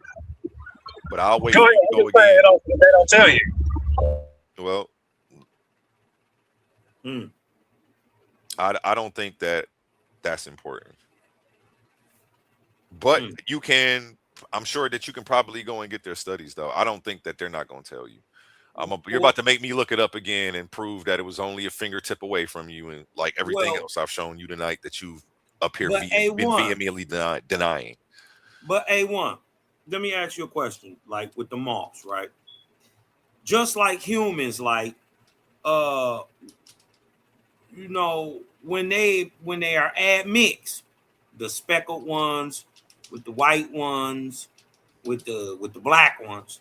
You dig what I'm talking about? When they admix by color, you know, wouldn't the color produce a predictable color variant? What do you mean by color? Just explain Like, that to me, so okay, so I so know I'm responding to the right thing. I don't want to assume I understand you. okay, You, like okay, if they're not eating the black ones because they can't see them, right? And then these ones mix with the black ones and the rest of the speckled ones and all that, wouldn't they be, because they're the same thing, wouldn't they produce a predictable color variant? I'm going to look into that next because I don't have, I don't. That's some of this stuff is above my pay grade. I haven't been studying evolution for over a decade. And I'm here just trying to get it right. I don't want to assume anything. What I'm not going to do is I'm going to do what Silky. I'm going to do what Silky is doing. Well, I'm going to do what he's not doing, and I'm not going to assume. Damn it, I'm saying it wrong. I'm going to do the opposite of what Silky's doing, and I'm not going to assume anything. I'm not going to make any assumptions. Whether what I don't know, I just don't know. I don't make an assumption. I don't jump to my side of confirmation bias. Well, it has to be right. I just look it up. Well, like, but to your point, I did type in what you just asked. Go ahead, though. You can jump in. You don't got to wait for me. Jump in. Because I did some homework on this stuff a while ago. I thought they covered black and white already, Cosmo. Go ahead. Yeah, not there. Not where the Industrial Revolution was. But we can continue, though. Well, to Silky's point, he asked how many moths there were. There were 651 moths in the preliminary field releases, 69 moths in an Avery experiment with 2 great tits. That's what it says, where he directly observed which moths were eaten. We can get, there's sources for all of this. I'll make it cite the sources along the way. 630 marked moths released into populated woodland near Birmingham. 799 moths released in an unpopulated woodland area. You can go and look up these studies. So it's but this is stuff that you would just come and try to raise doubt about without actually looking up. And that's why I'm like, man, I'm tired of this. Like, I don't even want to keep doing this, man. He keeps asking me stuff that's easily Googleable. I haven't done anything special. I haven't gone to any encyclopedias. I have the same resources that Silky has. So I know he could find these answers in 2.2 seconds the same way I found them. But he'd rather just live with doubt in his head and say that it's false instead of actually going to seek these answers out, whether they may prove him right or wrong. He may type in some of this shit and it proves him right, but he won't even take that step, which is scary to me. He's making me thoroughly educate him. Somebody hit the Cash App, man, because it ain't no reason I'm up here doing homework for Silky right now. Every point that he just ever thought in his head and never took the time to look up, I'm doing tonight. Drop some money in the Cash App for a real one, man. They caught 600 moths, is what you're saying, and released them and tagged them. Look it up. Look at it. No, we're not doing this no more. You don't get to continue to disrespect the intellectual space in this manner anymore. What I'm going to need you to do is find out whether it's true or false and then bring your point, bro. Stop with this. Let me try to walk him down and see if I can catch him slipping anywhere when you're not going to catch me slipping. Because I do my due diligence. I don't talk about stuff I don't know. I don't assume shit. Mm-hmm. If you follow these rules, you'll never get knocked out, nigga. Tuck your chin in, Silky. You out here with your chin out. And I'm trying to give you the game and you just want to be a fool all night long. A1. You can never be a Titan. My Titans have to tighten up, and my Titans don't move like this. Titans don't move like this. Random niggas who be up here do, though. But we move real sophisticated with this information. We're not about to get caught with our head out there, bro. We're not going to get caught with our neck out there to get chopped off. We're not going to go making assumptions and making claims that we haven't study thoroughly. We're not going to try to debunk somebody. We ain't never looked at this stuff they talking about. You've got a good debunk game for the average person who also didn't study the science the same way you haven't, because you studied enough of the debunk points that they would just be stuck. But you actually got me up here looking it up in real time, so you're not going to get me. There's answers for all your questions. I'm happy that you have them, because I don't mind answering them, because I'm actually educating the other people who have all this pseudo echo chamber stuff in their bag, so they can hear it actually be refuted live and then be like, I'll never say that again. A1 cooked Silky on that. I'll never go around trying that again. A1 cooked him on that. Like, but you're making it real easy for me to be the chef up here.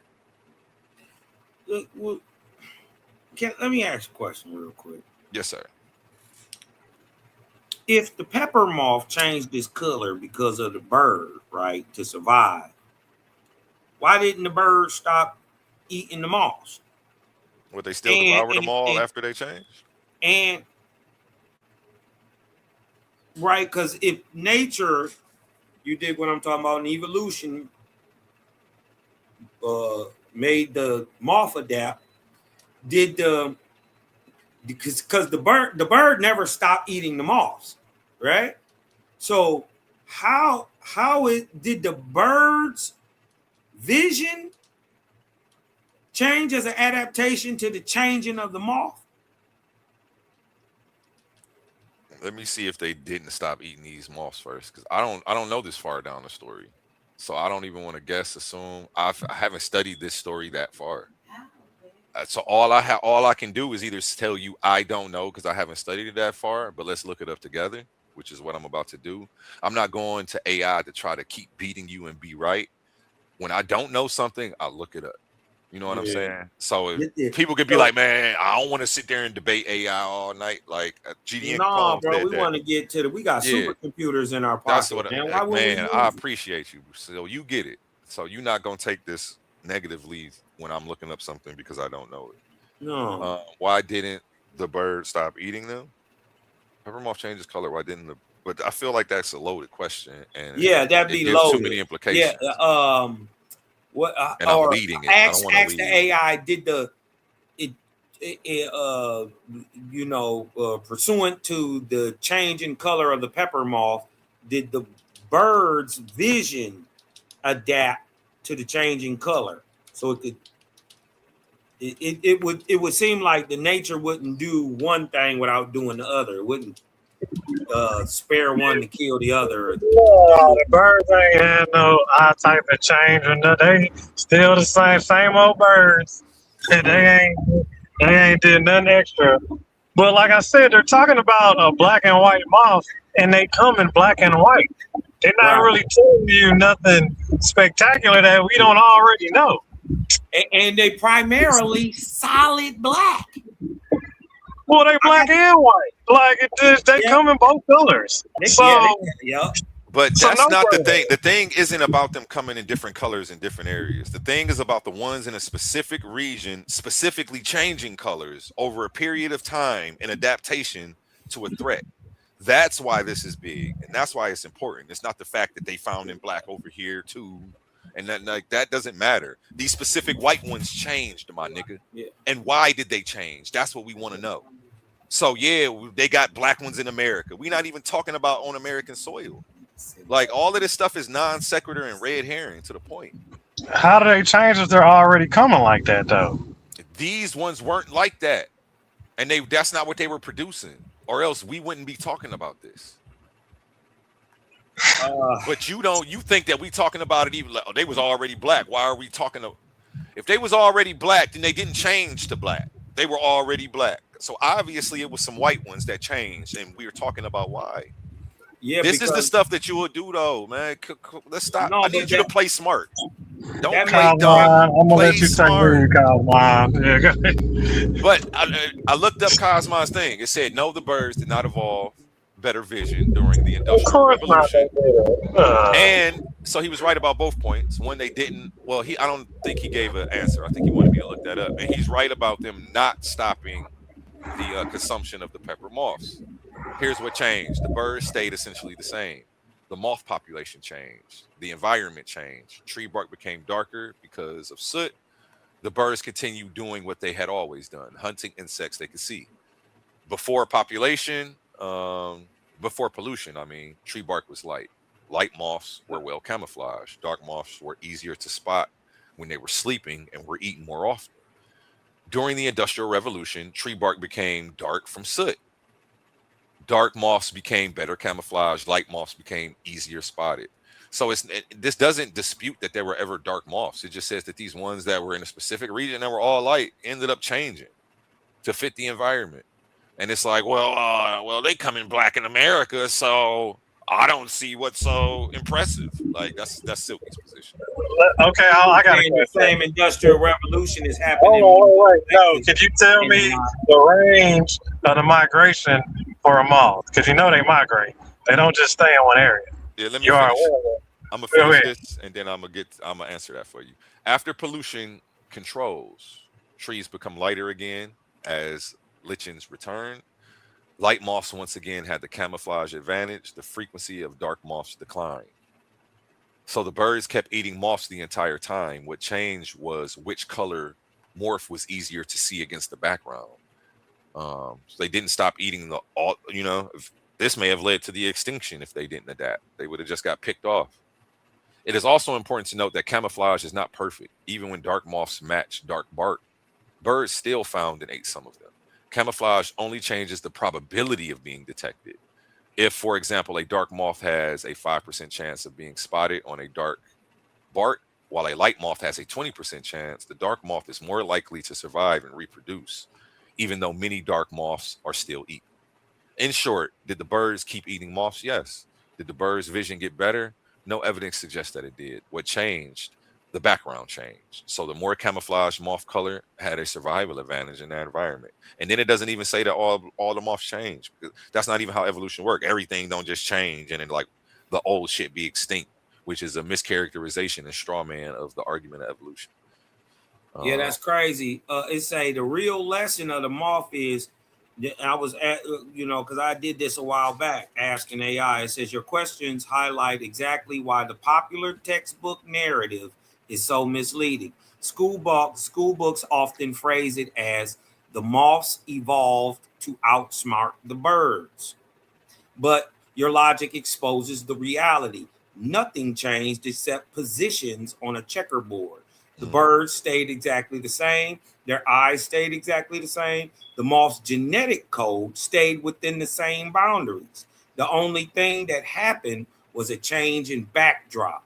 When the backdrop turned black, the pre-existing white moths became easy targets, and the pre-existing black moths got a temporary shield. It wasn't an arms race of new traits being generated. It was just a shift in who was exposed. Let me look that up. Were new traits generated? Right, because they're already coming in black and white. So it's just about which ones in that little area supposedly they say are getting picked up. But then again, he said 600 samples. So I'm guessing them 600 moths out of the 600. It's saying that a genetic mutation generated the dark trait, and natural selection then increased its frequency in the population. But we got to watch out, A1. Remember in the original story, right? They said that the black moths didn't exist before 1819. I don't think that. I don't know what story you're reading. The story about the spotted moth, where it come from in 1819. Did black moths exist before the Industrial Revolution? Yeah, I don't think they make that claim. I'm sure they did, but what they were trying to say then was that, that they didn't exist in 1819.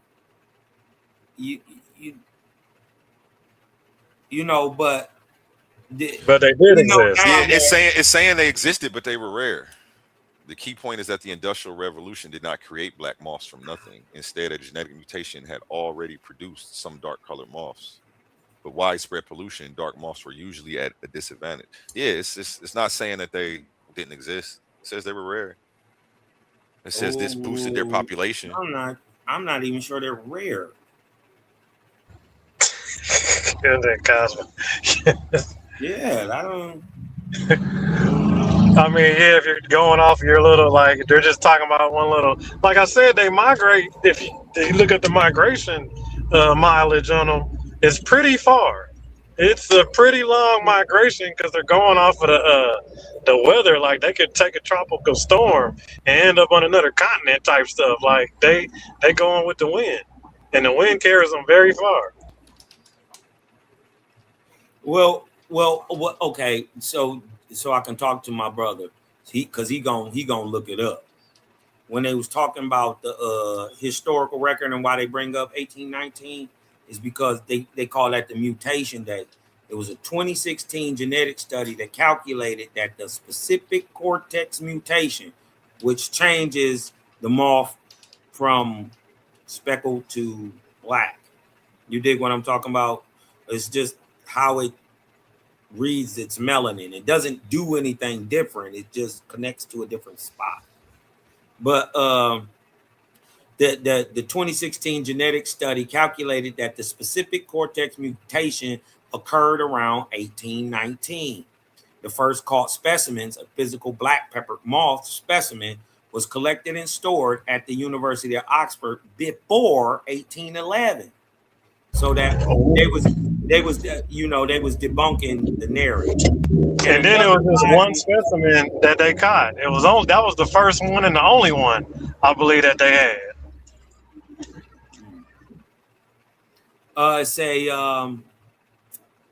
Another live one was caught in 1848 in Manchester, England. The coal soot peak.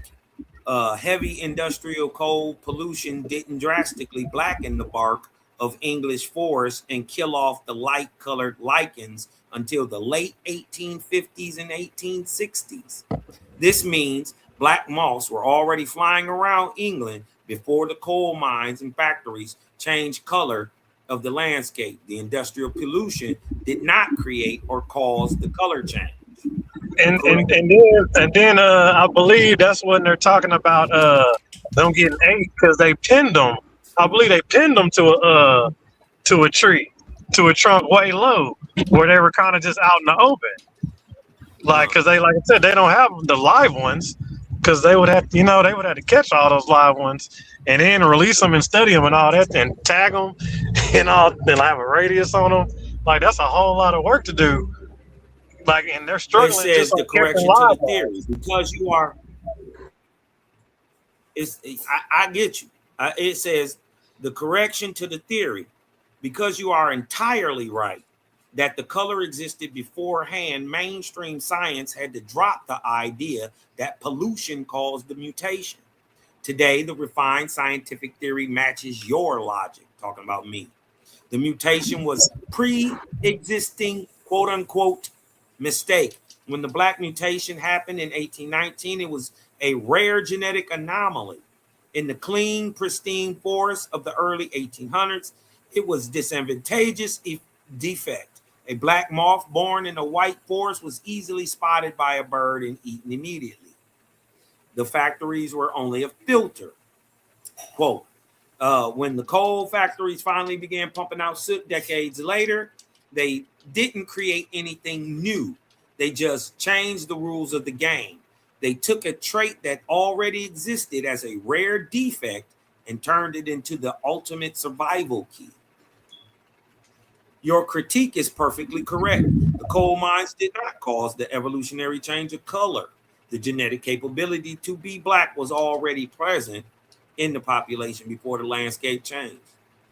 This is why, when stripped of the textbook exaggerations, the peppered moth is not a story of a creature inventing new traits to match its environment. It is simply a story of population relying on a pre-existent genetic library to survive a sudden disaster. And then they say that's one of their top evolution examples. A black and white moth that's already been around. Yeah, what were you reading from? I'm reading from AI. I also asked, I did this months ago. I also asked, were the moths black in the Americas at the same time? the Industrial Revolution is happening. Yes, in fact, the story of the peppered moth in North America provides the ultimate confirmation of your exact point. The black trait was already inherent, global option within the moth's genetic blueprint, completely independent of England's factories. The North American subspecies of the peppered moth mirrors the British timeline and behavior, but the historical records that further solidify your pre-programmed framework. The timeline in the Americas, just like in England, the solid black variant, specifically named Morpha swettaria in North America, was officially documented in the United States around the exact same era. The earliest American records, the black variation, was physically collected and recorded in Pennsylvania in 1906 and 1910. Population surged decades later when heavy industrial manufacturing peaked in northern U.S. Rust Belt cities like Detroit and Pittsburgh. The exact same phenomenon happened. By 1959, the black version surged to over 90% of the population in southeastern Michigan. The parallel reversal. Once the U.S. passed, I don't think that disputes. I don't think that disputes. I don't really think that disputes, because if I compare that to human race, like that, it wouldn't dispute people evolving. People can evolve back and forth from black to white, and they can have the gene, and just because they already have the gene and it's inherent doesn't mean that they're not evolving. I don't understand. Well, here is the parallel reversal of that, right?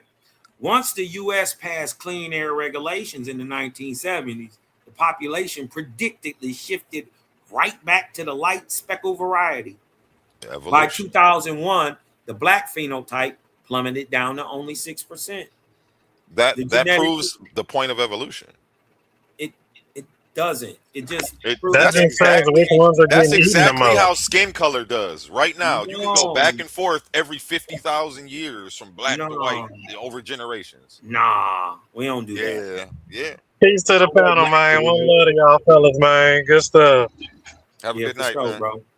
I gotta go to the store and get some swishes, man. Yeah, you gotta smoke on this. I gotta smoke. I ain't smoked since I've smoked my last blunt at like 11 o'clock, man. You gotta smoke on this one. I've been sober all night with y'all, man. Sober joking.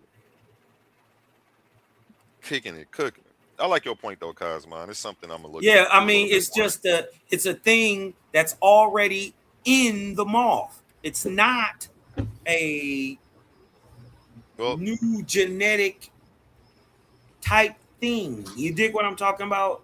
It's just more black ones, so when they breed, it breeds more black. Evolution does not require a new trait to suddenly pop out of nowhere, though. You understand that? I thought that would be under speciation, though. What, a new trait popping out of nowhere? Well, I don't think they saying it's not out of nowhere. They saying it's because and that's what I'm saying. Industrial Revolution, but you didn't understand. We're in agreement, though. You said it backwards. We're saying the same thing. Me saying evolution does not require a brand new trait to suddenly pop up is the same thing as you saying they changed even though they already had the trait. We're both agreeing when we say that. I'm telling you, yeah, they don't need a new trait to pop up for it to be evolution. And you're like, they didn't have a new trait. They already had this. And exactly, we're saying the same. Yeah, so I don't think they evolved. So you see what I'm saying? Type this into your thing. If the black trait was already inherent, is it evolution? And then read to me what it says. Okay, hold on. I'll see. Share it on the screen for everybody at home, and we gonna now. Hold on, 1 second. What up, man? Good day. No, we ain't gonna end nothing. Oh yeah. Yes, man. Nothing's about to end. You know, I got to put my whole. Hold on, here we go. Yeah, I gotta go to the store and get a swisher, man. Yeah, we got smoke on this one. And for decades, American scientists wondered if the American black moth and the British black moth were completely different. Show your screen. Don't. You ain't gonna do us like that. We want to see the screen. Oh shit! Hold on, my bad. I want to see what you asked it. I want to read it while you talk. Yeah. Before I walk out this door, the store is right around the corner, so I'm only be gone 5 minutes. I'm gonna have Oli hold it down. For sure. I'm gonna wait till you get this answer out, though. Yep. Can you see that one? It's on the screen. All right. We was talking about Where did you ask it though? I didn't. What did you want me to ask it so I can go back? I wanted you to say, what did I type into mine? Damn, I hit X on it. No, I didn't. If the black trait was already inherent, is it evolution? Okay. If the black, wait a minute, that don't say nothing. That don't make sense. If the black trait, say it again, was already inherent. Because right? that was what you said. You said they inherently already had. I forgot how you worded Yeah, it. they were black. Yeah, so you were saying that they already had before it. 1819. You were saying they already had the gene to be black. Yeah. These white ones. So since they just, you said it was an No, adaptation. there was already black ones. It was already black ones. Yes. While there were speckled ones, while there were brown ones, there were black ones too. Okay. The genetic proof, the same blueprint, different I know continent. that. I heard you read all that, and that's why I'm telling you to type this in.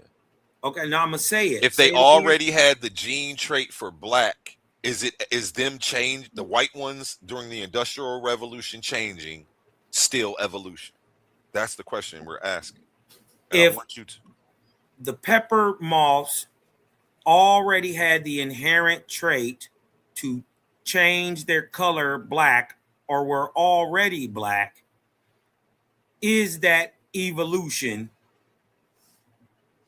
I don't like how you put we're already black, because then that's going to make AI think you're asking if a black one changed to black, is that evolution? Because these were white ones that were changing to black. Well, but we'll say, let's just say if a white moth already has the gene, they not changing the black. The offspring is black. Because remember, I asked. Hold on, I'll show this too. You can't think of how to word the question, or you scared of the answer? No, go. You hold on. Say it again, brother. If pepper moths already had the gene to be black, is the white ones changing during the Industrial Revolution still evolution? Okay. If the pepper moth already inherently had the gene to be black, white peppered moths turning black, is that evolution? You didn't say the Industrial Revolution. I feel like that was a key point, but I still think you're still gonna get the same response. If the pepper moth, because we're specifically talking about the ones during the Industrial Revolution. White pepper moths turning black, is that evolution? Right? Is the pepper moth already inherently had the gene to be black? White pepper moths turning black. Yeah, that. Yep. I wanted you to put during the Industrial Revolution, but yeah, it's the same thing. It still says yes, but based on the strict definition,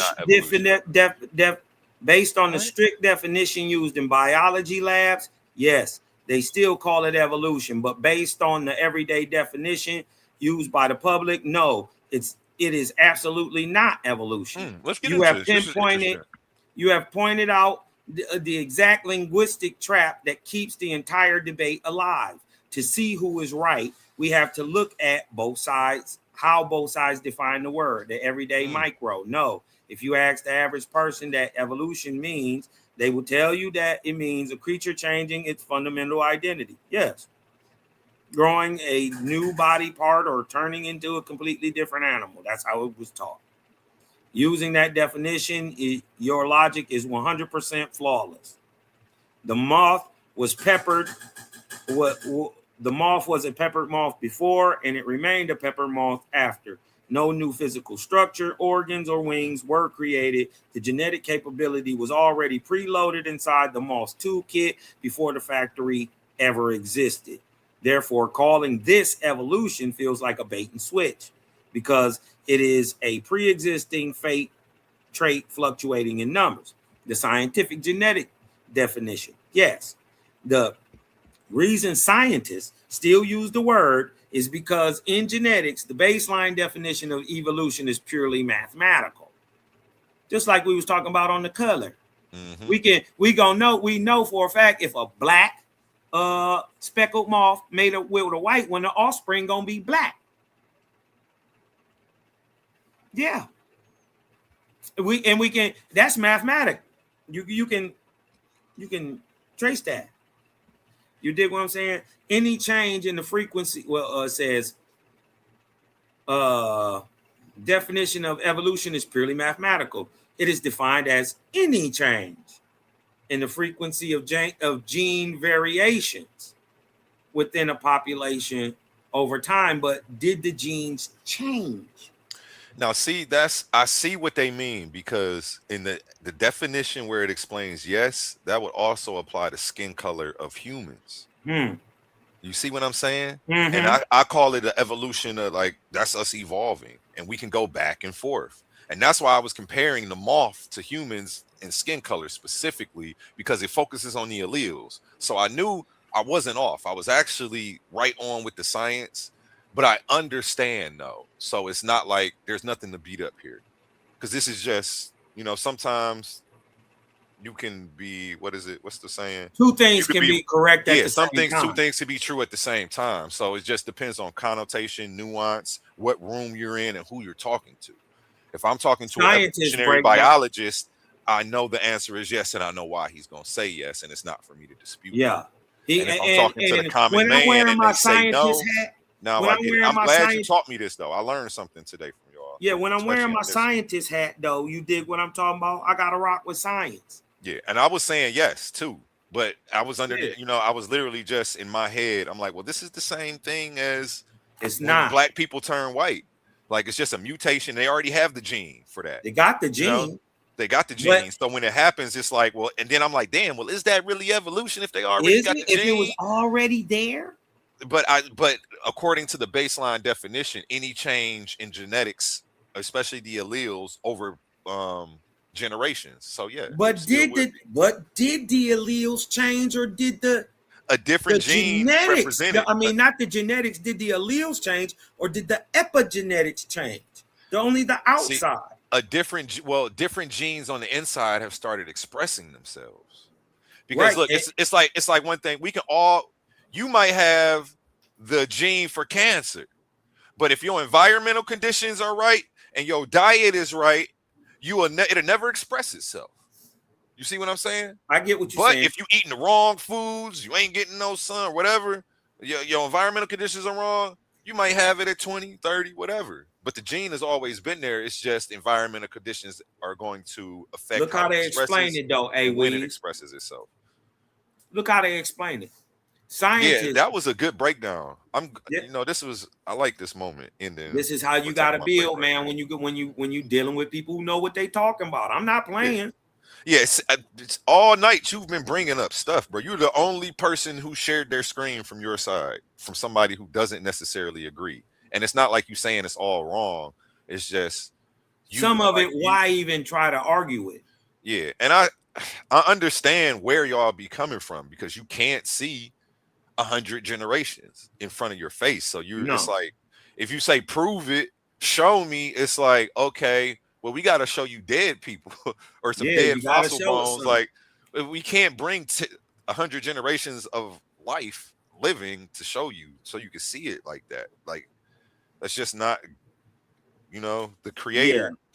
Yeah. Why am I going to a creator? I was gonna say the creator ain't make it like that. Yeah, man. You know what it is. You know what it is. No, but I was to say the creator ain't set it up so we can view it all like that. You know what it is. No, that's sitting right in your stomach. It's sitting right in your stomach. That was go funny. Ahead, eat that soul food. Yeah, because yesterday you said the same thing too. You was like, man, I just keep. I'm such a proud. I feel so proud right now. I keep hearing everybody talk about the creator. I am, man. Well, nobody remember it was the Most High and El Elyon and Osiris, and it was everybody else except the creator. You dig what I'm talking about? Them boys barking it now. I'm telling you, creative gang is massive. It's scientists break evolution down into two distinct categories, and the moth only qualifies for one. I didn't know that. Microevolution, the moth. This does not mean creating new animals. It simply means a shift in the head count of a population. If a population starts off with 99% white and 1% black and changes over 50 years to become 1% white and 99% black, scientists define that specific percentage shift as microevolution or adaptation, however you want to say it.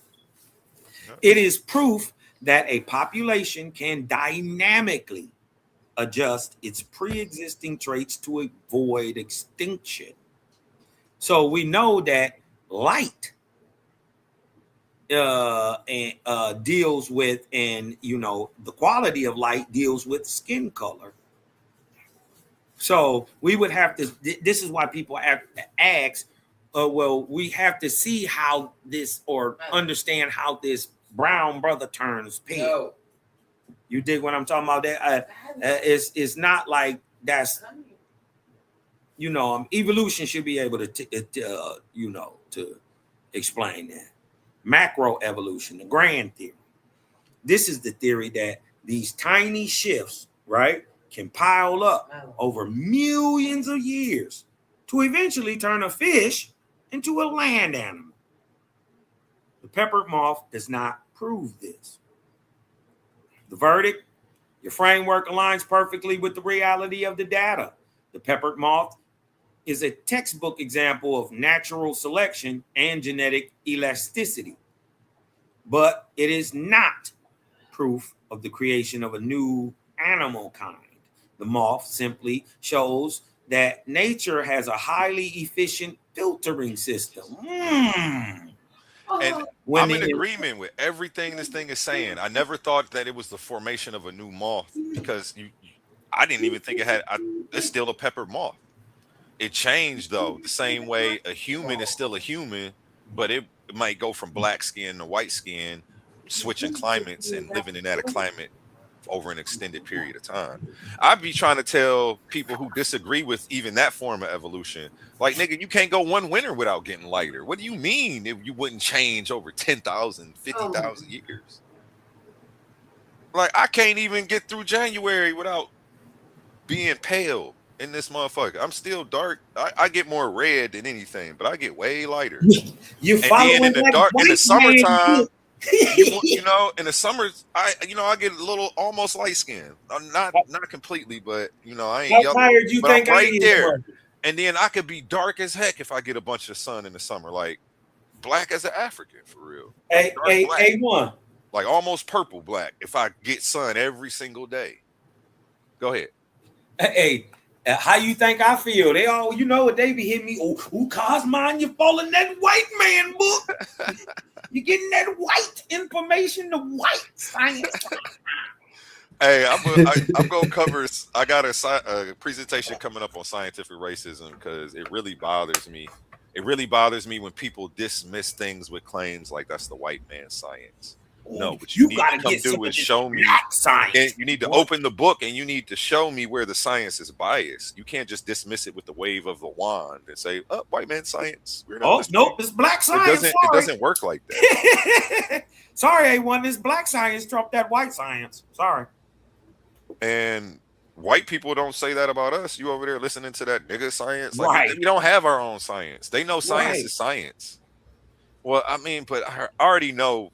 I can hear the rebuttals now from these crazies responding to me, and they're not even here. But that's how insightful and much I self-reflect. And I self-reflect even in the moment.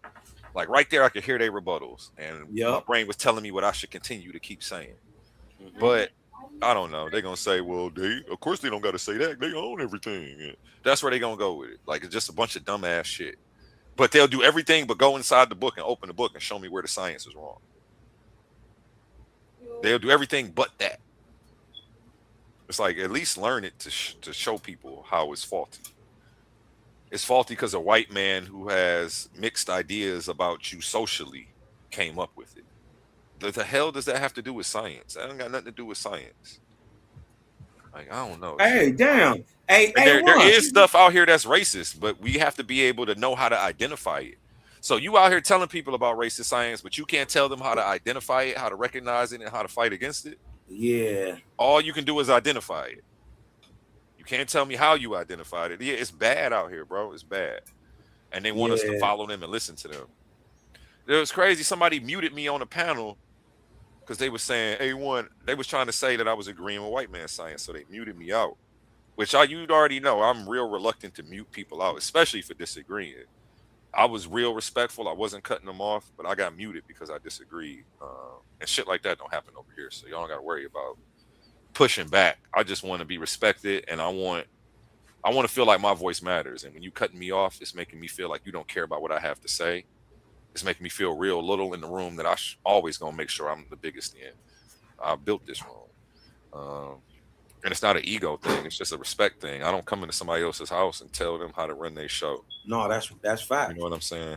No, and that's I real. never. And I told the one dude that, like, bro, I tell Unc West that all the time. He come over here wilding sometimes. That's the homie. But I tell him, Unc West, I would never, ever, ever, ever think about coming on your show and cutting you off when I know it's your show, thinking I'm gonna overtalk you. Like, I already come in. No, knowing you I'm about to in a show the supreme lose decorum. situation at that point.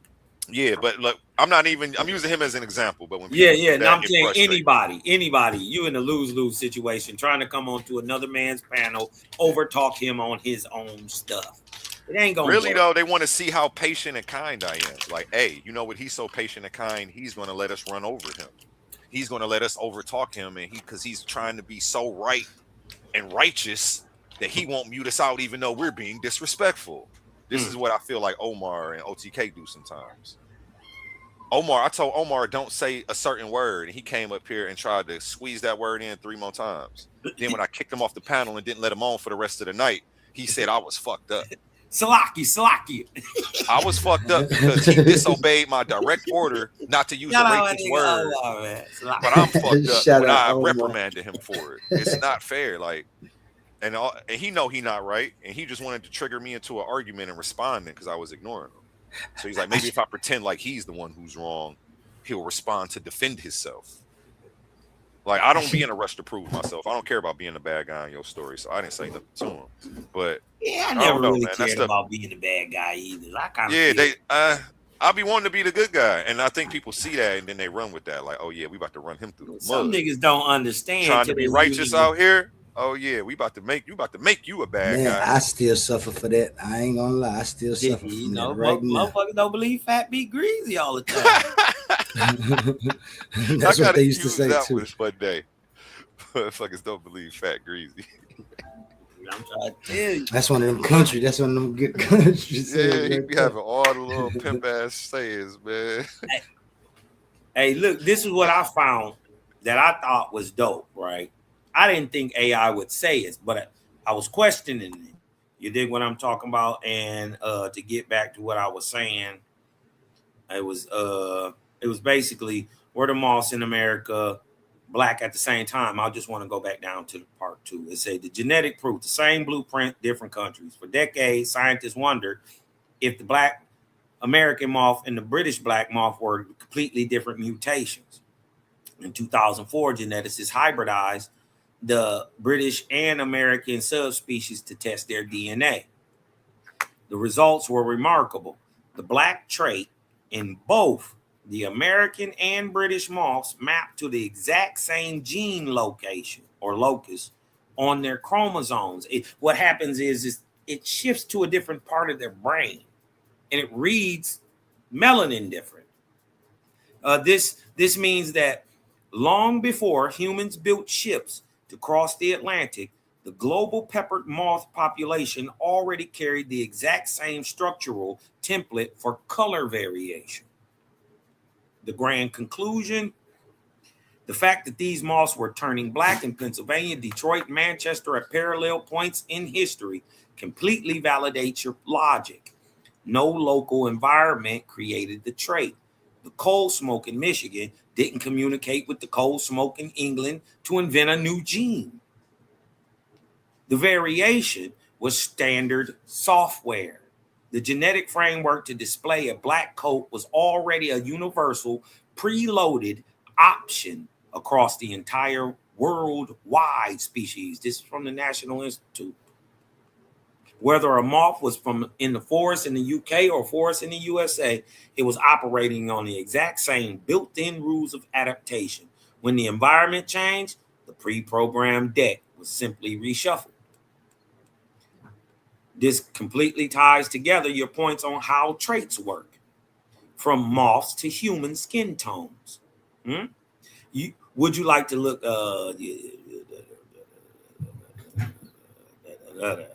And then I asked if the pepper moths are. Oh, that's what we already asked. That's what we asked.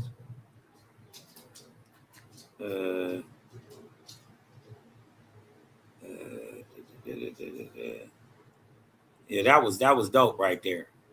It said if you would, it said nature has a filtering system. The pepper moth is not a story of a creature inventing new traits to match its environment. It is a real-world demonstration of a pre-programmed genetic filtering system. Ooh. I think that's dope. I think that's more like what we see. If you would like to continue this next time, blah, blah, blah, blah, blah, we can apply your exact same logical framework to look at other famous textbook examples, such as how bacteria became resistant to antibiotics or how Darwin's finches changed their beak sizes.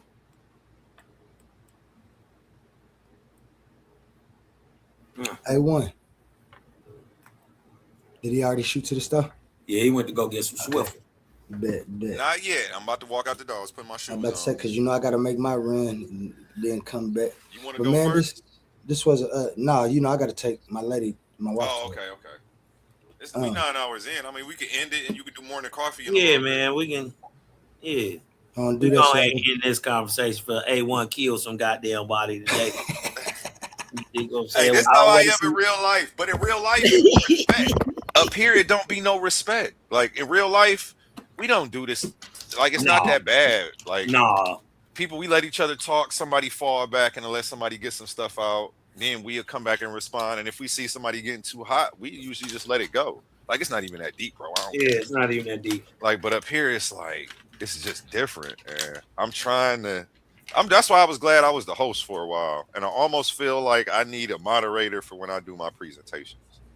Because I want to be moderated too. I want to give everybody a fair opportunity. And I don't want y'all walking on eggshells feeling like you can't challenge the person who's running the show. But I don't know. I think if we all dealt with respect with each other, I wouldn't have to cuss nobody out. Yes, you is. I think we just got to change the format, and whenever we want that, whenever you want questions and stuff, you just have the questions. If you don't want the questions and stuff at that time, you know what I'm saying?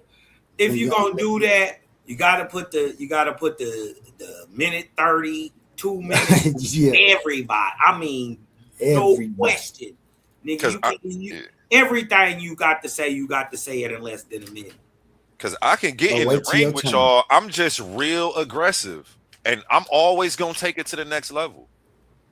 Like if somebody thinks they're going to raise the level on me and I'm just going to keep and be wherever they at. No, if somebody takes it a step further, I'm going to take it a step further. Like, and I'm always going to be the one to be more savage, but I'm trying not to, like, that's not a good look on social media, especially when I'm representing the brand. But in real life, that's just how I am. Niggas get aggressive. I get aggressive back. What's up? What we doing? Or everybody want to be cool now? Okay, we could be cool now. That's usually how it happens. People get aggressive with me. I get over aggressive. Then they want to cop deuces and be like, "Oh, man, it's the cop." Wasn't that? And I'm like, "Oh, I didn't think it was." And then I got to talk to him like that. Like, well, let it be known and say that because you was over there popping your lips like you wanted problems. Hey, but you got to understand, A1, this is the Cosmon era. This is the time. Hold on. This is the time of high spirituality and high physicality. So I can black your eye and then heal you up after. Yeah, spirituality don't look like what y'all think it look like. That's what Omar be doing. Ain't soft. Omar gonna beat you up, cut you off, and then he gonna be like, Shalaki, that's still my brother though. Even though I disrespected him, didn't let him talk, straw man his argument, misrepresented half of what he said to trigger him.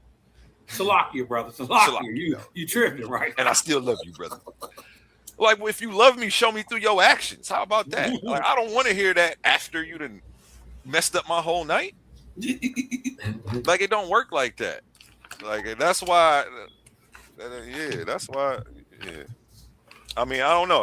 And that's a typical relationship in 2026. I'm gonna treat you like shit, and I'm gonna apologize later. Shorty give you some pussy, and you're supposed to forget about it. You know, or we men apologize to each other. We drink a beer, we supposed to forget about it. I guess. I'm a Virgo, so I'm vindictive, and I hold shit to heart. Like I don't never let shit go. I like these panels and stuff. That's why I just sit back. I ain't been saying nothing lately because I see the information is when it's flowing, whether somebody be right or wrong. What we have that's amazing in my sight is the ability to check facts or people's claims in real time. Mm-hmm. I love it how Big Kaz asks questions. You know what I'm saying? The questions that he be asking his AI. You know what I'm saying? That's kind of how I do. Because it ain't that the AI ain't gonna give you an answer. It's how you form that question or what you're looking for that gives you the answers you're looking for. And I see like when Cosmon was just talking, he was reading what his thing. He said, with your logic, which means in the thread or in that conversation he was having, he had proposed his logical explanation to the explanation that they had given scientifically, and that's why it was giving his logical proofs and saying, due to your logic, and that's amazing to me. That's why I love AI, because it'll tell you, and it'll tell you if you're wrong too. Because I bet you Cosmo can go through there and find some of the things where the AI didn't answer the way he wanted to. I guarantee you, because I do the same thing. But that's the beauty of when we be on these panels. You said what? Check them right there in real time. Bam, bam, bam. Or you said I said this, and this is why I said it. And then the AI put your logic in where to tell you, yeah, due to your logic or with your logical inferences, you are correct. And so we stand at that precipice where I was talking about two things can be right at the same time. Mm-hmm. Sometimes. Mm-hmm. Cosmo, you done said that a whole lot. Since I've been here. Tell them. That's what I be looking at. They be saying black and white, and I be looking at a lot of gray.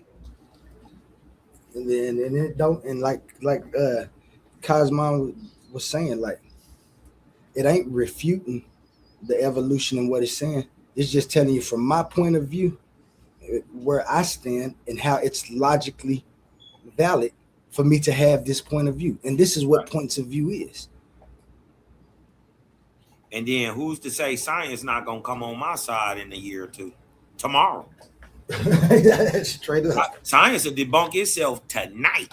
And don't care nothing about it. You did what I'm talking about? With a whole new period of view, you know what I mean? Yep, I'm gonna play this little hour-long video. I got a video of which one is this? This Chris Harris and Apollo Bay going at it in the back chat. Whenever we do dip off, I'll play this for a little bit till I get back. My stove only like 2 minutes away, so I'll be back in 5 minutes.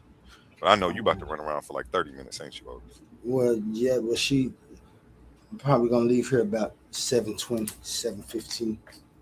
Well, it's 8:30, 8:15. No, it's only 7:30 here. Yeah. I mean, it'll be 8:15. I mean. Oh, so you leaving in an hour? Or you leaving in 45 minutes? Him about 45 Oh, okay, so I can go 20, to the store right now? 25 to 45 minutes. Yeah, oh, yeah, I'll be right back in 5 minutes then. Okay, bet. Okay. And you can just drop this down or whatever you want to do. I bet we cool. I was supposed to talk to Cosmo real quick. If he wasn't about to just leave right now, I know he been here with you all night too. I was with y'all, but I was napping every now and then. Hey, I do appreciate everybody who did come up and give me pushback though, because y'all really sharpened my blade. I've been studying for a while, and I like a lot of this stuff. I won't say it's necessarily been in my head because I take a lot of notes and then I review my notes. I've been talking to the people who I agree with mostly on it, so it was nice to actually get some pushback, to actually hear these rebuttals, even though I didn't hear not one new rebuttal. I did hear people. Everything that everybody brought up was stuff that I already knew about, so that was very I'm glad y'all ain't catch me outside my box. He brought up Cheddar Man. What's the name? Catch me outside. Yeah, the Industrial Revolution. I knew about that. I'm waiting for. I know that there's so much when it comes to this evolution stuff because it covers so many different fields of science that you never know what somebody's going to hit the panel with to use to dispute it. And it's like, but it's actually nice when people actually come with the science though, and not these cookie cutter talking points that they get off these groups. If we come from monkeys, how come it's still monkeys? Just the basic stuff that shows that they don't understand the science. Like when somebody actually understands the science and can go into the science to try to debunk evolution, that's when this shit gets fun. Like what Cosmon was just doing. That was the funnest time I had all night. Them few couple minutes where we were going over the moth thing. And it wasn't about being right. We're just trying to get it right. We're trying to get it right. right. That's it right there. Yep. That's it right there. That's what I like. That's why I say. That's why I love the Titan Debate League when I did come, because I did see the information, the different views. When I got here, Naka was still here. You know, it's always Christians around. Cosmon was here. We had somebody coming with the Catholic view. What's the name? The Muslim Jose was over here. So it was just all type of information that I knew we was going to be able to dissect and assimilate. And we barely starting. Like we barely starting. Daryl Cosmon, shout out to Creative Gang. Man, Daryl Cosmon out of control. That was cooking this weekend. He was cooking. That was different, man. That was on fire, bro. Why he cooked methodological naturalism like that? I wasn't expecting that boy with the Ortega bacon lips. I didn't think that he was gonna have that much. I'm like, what could he possibly be about to say? Well, that boy took me to class for real. I knew it was gonna be good. Cosmon is something different, y'all. These brothers, listen, all my brothers, I wouldn't trade them for the world, man. I am so glad because I was always the oldest. I didn't have brothers. You dig what I'm talking about? I got a baby brother, but he was so much younger than me. You dig what I'm saying? So I always had to be the tough guy. You dig what I'm talking about? The one up front. And I'm still like that to this day. But man, I wouldn't change these brothers, man. They are light years ahead of the game. I wouldn't change them for nothing, man. Trade them for nothing. You dig what I'm talking about? This gang of don't bang. Y'all both got that gift of gab, that's for sure. He was kind of giving away some of your argument for your debate. I see where you go. Well, you already told them one way you gonna come, but if you listen to Daryl Cosmon, I see another way that you're gonna come to when it comes to methodological naturalism and metaphysical naturalism. I hope that's something you touch on. That's really gonna be real good. And he had the Ortega bacon, but I know he was sending it out to all of the naturalists. My thing is, it's a subjective view that you put on yourself to limit nature. And he actually showed where it was a Christian who started that, and so. If we're looking at that, then you have to go back and ask yourself, so what was he actually trying to prove? And if he was trying to prove anything religious, and I think he was trying to prove God in the end. He was a Christian, and that's what me and A1 was talking about. He was talking about, what he was talking about methodological, but he never did disagree or never did say that there was no God or that they was trying to not prove a God. That was a tough down. Now that claim right there, some people gonna be in trouble if they ain't watching and know what to look up to answer that, because that's a real tough one right there for me anyway. When I go to my deductions, because I've had my own fights with methodological naturalism and all the other isms when it comes to that. Yeah, but Daryl Cosmon put into perspective about metaphysical naturalism that I don't think a lot of people even know. People understood. Yeah, I don't know if people really thought the difference between metaphysical and methodological. And they don't the difference. I knew about them. Listen, and that's why I say perspectives that's why I love Titans Debate League and the conscious community for that sake. All of the little things, but really Titans Debate League, because this is where Waspy be. I understood about metaphysical naturalism and then methodological, but I didn't have his view on it because I didn't have nothing to you know what I'm saying?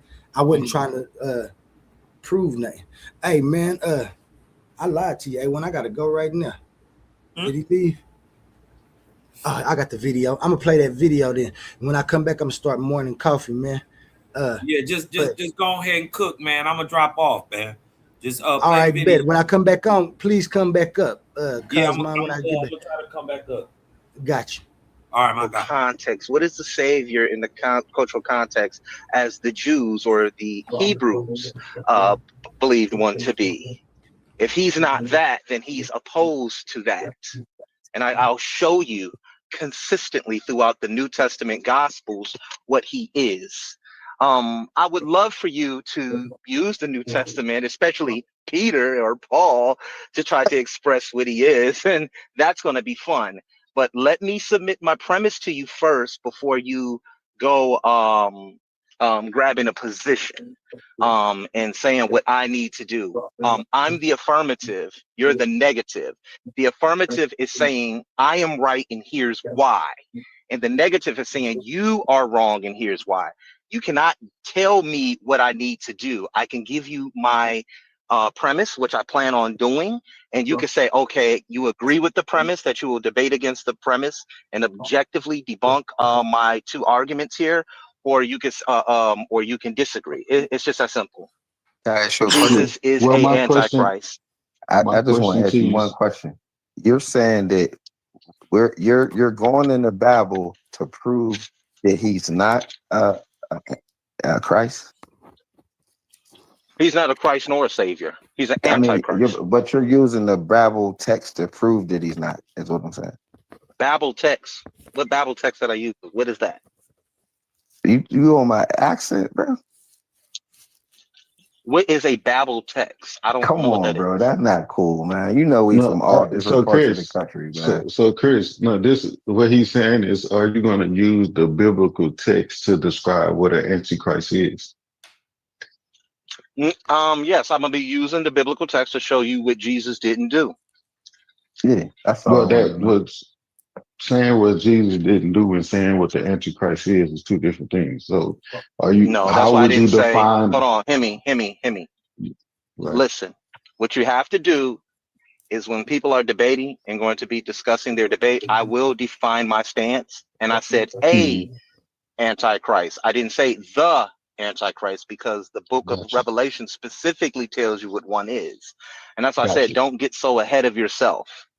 Gotcha. I've been doing this for a minute. I know how to put together an argument. There you go. Yeah, I got you. I just want to make sure I knew what you were arguing. If we're going to use the Bible text, can we use Bible definitions? Oh, Bible text. See, you wild, bro. You wild, man. Come on. When dude be saying do and do and do, come on. People know what he's talking about when he say do. But now I say my little Pittsburgh. When you say Babel, I thought it was audible. When you said Bible, when you said Babel, I say Babel. When you said Babel, yeah, but when you said Babel and Bible, those are two different vowels. But that's my accent, bro. Where you from? I'm from Pittsburgh. Pittsburgh? Okay, I got family all through Pittsburgh. Okay. Hey, so you know we talk funny then.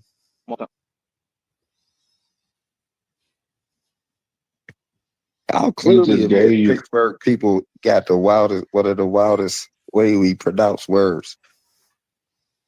Bro just gave you his criteria. It's just the fact that I sat here and said Samson counts. I said John the Baptist counts. I said all of this shit, and then this nigga came in and said, "Bro, listen, fuck it. I'm not gonna say that nobody no more. Now listen to me. I don't know what I'm talking about." Hey, Chris. Yeah. Are we using Bible definitions? You can use whatever you want. The Bible is not a dictionary. When you say biblical biblical definitions, what do you mean by that? The Bible is not a dictionary.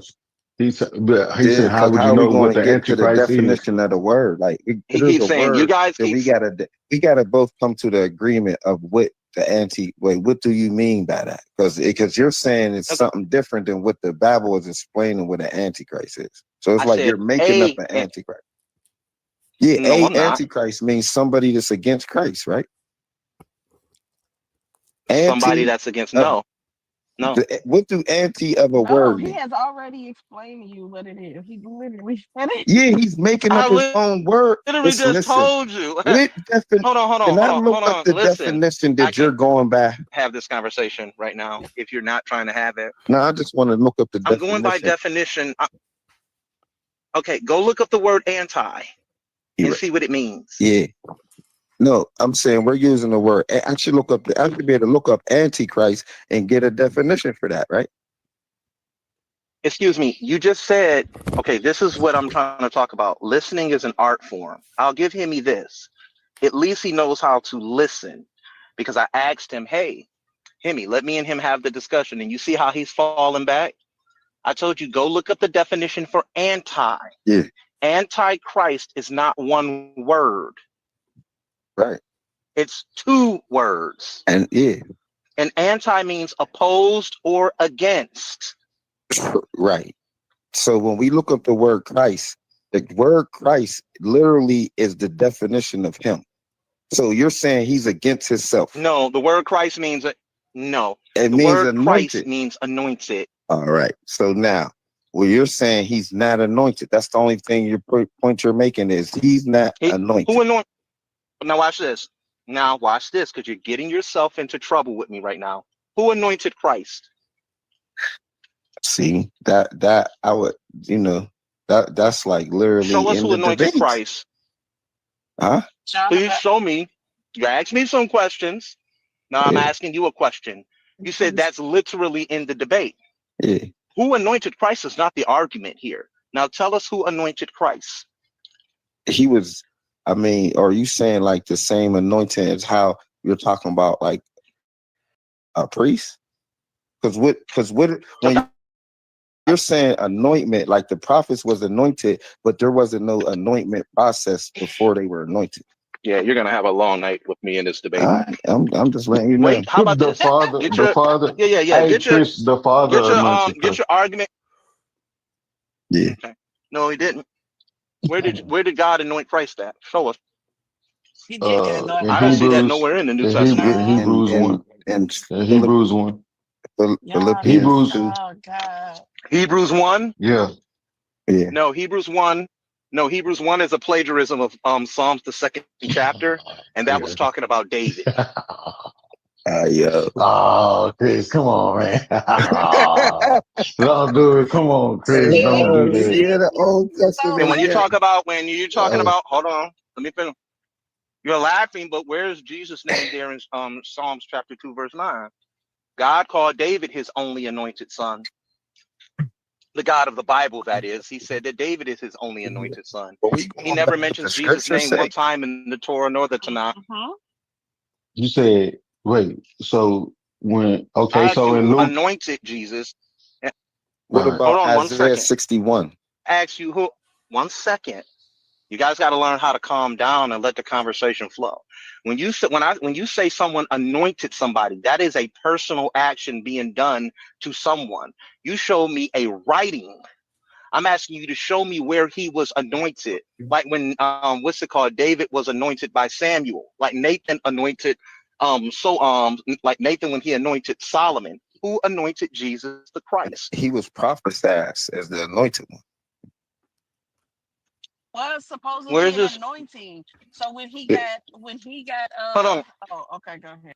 Go ahead. This is her back chat. No, baby, you got it. When you want to talk, this is your back chat, baby. I don't tell you what to do in your voice. You rock on out, baby. You ask that question. You got carte blanche for this. Hey, trust me, I ain't gonna say nothing on that. I ain't even gonna say nothing else. You got it. Crazy. I had nothing to say, man. When people was doing weird shit like that, I ain't got nothing to say, man. You arguing this nigga's points? Actually, I was helping you out with telling you. You're not helping me arguing his points. Making his point is not helping me at all. Telling you how he was anointed. Jesus was anointed, nigga. You're not saying where he was anointed at. He didn't hear her. 61. I said exactly where he was anointed. I gave a verse. Isaiah? Did you say Hmm. Isaiah? And Psalms 2 Isaiah shows 61 Jesus. For Jesus. Isaiah and 1. 61, Jesus is not mentioned here. All right, Isaiah No. 61, Jesus is not there. it's cool. That's because you It's got to talking link it about, with Luke and so 4. if You got to precept it. This is what I'm saying. Look it. If you don't understand precepts, I can't help. I ain't got. That's not my thing to make you understand I'm that. sorry, But the Bible in clip. I'm Luke sorry. 4, I'm sorry. Jesus quoted Isaiah 61, and he clearly said that he's the one. Incorrectly. Yeah, but Incorrectly. that's your opinion that you got to argue. He quotes it incorrectly. And you can That's argue another that. reason why he gets a lot wrong. You He can gets a lot argue wrong that. because in Isaiah 61, hold on, excuse me, let me finish. I deal with past tense, future tense, and present tense verbs. Nowhere does it say anyone will be anointed here. It's not a future prophecy. Everything is being spoken in a present tense. It's coming from a first person point of view, and it's talking to that group of people that is leaving out of Babylon under Cyrus of Persia, who God anointed in Isaiah the 45th chapter. And Isaiah is the one speaking to those people. He's not giving a prophecy about some man coming to die for your sins. The same as Isaiah 53. It said was bruised, was hurt, was killed. Everything is in a past tense. So if I ask you to give me a prophecy in the future using past tense verbs, you're going to sound quite crazy. hey, I just want you to go to Matthew 1 and 16, Chris. Matthew 1 and 16. Read it. Mm-hmm. I'm not doing your work for you. Read it. That's not my work for me. That's what you asked. It says, and Jacob I begat. actually told me. You told me to read it. I started reading you into it. And Jacob Go ahead. begat No, Joseph, go ahead. the husband of Mary, of whom was born Jesus, who is called Christ. So when he's called, if Jesus is called Christ, what is he called? His followers might have called him the Christ or Jesus, but Well, I why? asked you a simple question. Excuse me. This is a pivot. I asked you who anointed him.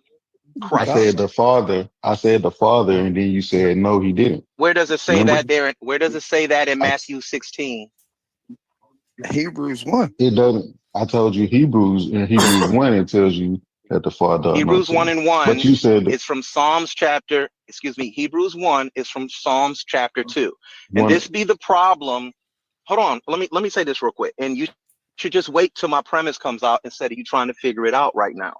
And I can send you my premise. I wasn't talking about Hebrews You're 1 and 1 though, arguing, you're Chris. now I was talking arguing. about Hebrews 1, 8.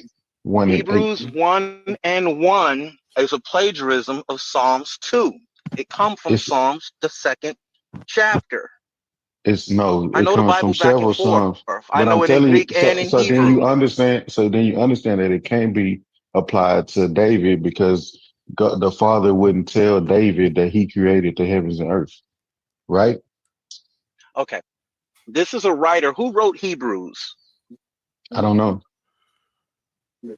Okay, you don't know who wrote it, but yet you're saying that Jesus created the heaven and the No, earth. that's Is up that what for you're debate. implying That's here not with why this? you moving the goalpost. First you said I take you haven't moved the somewhere where goalpost it's because a I haven't asked. Excuse me. I asked you simply, and then this is like I said, an incoherent argument. Now I asked you a question. Who who anointed anointed, Jesus? That is a right? personal action. And now you're reading, now you're running all over the Bible showing me things where Jesus isn't even I being didn't run. I anointed. went to one verse. I said Hebrews 1 and And 8, that's Hebrews chapter 1, verses 1 8 and through 8. 9. Okay, cool. Where does Yeah. Hebrews 1 and 8 come from? It comes from Psalm Psalms. 102. Right. Psalms 102, right? Right. Or does it come from Psalms chapter 2? No, it does. It's Psalm chapter 2, Psalm 45, and Psalm 102. It's a mixture. Mm-hmm. But that Okay, happens cool. throughout the Bible. So it Right. says right here. Okay, cool. So it says right here, this psalm is a prayer of an afflicted person who has grown weak and pours out a lament before the Lord. Mm-hmm. Absolutely. But look at what does it say? If it, in 8 through 9. And Tell then us. quote, Tell us. 8 well, through 9. I thought you was All just day reading it. long, my But unto enemies. the I'm Son, gonna read it to you. no, what are May you I? reading? Can I continue? Oh, I thought you asked me to Psalms read it. 102, My like you bad. asked me to. Oh, you got Yeah, to go let's through argue 24 about through scriptural 27. interpretation. You got to go Okay, so through you want me 20. to read 24 through 27? I'm Yeah, trying to that's go the to the one that's scripture. quoted in What one Hebrew did y'all 1 say? 8. 102 and 8? Is that what y'all said? So the Hebrews 1 is quoting Psalm 102 verses 24 to 20 to 24 and 27. 26. All right, hold on. Let me get there with y'all. And this is not answering the question. Where's the word anointed or anything in here at? In where in Hebrews? You said 24 and I'm asking 25? you, where was Jim? What I'm doing is simply here is asking you, where is Jesus anointed at? And you guys are just shooting me all over the Bible. I could take you straight there if you want. I mean, The Bible tells you specifically. Acts The 2 Bible and tells you 36. specifically, including the Old Testament, you're not allowed to add or Right. scripture, and yet you guys are constantly doing that. No, Where's Jesus' name mentioned here? So let's go to Acts 2. Who is the Acts, the second chapter. Is Jesus Acts. alive in this chapter? What'd you say? I couldn't hear you, bro. It went I in and thought out. Jesus was dead. No doubt. I thought Jesus was dead. Don't worry about that. We're gonna go to Acts 2 and That's part of the argument, right? we're gonna go to Acts 2 and 36 and say, therefore, let all the That's house wild. of He said, Israel don't worry about that. let all the house of Israel know assuredly that God have made the same Jesus whom you have crucified, both Lord and Christ. Yeah, but who anointed him? That's Peter God, saying right that. there. He just said God is the one who did it. Peter gave you an opinionated statement. You breaking up. Based on this, excuse me. And I said you was going I'm in and breaking out. up. You was breaking up, yeah. Okay. He mean breaking up. Like What's going exactly on what here you in the said. book of Acts? Huh? Say it again.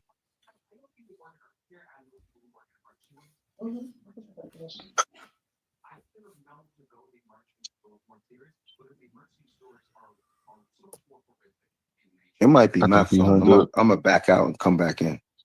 Nah, he hung up.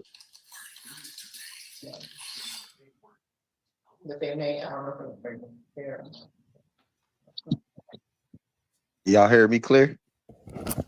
Mm-hmm. He was breaking up when I couldn't even hardly hear what he was saying. It was going in and out. No problem. I'm saying in Acts, it say that he made him God and Christ. Like, what is we saying here?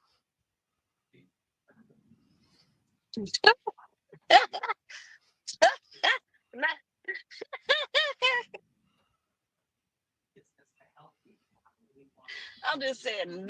Okay, I'm back, and I pulled up the wrong video. I didn't mean to pull this video up. I'm back, Oli. You probably, oh yeah, you still around. Let me pull up another video to play real quick.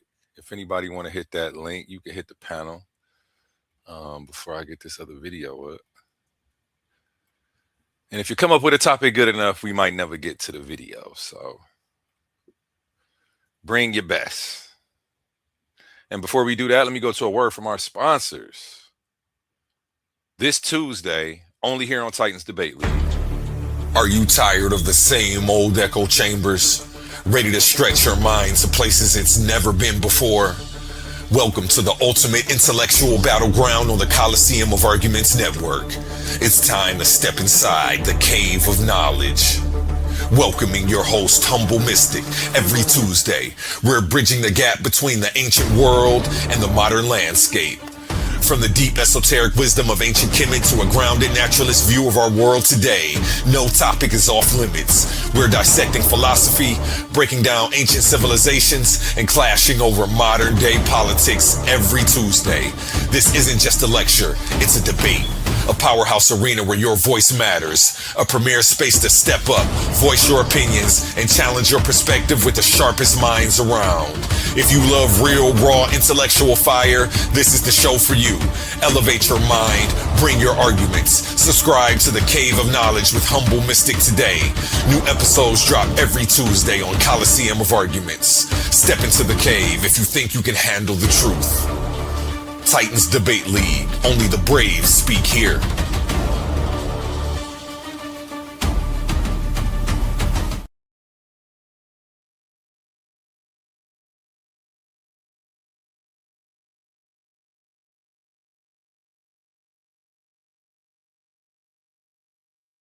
Yeah,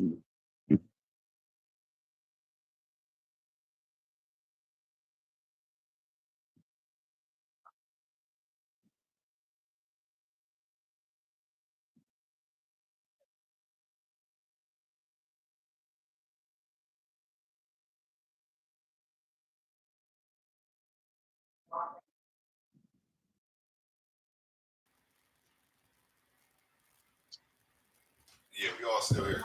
So Everybody's still I'm here. doing some yeah, I I'm go to doing some John. treacherous shit at work right now. I'm riding around on a golf cart, so I want somebody to go to John 16 and 13. I'll read it for you.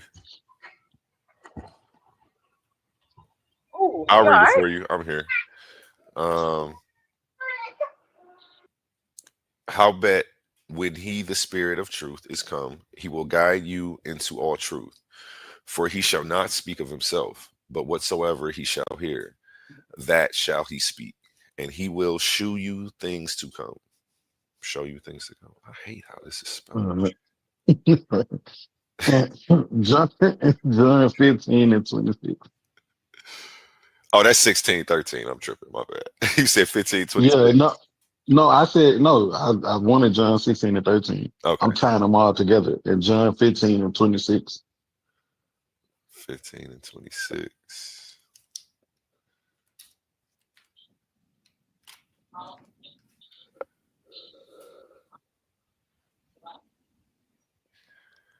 But when the Hey, what's Comforter baby is back to? come, whom I will send unto you from the Father, even the Spirit of truth, which proceedeth from the Father, he shall testify of me. Okay. And then John 14 and 26. How many ingredients in this recipe? That's the last one. That's the last one. I just want to show Chris that. Okay, John 14 and 26. But the Comforter, which is the Holy Ghost, whom the Father will send in my name, he shall teach you all things and bring all things to your remembrance, whatsoever I have said unto you. And one more, Romans 8 and 16. My bad. Oh, my bad. That's the last one, I promise. Romans, which it was what, 18, 16? Yeah, Romans 8 and 16. 8, 8 and 16. 8 and 16. 8 and 16, right? Yeah. Okay. Yeah. Romans 8 and 16 reads, the Spirit itself beareth witness with our spirit that we are the children of God. Okay. So, remember when I said that Christ is sitting on a throne at the right hand of the Father, right? Still interceding. But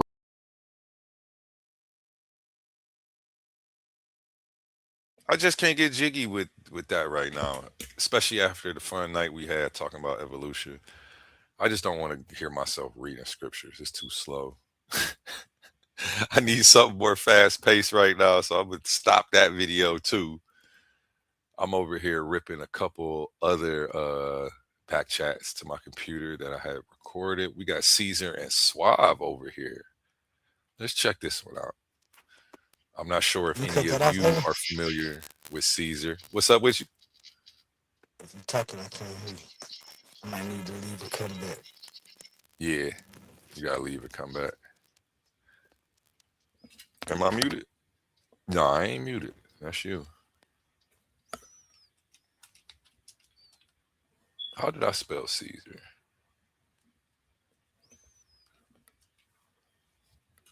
Let me pull up this Suave and Caesar video.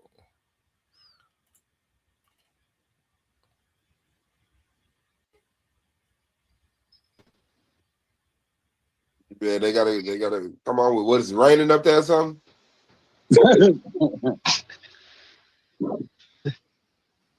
Oh. Okay. It's okay.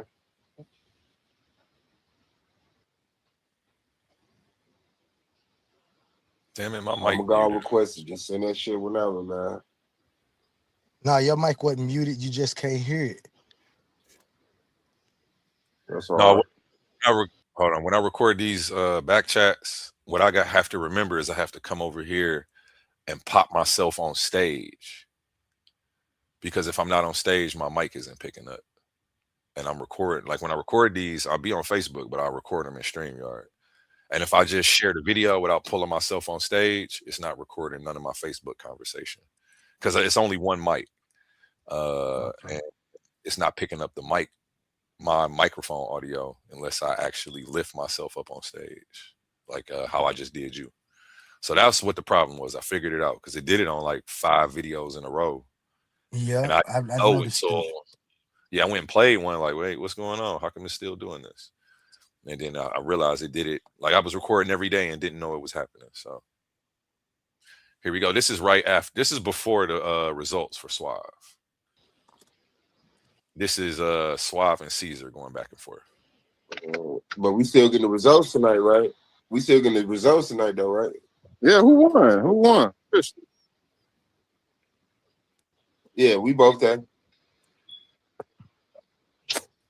Man. Hey, man. Let me make a pan avatar right quick. He'll be there.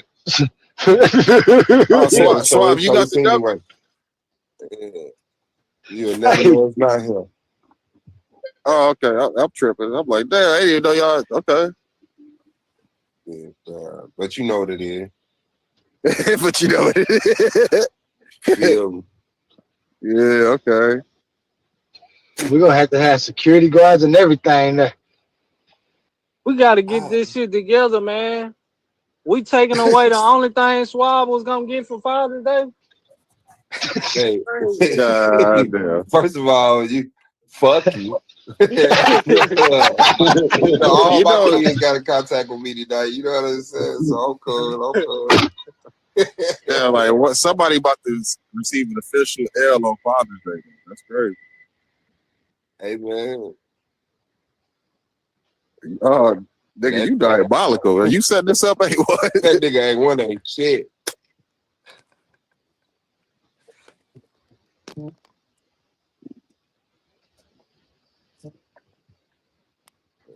No. Oh, we are not sweating you. Nah, I just want the results. The check can come later. I need the results now. Yeah, this shit for bragging rights, hey, well, don't forget, man, that shit costs more than money.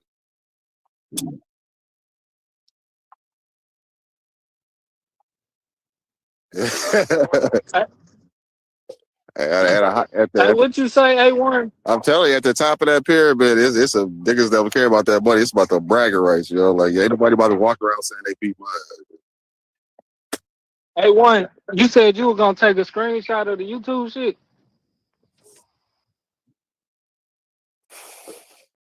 Nah, it ain't that Why I you don't do you like believe that? you. I just want to see it. You oppressing. That nigga tried to throw your ass under the real call. You the nigga? Yeah, now you oppressing. Nah, I want to see. I want a pocket watch. It ain't that I don't believe it. Shit. I want to know what we.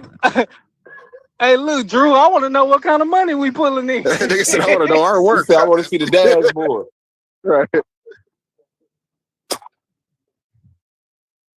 Cool. I'm saying we can scale that down, nigga. Hey, nigga, each one of these slides is worth at least $2 now. Each one of these slides worth about $2 now.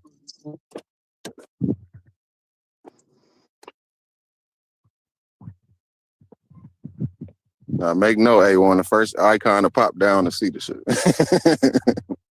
It was. It's the small details, my brother. Hey, Oli, you there? You remember this day, Oli? Yeah, I remember that.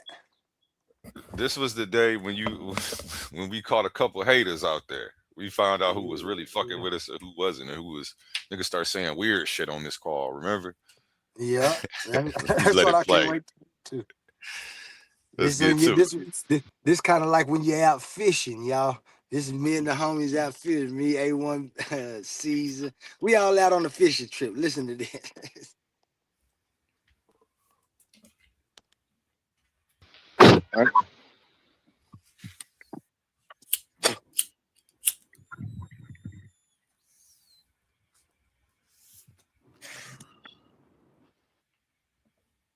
Oh, okay. I must be talking. That's why I can't hear nothing right now. Yeah, you talk Yeah, and then box you up. know Friday was a federal holiday, so they might have had something to do with it.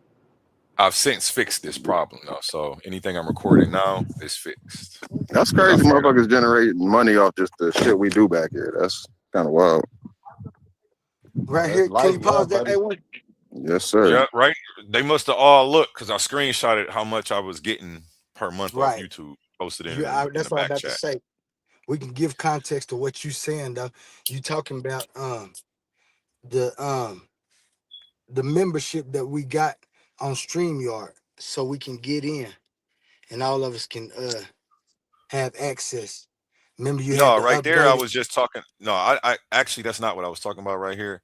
Right here I was letting people all in the game room, which you said stop telling people all that stuff. Which I'm just so used to being transparent, like nothing. I don't No, lie about shit, so it's like I no, don't see have to. I you don't have nothing to hide, but I got to remember people who ain't necessarily my friends or use anything as ammo. right. They trying to take the fact that I'm paying $1,000 grand prize and use that against me. Like, Yeah, oh, you at got to this pay point, people to debate over here, huh? Like you see, giving away and that's what I'm saying. $1,000. Like, shut up. That's what I'm saying. At this point right here in the video, you had already did that. That's why young scribe was like, and that's what brought it up though, because Emmanuel Yeah, Emmanuel was was saying just too, being you a can't, yeah, weirdo, and you can't, acting and like that's he was I hate you entitled can't hear you to talking. some of the money. Like, and even if you was entitled to some of this money, it wouldn't have been the portion that you said at first. If anything, we could just go to your episode and it tells me how much your episode made. Like, I'll show you one day. I'll log in and share the screen, and Yeah, I can scroll down and it shows how much every episode has made me. Like, bro, you barely was. I ain't even know. I'm not gonna hate on yeah, him that because ain't that ain't that's nothing. not what we That's need to do. yeah. But yeah, he maybe would have got $15, maybe. Not. I don't even think he would have got that though. Honestly, yeah, he wasn't hitting no numbers on this stuff. But shout out to the brother though, man, and I hope he's doing well wherever he's at. What's up with you, Caesar? How you feeling today, man? Oh man, I'm feeling great, man. How y'all doing, man? Amazing, man. Happy you popped in. Hey, Holy Caesar got a presentation he wants to do coming up in the next week or two. Could you take a look at it and get him scheduled in? Absolutely. I'm supposed to be on a trip here in the next couple of days. Oh, okay. So yeah, we're going. I told him Thursday, maybe, but probably next week on Thursday. Does that sound good? I think you said the weekend. I think you said the weekend, A1. I did. I said the weekend if you wanted me to host it, but if you want Oli to host it, we have Thursdays free. Oh, okay. Whenever, if Oli got it on Thursday, that's cool. If not, I can wait till next week or whatever. Have I can fit into y'all schedule. Put it like that. Let's set it up. We can get you in there with that good information. I sent you the presentation in your inbox, and I ain't get it. Hold on. Let me go over this right now. Yeah, man. Make sure I actually got it. I'm the teacher of Oli. I taught Oli. Let's go. You did a good job, man. You did a good job. And how brilliant he is a reflection of the teacher, I'm sure. So, oh man, I'm the Jedi. Let's go. I don't see your thing, brother. I don't have an email from you. I sent it off in your personal one, A1. It's the presentation down there. I sent it. Wait, to my Facebook? Yeah. Oh, okay. I'm in Gmail. Hold on one second. I just want to make sure I got it before we get off the phone. Yeah. Because I'll mess around and won't talk to you for 5 days or something. And if I got you here right now, I should just be thorough. Who's in the background talking to me? So what? Just look up your name on Facebook? No, just go off and look up my name and what I done sent you. Caesar I got you. Look right now. Yeah. The heck, everything going slow. But okay, yeah, I'm gonna let this play while I look up this. Yeah, go ahead. Yeah, you could definitely, motherfucker, you could go crazy. Yeah. If you really that busy with TikTok and YouTube every minute of your life or every free time you got, yeah, you can make a couple $100 a month. Yeah, that should pay your phone. What about a decade ago? I was tripping with motherfuckers making money off the video game shit. I'm like, man, I would have looked at my mom and be like, "Hey, see, Mama, see, you know." I feel like that was a sneak diss. What did he just say? Let me go back here. Money off just the shit we do back here. That's kind of wild. Oh, that's life now, buddy. Yes, sir. Yeah, you could definitely, motherfucker, you could go crazy. Hell yeah. If you was really Management, that busy me with being this TikTok and YouTube every minute of your life or every free time you got, yeah, you could make a couple $100 a month. Yeah, that should pay your phone bill. What about a decade ago? I was tripping with motherfuckers making money off the video game shit. I'm like, man, I would have looked at my mom and be like, "Hey, see, Mama, see, you know what you was talking about when I was younger." You definitely Hey, make so money off this shit. how much percentage y'all think management should get from these transactions? 5%. 10%. It's like 5%. 2%. Nigga, it's 2026. Like 2%. This nigga ain't put in. You hear him trying to encroach on the funds that he barely. Yeah. If you don't ain't even did work nothing, to really you don't help get nothing. It don't matter if you management or not. If you ain't did nothing and put in no work and your time ain't been thrown, and then you get the average and everything up $200 a month, you niggas ain't getting nothing. I mean, I'm just saying. If I was paying niggas, he wouldn't have got paid. I know that. The two people who would have got paid, the person who would have got paid the most because who's been helping the most is Oli. Yeah, that's what I'm saying. Oli would have got, and then after that, it would have went to Humble. To Humble, because since I've been on here, like Mr. Y'all, that's who I see, like Humble, Oli, so far as like the leaders when you ain't on it, but you do your thing. But like I said though, it's still up to your discretion though, because I'm just saying though, like you got bills to pay to keep the lights on. I gotta keep the lights on. I feel like they want to trade places, like because the roles reverse. You know what I'm saying? People are hitting me up to get on the channel, but now all of a sudden I let him go live once a week and I got to pay him. Nah, brother, until your shit. Hey, listen, when it's people trying to throw me money and I'm telling them, bro, I don't charge. They like, hey, I got $25 for you, man. Can I? Bro, it's free. I do not. I can't literally, like, for me to take your money, knowing that I did the same thing for free to another person would be some fraudulent ass stuff. So if you want to donate, you can donate. But what I do, my services that I offer are free, bro. And don't think that you have to pay to get on here. Because I would let a homeless person with $0 get on here if he was going to get on here, stick to some information, stay on topic, and show some decorum. Man, those are my only rules. I don't got no picks on your information. I'm not vetting the information. I'm not telling you pseudo. If I disagree with it, I'm gonna just shut up and host. You know how many Hebrews and people who bash in evolution that came up here? Man, I ain't said nothing. They didn't even know how I thought.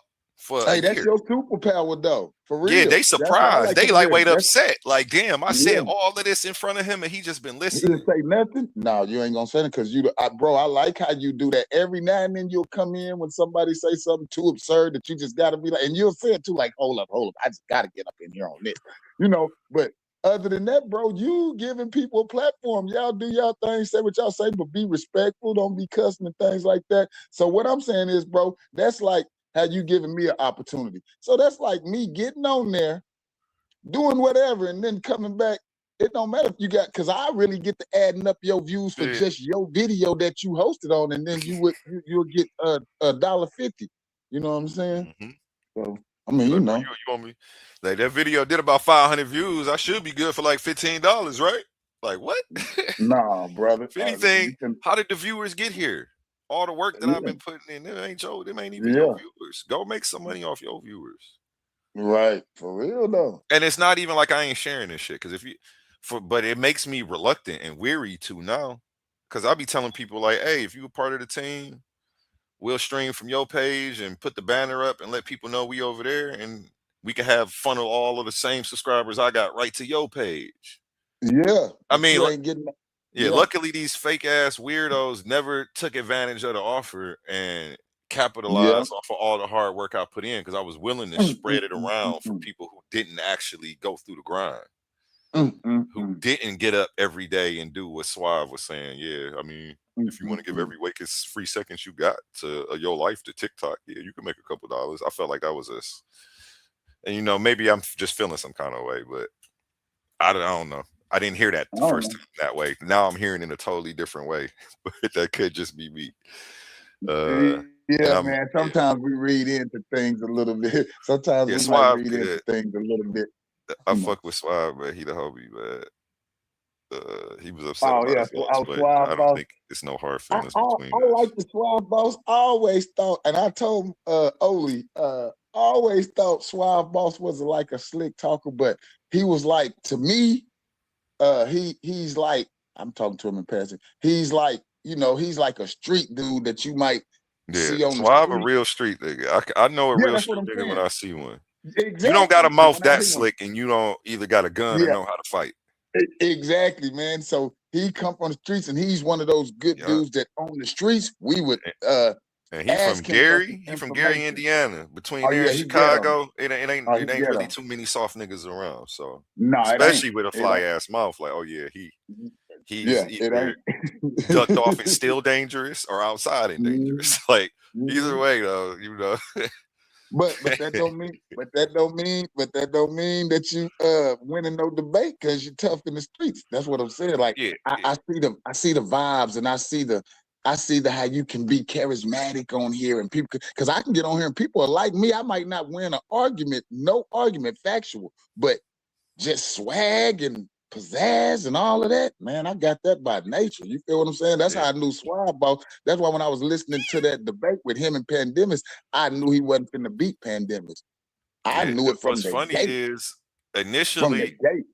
there have been a couple debates where initially I would think one other person won just off feeling. But then you also got to remember I'm hosting the debate. I'm responding to comments in the chat. People calling my phone while the debate live. I'm watching the clock. I can't hear all the points. I can't sit there and zoom in on all the sources like you can at home. So I never even considered how I felt about a debate valid because half the time I'm literally working through it. But I kind of felt like just off the general topic, I felt like Pan was about to lose. Even like anybody could have sat on that side of the argument, and I would have felt like, bro, why did you take this argument, Pan? Why did you take this argument, Pan? Like that's what I thought. But then once the judgment came out and I saw the source material, what's the name is breaking down that source material. Oh man. Bro. And he did what I couldn't do. He actually looked up the sources, saw where they came from, and saw exactly the whole context and what they were talking about when they was using the sources. And he went through all like 13 sources on this one slide. And I was like, Man. bro, I never would have did that as a viewer. Like, it made me really appreciate Ill Doctrine as a judge. The fact Yeah, that at the end he knew they slides better than them. I'm like, we can't exactly. say he didn't do his homework. And the But fact that what you blown up at your own source and your mm-hmm. own definition is working against you through the whole debate. It's just it wasn't a good look. And at that point I'm like, oh, I saw what I missed. And if I caught that, there's no way I could have gave him the win either. So Right. like every time that my mind's been changed by the judgment, it was that like I didn't Valid. question it made perfect sense. Even with Silky's judgment, he had the lowest score in Titans Debate League history. He was up here going back and forth for me tonight on evolution, if you rewind the tape back. But he got ones across the board. I'm not here trying to diss him or anything, but I didn't even understand that judgment because he's such a good showman and he's charismatic. All the things that you listed. And that's what I saw on stage, and it just didn't make sense to me. But once the judge broke that stuff down, went slide by slide, source by source, I was like, oh yeah, you're doing what I'm not doing. You're actually, I'm going off of who sounds good, and you're not That's doing what I'm that. saying. And We that's what can't do he's not that. doing. Yeah, he wasn't Yeah. doing that. Mm-mm. He was removed. He might give you your performance points. But what about argumentation? What about evidence? So you know what I'm saying? There's Yeah. categories, and he's grading each one thoroughly. So if That's you why I are in this said tournament, you better bring your A game, and you better be more than better have more than a gift of gab, I should say. right. He voted against Cosmon. I thought that was a close debate. I didn't know who won that. I would have judged it a tie, honestly, because it was one of the best debates on the channel. You All know, of those debates Cosmon too are from them members trenches only. If too. you want to go check any of the old debates from the tournament out or any of the old exhibition debates, I moved those to members only. It costs $3.99 to see those. That tournament cost me well over $2,000. You know, I'm well within my rights to go ahead and decide to not give it away for free at this point anymore.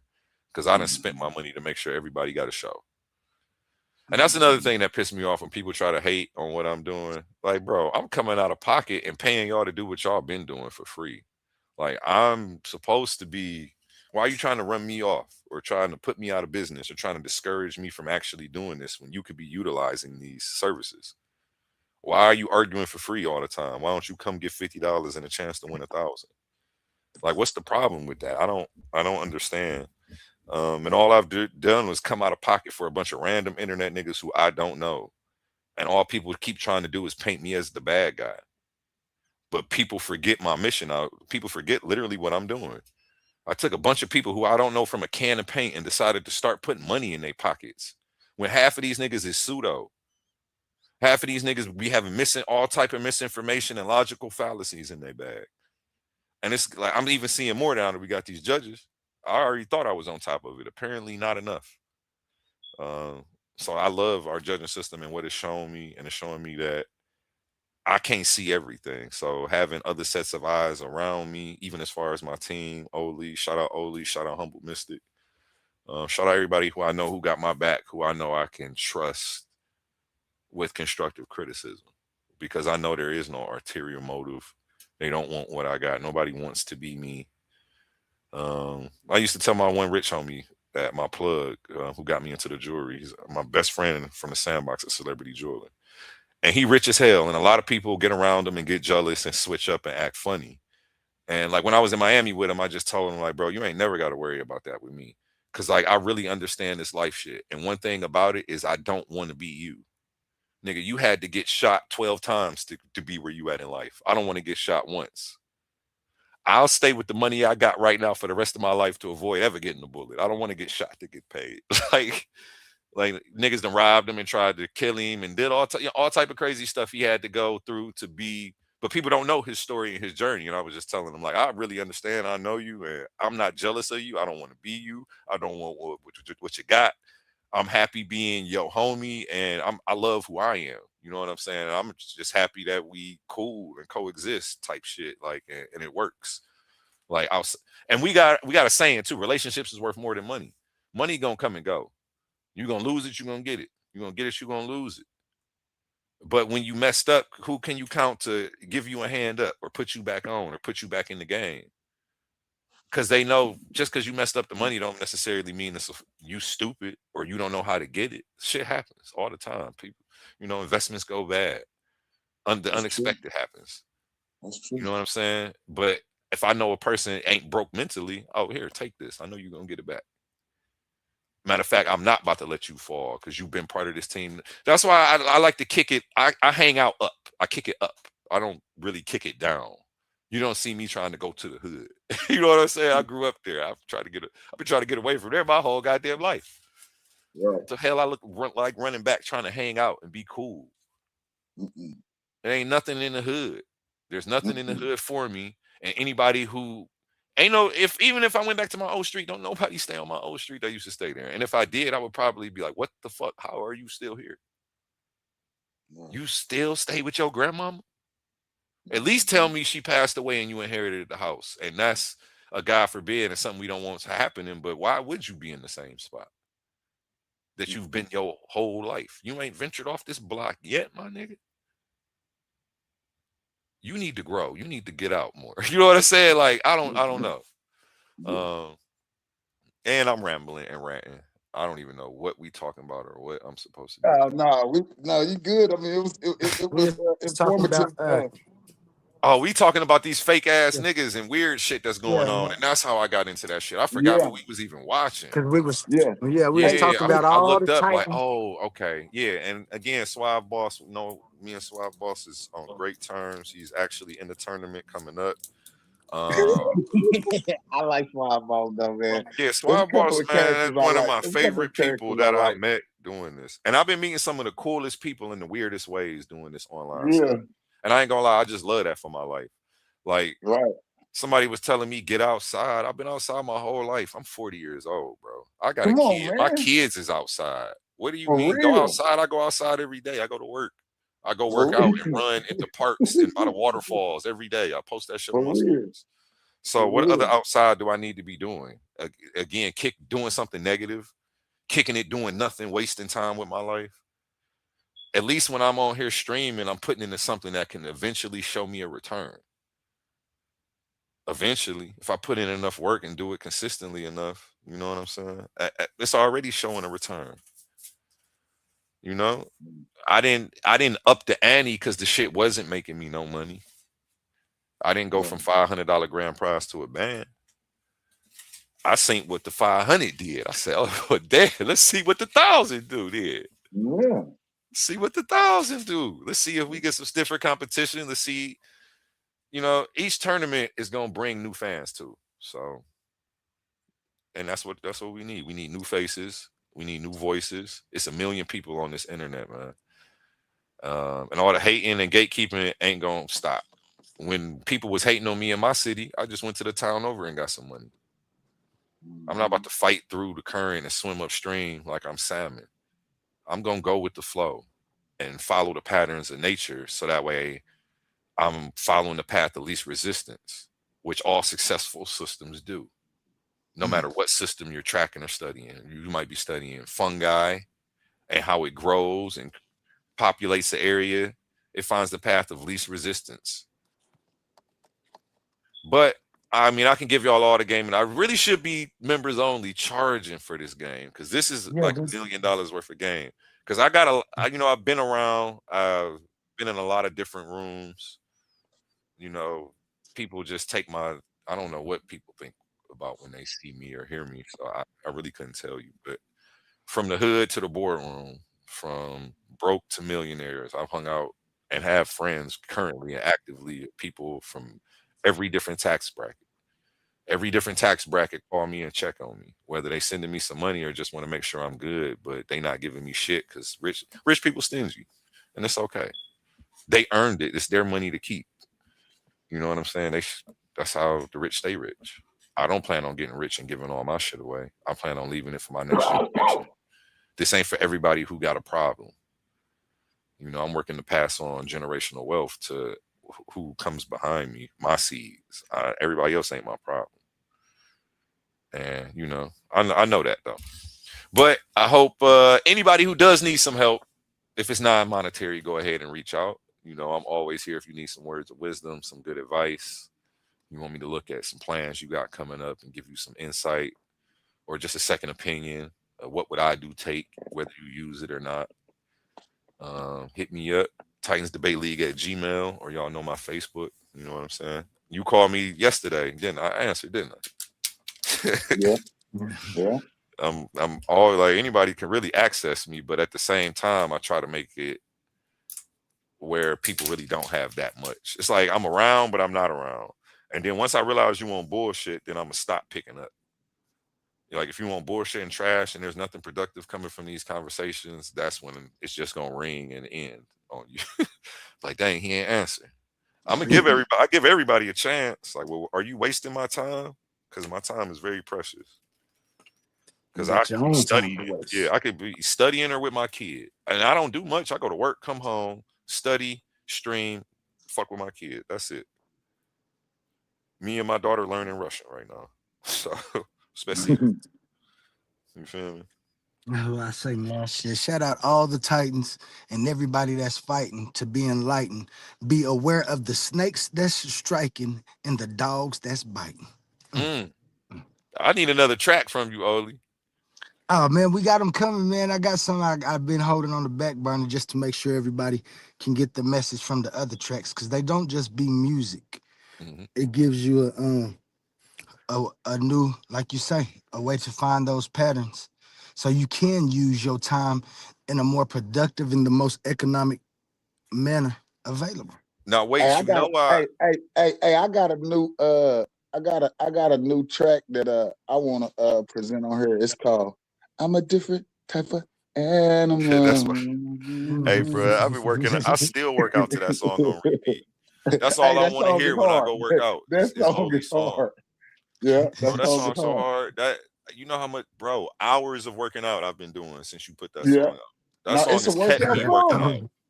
It's a And whenever I workout feel like song. being lazy, I just think about the song. Like, nope. Yeah. If you want to, I'm a if you different want type of to look like an animal, you got to work out like an animal. You Period. got man. If I to, want to be man. ripped up like one of them pit bulls, who I Man, like, come on. I got to Man, run. I got to get it in like one of them animals. So got Yeah, to. yeah, one that of song was them fire. silverbacks, And that's man. what makes you a different type of animal. Hmm. Because you can get it in like them and they can't get it in like you. Each and every one of us is a different type of animal than the next individual you talking to. And y'all And, got to find that individuality. Be a and different type of animal. I like how you put that. Find that individuality. When I hear the song too, I don't think different type of animal really physically, even though that's what I'm trying to achieve. I know to achieve the physical, I first have to conquer the mind. Right. The heaviest weight at the gym is the front door. That's Yeah. what they say. You You you know, you, you showing can up is utilize half the it both battle If ways, you though. listen to because the we song, if you listen to the procrastinate, we make excuses, and the mind defeats us before we can even get to the gym. right. And if you listen to the song real close, when you listen to it again, you'll hear that last verse. I am not an animal. It's just my life has been wild. But What? I did what I had to do because complications was foul. No copy, no pace, you can't get my smile. Yeah, Wear yeah, my I heard heart that on my part. sleeve, so I walk with a smile. Say you can judge me by my past, but take a look at me Look, now. I ain't doing this for me, it's so my mama be proud. bro, that song is crazy. Silverback in the That's building. fire. You know it. That's Yeah, that was good. fire, man. I I like appreciate you that. Yeah, man. putting that out, man. Uh, That See, that's song has what gotten me through a few of these days that I've been grinding through. It's a couple of hits y'all be playing on here. I mean, I like the whole setup how y'all do it. Like sometimes see, wait a minute, you got the music playing. You know what I'm saying? It's original music. You know what I'm saying? And all of them be kind of like for the conscious community type music. I think y'all need to put a mixtape together. I shouldn't have said that online, but hey. No, don't worry about it. It's gonna be out next week. We already working on it. I Oh, even okay. booked Oli some real life studio time. Well, I didn't even know. I was just Yes, like, sir. because Oli's I about just to thought, really hit yeah. the real booth. I don't know if he's Oh, gonna do a song when he go or if he's gonna record some vocals for a documentary or something. But he got yeah. I booked him some studio time so he can use we it for gonna whatever Oh, he wants. yeah. we gonna He going yeah. Only we gonna hard. definitely be productive with that time. We definitely gonna be productive with that time. Be And on the that lookout for that footage coming too, because I'm gonna be recorded. So yeah. Ooh, that's hard too, boy. A conscious community mixtape, only type. That's hard. I would listen to that. Is what I'm saying. Like I would really listen to that. Hey, you man. about to make me play one of my old songs. I got a conscious song. Play a couple of Play them one now. of them. I'm about to play one just for y'all and for Let's everybody at do it. home who's never heard me rap. They think that's me on the intro song that I normally play.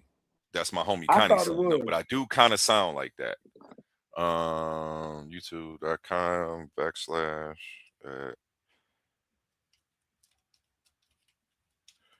Ooh, I might Yeah, have to see, log in. I think I might have hid this song. Let me see. That good music, man. That good vibration. I Let me was just share the checking out some of my screen. I was just checking out some of my old like videos when I used to just be freestyling and doing my thing, and I was like, ooh, I was hard. They lucky boy they Hey, didn't get a load of me. you know I've been making graphics forever in a day, right? That's why even though AI is out, like I've been doing this. This was my Yeah, CD cover. I put the A1 on top of the money and named it yeah. Money Hungry. You feel The me? sauce and the sauce. This, I like yeah, that, the bro. I sauce. like You know, that. this 10 Yeah, I years like ago that. though. This That's 10 right. years ago. Let But it, yeah, let my it, graphics was fly back then. Back then, my graphics looked like they was AI. You feel me? man, So this we just is AI. yeah, We AI. I've been doing this.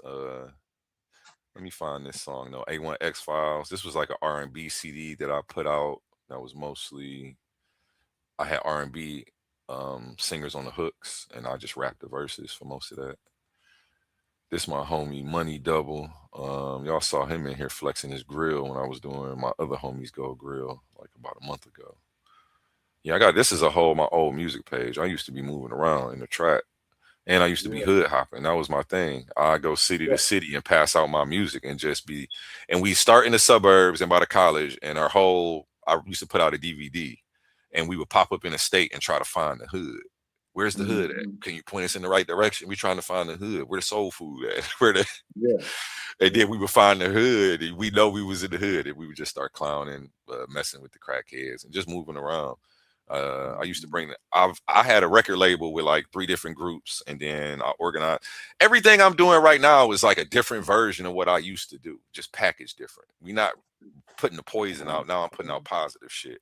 And we about to be state to state with it, and we about to all be organized. I'm going to see everybody. I'm about to be in Oklahoma. I'm bringing the gloves. If you still feel some kind of way about the one day, I'll let you get you a couple licks off, and then we can smoke a blunt after. Yeah, man. Hey, I'm the I don't want no beef, but if you gonna make me put them on, we can just leave it at that. I'm a fighter, not a shooter. Ain't nothing wrong with no friendly phase, but I ain't just running phase, but ain't nothing wrong with no friendly I don't want no phase. fade. I thought I'm just saying if you know, settle it like if there's any beef, let's just settle it in a positive way with the gloves. That's all I'm putting out there. I'm not putting out there that I'm trying to fight you though, because that's definitely listen. No, I'm glad you brought that up though, because my guys down here, my young guys though, because we, home of the Thunder, but we've been calling it the Thunderdome. That's what we Thunderdome, like that's what we do down here. I mean, I ain't saying it like that. I'm just saying, I know a lot of places known for killing, doing it, people down in the country fighting, huh? Be locking, homie. We got fight clubs and stuff like that. Okay. For real. I know Punch told me I called him Punch. I know Odie told me. See, I said enough. You already know. I know how we got the names from fighting. Yes. That's it right there. That's you right there. Yeah, this me right here. This is damn, how old is this video? Was that a green screen?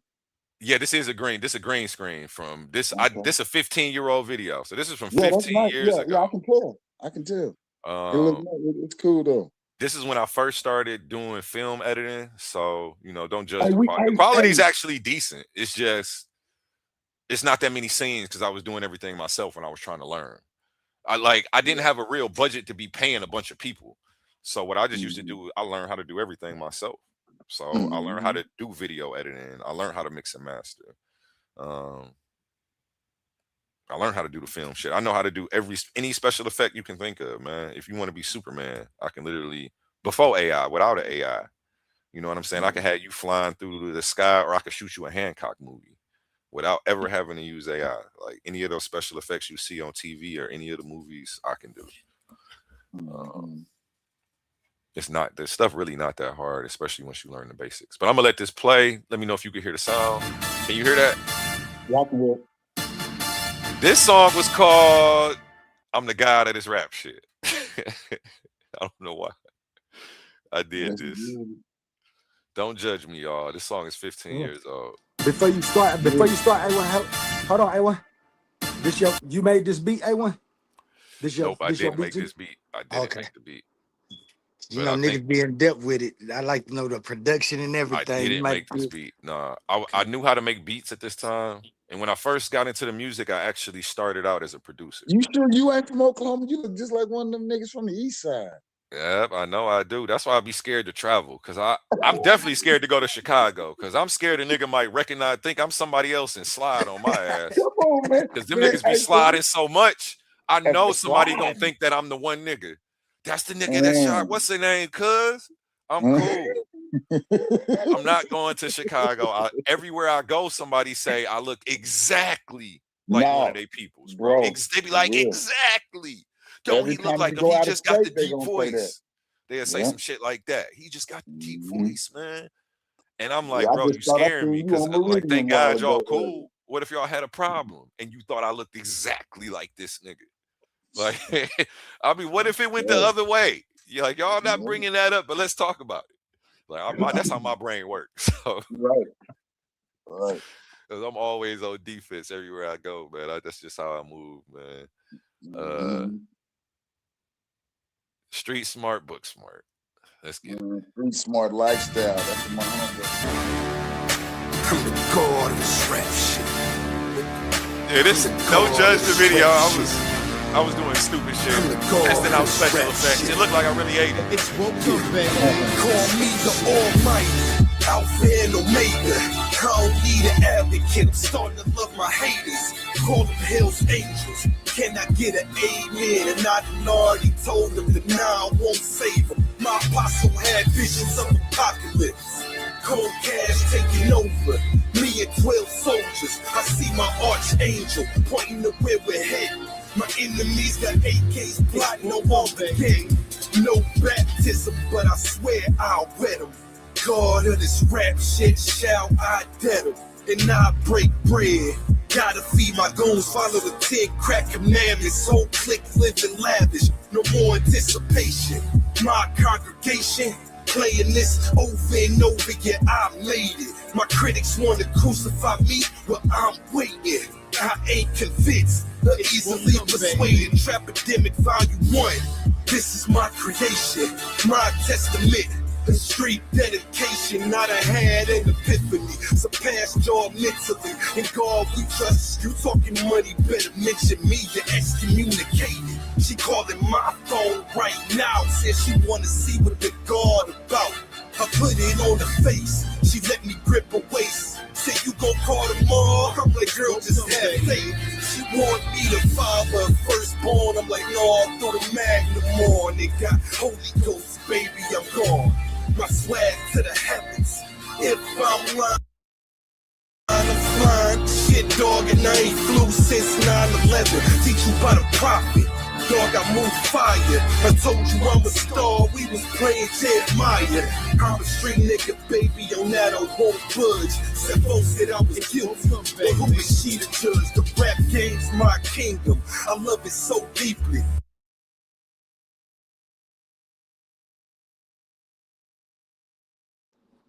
I want to stop. That was me. I can't take no more. I had to stop it. I had to stop it. That Some of my motherfucker. old stuff, it make me cringe when I listen to it because I just be like, "Why? I could have did better." So yeah, but this was just like a test video I shot testing on my green screen. So it was for my music, but it was so that way I can show people what I could do, so I can make some money charging people for it. I used to work on my old stuff first for free, and then after I had a good product, I'd go around like, "Yo, I got videos for 100." You want me to tell you my favorite part? Green screen? You want me to tell you my favorite part? When you start eating that money, I said, this nigga ain't one actually eating this money, but then you rewind it. Oh yeah, I mean, but that showed you. Yeah, I ain't eating it, and yeah. No, I'm just saying that the visuals on that motherfucker banging. Let me let it play. I'm gonna let it finish. Shine like the light at the end of the tunnel. Yeah, y'all see me. They praying for a miracle. Somebody lyrical. Call me the Messiah. These rappers tired. I done had a revelation. Y'all playing hating. I just want my salvation. The righteous are waiting. I'm the God of this rap shit. Nigga, I'm the God of this rap shit. Baby. I'm the God of this. Yeah, that was it. You ain't missed What much. you tell them? I ain't baptized, but I bet you I'll wet you. That's the Chronicles. Did I say that? No baptism, but I swear I'll wet him. God of this rap shit shall I dead him. Yeah, I did say that. My favorite part was she wanted me to father her firstborn. I'm like, no, I threw the magnum on. It got Holy Ghost, baby. I'm gone. I ain't gonna even lie. I was hollering right there. Go ahead. My favorite part was when it was fading out, man. I ain't gonna even lie. Hey, I ain't even mad at you, man. I made you suffer through that 15-year-old song. No, I just mess with you now. I was actually listening to your bars, and you was actually nice. Yeah, I got bars. It's just that one was a like conscious kind of. I got one more conscious song. I had better bars on it, but I don't know. I just can't find it. I don't know what happened to it. No, your bar game was up. Your bar game was up back, and 15 years ago. Yeah, your bar game was up 15 years ago. Dang, I stopped sharing the screen. Let me share the screen again.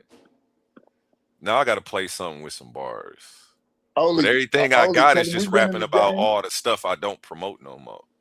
So that's why I really quit rapping, because I was like, it was after XXXTentacion died. I really quit rapping, but it wasn't because he died. It was because I realized like I was a hypocrite out here. It was like, and I realized, I'm out here promoting the wrong stuff, but when it hits your front door, that ain't cool no more. And I realized that other people was doing that, and then that made me realize that I was doing it. And I was like, oh yeah, I gotta get out of that. Like, so I just gotta switch it all the way up. If it ain't cool, if a nigga do it to me, You know what I'm saying? I can't be celebrating it happening to other people even through the music, and I ain't want to do that. So, what CD we going to, gentlemen? We got Money Hungry Volume 2. Money Hungry Volume 1 ain't up here for some reason. The Game Don't Come with Instructions. X-Files. That sound pretty. The Game Pick don't one need from The Game instructions. Don't Come with Instructions, man, because it Yeah. definitely don't. 216, bitch. This my intro. I'll just play the intro. Network, nigga. Flexing on you whole ass niggas. Too much paper out here. We fucking your bitch too, nigga. Thought I was out. Yeah, it was wild. Money bag showed it. No security, I got the folded. Told her I'm in the game, and I be ball hogging like James. Straight hundreds, no change. At the gun range, working on my aim. Got me stunting like Don Juan. I be moving around with that cane. Real for the summer. Go. 4 holes in the Hummer. Right. They was talking that big shit, now they stopped up, need a plumber. I'm going hard on this one. I don't shit without my pistol. No. I was in the streets, you was in the window like Vista. In the projects with my hitters. I told y'all I'm that nigga. My money ain't changed me, my straps just got a little bigger. That right. Clips done got a little longer. That right. Blood done got a little stronger. That right. We break them down, roll them up, and send them around like karma. 2 red bones in a condo, 2 boxes of condoms. Should be like Poppy harder. I be blowing off steam like saunas. Extra clip for them problems. Right. My celery got 3 commas. Nigga, I'm a motherfucker. Don't bring me around your mama. Shit. Woo! Man, my nigga just sold it. Yeah, we all motherfuckers around here, nigga. All motherfuckers around here. Don't bring you. This paper too long, nigga. They can't take it. Paper way too long, baby. We out shit. It's fuck every nigga. If you ain't Elliot Chop News, nigga, you might as well die. Roll over. Fuck out of here, nigga. Fuck you mean, nigga. We out shit. We doing this shit, nigga. We real. Create double. Fuck the competition. Niggas might just come up missing. I've been doing this since Grant Hill was with the Pistons. I be in the trap like bait, not to mention long blunts, long clips. Yeah, I stay with them extensions. That's right. Who you know do it like this? Set it off like Jada. Pink it, kiss. I've been fucking with that boy, I might have lost my wrist. So my homie 5 fingers, shit, he trying to make a fist. In the game, I don't know how to quit. Let's go. And y'all player haters couldn't warm my bitch. Shorty never seen a young nigga false like this. What? And your bitch on my nuts like a wrench. Yeah, she got me in the super head choke. Woo. I just get some head, then bolt. She say that my feng shui dope is. Okay, that's enough of that. Y'all get the gist, man. Man, did I hear you say it's quantum monotheism? Don't go nowhere without my pistol. I could have sworn I heard you say that, nigga. I don't rap no more though, because I don't want to rap about killing people and selling drugs, but I ain't killing nobody, man. Nobody's dying.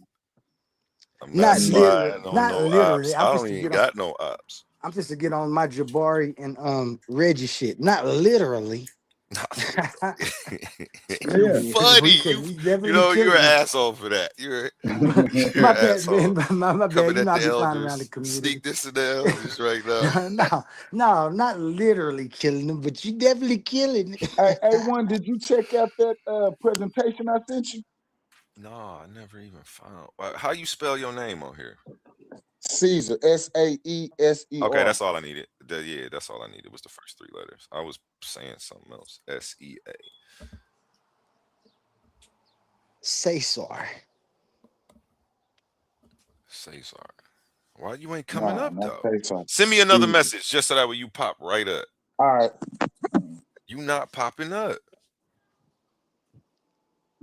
Punch, can you go in your inbox real quick? I mean, Oli, go in your inbox real quick. Where it's on Facebook? Yes. Yeah, your name ain't coming up for some reason when I type in your thing. That's very weird. I mean, Eli and them be hating on me all the time. I got that info you need to know. They try to keep me quiet all the time. Don't worry about it. Damn, what you want me to send it here? I'll send it to A1. Yeah, send it to A1. Check it out. Yeah. My whole thing. I can't wait till you do. I ain't gonna even look at it. I'm gonna wait till you do it. I can't wait till you do it. I ain't gonna even look at it. I'm gonna wait till you do it. My whole thing is, I can't wait till you do it. I ain't gonna even look at it. I'm gonna wait till you do it. My whole thing is, I can't wait till you do it. I ain't gonna even look at it. I'm gonna wait till you do it. No, I just I want got you to that just from say it Oli. over. That popped up. That popped up. You sent it. That you sent me his presentation on. Yeah. Yeah. Oh, okay. Perfect. I just downloaded it. Damn. Let me get off Facebook, man. We must stay focused, brothers. We must stay focused. I just see some fire shit. I had to get it together. Dr. Umar popped in my head. We must stay Hey focused. man, Dr. Umar got his school done yet? I don't think so. I don't think it's Because ever coming, brother. We haven't seen the school yet. Everybody talking about the FBA, but all the older black people, they FBAs, Claudette, you know, just the whole thought of they FBAs when you get to hear them talk about it. At least I don't know what his actual stance is. Once the No. school didn't come up in the last recent years, I like way fell off from him, and now he's just like a joke. We pretty much just all waiting on him to go to jail right now. Yeah, And it's not like I'm wishing everybody? jail on, Shalom, but shalom. yeah, he finessed all them Shalom. people, the feds on him right now.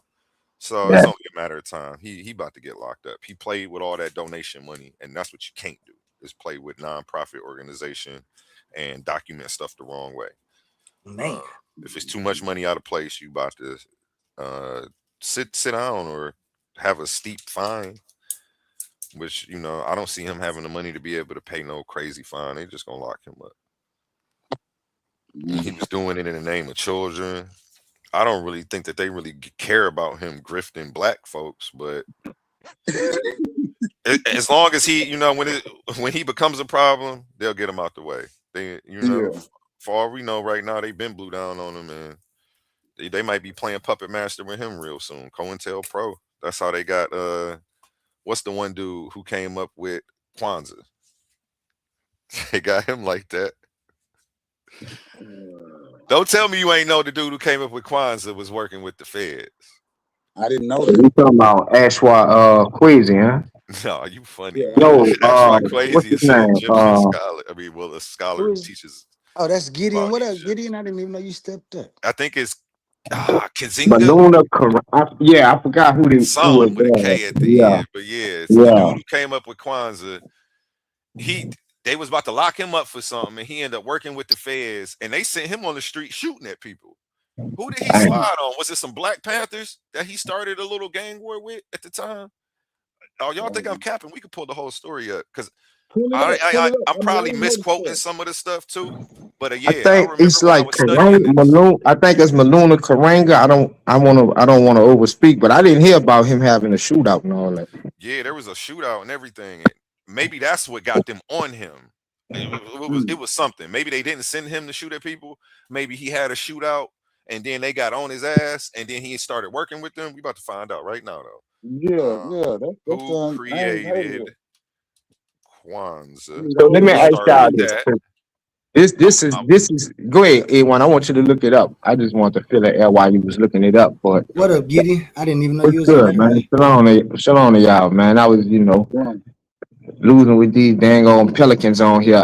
Owly, I see you be balling, but these boys pure garbage. But let me say, bro. So how much do y'all think the government put aside for quote unquote COINTELPRO? And with the money they put aside, what do we think they use that money for? Because they use it at the grassroots level at the very least. You know what I'm saying? So that's what I like to keep in mind. And people pumping real money behind it. So all type of infiltrators gonna be in it. Man, they've been pumping for years, billions of dollars in grants. If people get their nonprofits together and find a real mission for your life about how you can, they got billions upon billions of dollars. I just got a letter from the nonprofit college that I go to, talking about how they just they don't even get a quarter of a way through the money that they have set aside for it. Now, as far as the COINTELPRO, what they set aside for that, I can't really speak on it because I haven't looked at it. But I know they set aside billions for that we just ain't. So like the grant, like what you was talking about, that's true, and we need education on that because the way I look at it, and when I say things like beat the system or beat oppression or sometimes I might even say destroy. I'm talking about the system that's built to oppress us, not America. You know what I'm saying? But with that being said, the only way that we can defeat America, when I say that, I'm saying like the oppression, is to use what America has to offer. That's why I'm not saying America needs to be destroyed. It's the system that they have installed on us at this time, because those grants and stuff, we can use that to educate and build infrastructure for our people. So that's the way we can destroy the beast from within. You see what I'm saying? But other than that, as far as like that COINTELPRO, that's like in the budget. You see what I'm saying? Like they actually have that in the budget, whether it's be for the police, for the CIA, for the FBI, like that's in their budget. So when we see these groups, like me, for instance, I say like I think the camps is funded by those people. You know what I'm saying? So we gotta always keep that in mind. Like, they got some working in the comedic I thought community. that was the game though. Yeah. I thought that was Because that's not the game. which agency was Hold on, hold created? on, That's hold on, hold the on. game. Yeah. Hold on, Oli. I'm sorry, but let me ask Gideon a question. That's not. Hold on. So all of the different Hebrew Israelite organizations and camps that are out right now that have schools and all of that, aren't they under? Aren't they nonprofit organizations? Yeah, a lot of them are. Okay, okay. I was gonna say I thought that, and I don't mean to say game, but So I guess it's it right there. gives it a negative connotation. I'm saying in a positive way, like that's the game. They're playing the game the right way, and they're Yeah. playing it the right way, and that's what I mean when I say, isn't that the game? If you're going to play this and you're going to want to do things on a bigger scale and a bigger level, it's just certain ways that you move. It's certain tax cuts you're going to get. It's certain tax benefits, certain benefits to it to do it that way. It makes me think back to a Taj Tarek Bey video I watched. Shout out Taj. He was talking about how they give that money out, because he was going over how it goes against the laws of nature to maintain a slave. And in order to maintain a slave in society, they have to be invited to participate in their own slavery. So that way, or else it goes against the laws of nature and they will eventually rebel. So it's like the money, it's like, okay, they can give these people that stole $20 billion. So yeah, they're going to give away $1 million to people to stop the stealing of the billions of dollars. You know what I'm saying? So that way they don't actually come and just rebel, Yeah. and have a revolution. So it's like, okay, keep them working. It's never enough to where they're going to stop what we're doing, but it diverts the actual focus from from people getting tired enough of being tired. So Like if we had a union or organization, which is why I don't understand why Swag Boss would even take in that position, because the spending power that we as so-called black people have is in the trillions every year. So if we was to galvanize, just that thought, you know what I'm saying, of what we should do with that money, like that would be powerful for us. See what I'm and then saying? even what you just said makes me realize how irrelevant the question that they debated was. Would you share your resources with? Is not sharing your resources with white people? Well, no, it's not irrelevant, but that's all we do is give them all of our resources, like Right. all of our money. They call black people liquid money because we don't keep any of it within our own community. We already give them all of the resources. What are we? We don't have nothing left. They come in and take all of that and then go get actual resources. We think money is a resource, and it's really not. Money is a tool that we can use to garner assets and resources. Yeah. That's it. It's not an actual resource. It's another construct, just like race. They got us race and money. Now we black niggas and we rich. Yeah. When numbers are infinite and you never rich. Elon, the only rich nigga I really know, and I don't know him personally, but if you got that kind of money, I mean, you broke. 100,000 ain't much. Most of these people gonna live beyond their means anyway. Yeah. Nobody's gonna take the 100,000 and get the $600 apartment. And That motherfucker got some money. You yeah. feel me?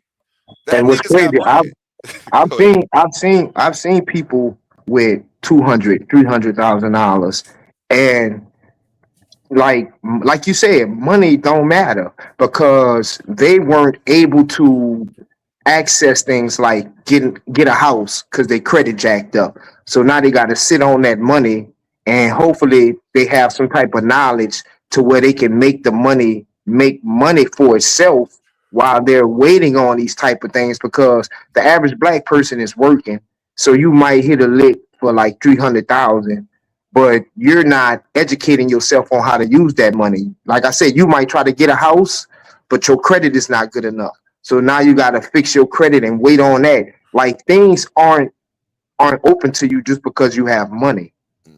Your situation got to be straight. Because like I said, I've seen people piss away money, because they couldn't buy a house, so they're financially illiterate to know how to make that money. You know what I'm saying? Last until they can get the house. So it's crazy, bro. It's all about education, bro. And it's boring to learn. That's why we need to learn it when we children, where it's like a second nature. Because It's you gotta trying to, be. I'm yeah, sorry. you trying to teach a nigga at 20 years old all this. He ain't trying to hear that because he already ingrained with trying to get it right now. Like I could never, when I was young, I could never save money for 2 years for a car. No, indeed, no. I'm about to, nah. You know what I'm saying? Saving money is a habit, and I don't know. I'm blessed to have my father in my life, and my father taught me how to save money. And it wasn't something that I was always good at, but I recognized the tools that were set before me on how to do certain things. And even back, it made me think to, well, first, if you anybody out there listening with kids, if your kids need a piggy bank right now, and from that piggy bank, take them $20. You love your kids. You got $20 for your kids. Start them a bank account. Even if you're a single father, you should have not a single father. Even if your kid doesn't live with you and you're a dad, you should still have a whole another separate bank account. And when they come with you, they should be saving money at your house.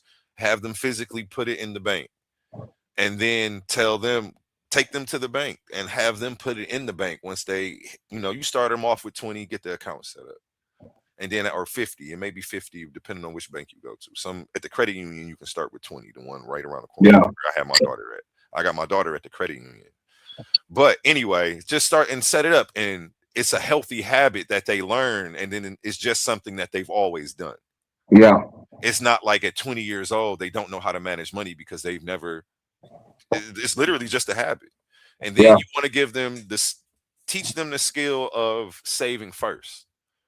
Like when I get my check, I don't go spend money and do what I want first. I take out, if I had a goal of saving $300 each check, the first thing I do is I take that out and I put that to the side.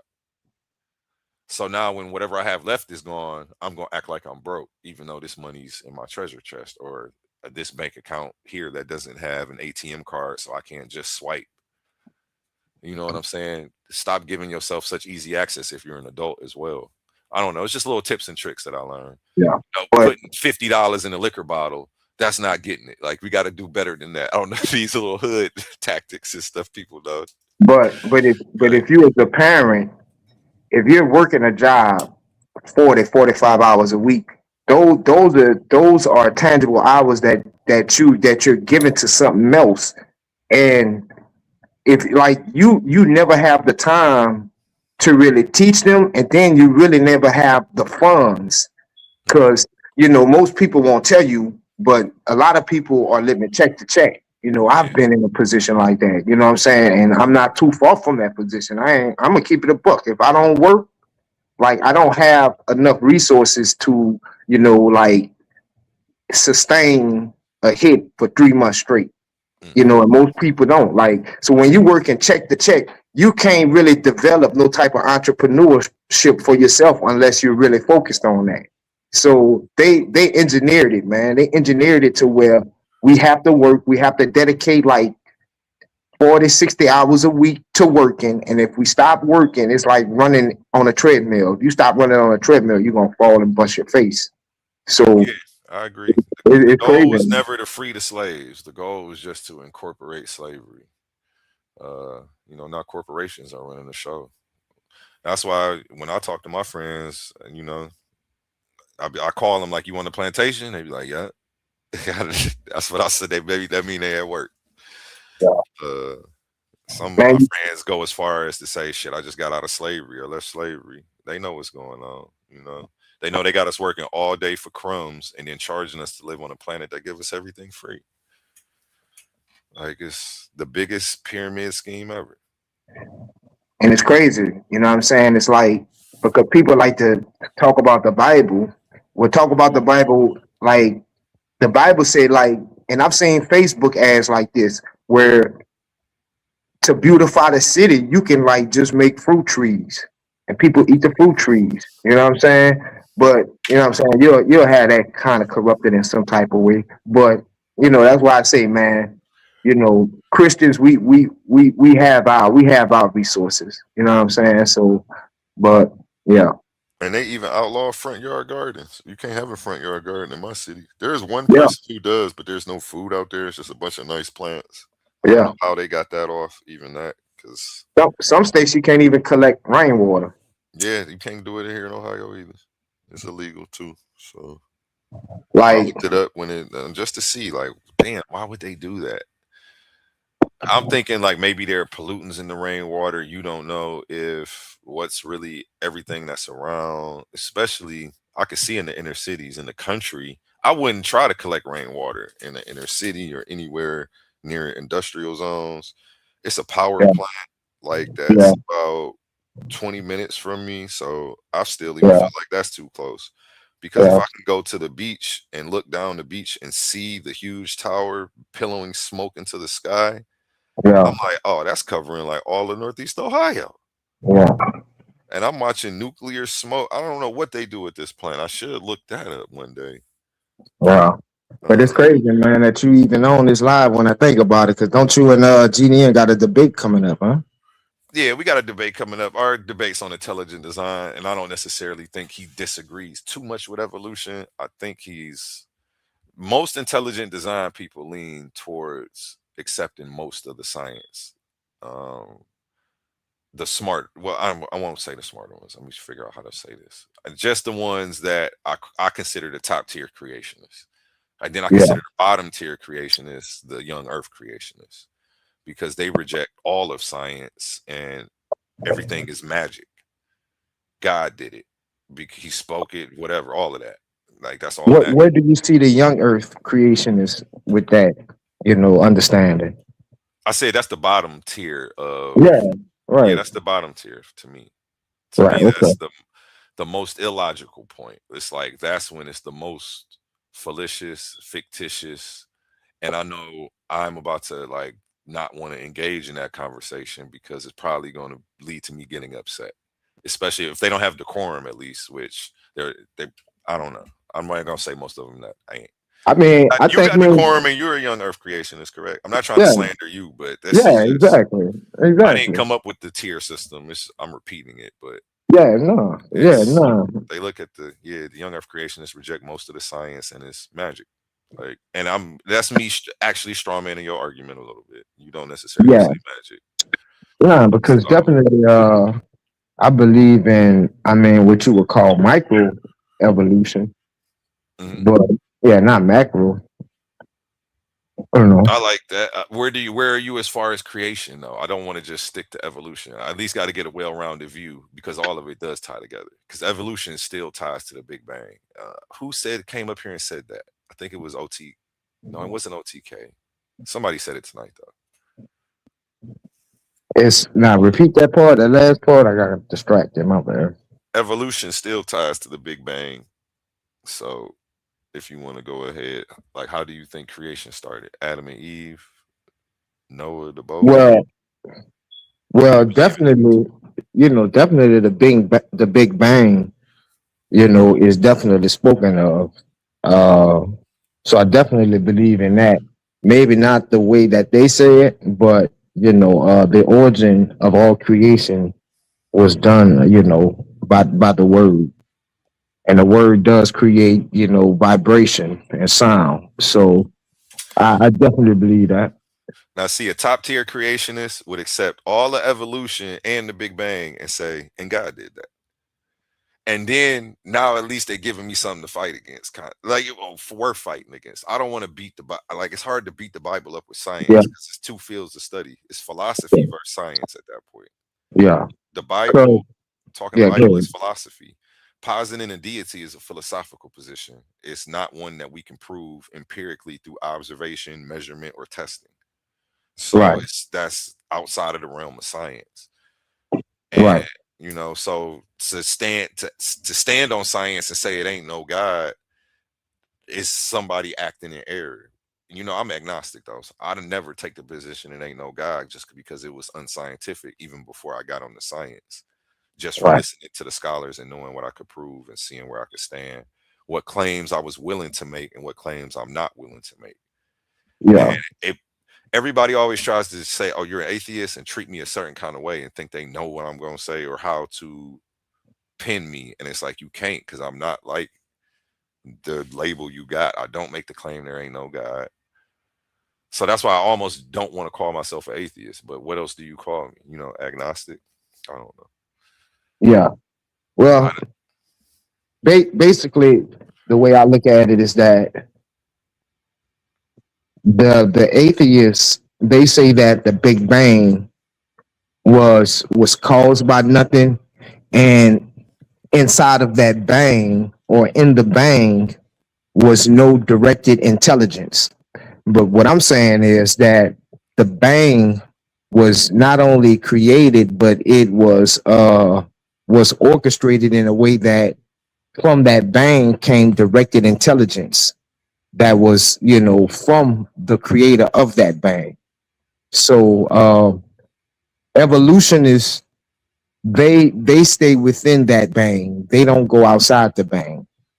Whereas it's not so much of a philosophical argument, but I wouldn't disagree with that, but it's more of a logical argument. You know what I'm saying? Because this is, beyond the realm of science, which is, something that we can demonstrate and we can repeat. We can't repeat that. You know what I'm saying? So it's outside the realm of our knowledge, but logically we can see that.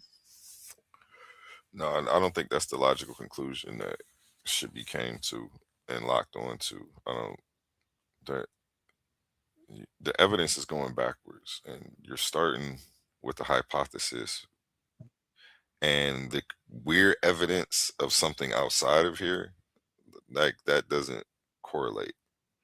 Yeah, not only us, but everything around us. I'm talking about everything. Yeah. So if we was to start backwards, we start backwards with you and I, and then we go to, our parents, they go to their parents, their parents, their parents. At the beginning of that, it has to stop. You know what I'm saying? And it has to be the first parent. Whereas evolution, since they can't or they won't succeed to something outside of their knowledge, they have to go and establish millions of years and billions of years so they can slowly and gradually put us into existence when that's as much magic as the most bottom tier creation is. Hmm. Um, you said something I wanted to respond to, and I forgot what you said. You said logic. It's the Yeah. logical conclusion. I can't remember what you said. Yeah, it's not. It's philosophical, but more or less logical because it deals with what science doesn't know. It's outside the realm of science. Science is demonstratable, repeatable. So you know, they try to fit all of that inside like 1 million, 2 million years. You know what I'm saying to avoid making it look as magical as possible. That's magic and that's fate. But next time, but when I be speaking, just stop me. You know what I'm saying? Yeah, I ain't want to cut you off. I started to respond to it. I'm about to run it back Yeah. to hear what you said that I wanted to respond to because I had a good point. Damn. How long we been out here? Okay. I'm gonna mute out for a second.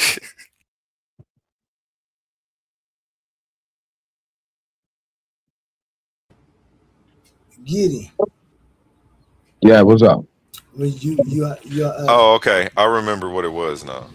You were talking about that if we go backwards from you and I, and then we go to our parents and their parents and their parents, and then you said it has to stop somewhere, so it doesn't go into is it? Oh, is infinite regress a fallacy? What is infinite? What is yeah. that categorized as? It is. It's called the infinite regress fallacy. Let me look No, at it. it ain't called that fallacy. Yeah, I don't think it's called that. It's called It's not it's a a dilemma. logical. Go ahead. I'm It's a sorry. logical. Yeah, it is. It is a dilemma fallacy, but it's something else too. It's just a logical fallacy because It is a fallacy. and it's Infinite special regress pleading. fallacy. I Vicious infinite regress occurs when an argument relies on a never-ending repeating chain of dependent premises to prove a point, meaning the argument never actually establishes its conclusion. it Which is just kind of keeps. what, yeah, it keeps going. So it's like, why did this happen? Because of this. Why did that happen? Because of this. Why did that happen? Because of this. Why did that happen? And then we keep having to go. It's an infinite, and that's fallacious when you have to give a cause. Which which Yeah, leads to I would say that doesn't apply because I'm not infinite. Matter of fact, I'm at the very opposite of that. I'm saying that it has to be a finite beginning. right, Yeah, and that's which I is was special about to get pleading, in. which Yeah, leads to the special yeah, pleading. that's where I was about to Okay, see. I now was about to get into explain what. to me what is special pleading. Let me explain to him. Okay, so the infinite regress, to put a cap on it, which is what you did. You ended it at something. It something created this that always existed. So the reason it's special pleading is because you can accept the premise that something always existed and didn't have to be created, but you make a special excuse for that for God, but you can't accept it for the universe. If we tell you the universe has always been here and it didn't need to be created, you will say that's crazy. And you would never accept the premise, but you can accept the same premise for God, and that's when it becomes special pleading. Right, because I can When you're show not the judging your own qualifications. stuff by the same criteria, you're not No, no, I evaluating your can. own claims by the same criteria that you evaluate other arguments. Can I And say I don't know if how? that's the exact definition, but I Yeah. mean, yeah, I mean, yeah, I'd love to hear your Because reason. so You if got you the was to floor. say the universe has been here, then you're putting the burden of intelligence on the universe. So if you're saying the universe is a sentient being, then that's your argument, and that's one you would have to prove. Whereas with me, I'm saying it stops with a sentience. It stopped with a knowledge. So, I'm affording you the same opportunity. Can I answer that? Since because that's kind of what our debate would be about. Then it doesn't become special pleading because we never let in that never has a place to show its face when we say that it's exist. Well, I say existence. You say the universe, and the universe is different from existence to me. Existence is the highest power because anything has to exist. So the logical fallacy when it comes to quantum onlyism in that sense is that existence you don't have to special plead for it, and there's an actual endpoint because you can then identify and define what existence is. And existence is being, and we know that being has always been to be able to be. So even when you say God, you have to ask, does God exist? And if God exists, then God has a measurement, and God has a efficacious being and an agent being. But where does that stop if you say that everything that in existence is created? Are you saying that God doesn't exist? But then you'll say, yeah, he exists outside of existence. And then it just becomes, again, like a logical incoherence of infinite regress. Yeah, because the question then becomes, well, who created God? You can't say that everything in creation has to be created and then say make a special pleading case for God. Oh, well, not that rule applies to everything but him. Everything intelligent, everything anything that you see or anything that exists had to be created by somebody, except, but this is a special case. That's why it's. But let me read the exact definition of special pleading before you respond, so that way you can get not my rendition of what I think it is. We can all learn. People at home can hear it too. Are you referring to special pleading, which is a logical fallacy where someone creates unjustified exceptions to a rule for themselves, which is what I think that you're doing for God? Or pleasing, a lifestyle brand known for items like, oh no, okay, that's something else. Yeah, it's when you create an unjustified exception to a rule for yourself. And we feel like you're creating like you've made a rule for existence that everything intelligent, you don't see a watch without a watchmaker. Who created God? Who are God's parents? He can't, like, you've laid down the law. We heard you.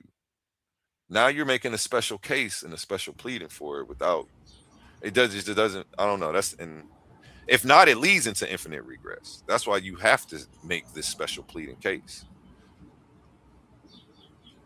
That's why my argument has it where. Hold on. Oh, is he even still up here? Oh, he's still up here. Okay. And then we never got into the Kwanzaa guy. I don't know. Are you still there, Gideon? Yeah, I'm here. I'm here. Oh, okay. Okay. And it's just a logical problem with the argument. It's not. I mean, there's nothing. Yeah, I'm happy you ain't pushing back too much on it. It's just a logical problem with the argument, and it can go forever in every religion. Yeah, Then we go through the same thing with the Muslims. Yeah. It's like, man, okay, man, y'all all like, okay, whatever. Yeah. You know, I mean, it's just like, I'll be the first to agree with you, man. It's all fake. It's all what you believe, the atheists included. So, you know, yeah, it's all about what with all the evidence that you see and what's your conclusion. What's your conclusion for it? Because neither side has a explicit, you know, proof of that. You And know, that's and it even tells us. But see, the thing about the belief in not only of intelligent design, but the creator himself, or the creator tells us that, you know, it's going to be that way. Like, you would never basically be able to summon creation and prove him on a whim. That the thing that the atheists ask us to do, it's been written that that would never happen. You know what I'm saying? So it's interesting, you know. hey, I'm gonna move the conversation to this article that I got on the screen. It's not even an article. I just typed in Chat GPT. I was telling a story about how I knew the history of the guy who created Kwanzaa, how he was infiltrated by the COINTELPRO, how he was involved in a shootout, and then I guess nobody had heard of it, which was, I usually don't find too many people who do know that history about him. So I was going to look it up so that way we can all get it right together, because I couldn't remember the story accurately and I didn't want to misquote it. So first I asked AI, who created Kwanzaa? Kwanzaa was created by Dr. Mulana Koringa. That's how you say his name. An American activist, author, professor of American studies. He established the Pan-African and African-American holiday in 1966 following the Watts riots in Los Angeles. Karinka modeled the 7-day celebration after traditional African first fruit harvest festivals, which is why I still rock with this holiday, even though he turned COINTELPRO and let them treat him like a puppet. Let me continue reading. His goal was to provide a dedicated association for African Americans to reconnect with their heritage, history, and community. Was he involved in a shootout? Yes. Dr. Mulana Karinga and his organization, US, US, were involved in a notorious and fatal shootout with the Black Panther Party. The incident took place on January 17th, 1969, at the University of California, Los Angeles, UCLA, inside Campbell Hall. These niggas had a shootout inside the schoolhouse.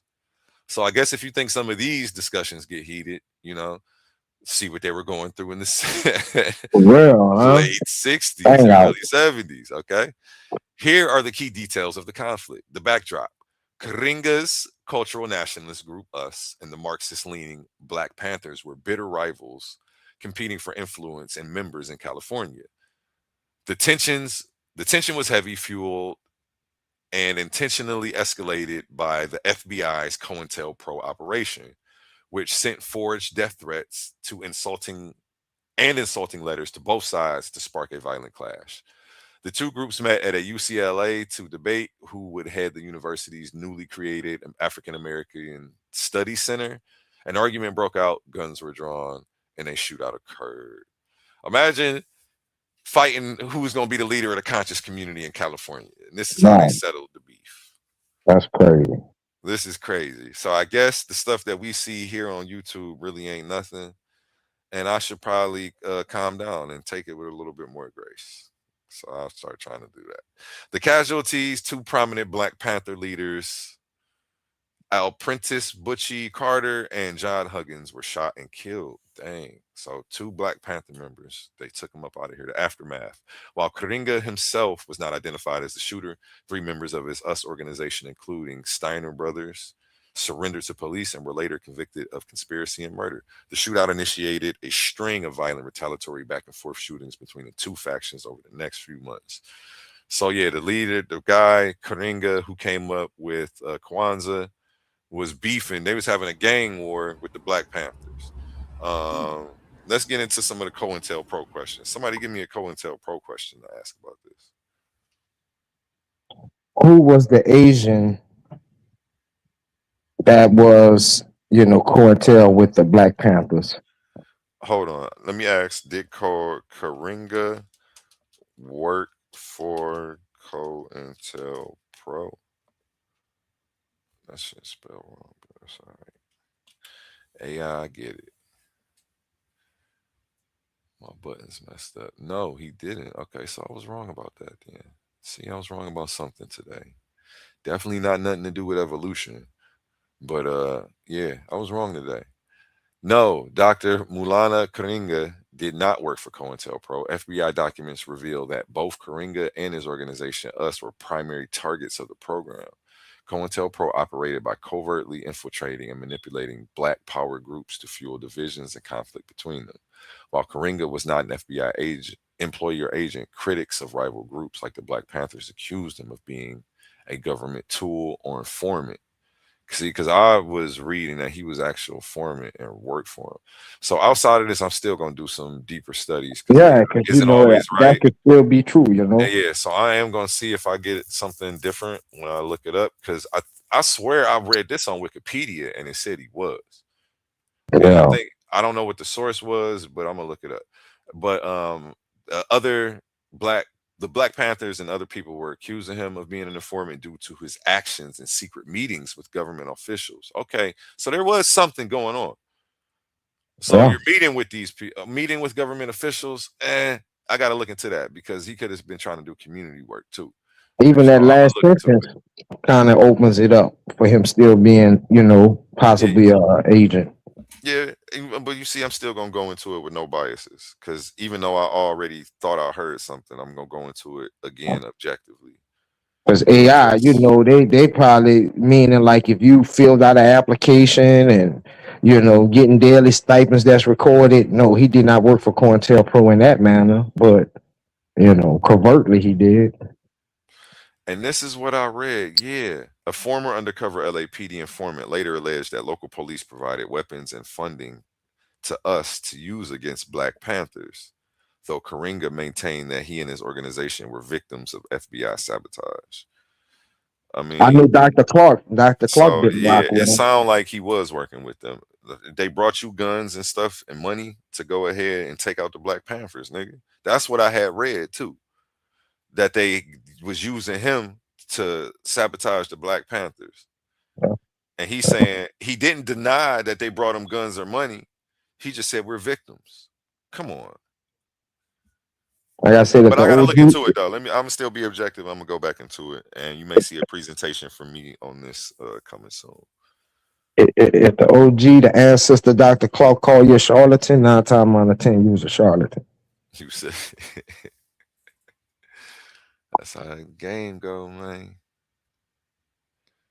That's how the game go. So yeah.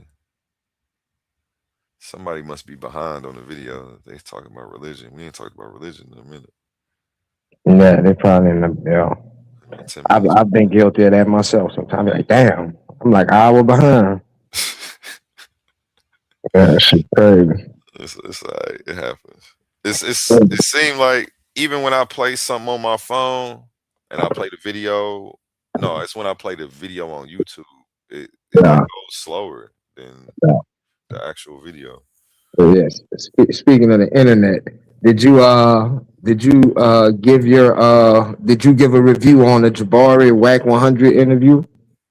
I didn't. I really be leaving them alone because they already be making up weird stuff about me, even when I don't think about them or bother them. So Oh, okay.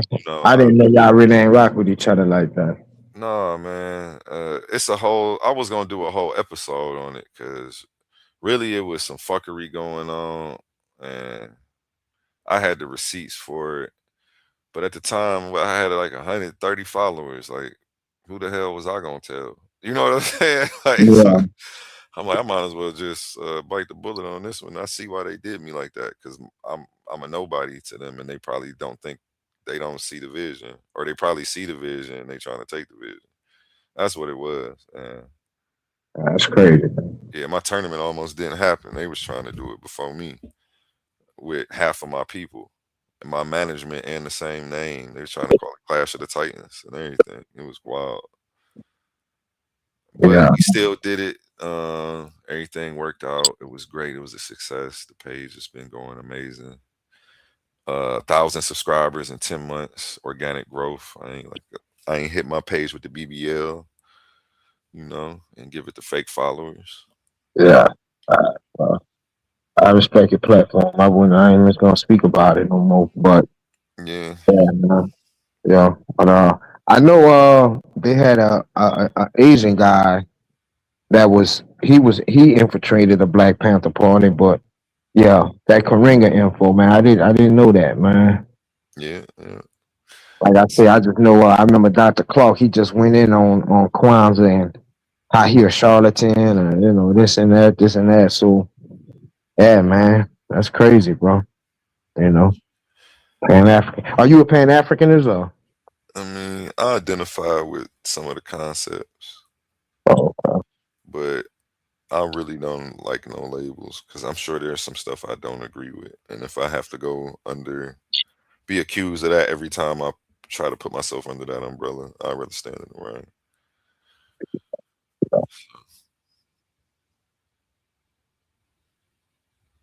Yeah, yeah. That's why I don't. Yeah. Gideon, Yo, what's good? you want to debate? Is creation a more intelligible answer than formation?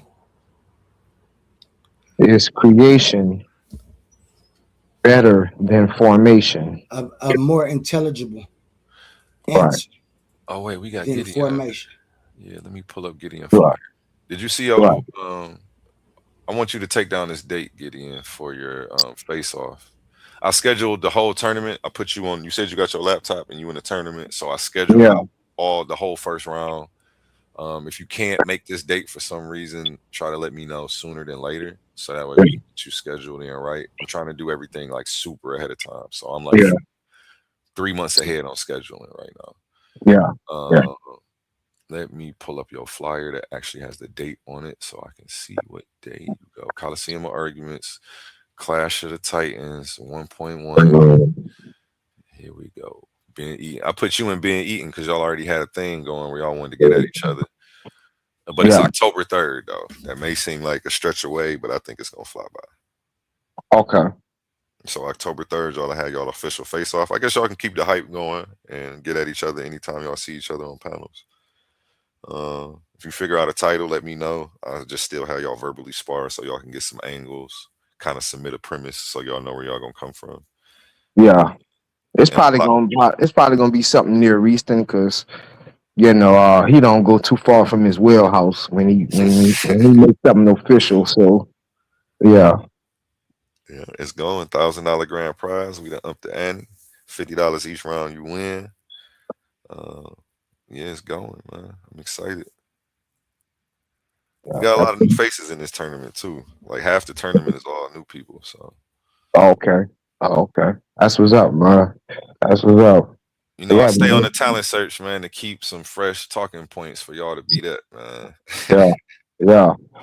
Like I said, man, I just got another computer. It's not as good as the other one I got. And I don't know, man. I can't much load. I'm trying to load my PowerPoint presentations onto the computer. And I don't know if it was my internet because I dropped down from the highest grade internet to like the second class. And I don't know, I might have to upgrade my speed again because that seemed like that matters. It do. PowerPoint take a lot of RAM and it slows your computer down a lot while using it. I would really suggest starting to use Google Slides. It doesn't take up as much like RAM. It's not a whole nother software pulling from Yeah. available data that you have to access for your whole system to function. Yeah. So yeah, it's just another tab on your window and it don't take up a lot. So I Yeah. would literally copy and paste your slides over to Google Slides. Or you probably can here's what you do. You open, when you do get PowerPoint open, you save your your slideshow as a PDF. And you should just be able to upload it in Google Slides. The animations and everything. Oh, you got animations. I don't know how that's gonna work. Yeah, I Yeah. don't know how that's gonna work. Yeah, but I know I had to cross over too because I got a fast computer and it'd be slowing my computer down a lot, and I ain't like it. Yeah. So I stopped using PowerPoint, and I ain't want to keep paying. I think I was paying like $100 a year, Yeah. or something like that. Like, man, I'm paying all these bills at that time too. I wouldn't even get no money on YouTube, So, but still, it slowed my computer down too much. I try not to use it. Hey, don't you got King J over here too, man? King J's not in the tournament. Oh, you know? Okay. No, he didn't say nothing about it. So I wasn't really the only people I was chasing down to be in this tournament was new people.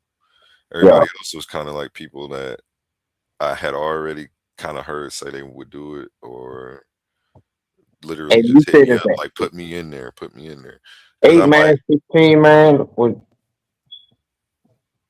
like how many people? 16 man. Okay. Okay. Yep, I'll put the bracket out. I just got to make a graphic for it. Yeah, I remember you put it out before. Yeah, I seen it. All right. Yeah, I'm ready, man. Shit.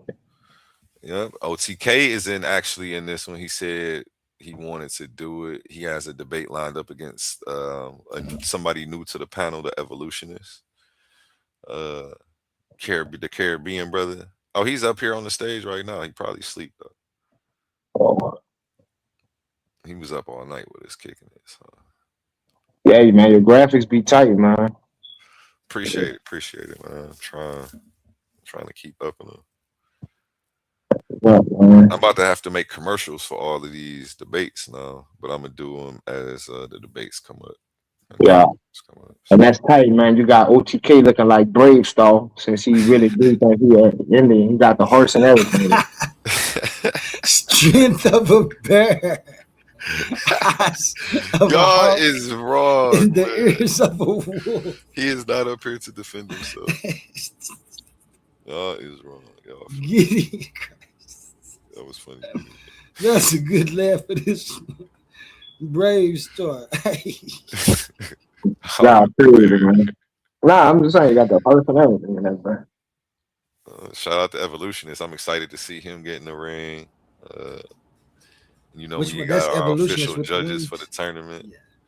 So even though I'm on the side of Evolution, what I think doesn't matter. Yeah, it doesn't. I don't. What's the topic again? I don't. I think they're gonna be debating Evolution. Okay. I hope you don't think because if Evolution kick his no, they butt, got their topic was if it was a fifth, we'd all be drunk though. I gotta see. So say, bro, what's up with you and the sis, man? It's a queen, man. I mean, You know, I was just thinking about our last debate. It was crazy, man. I ain't really, you know, I know y'all got y'all differences, but she's Yeah, still a debater. yeah, she's still a debater. I forgot she crashed out on me at that debate because she didn't know the rules Yeah. or something. I won't say why because that'll be a reason for somebody to get mad at me. That's It, how it, I it's was crazy, mad man. at you. Now I'm mad at you for saying that. Crazy, man. Yeah, I can't win. Okay, just you're gonna figure out how to make me the bad guy. Like, and I don't like It's that. tight, man, because you know you When got somebody different. keep making me the bad guy, I'm gonna You get you up out of here. you know, Like, oh, okay, I'm the bully, I'm the bad guy every time. Okay, then just don't come around me. yeah. Because I like that's how not you really got what it is. I don't be tripping, man. how you have the different factions. You know, because if I'm not mistaken, she's kind of like with the bomb squad. Yeah, So you yeah. know that's I got yeah, love for I them, can man. dig it.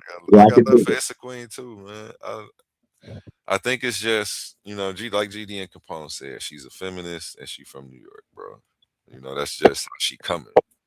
Yeah, And you know, it's crazy. I'm a pastor's son, man. I'm not ready for no. I don't know. The whole black woman playing victim but trying to be aggressive at the same time and starting it like makes me want to run away from that situation. So if that's what it's gonna be, like I don't want this to turn into like how the Sonetta and the past stuff be, where she always playing victim, like he not being fair. I really think he do be being fair, and she always trying to use that card to try to, be able Yeah, to get a couple extra lines in. Like Sonetta, don't cut me off. You don't do that to them. Like, yeah, girl, he do. He cut them off. He put them backstage. You do all of that. So I like we not in a relationship. I ain't wanted it to turn into that, man. That's still sis. That's always gonna be big sis though, man. When I first saw her handling people, I don't know. She wasn't crashing out. She was actually handling people with some supreme poise, and that's when I fell in love with her on the debate side. Like yeah, I saw somebody coming at her crazy, and she wasn't the least bit bothered. It was like she was over there filing her nails. Like, girl, you obsessed with me. Like she was yeah, so calm and patient, and I was like, "Where's that Issa Queen? I don't know this Issa Queen that's lashing out, playing victim at the same time." Like I say, that's big sis though, and yeah. But just on the feminist position, you know, like that's why a lot of them are more egalitarian than they realize, but they just been bitten by that feminist bug because that's their whole modus of operation. Like they attack, but when they get attacked back, they revert to the gender. The like, So yeah, it's crazy, man. You can't, yeah, yeah. I know. I was debating as a host, so that's probably what it was, and maybe she was confused. That could have been it too. Yeah, Because when I match energy, once we start going back and forth, you see, I'm not shy about that. Like yeah, that's what it's gonna be. Or that's why I really generally don't talk because I don't like conflict already. yeah. So I want us Listen, to I was keep a certain surprised I level of picked the respect for each other because it get left quick. It go left I real was, fast. I know how this I shit. was surprised I took the debate because I never that she's the only woman I've debated. I usually Yeah, don't debate women, you know what I'm saying? it was fire. It was fire. Until she Yeah, turned on me. Like I mean, yeah, she didn't understand the rapid fire Q&A. But I asked her if she had watched our debates and understood it, and she said she did. So it was like, okay, so I thought you knew the rules. hey, Like, if he it, wants to move on and he's satisfied with what he's heard, he's got the right to move on. The judges can hold it against him for cutting you off and not letting you finish your answer, or they could see that you probably was saying something that was wrong anyway, and understand why he wanted to move on. It's one of the two. But I've seen judges hold the cutoff conduct against people, and yeah, it wasn't something that she was gonna have to worry about. yeah. Debate is an art, Yeah, man, so and you can not only present your information, but you can, what I'm saying, manipulate your opponent. You know what I'm saying? Like I've seen people like Chris Harris denounce their whole religion during the mid debate. You know what I'm saying? real So funny. it's all about like how you do things. So yeah, Just picture his nah, face real just talk. made me laugh. Right, real talk, man. Like you would have to be under some type of pressure for you to be in a Q&A and a ninja make you change your whole religion like on the spot. Like that's crazy work. You know what I'm saying? Yeah, That's man, it's just be cool wherever she landed. She might land back over here one day. Everybody gonna be back over here one day. that's some Harold Miner Jr. type stuff, man. Damn. Everybody's gonna be back over here one day. Except for the Oh, people bro, you I stay don't want back over consistent, bro. here. Like, Well, yeah, whenever she want to come back over here, she can come back. But I'm gonna be here 3 years from now. yeah, So stay that's what I'm consistent. saying. My numbers is gonna be crazy by the end. So everybody's gonna be back eventually because I'm gonna continue to grow. I'm gonna continue to put my money where my mouth is, and I'm gonna continue to shine for it. So I'm putting, and don't forget the money. It take work to get the money. First, I got to go to work and put in effort and energy just to get the tool to use it the right way. So I'm putting my money where my mouth is, which is putting my energy and hard work and effort and grind where my mouth is, really. So that's Yeah, what people got to respect. It. Money don't grow on trees. First, I had to go hustle it up to be able to put these type of amounts up. You know what I'm saying? That's 2 weeks worth of work right there. Some yeah, people, you know, yeah, yeah. what are we doing? You know, You need a commissioner, bro. yeah. Some people don't get paid $1,000 for 40 hours right now. It's a lot of people. What 75%, 80% of America don't got $1,000 saved right now. That's a fact. You feel me? Something like that. So if you got $1,000 saved, you're in the upper percentile. You know, just pat yourself on the back and try to hit two. Yeah, Like you say, yeah, it's a lot of people living check to check. Shoot. But yeah, so as long as I continue to do that, man, I'm gonna continue to do good, and we're gonna continue to stay consistent. Keep trying to. I'm gonna continue to be on the talent search. Always searching for new talent. Any of the elders that want to come over here, you know, the stage is open for y'all as well. And I'm gonna keep reaching out to different people, voices that you probably won't see or never heard of. You're about to start seeing a lot of these people. Like, who is this? yeah, But that's what this is gonna be. Because I'm actually just taking notes on what people complain about. And then that's what I'll make my new mission for the month. That's my new to-do list. All right, yeah, let's solve that problem for them on this page. yeah, Now they got a reason to be here. Let's incentivize it. Let's make, you know, I'm manufacturing consent for people to come on over here. yeah. So And say, bro, I just want to say this too, bro. Be careful who you have as your moderators, bro, because you know, I've seen people moderate for other channels and they like take out like 10% of people that be contributing to the channel. You know, and a lot of times it just be for some stuff they say, not even disrespectfully, but just they disagree. You know what I'm saying? And they'll do that purposely, bro. Like some people do that, bro. And maybe that's just more like a peril mind that's speaking, bro. But like, nah, I've seen it happen, bro. yeah, I believe. I had it happen before. I had a host. I had to let go. He was muting people, just turning people off. Yeah, Everybody was like, man. "What you got going on?" I'm like, "Shoot, y'all ain't stepping up to help. Who anybody want to host for the day? Yeah, bro, What? Give I me a just, bro, break." it's crazy, bro. People actually go around like as professional moderators around this piece, man. That shit crazy, man. But I mean, you might need that, bro. You know, Yeah. I see a certain person that do it, and they seem like they rather, you know, they rather kind of credible. So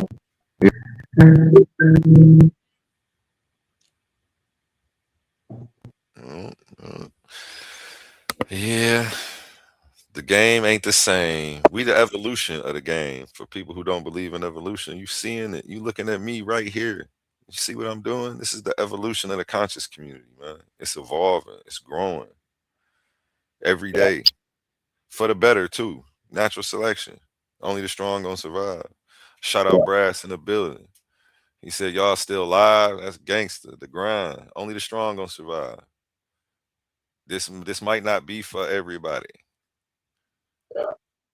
If you don't want to be consistent, you're not dedicated to it, you know, I'm here for you. You can just hit my panel. Don't worry about it. You don't gotta start your own. I'm talking shit. Yeah, man. Yeah, we still up. I'm about to go to sleep though. I'm about to get me a little nap in. take me a little nit at. Get back on my third shift grind tonight. Yeah, you got to go to work, don't you? Yeah, man. Another 2 months. Get these sinks put in. It's all right. You're not only gonna be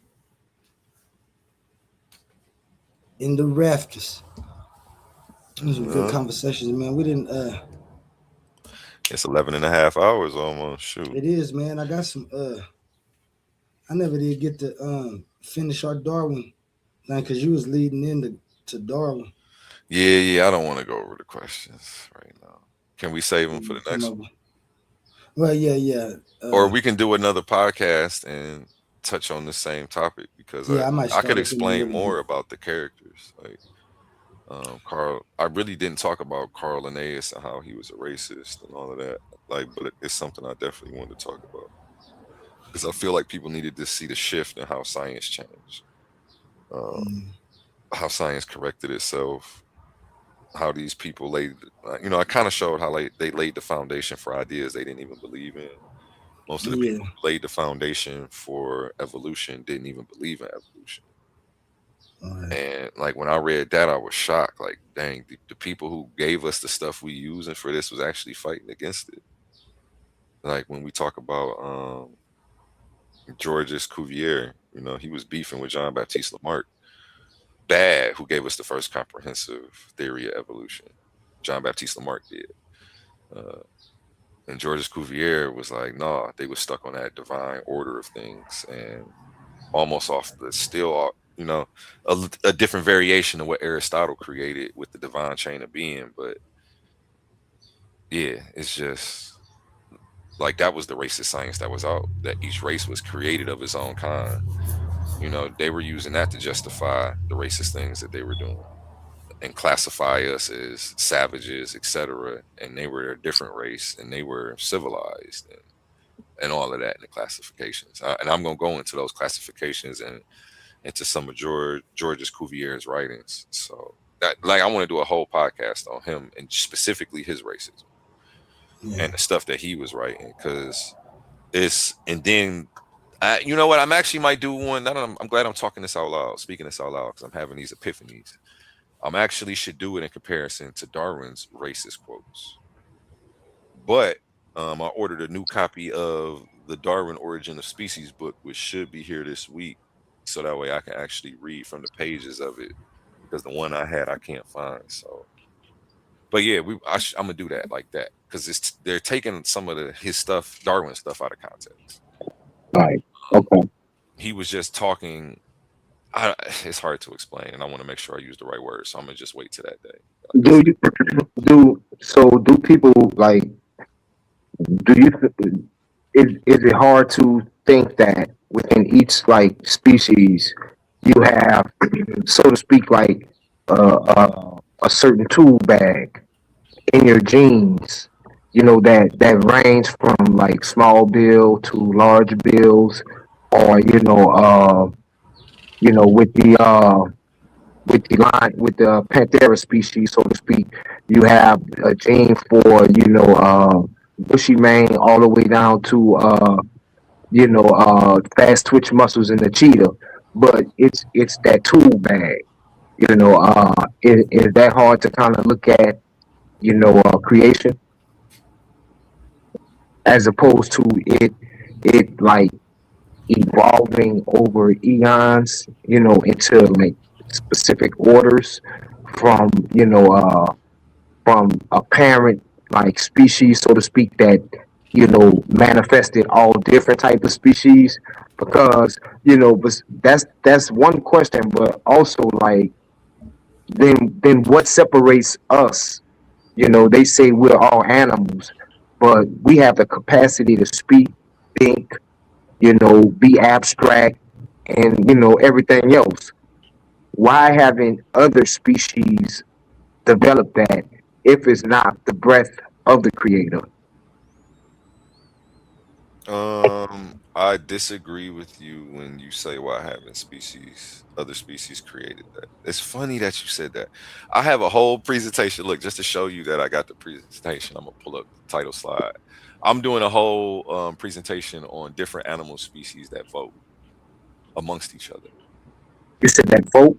Yeah, they vote amongst each other Yeah, yeah. on different things. Like to Yep. so to say that they haven't developed this just because you don't understand how a cow speaks doesn't mean that they don't have everything that we have pretty much going on.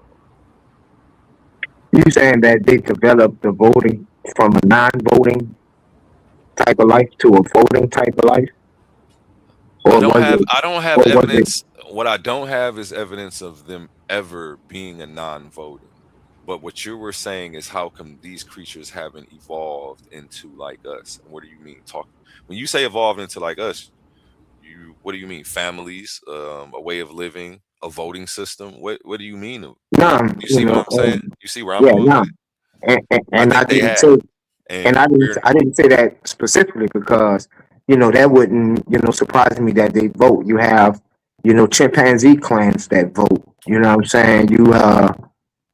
That's not necessarily based on dominance. It's based on them having social relationships with other chimpanzee males in the society that basically votes for them.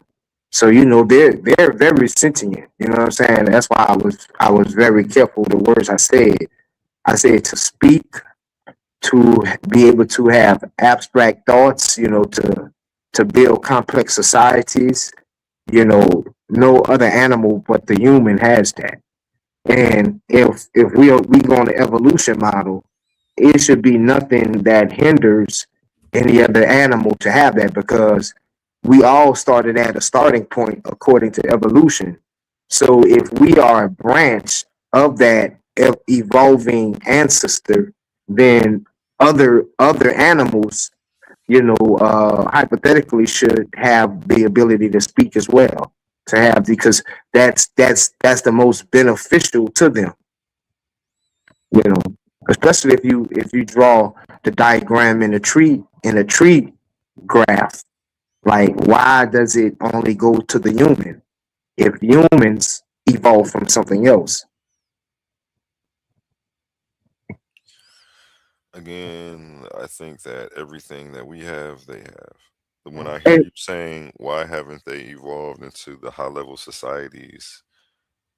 Or what was the exact word you used? I don't want to misquote you. complex societies and Complex societies. I think that they're but let me answer because I ain't going nowhere. you breaking up a little bit. I couldn't hear you. But I do think that they have complex I don't know, they have complex interactions. I don't think that you can really make the distinction. He dropped off, but I'll talk for the crowd. I don't think that you can really make the distinction whether a cow or a rat or any other animal has abstract thoughts or ponders what, because we've yet to have the ability to communicate with them. The same way we can't talk with a rat can't talk with you. So when you say why haven't they developed the ability to talk, I don't really understand what you mean because I know that they can communicate with other animals. Ooh, I almost said of their kind. I'm glad I didn't say that though. With other animals from their species. So I don't understand what you mean. They do talk to each other and they understand each other. They're not speaking English. So I think that you see that as some form of them not evolving to their full potential. But when I hear you say complex societies, like, yeah, our societies are complex, but are they beneficial? No. What I hear you asking me is why haven't other animals found a way to be a cancer to the earth? Why haven't other animals found a way to live in disharmony with nature? And I don't, and I pray that they never do. Let's hope they don't. Let's hope they don't evolve. Because maybe evolution isn't a good thing if it's going to lead to the destruction of the planet at such a fast rate, the rate we're going. But you probably missed a little bit of that. I'll start back. I was saying that I started at the fact that I do think animals talk. They just don't speak English. The same way we can't communicate with a rat can't communicate with us. So they're not less evolved because they haven't figured out how to talk human language no more than we're less evolved because we haven't figured out how to talk rat. They can speak to each other and they can understand each other. So they do talk to each other. I don't really think that we can. I think it's conjecture to comment on the abstract thoughts of a cow, at least with what I know about it. You may have more knowledge on the subject than me, but I've never really looked into the mental, do cows daydream? You know, then I went into how when you say complex societies, granted our societies are complex, but I think that's because we're, not as intelligent as we think we are. Simple is always smarter. And that's how I look at things. But I hear you asking about complex societies, I said that I hear you asking why haven't other animals evolved to the point where they've turned themselves into a cancer to the earth? Because that's all our complex societies have become. I hear you asking that. I hear you asking why haven't other species figured out how to live in disharmony with nature? Because that's what we're doing very effectively. That's all our complex societies are producing right now. And I hope that no other species ever evolves to where we are if that's going to be the end result of it. Okay, so yeah, man, those are that's some good points. Like, but whereas, like I say, when I say speech, you know what I'm saying? Like, they do have ways that they communicate with each other, but that communication doesn't go past, like you say, with us. Like, we've become a cancer to the world. Their communication doesn't give them the ability to go past their natural means. Oh, my bad. I ain't mean to drop you. Say that again. I dropped you at the last end of your sentence. I was trying to take this picture now. Like, I agree, they do communicate with themselves, but that communication doesn't what's the word I'm looking, it doesn't it doesn't form to become a part where they can evolve past their intended way of living. Like how you say, like, we've become a cancer to the world. Like, that's us thinking outside of the box. No animal can do that. That's what I mean by complex societies, giving us ability to do what we want, whether it's right or wrong, knowledge of good and evil. Like, we are the only animals that have that.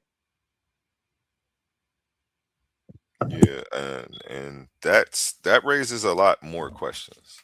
When you start going into us being the only animals that have good and evil.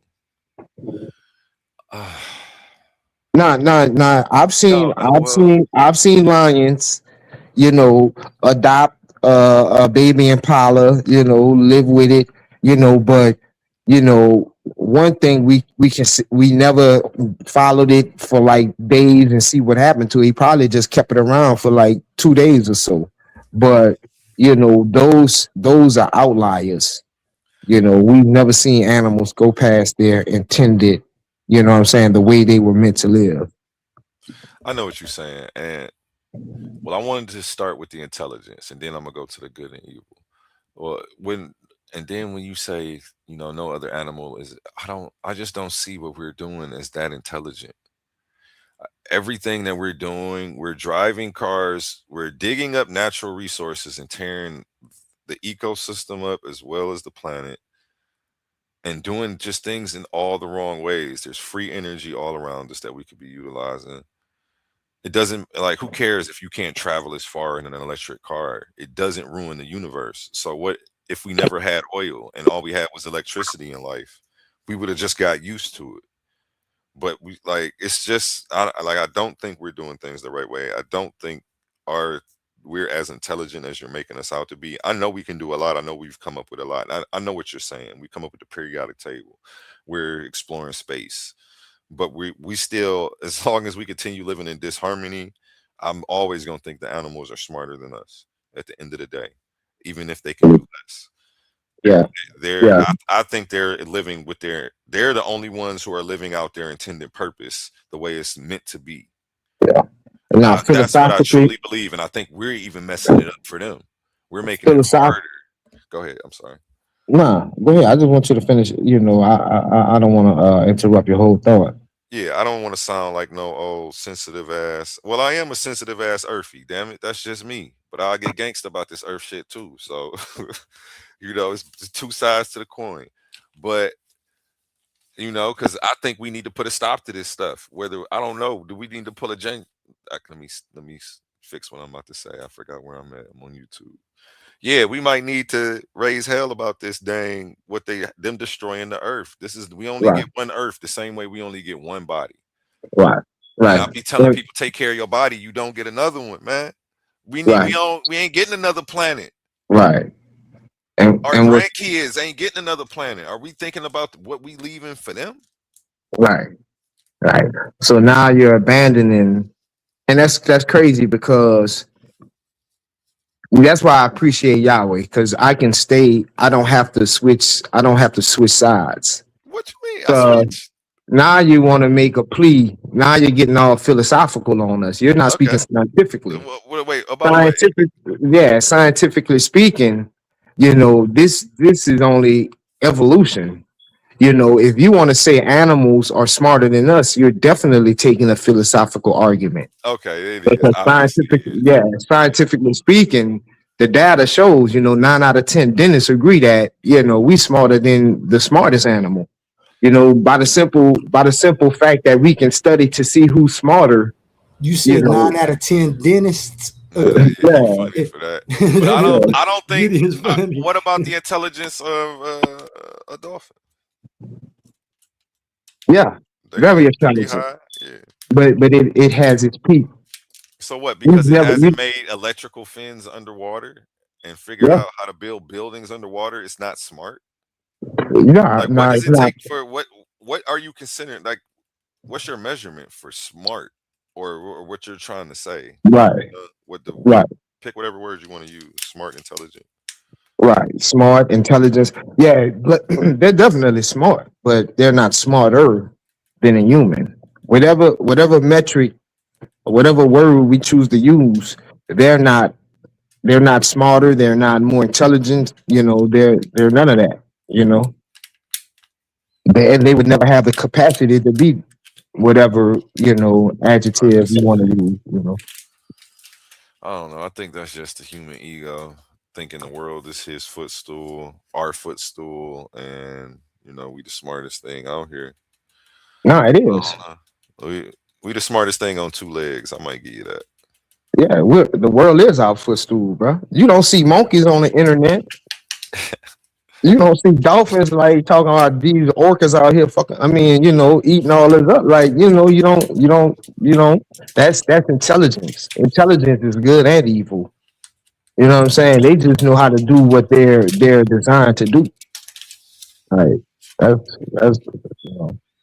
Maybe, and this is what we were designed to do, to make the internet and to live in disharmony with the earth. We were created not only to have dominance over all the animals, but to be able to manipulate all the elements and to apply that knowledge, to our lives. You know what I'm saying? Like that's what we do. Like the same way we are scientists when we cook, you know, giraffes are scientists when they go to the acacia tree and eat from that and then all that. That's science, but they don't have no idea what they're doing.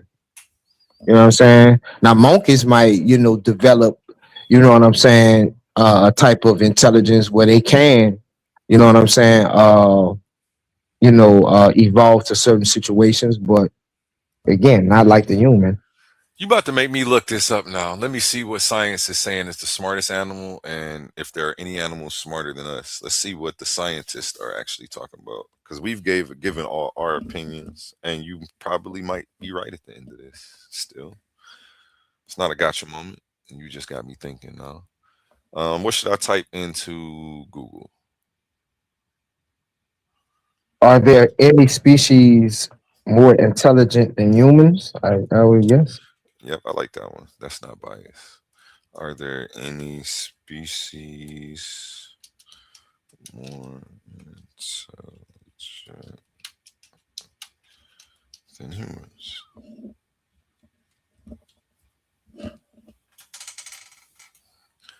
It better not say that depends on how you define intelligence. I'm gonna be mad. Stop playing with me, man. Give me the You know it's list. gonna say that.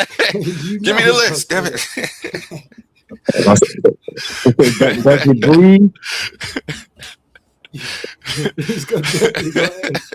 It defines what you I didn't go to depending on AI what though. I you. just went to Google. So Oh, hopefully it skips to like that whole. You know how AI gonna give it to you. if by intelligence you mean That's a I'm on mirror, mirror Yahoo. on the wall type shit, right? We aren't able to create a summary for you. That's okay because I'm on Yahoo. I don't know why I'm on Yahoo. Let me get over to Google. I don't mess with Yahoo. Yahoo is a damn god.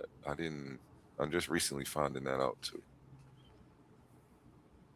Yeah, that's Yeah. that's been You might ascribed have to the been the one name that said Yahoo. it. You might have been the one that was on here talking about it. Shit, somebody was on here talking about it or said it in the back chat or something. And I I was don't like, think it what? was me, but yeah. Or was I watching? I might have been watching Myth Vision. I forgot. Um, no animal is universally smarter than humans across all types of intelligence. While humans dominate in abstract reasoning, language, you know what? I like this. I like how it's breaking it down. It's giving me some categories because we were swapping out the word intelligence for smart, and I know that's not proper, but we was just doing it for the sake of conversation. No animal is universally smarter than humans across all types of intelligence. While humans dominate in abstract reasoning, language, and complex technology, many animals possess specialized cognitive skills such as instant photographic memory or flawless spatial navigation that easily surpass human capabilities. So, and then I was even thinking, nigga, we not smarter than a whale in the water, nigga. We might be Yeah, the man, you're smartest right. thing on 2 feet on land. We might got that on, but I mean, even then I was gonna say, well, no, because you could say we could take weapons out there, we could capture a whale, like, and then eventually they'll get hip to us and they'll be running because they can hear us from a mile away through the water. Yeah, We'll but be gone but by before we that get time, there. by that time, we've developed neoprene suits with like, you know, air So, lungs with like the size of your iPhone. Like nigga be swimming like Aquaman by that time. in short-term memory tests, chimpanzees and bonobos frequently beat humans, possessing the ability to instantly recall complex visual patterns faster than we can. Dolphins and sperm whales. These marine mammals have highly developed communication structures. Sperm whales, for example, communicate using rhythm clicks that rival complex languages. So you think that Hebrew something? You think that Phoenician something? And organize into distinct cultural clans. So they organize into distinct cultural clans. They got their ancestors they worship. I slid that in there. I ain't gonna say worship. they got their ancestors. But no, they do respect the elders in their thing. Like I was watching some stuff on whales. I've been watching because I've been going into the evolution stuff. And that's why when what's the name brought up the whole evolution of the whale and how it was supposed to be something that started on land, went to the water, turned into that. I'm like, you know what? I heard this and I don't like it either. I can't dispute it because I haven't went into the specifics of it yet. But to be able to say this is bogus, I have to read the science on it. And then I can Yeah. say, I caught them. Like there's nowhere for me to catch them if I'm not reading the material. Nah, Just elephants. off the headline, and I'm like, oh, they lying, y'all. Like, man, come on, They man. My logic ain't that elephants good. mourn their dead. They revisit the places they died and Yep, everything. every year. Yep. Yeah. Dang, I was just watching something on that too. I was just watching something on that. They revisit every year. This one guy died, and they came back every year for several years to the same spot. Like Um, they got kidnapping among certain animals, like penguins. They kidnap babies. Like so, it's a lot of like yeah, they things. be You know. yeah, they be raping other penguins, trying eating penguins that's dying or dead. Um, yeah, forcing themselves on injured ones, and they don't even care. Yeah, crows and ravens, often called feathered Einsteins. Um, corvids spontaneously create tools. That's crazy because I was actually looking at that. That's crazy. It's bringing up all the stuff that I just recently been studying. I just recently studied. I was studying the evolution of the brain actually, And it came up with crows because they have a freaking, like, I ain't gonna say pea-sized brain. I think it's a walnut-sized brain, actually, the size of a walnut. But these people, one, they've been around for a super long time. And these, even though they have the brain the size of a walnut, they've been put in labs and given, like, they've made tools out of different things to be able to get food out of stuff, to be able to reach food. This one crow made a hook and used it to get to the food. Like, it was crazy. And they do it in nature as well. Yeah. So it's like the size of your, which makes me think the size of your brain doesn't necessarily dictate everything we think it's going to dictate. And Yeah. then this made me think, like, okay, so them older hominids has way smaller brains, but does that mean that they wasn't out here lightweight moving? I ain't gonna say exactly how we moving, but you know what I'm saying, moving around. Like, they might even have music. I don't know. You know, they could have been doing a lot more than we think they was doing. And we And don't I, know, I, for I all we trying to agree. call them apes, we don't know what they was doing. Like, for I, real. I agree with you in the sense that, brain size doesn't equate to intelligence. Like, our Bible doesn't teach that. I know science at one point did, but yeah, the Bible doesn't teach that. So again, science may change. What, quote unquote, that colloquial term we use is science. They get themselves they hedge their bets by saying, science change every 5 years. That's an example of it. Most High never changed. So all praises. More books on the way. More presentations on the way. Yeah, I'm about to be doing presentations too off of the books I'm getting. So we're gonna be having some real scholastic sources. I'm just gonna keep ordering new books, keep reading, because anybody can get y'all the Chat GPT stuff. It's almost. I'm not gonna be doing book reviews. It's gonna be scholars that people already are hip to, stuff like that. Um, I'm gonna do one on the origin of species once I get the book, so that way once somebody asks, people who have read it and who do have it, we can talk about chapter 6, not Yeah. just that what the AI overview says, like, and that's all that they can go into. So it's gonna be. I'm trying to make some of these things a more exclusive club. People are gonna have to step their scholarship up to step into some of these talks that we're gonna be having. Right. Because the topic is gonna be different. We're gonna be talking about chapter 7 on Darwin today. Did you read it? Right. And I'm about to ask you this. I'm not asking you this in a debate type manner. I just want to know what's your, like. I'm not even gonna respond to it. I just want to know what you think on it. Like, I know I've asked you about cryptic coloration and how an atheist reconciles that with evolution. So now I'm gonna ask about I don't know what that is. I'm sorry to cut you off. I didn't want to, but I don't know what cryptocollocation is. well, it's well, I'll ask you that then. So cryptic coloration is what we see, like, it's basically camouflage. It's something that in evolution terms, this would need to be something that Cryptic coloration. Oh, I thought you said cryptocoloration. Like one yeah, word. yeah. Okay, go No. ahead. So how would you explain that in a paradigm of evolution? Like animals that use visual protections to continue their species. Like how does evolution see, like, this animal needs to be this color or that color? Like, that's something that's totally abstract. That's something that takes, in my opinion, intelligence. So what is your position on that? The only thing I know about cryptic coloration, and I don't even know if it's the same thing in lizards or what they would call it in lizards, but I've seen some stuff on how lizards can change colors based on their environment. But I'm not sure if it's the same, because I actually typed in cryptic coloration on here and it's bringing up a It picture of it an is, owl. but that's like cryptic coloration on, like, steroids. Like, you know what I'm Okay, saying? because they brought up a picture of an owl, and that's what I'm looking at, and it looks exactly like the tree. So I'm Yeah, assuming that the owl that's probably more. That's what changes I'm talking. colors. Yeah, Yeah, yeah. and I honestly, I haven't made it that far in my studies, and I don't like sticking my neck out there. I haven't looked into this at all. So I just haven't made it that far into my evolution studies. This is something I'm going to be studying for a while. There's a whole lot to this because, again, I say there's 10 to 20 different fields of science that cover this and help corroborate this. And I'm literally going to go through every one with the fine tooth. First, I'm going to go over an overview of everything. Then I'm going to double back from the beginning and go over everything with the fine tooth comb.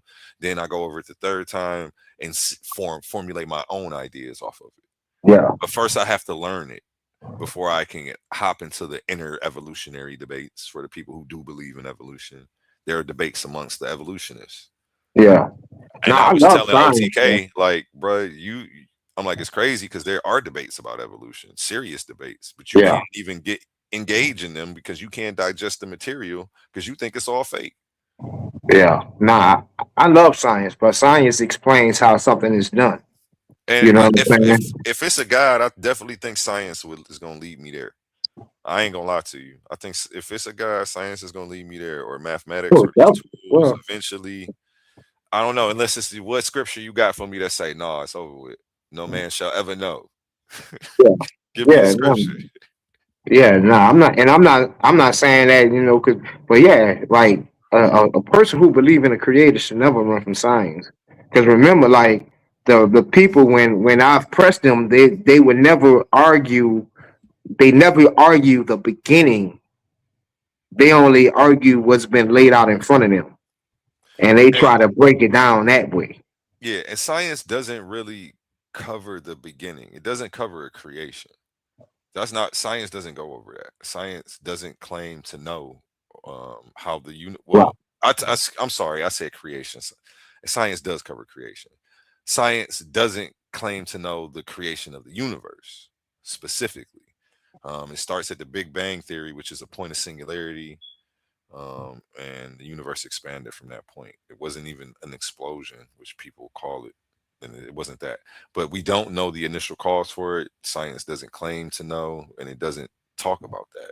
Right. It doesn't claim that something came from nothing. We agree that there's a point of singularity, and we just don't know where the energy came from. Right. You know what I'm saying? And we're just still observing, and we're going to continue to keep So, looking until we have some so, answers. But that may lead us to a conclusion that ain't God. That might lead us to, oh, this other, who knows? They might say another star exploded to make, and that was the point of singularity, and that's where this energy came from. And well, this, all of this may have came from another.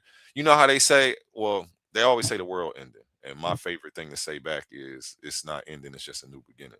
Like it's never gonna end. yeah. The world you may know and may be ending, but life always is going to go on as we see. That's what we see when we look out in nature. But I understand the laws and the infinite regress, where some you want to in the everything created needs to be created by something, and every cause has to have an effect, or every effect has to have a cause, I should say. Let me ask you this, because this is something I don't believe, right? Maybe you can explain it to me. Mm-hmm. They say energy never dies. Is that how they say it? Energy never dies. Yeah, that is how they say it. Do you believe that? I understand that it's something that needs nuance, but yeah, I mean, your energy is just recycled. Yeah, And yeah. when we look in the forest, we see that process. It's funny because I use that process in gardening. If Right. anybody's got a garden, they know that the best thing that they can do is cover their soil. Having dry soil is like dry skin, but you look out in nature and you see that there's a whole thick layer of leaves, a bunch of sticks and stuff up under that, and then you get to the soil and you understand that stuff has to die for other things to grow.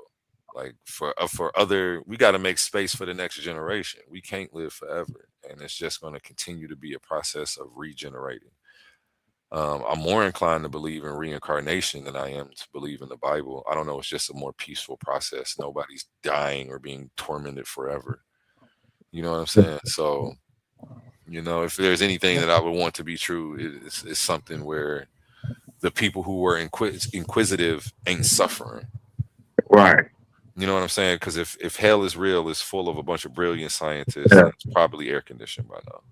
See, when scientists say that, I don't believe that, and when they say that, they try to they really should say the essence, the creator, that never dies. That essence, that energy that we have, that the earth has, that never dies. It has never died up to this point, at least it's with the earth. But Can you All start a new energy. stream, Oli? Oli, it's 12 hours right now. Can you start a new stream for me, but keep us up Yeah, here? All right, yeah. we can keep talking. It's just gonna start like it's just gonna start on its own, Gideon. We ain't gotta leave or Right. And before I do that, I just want to say.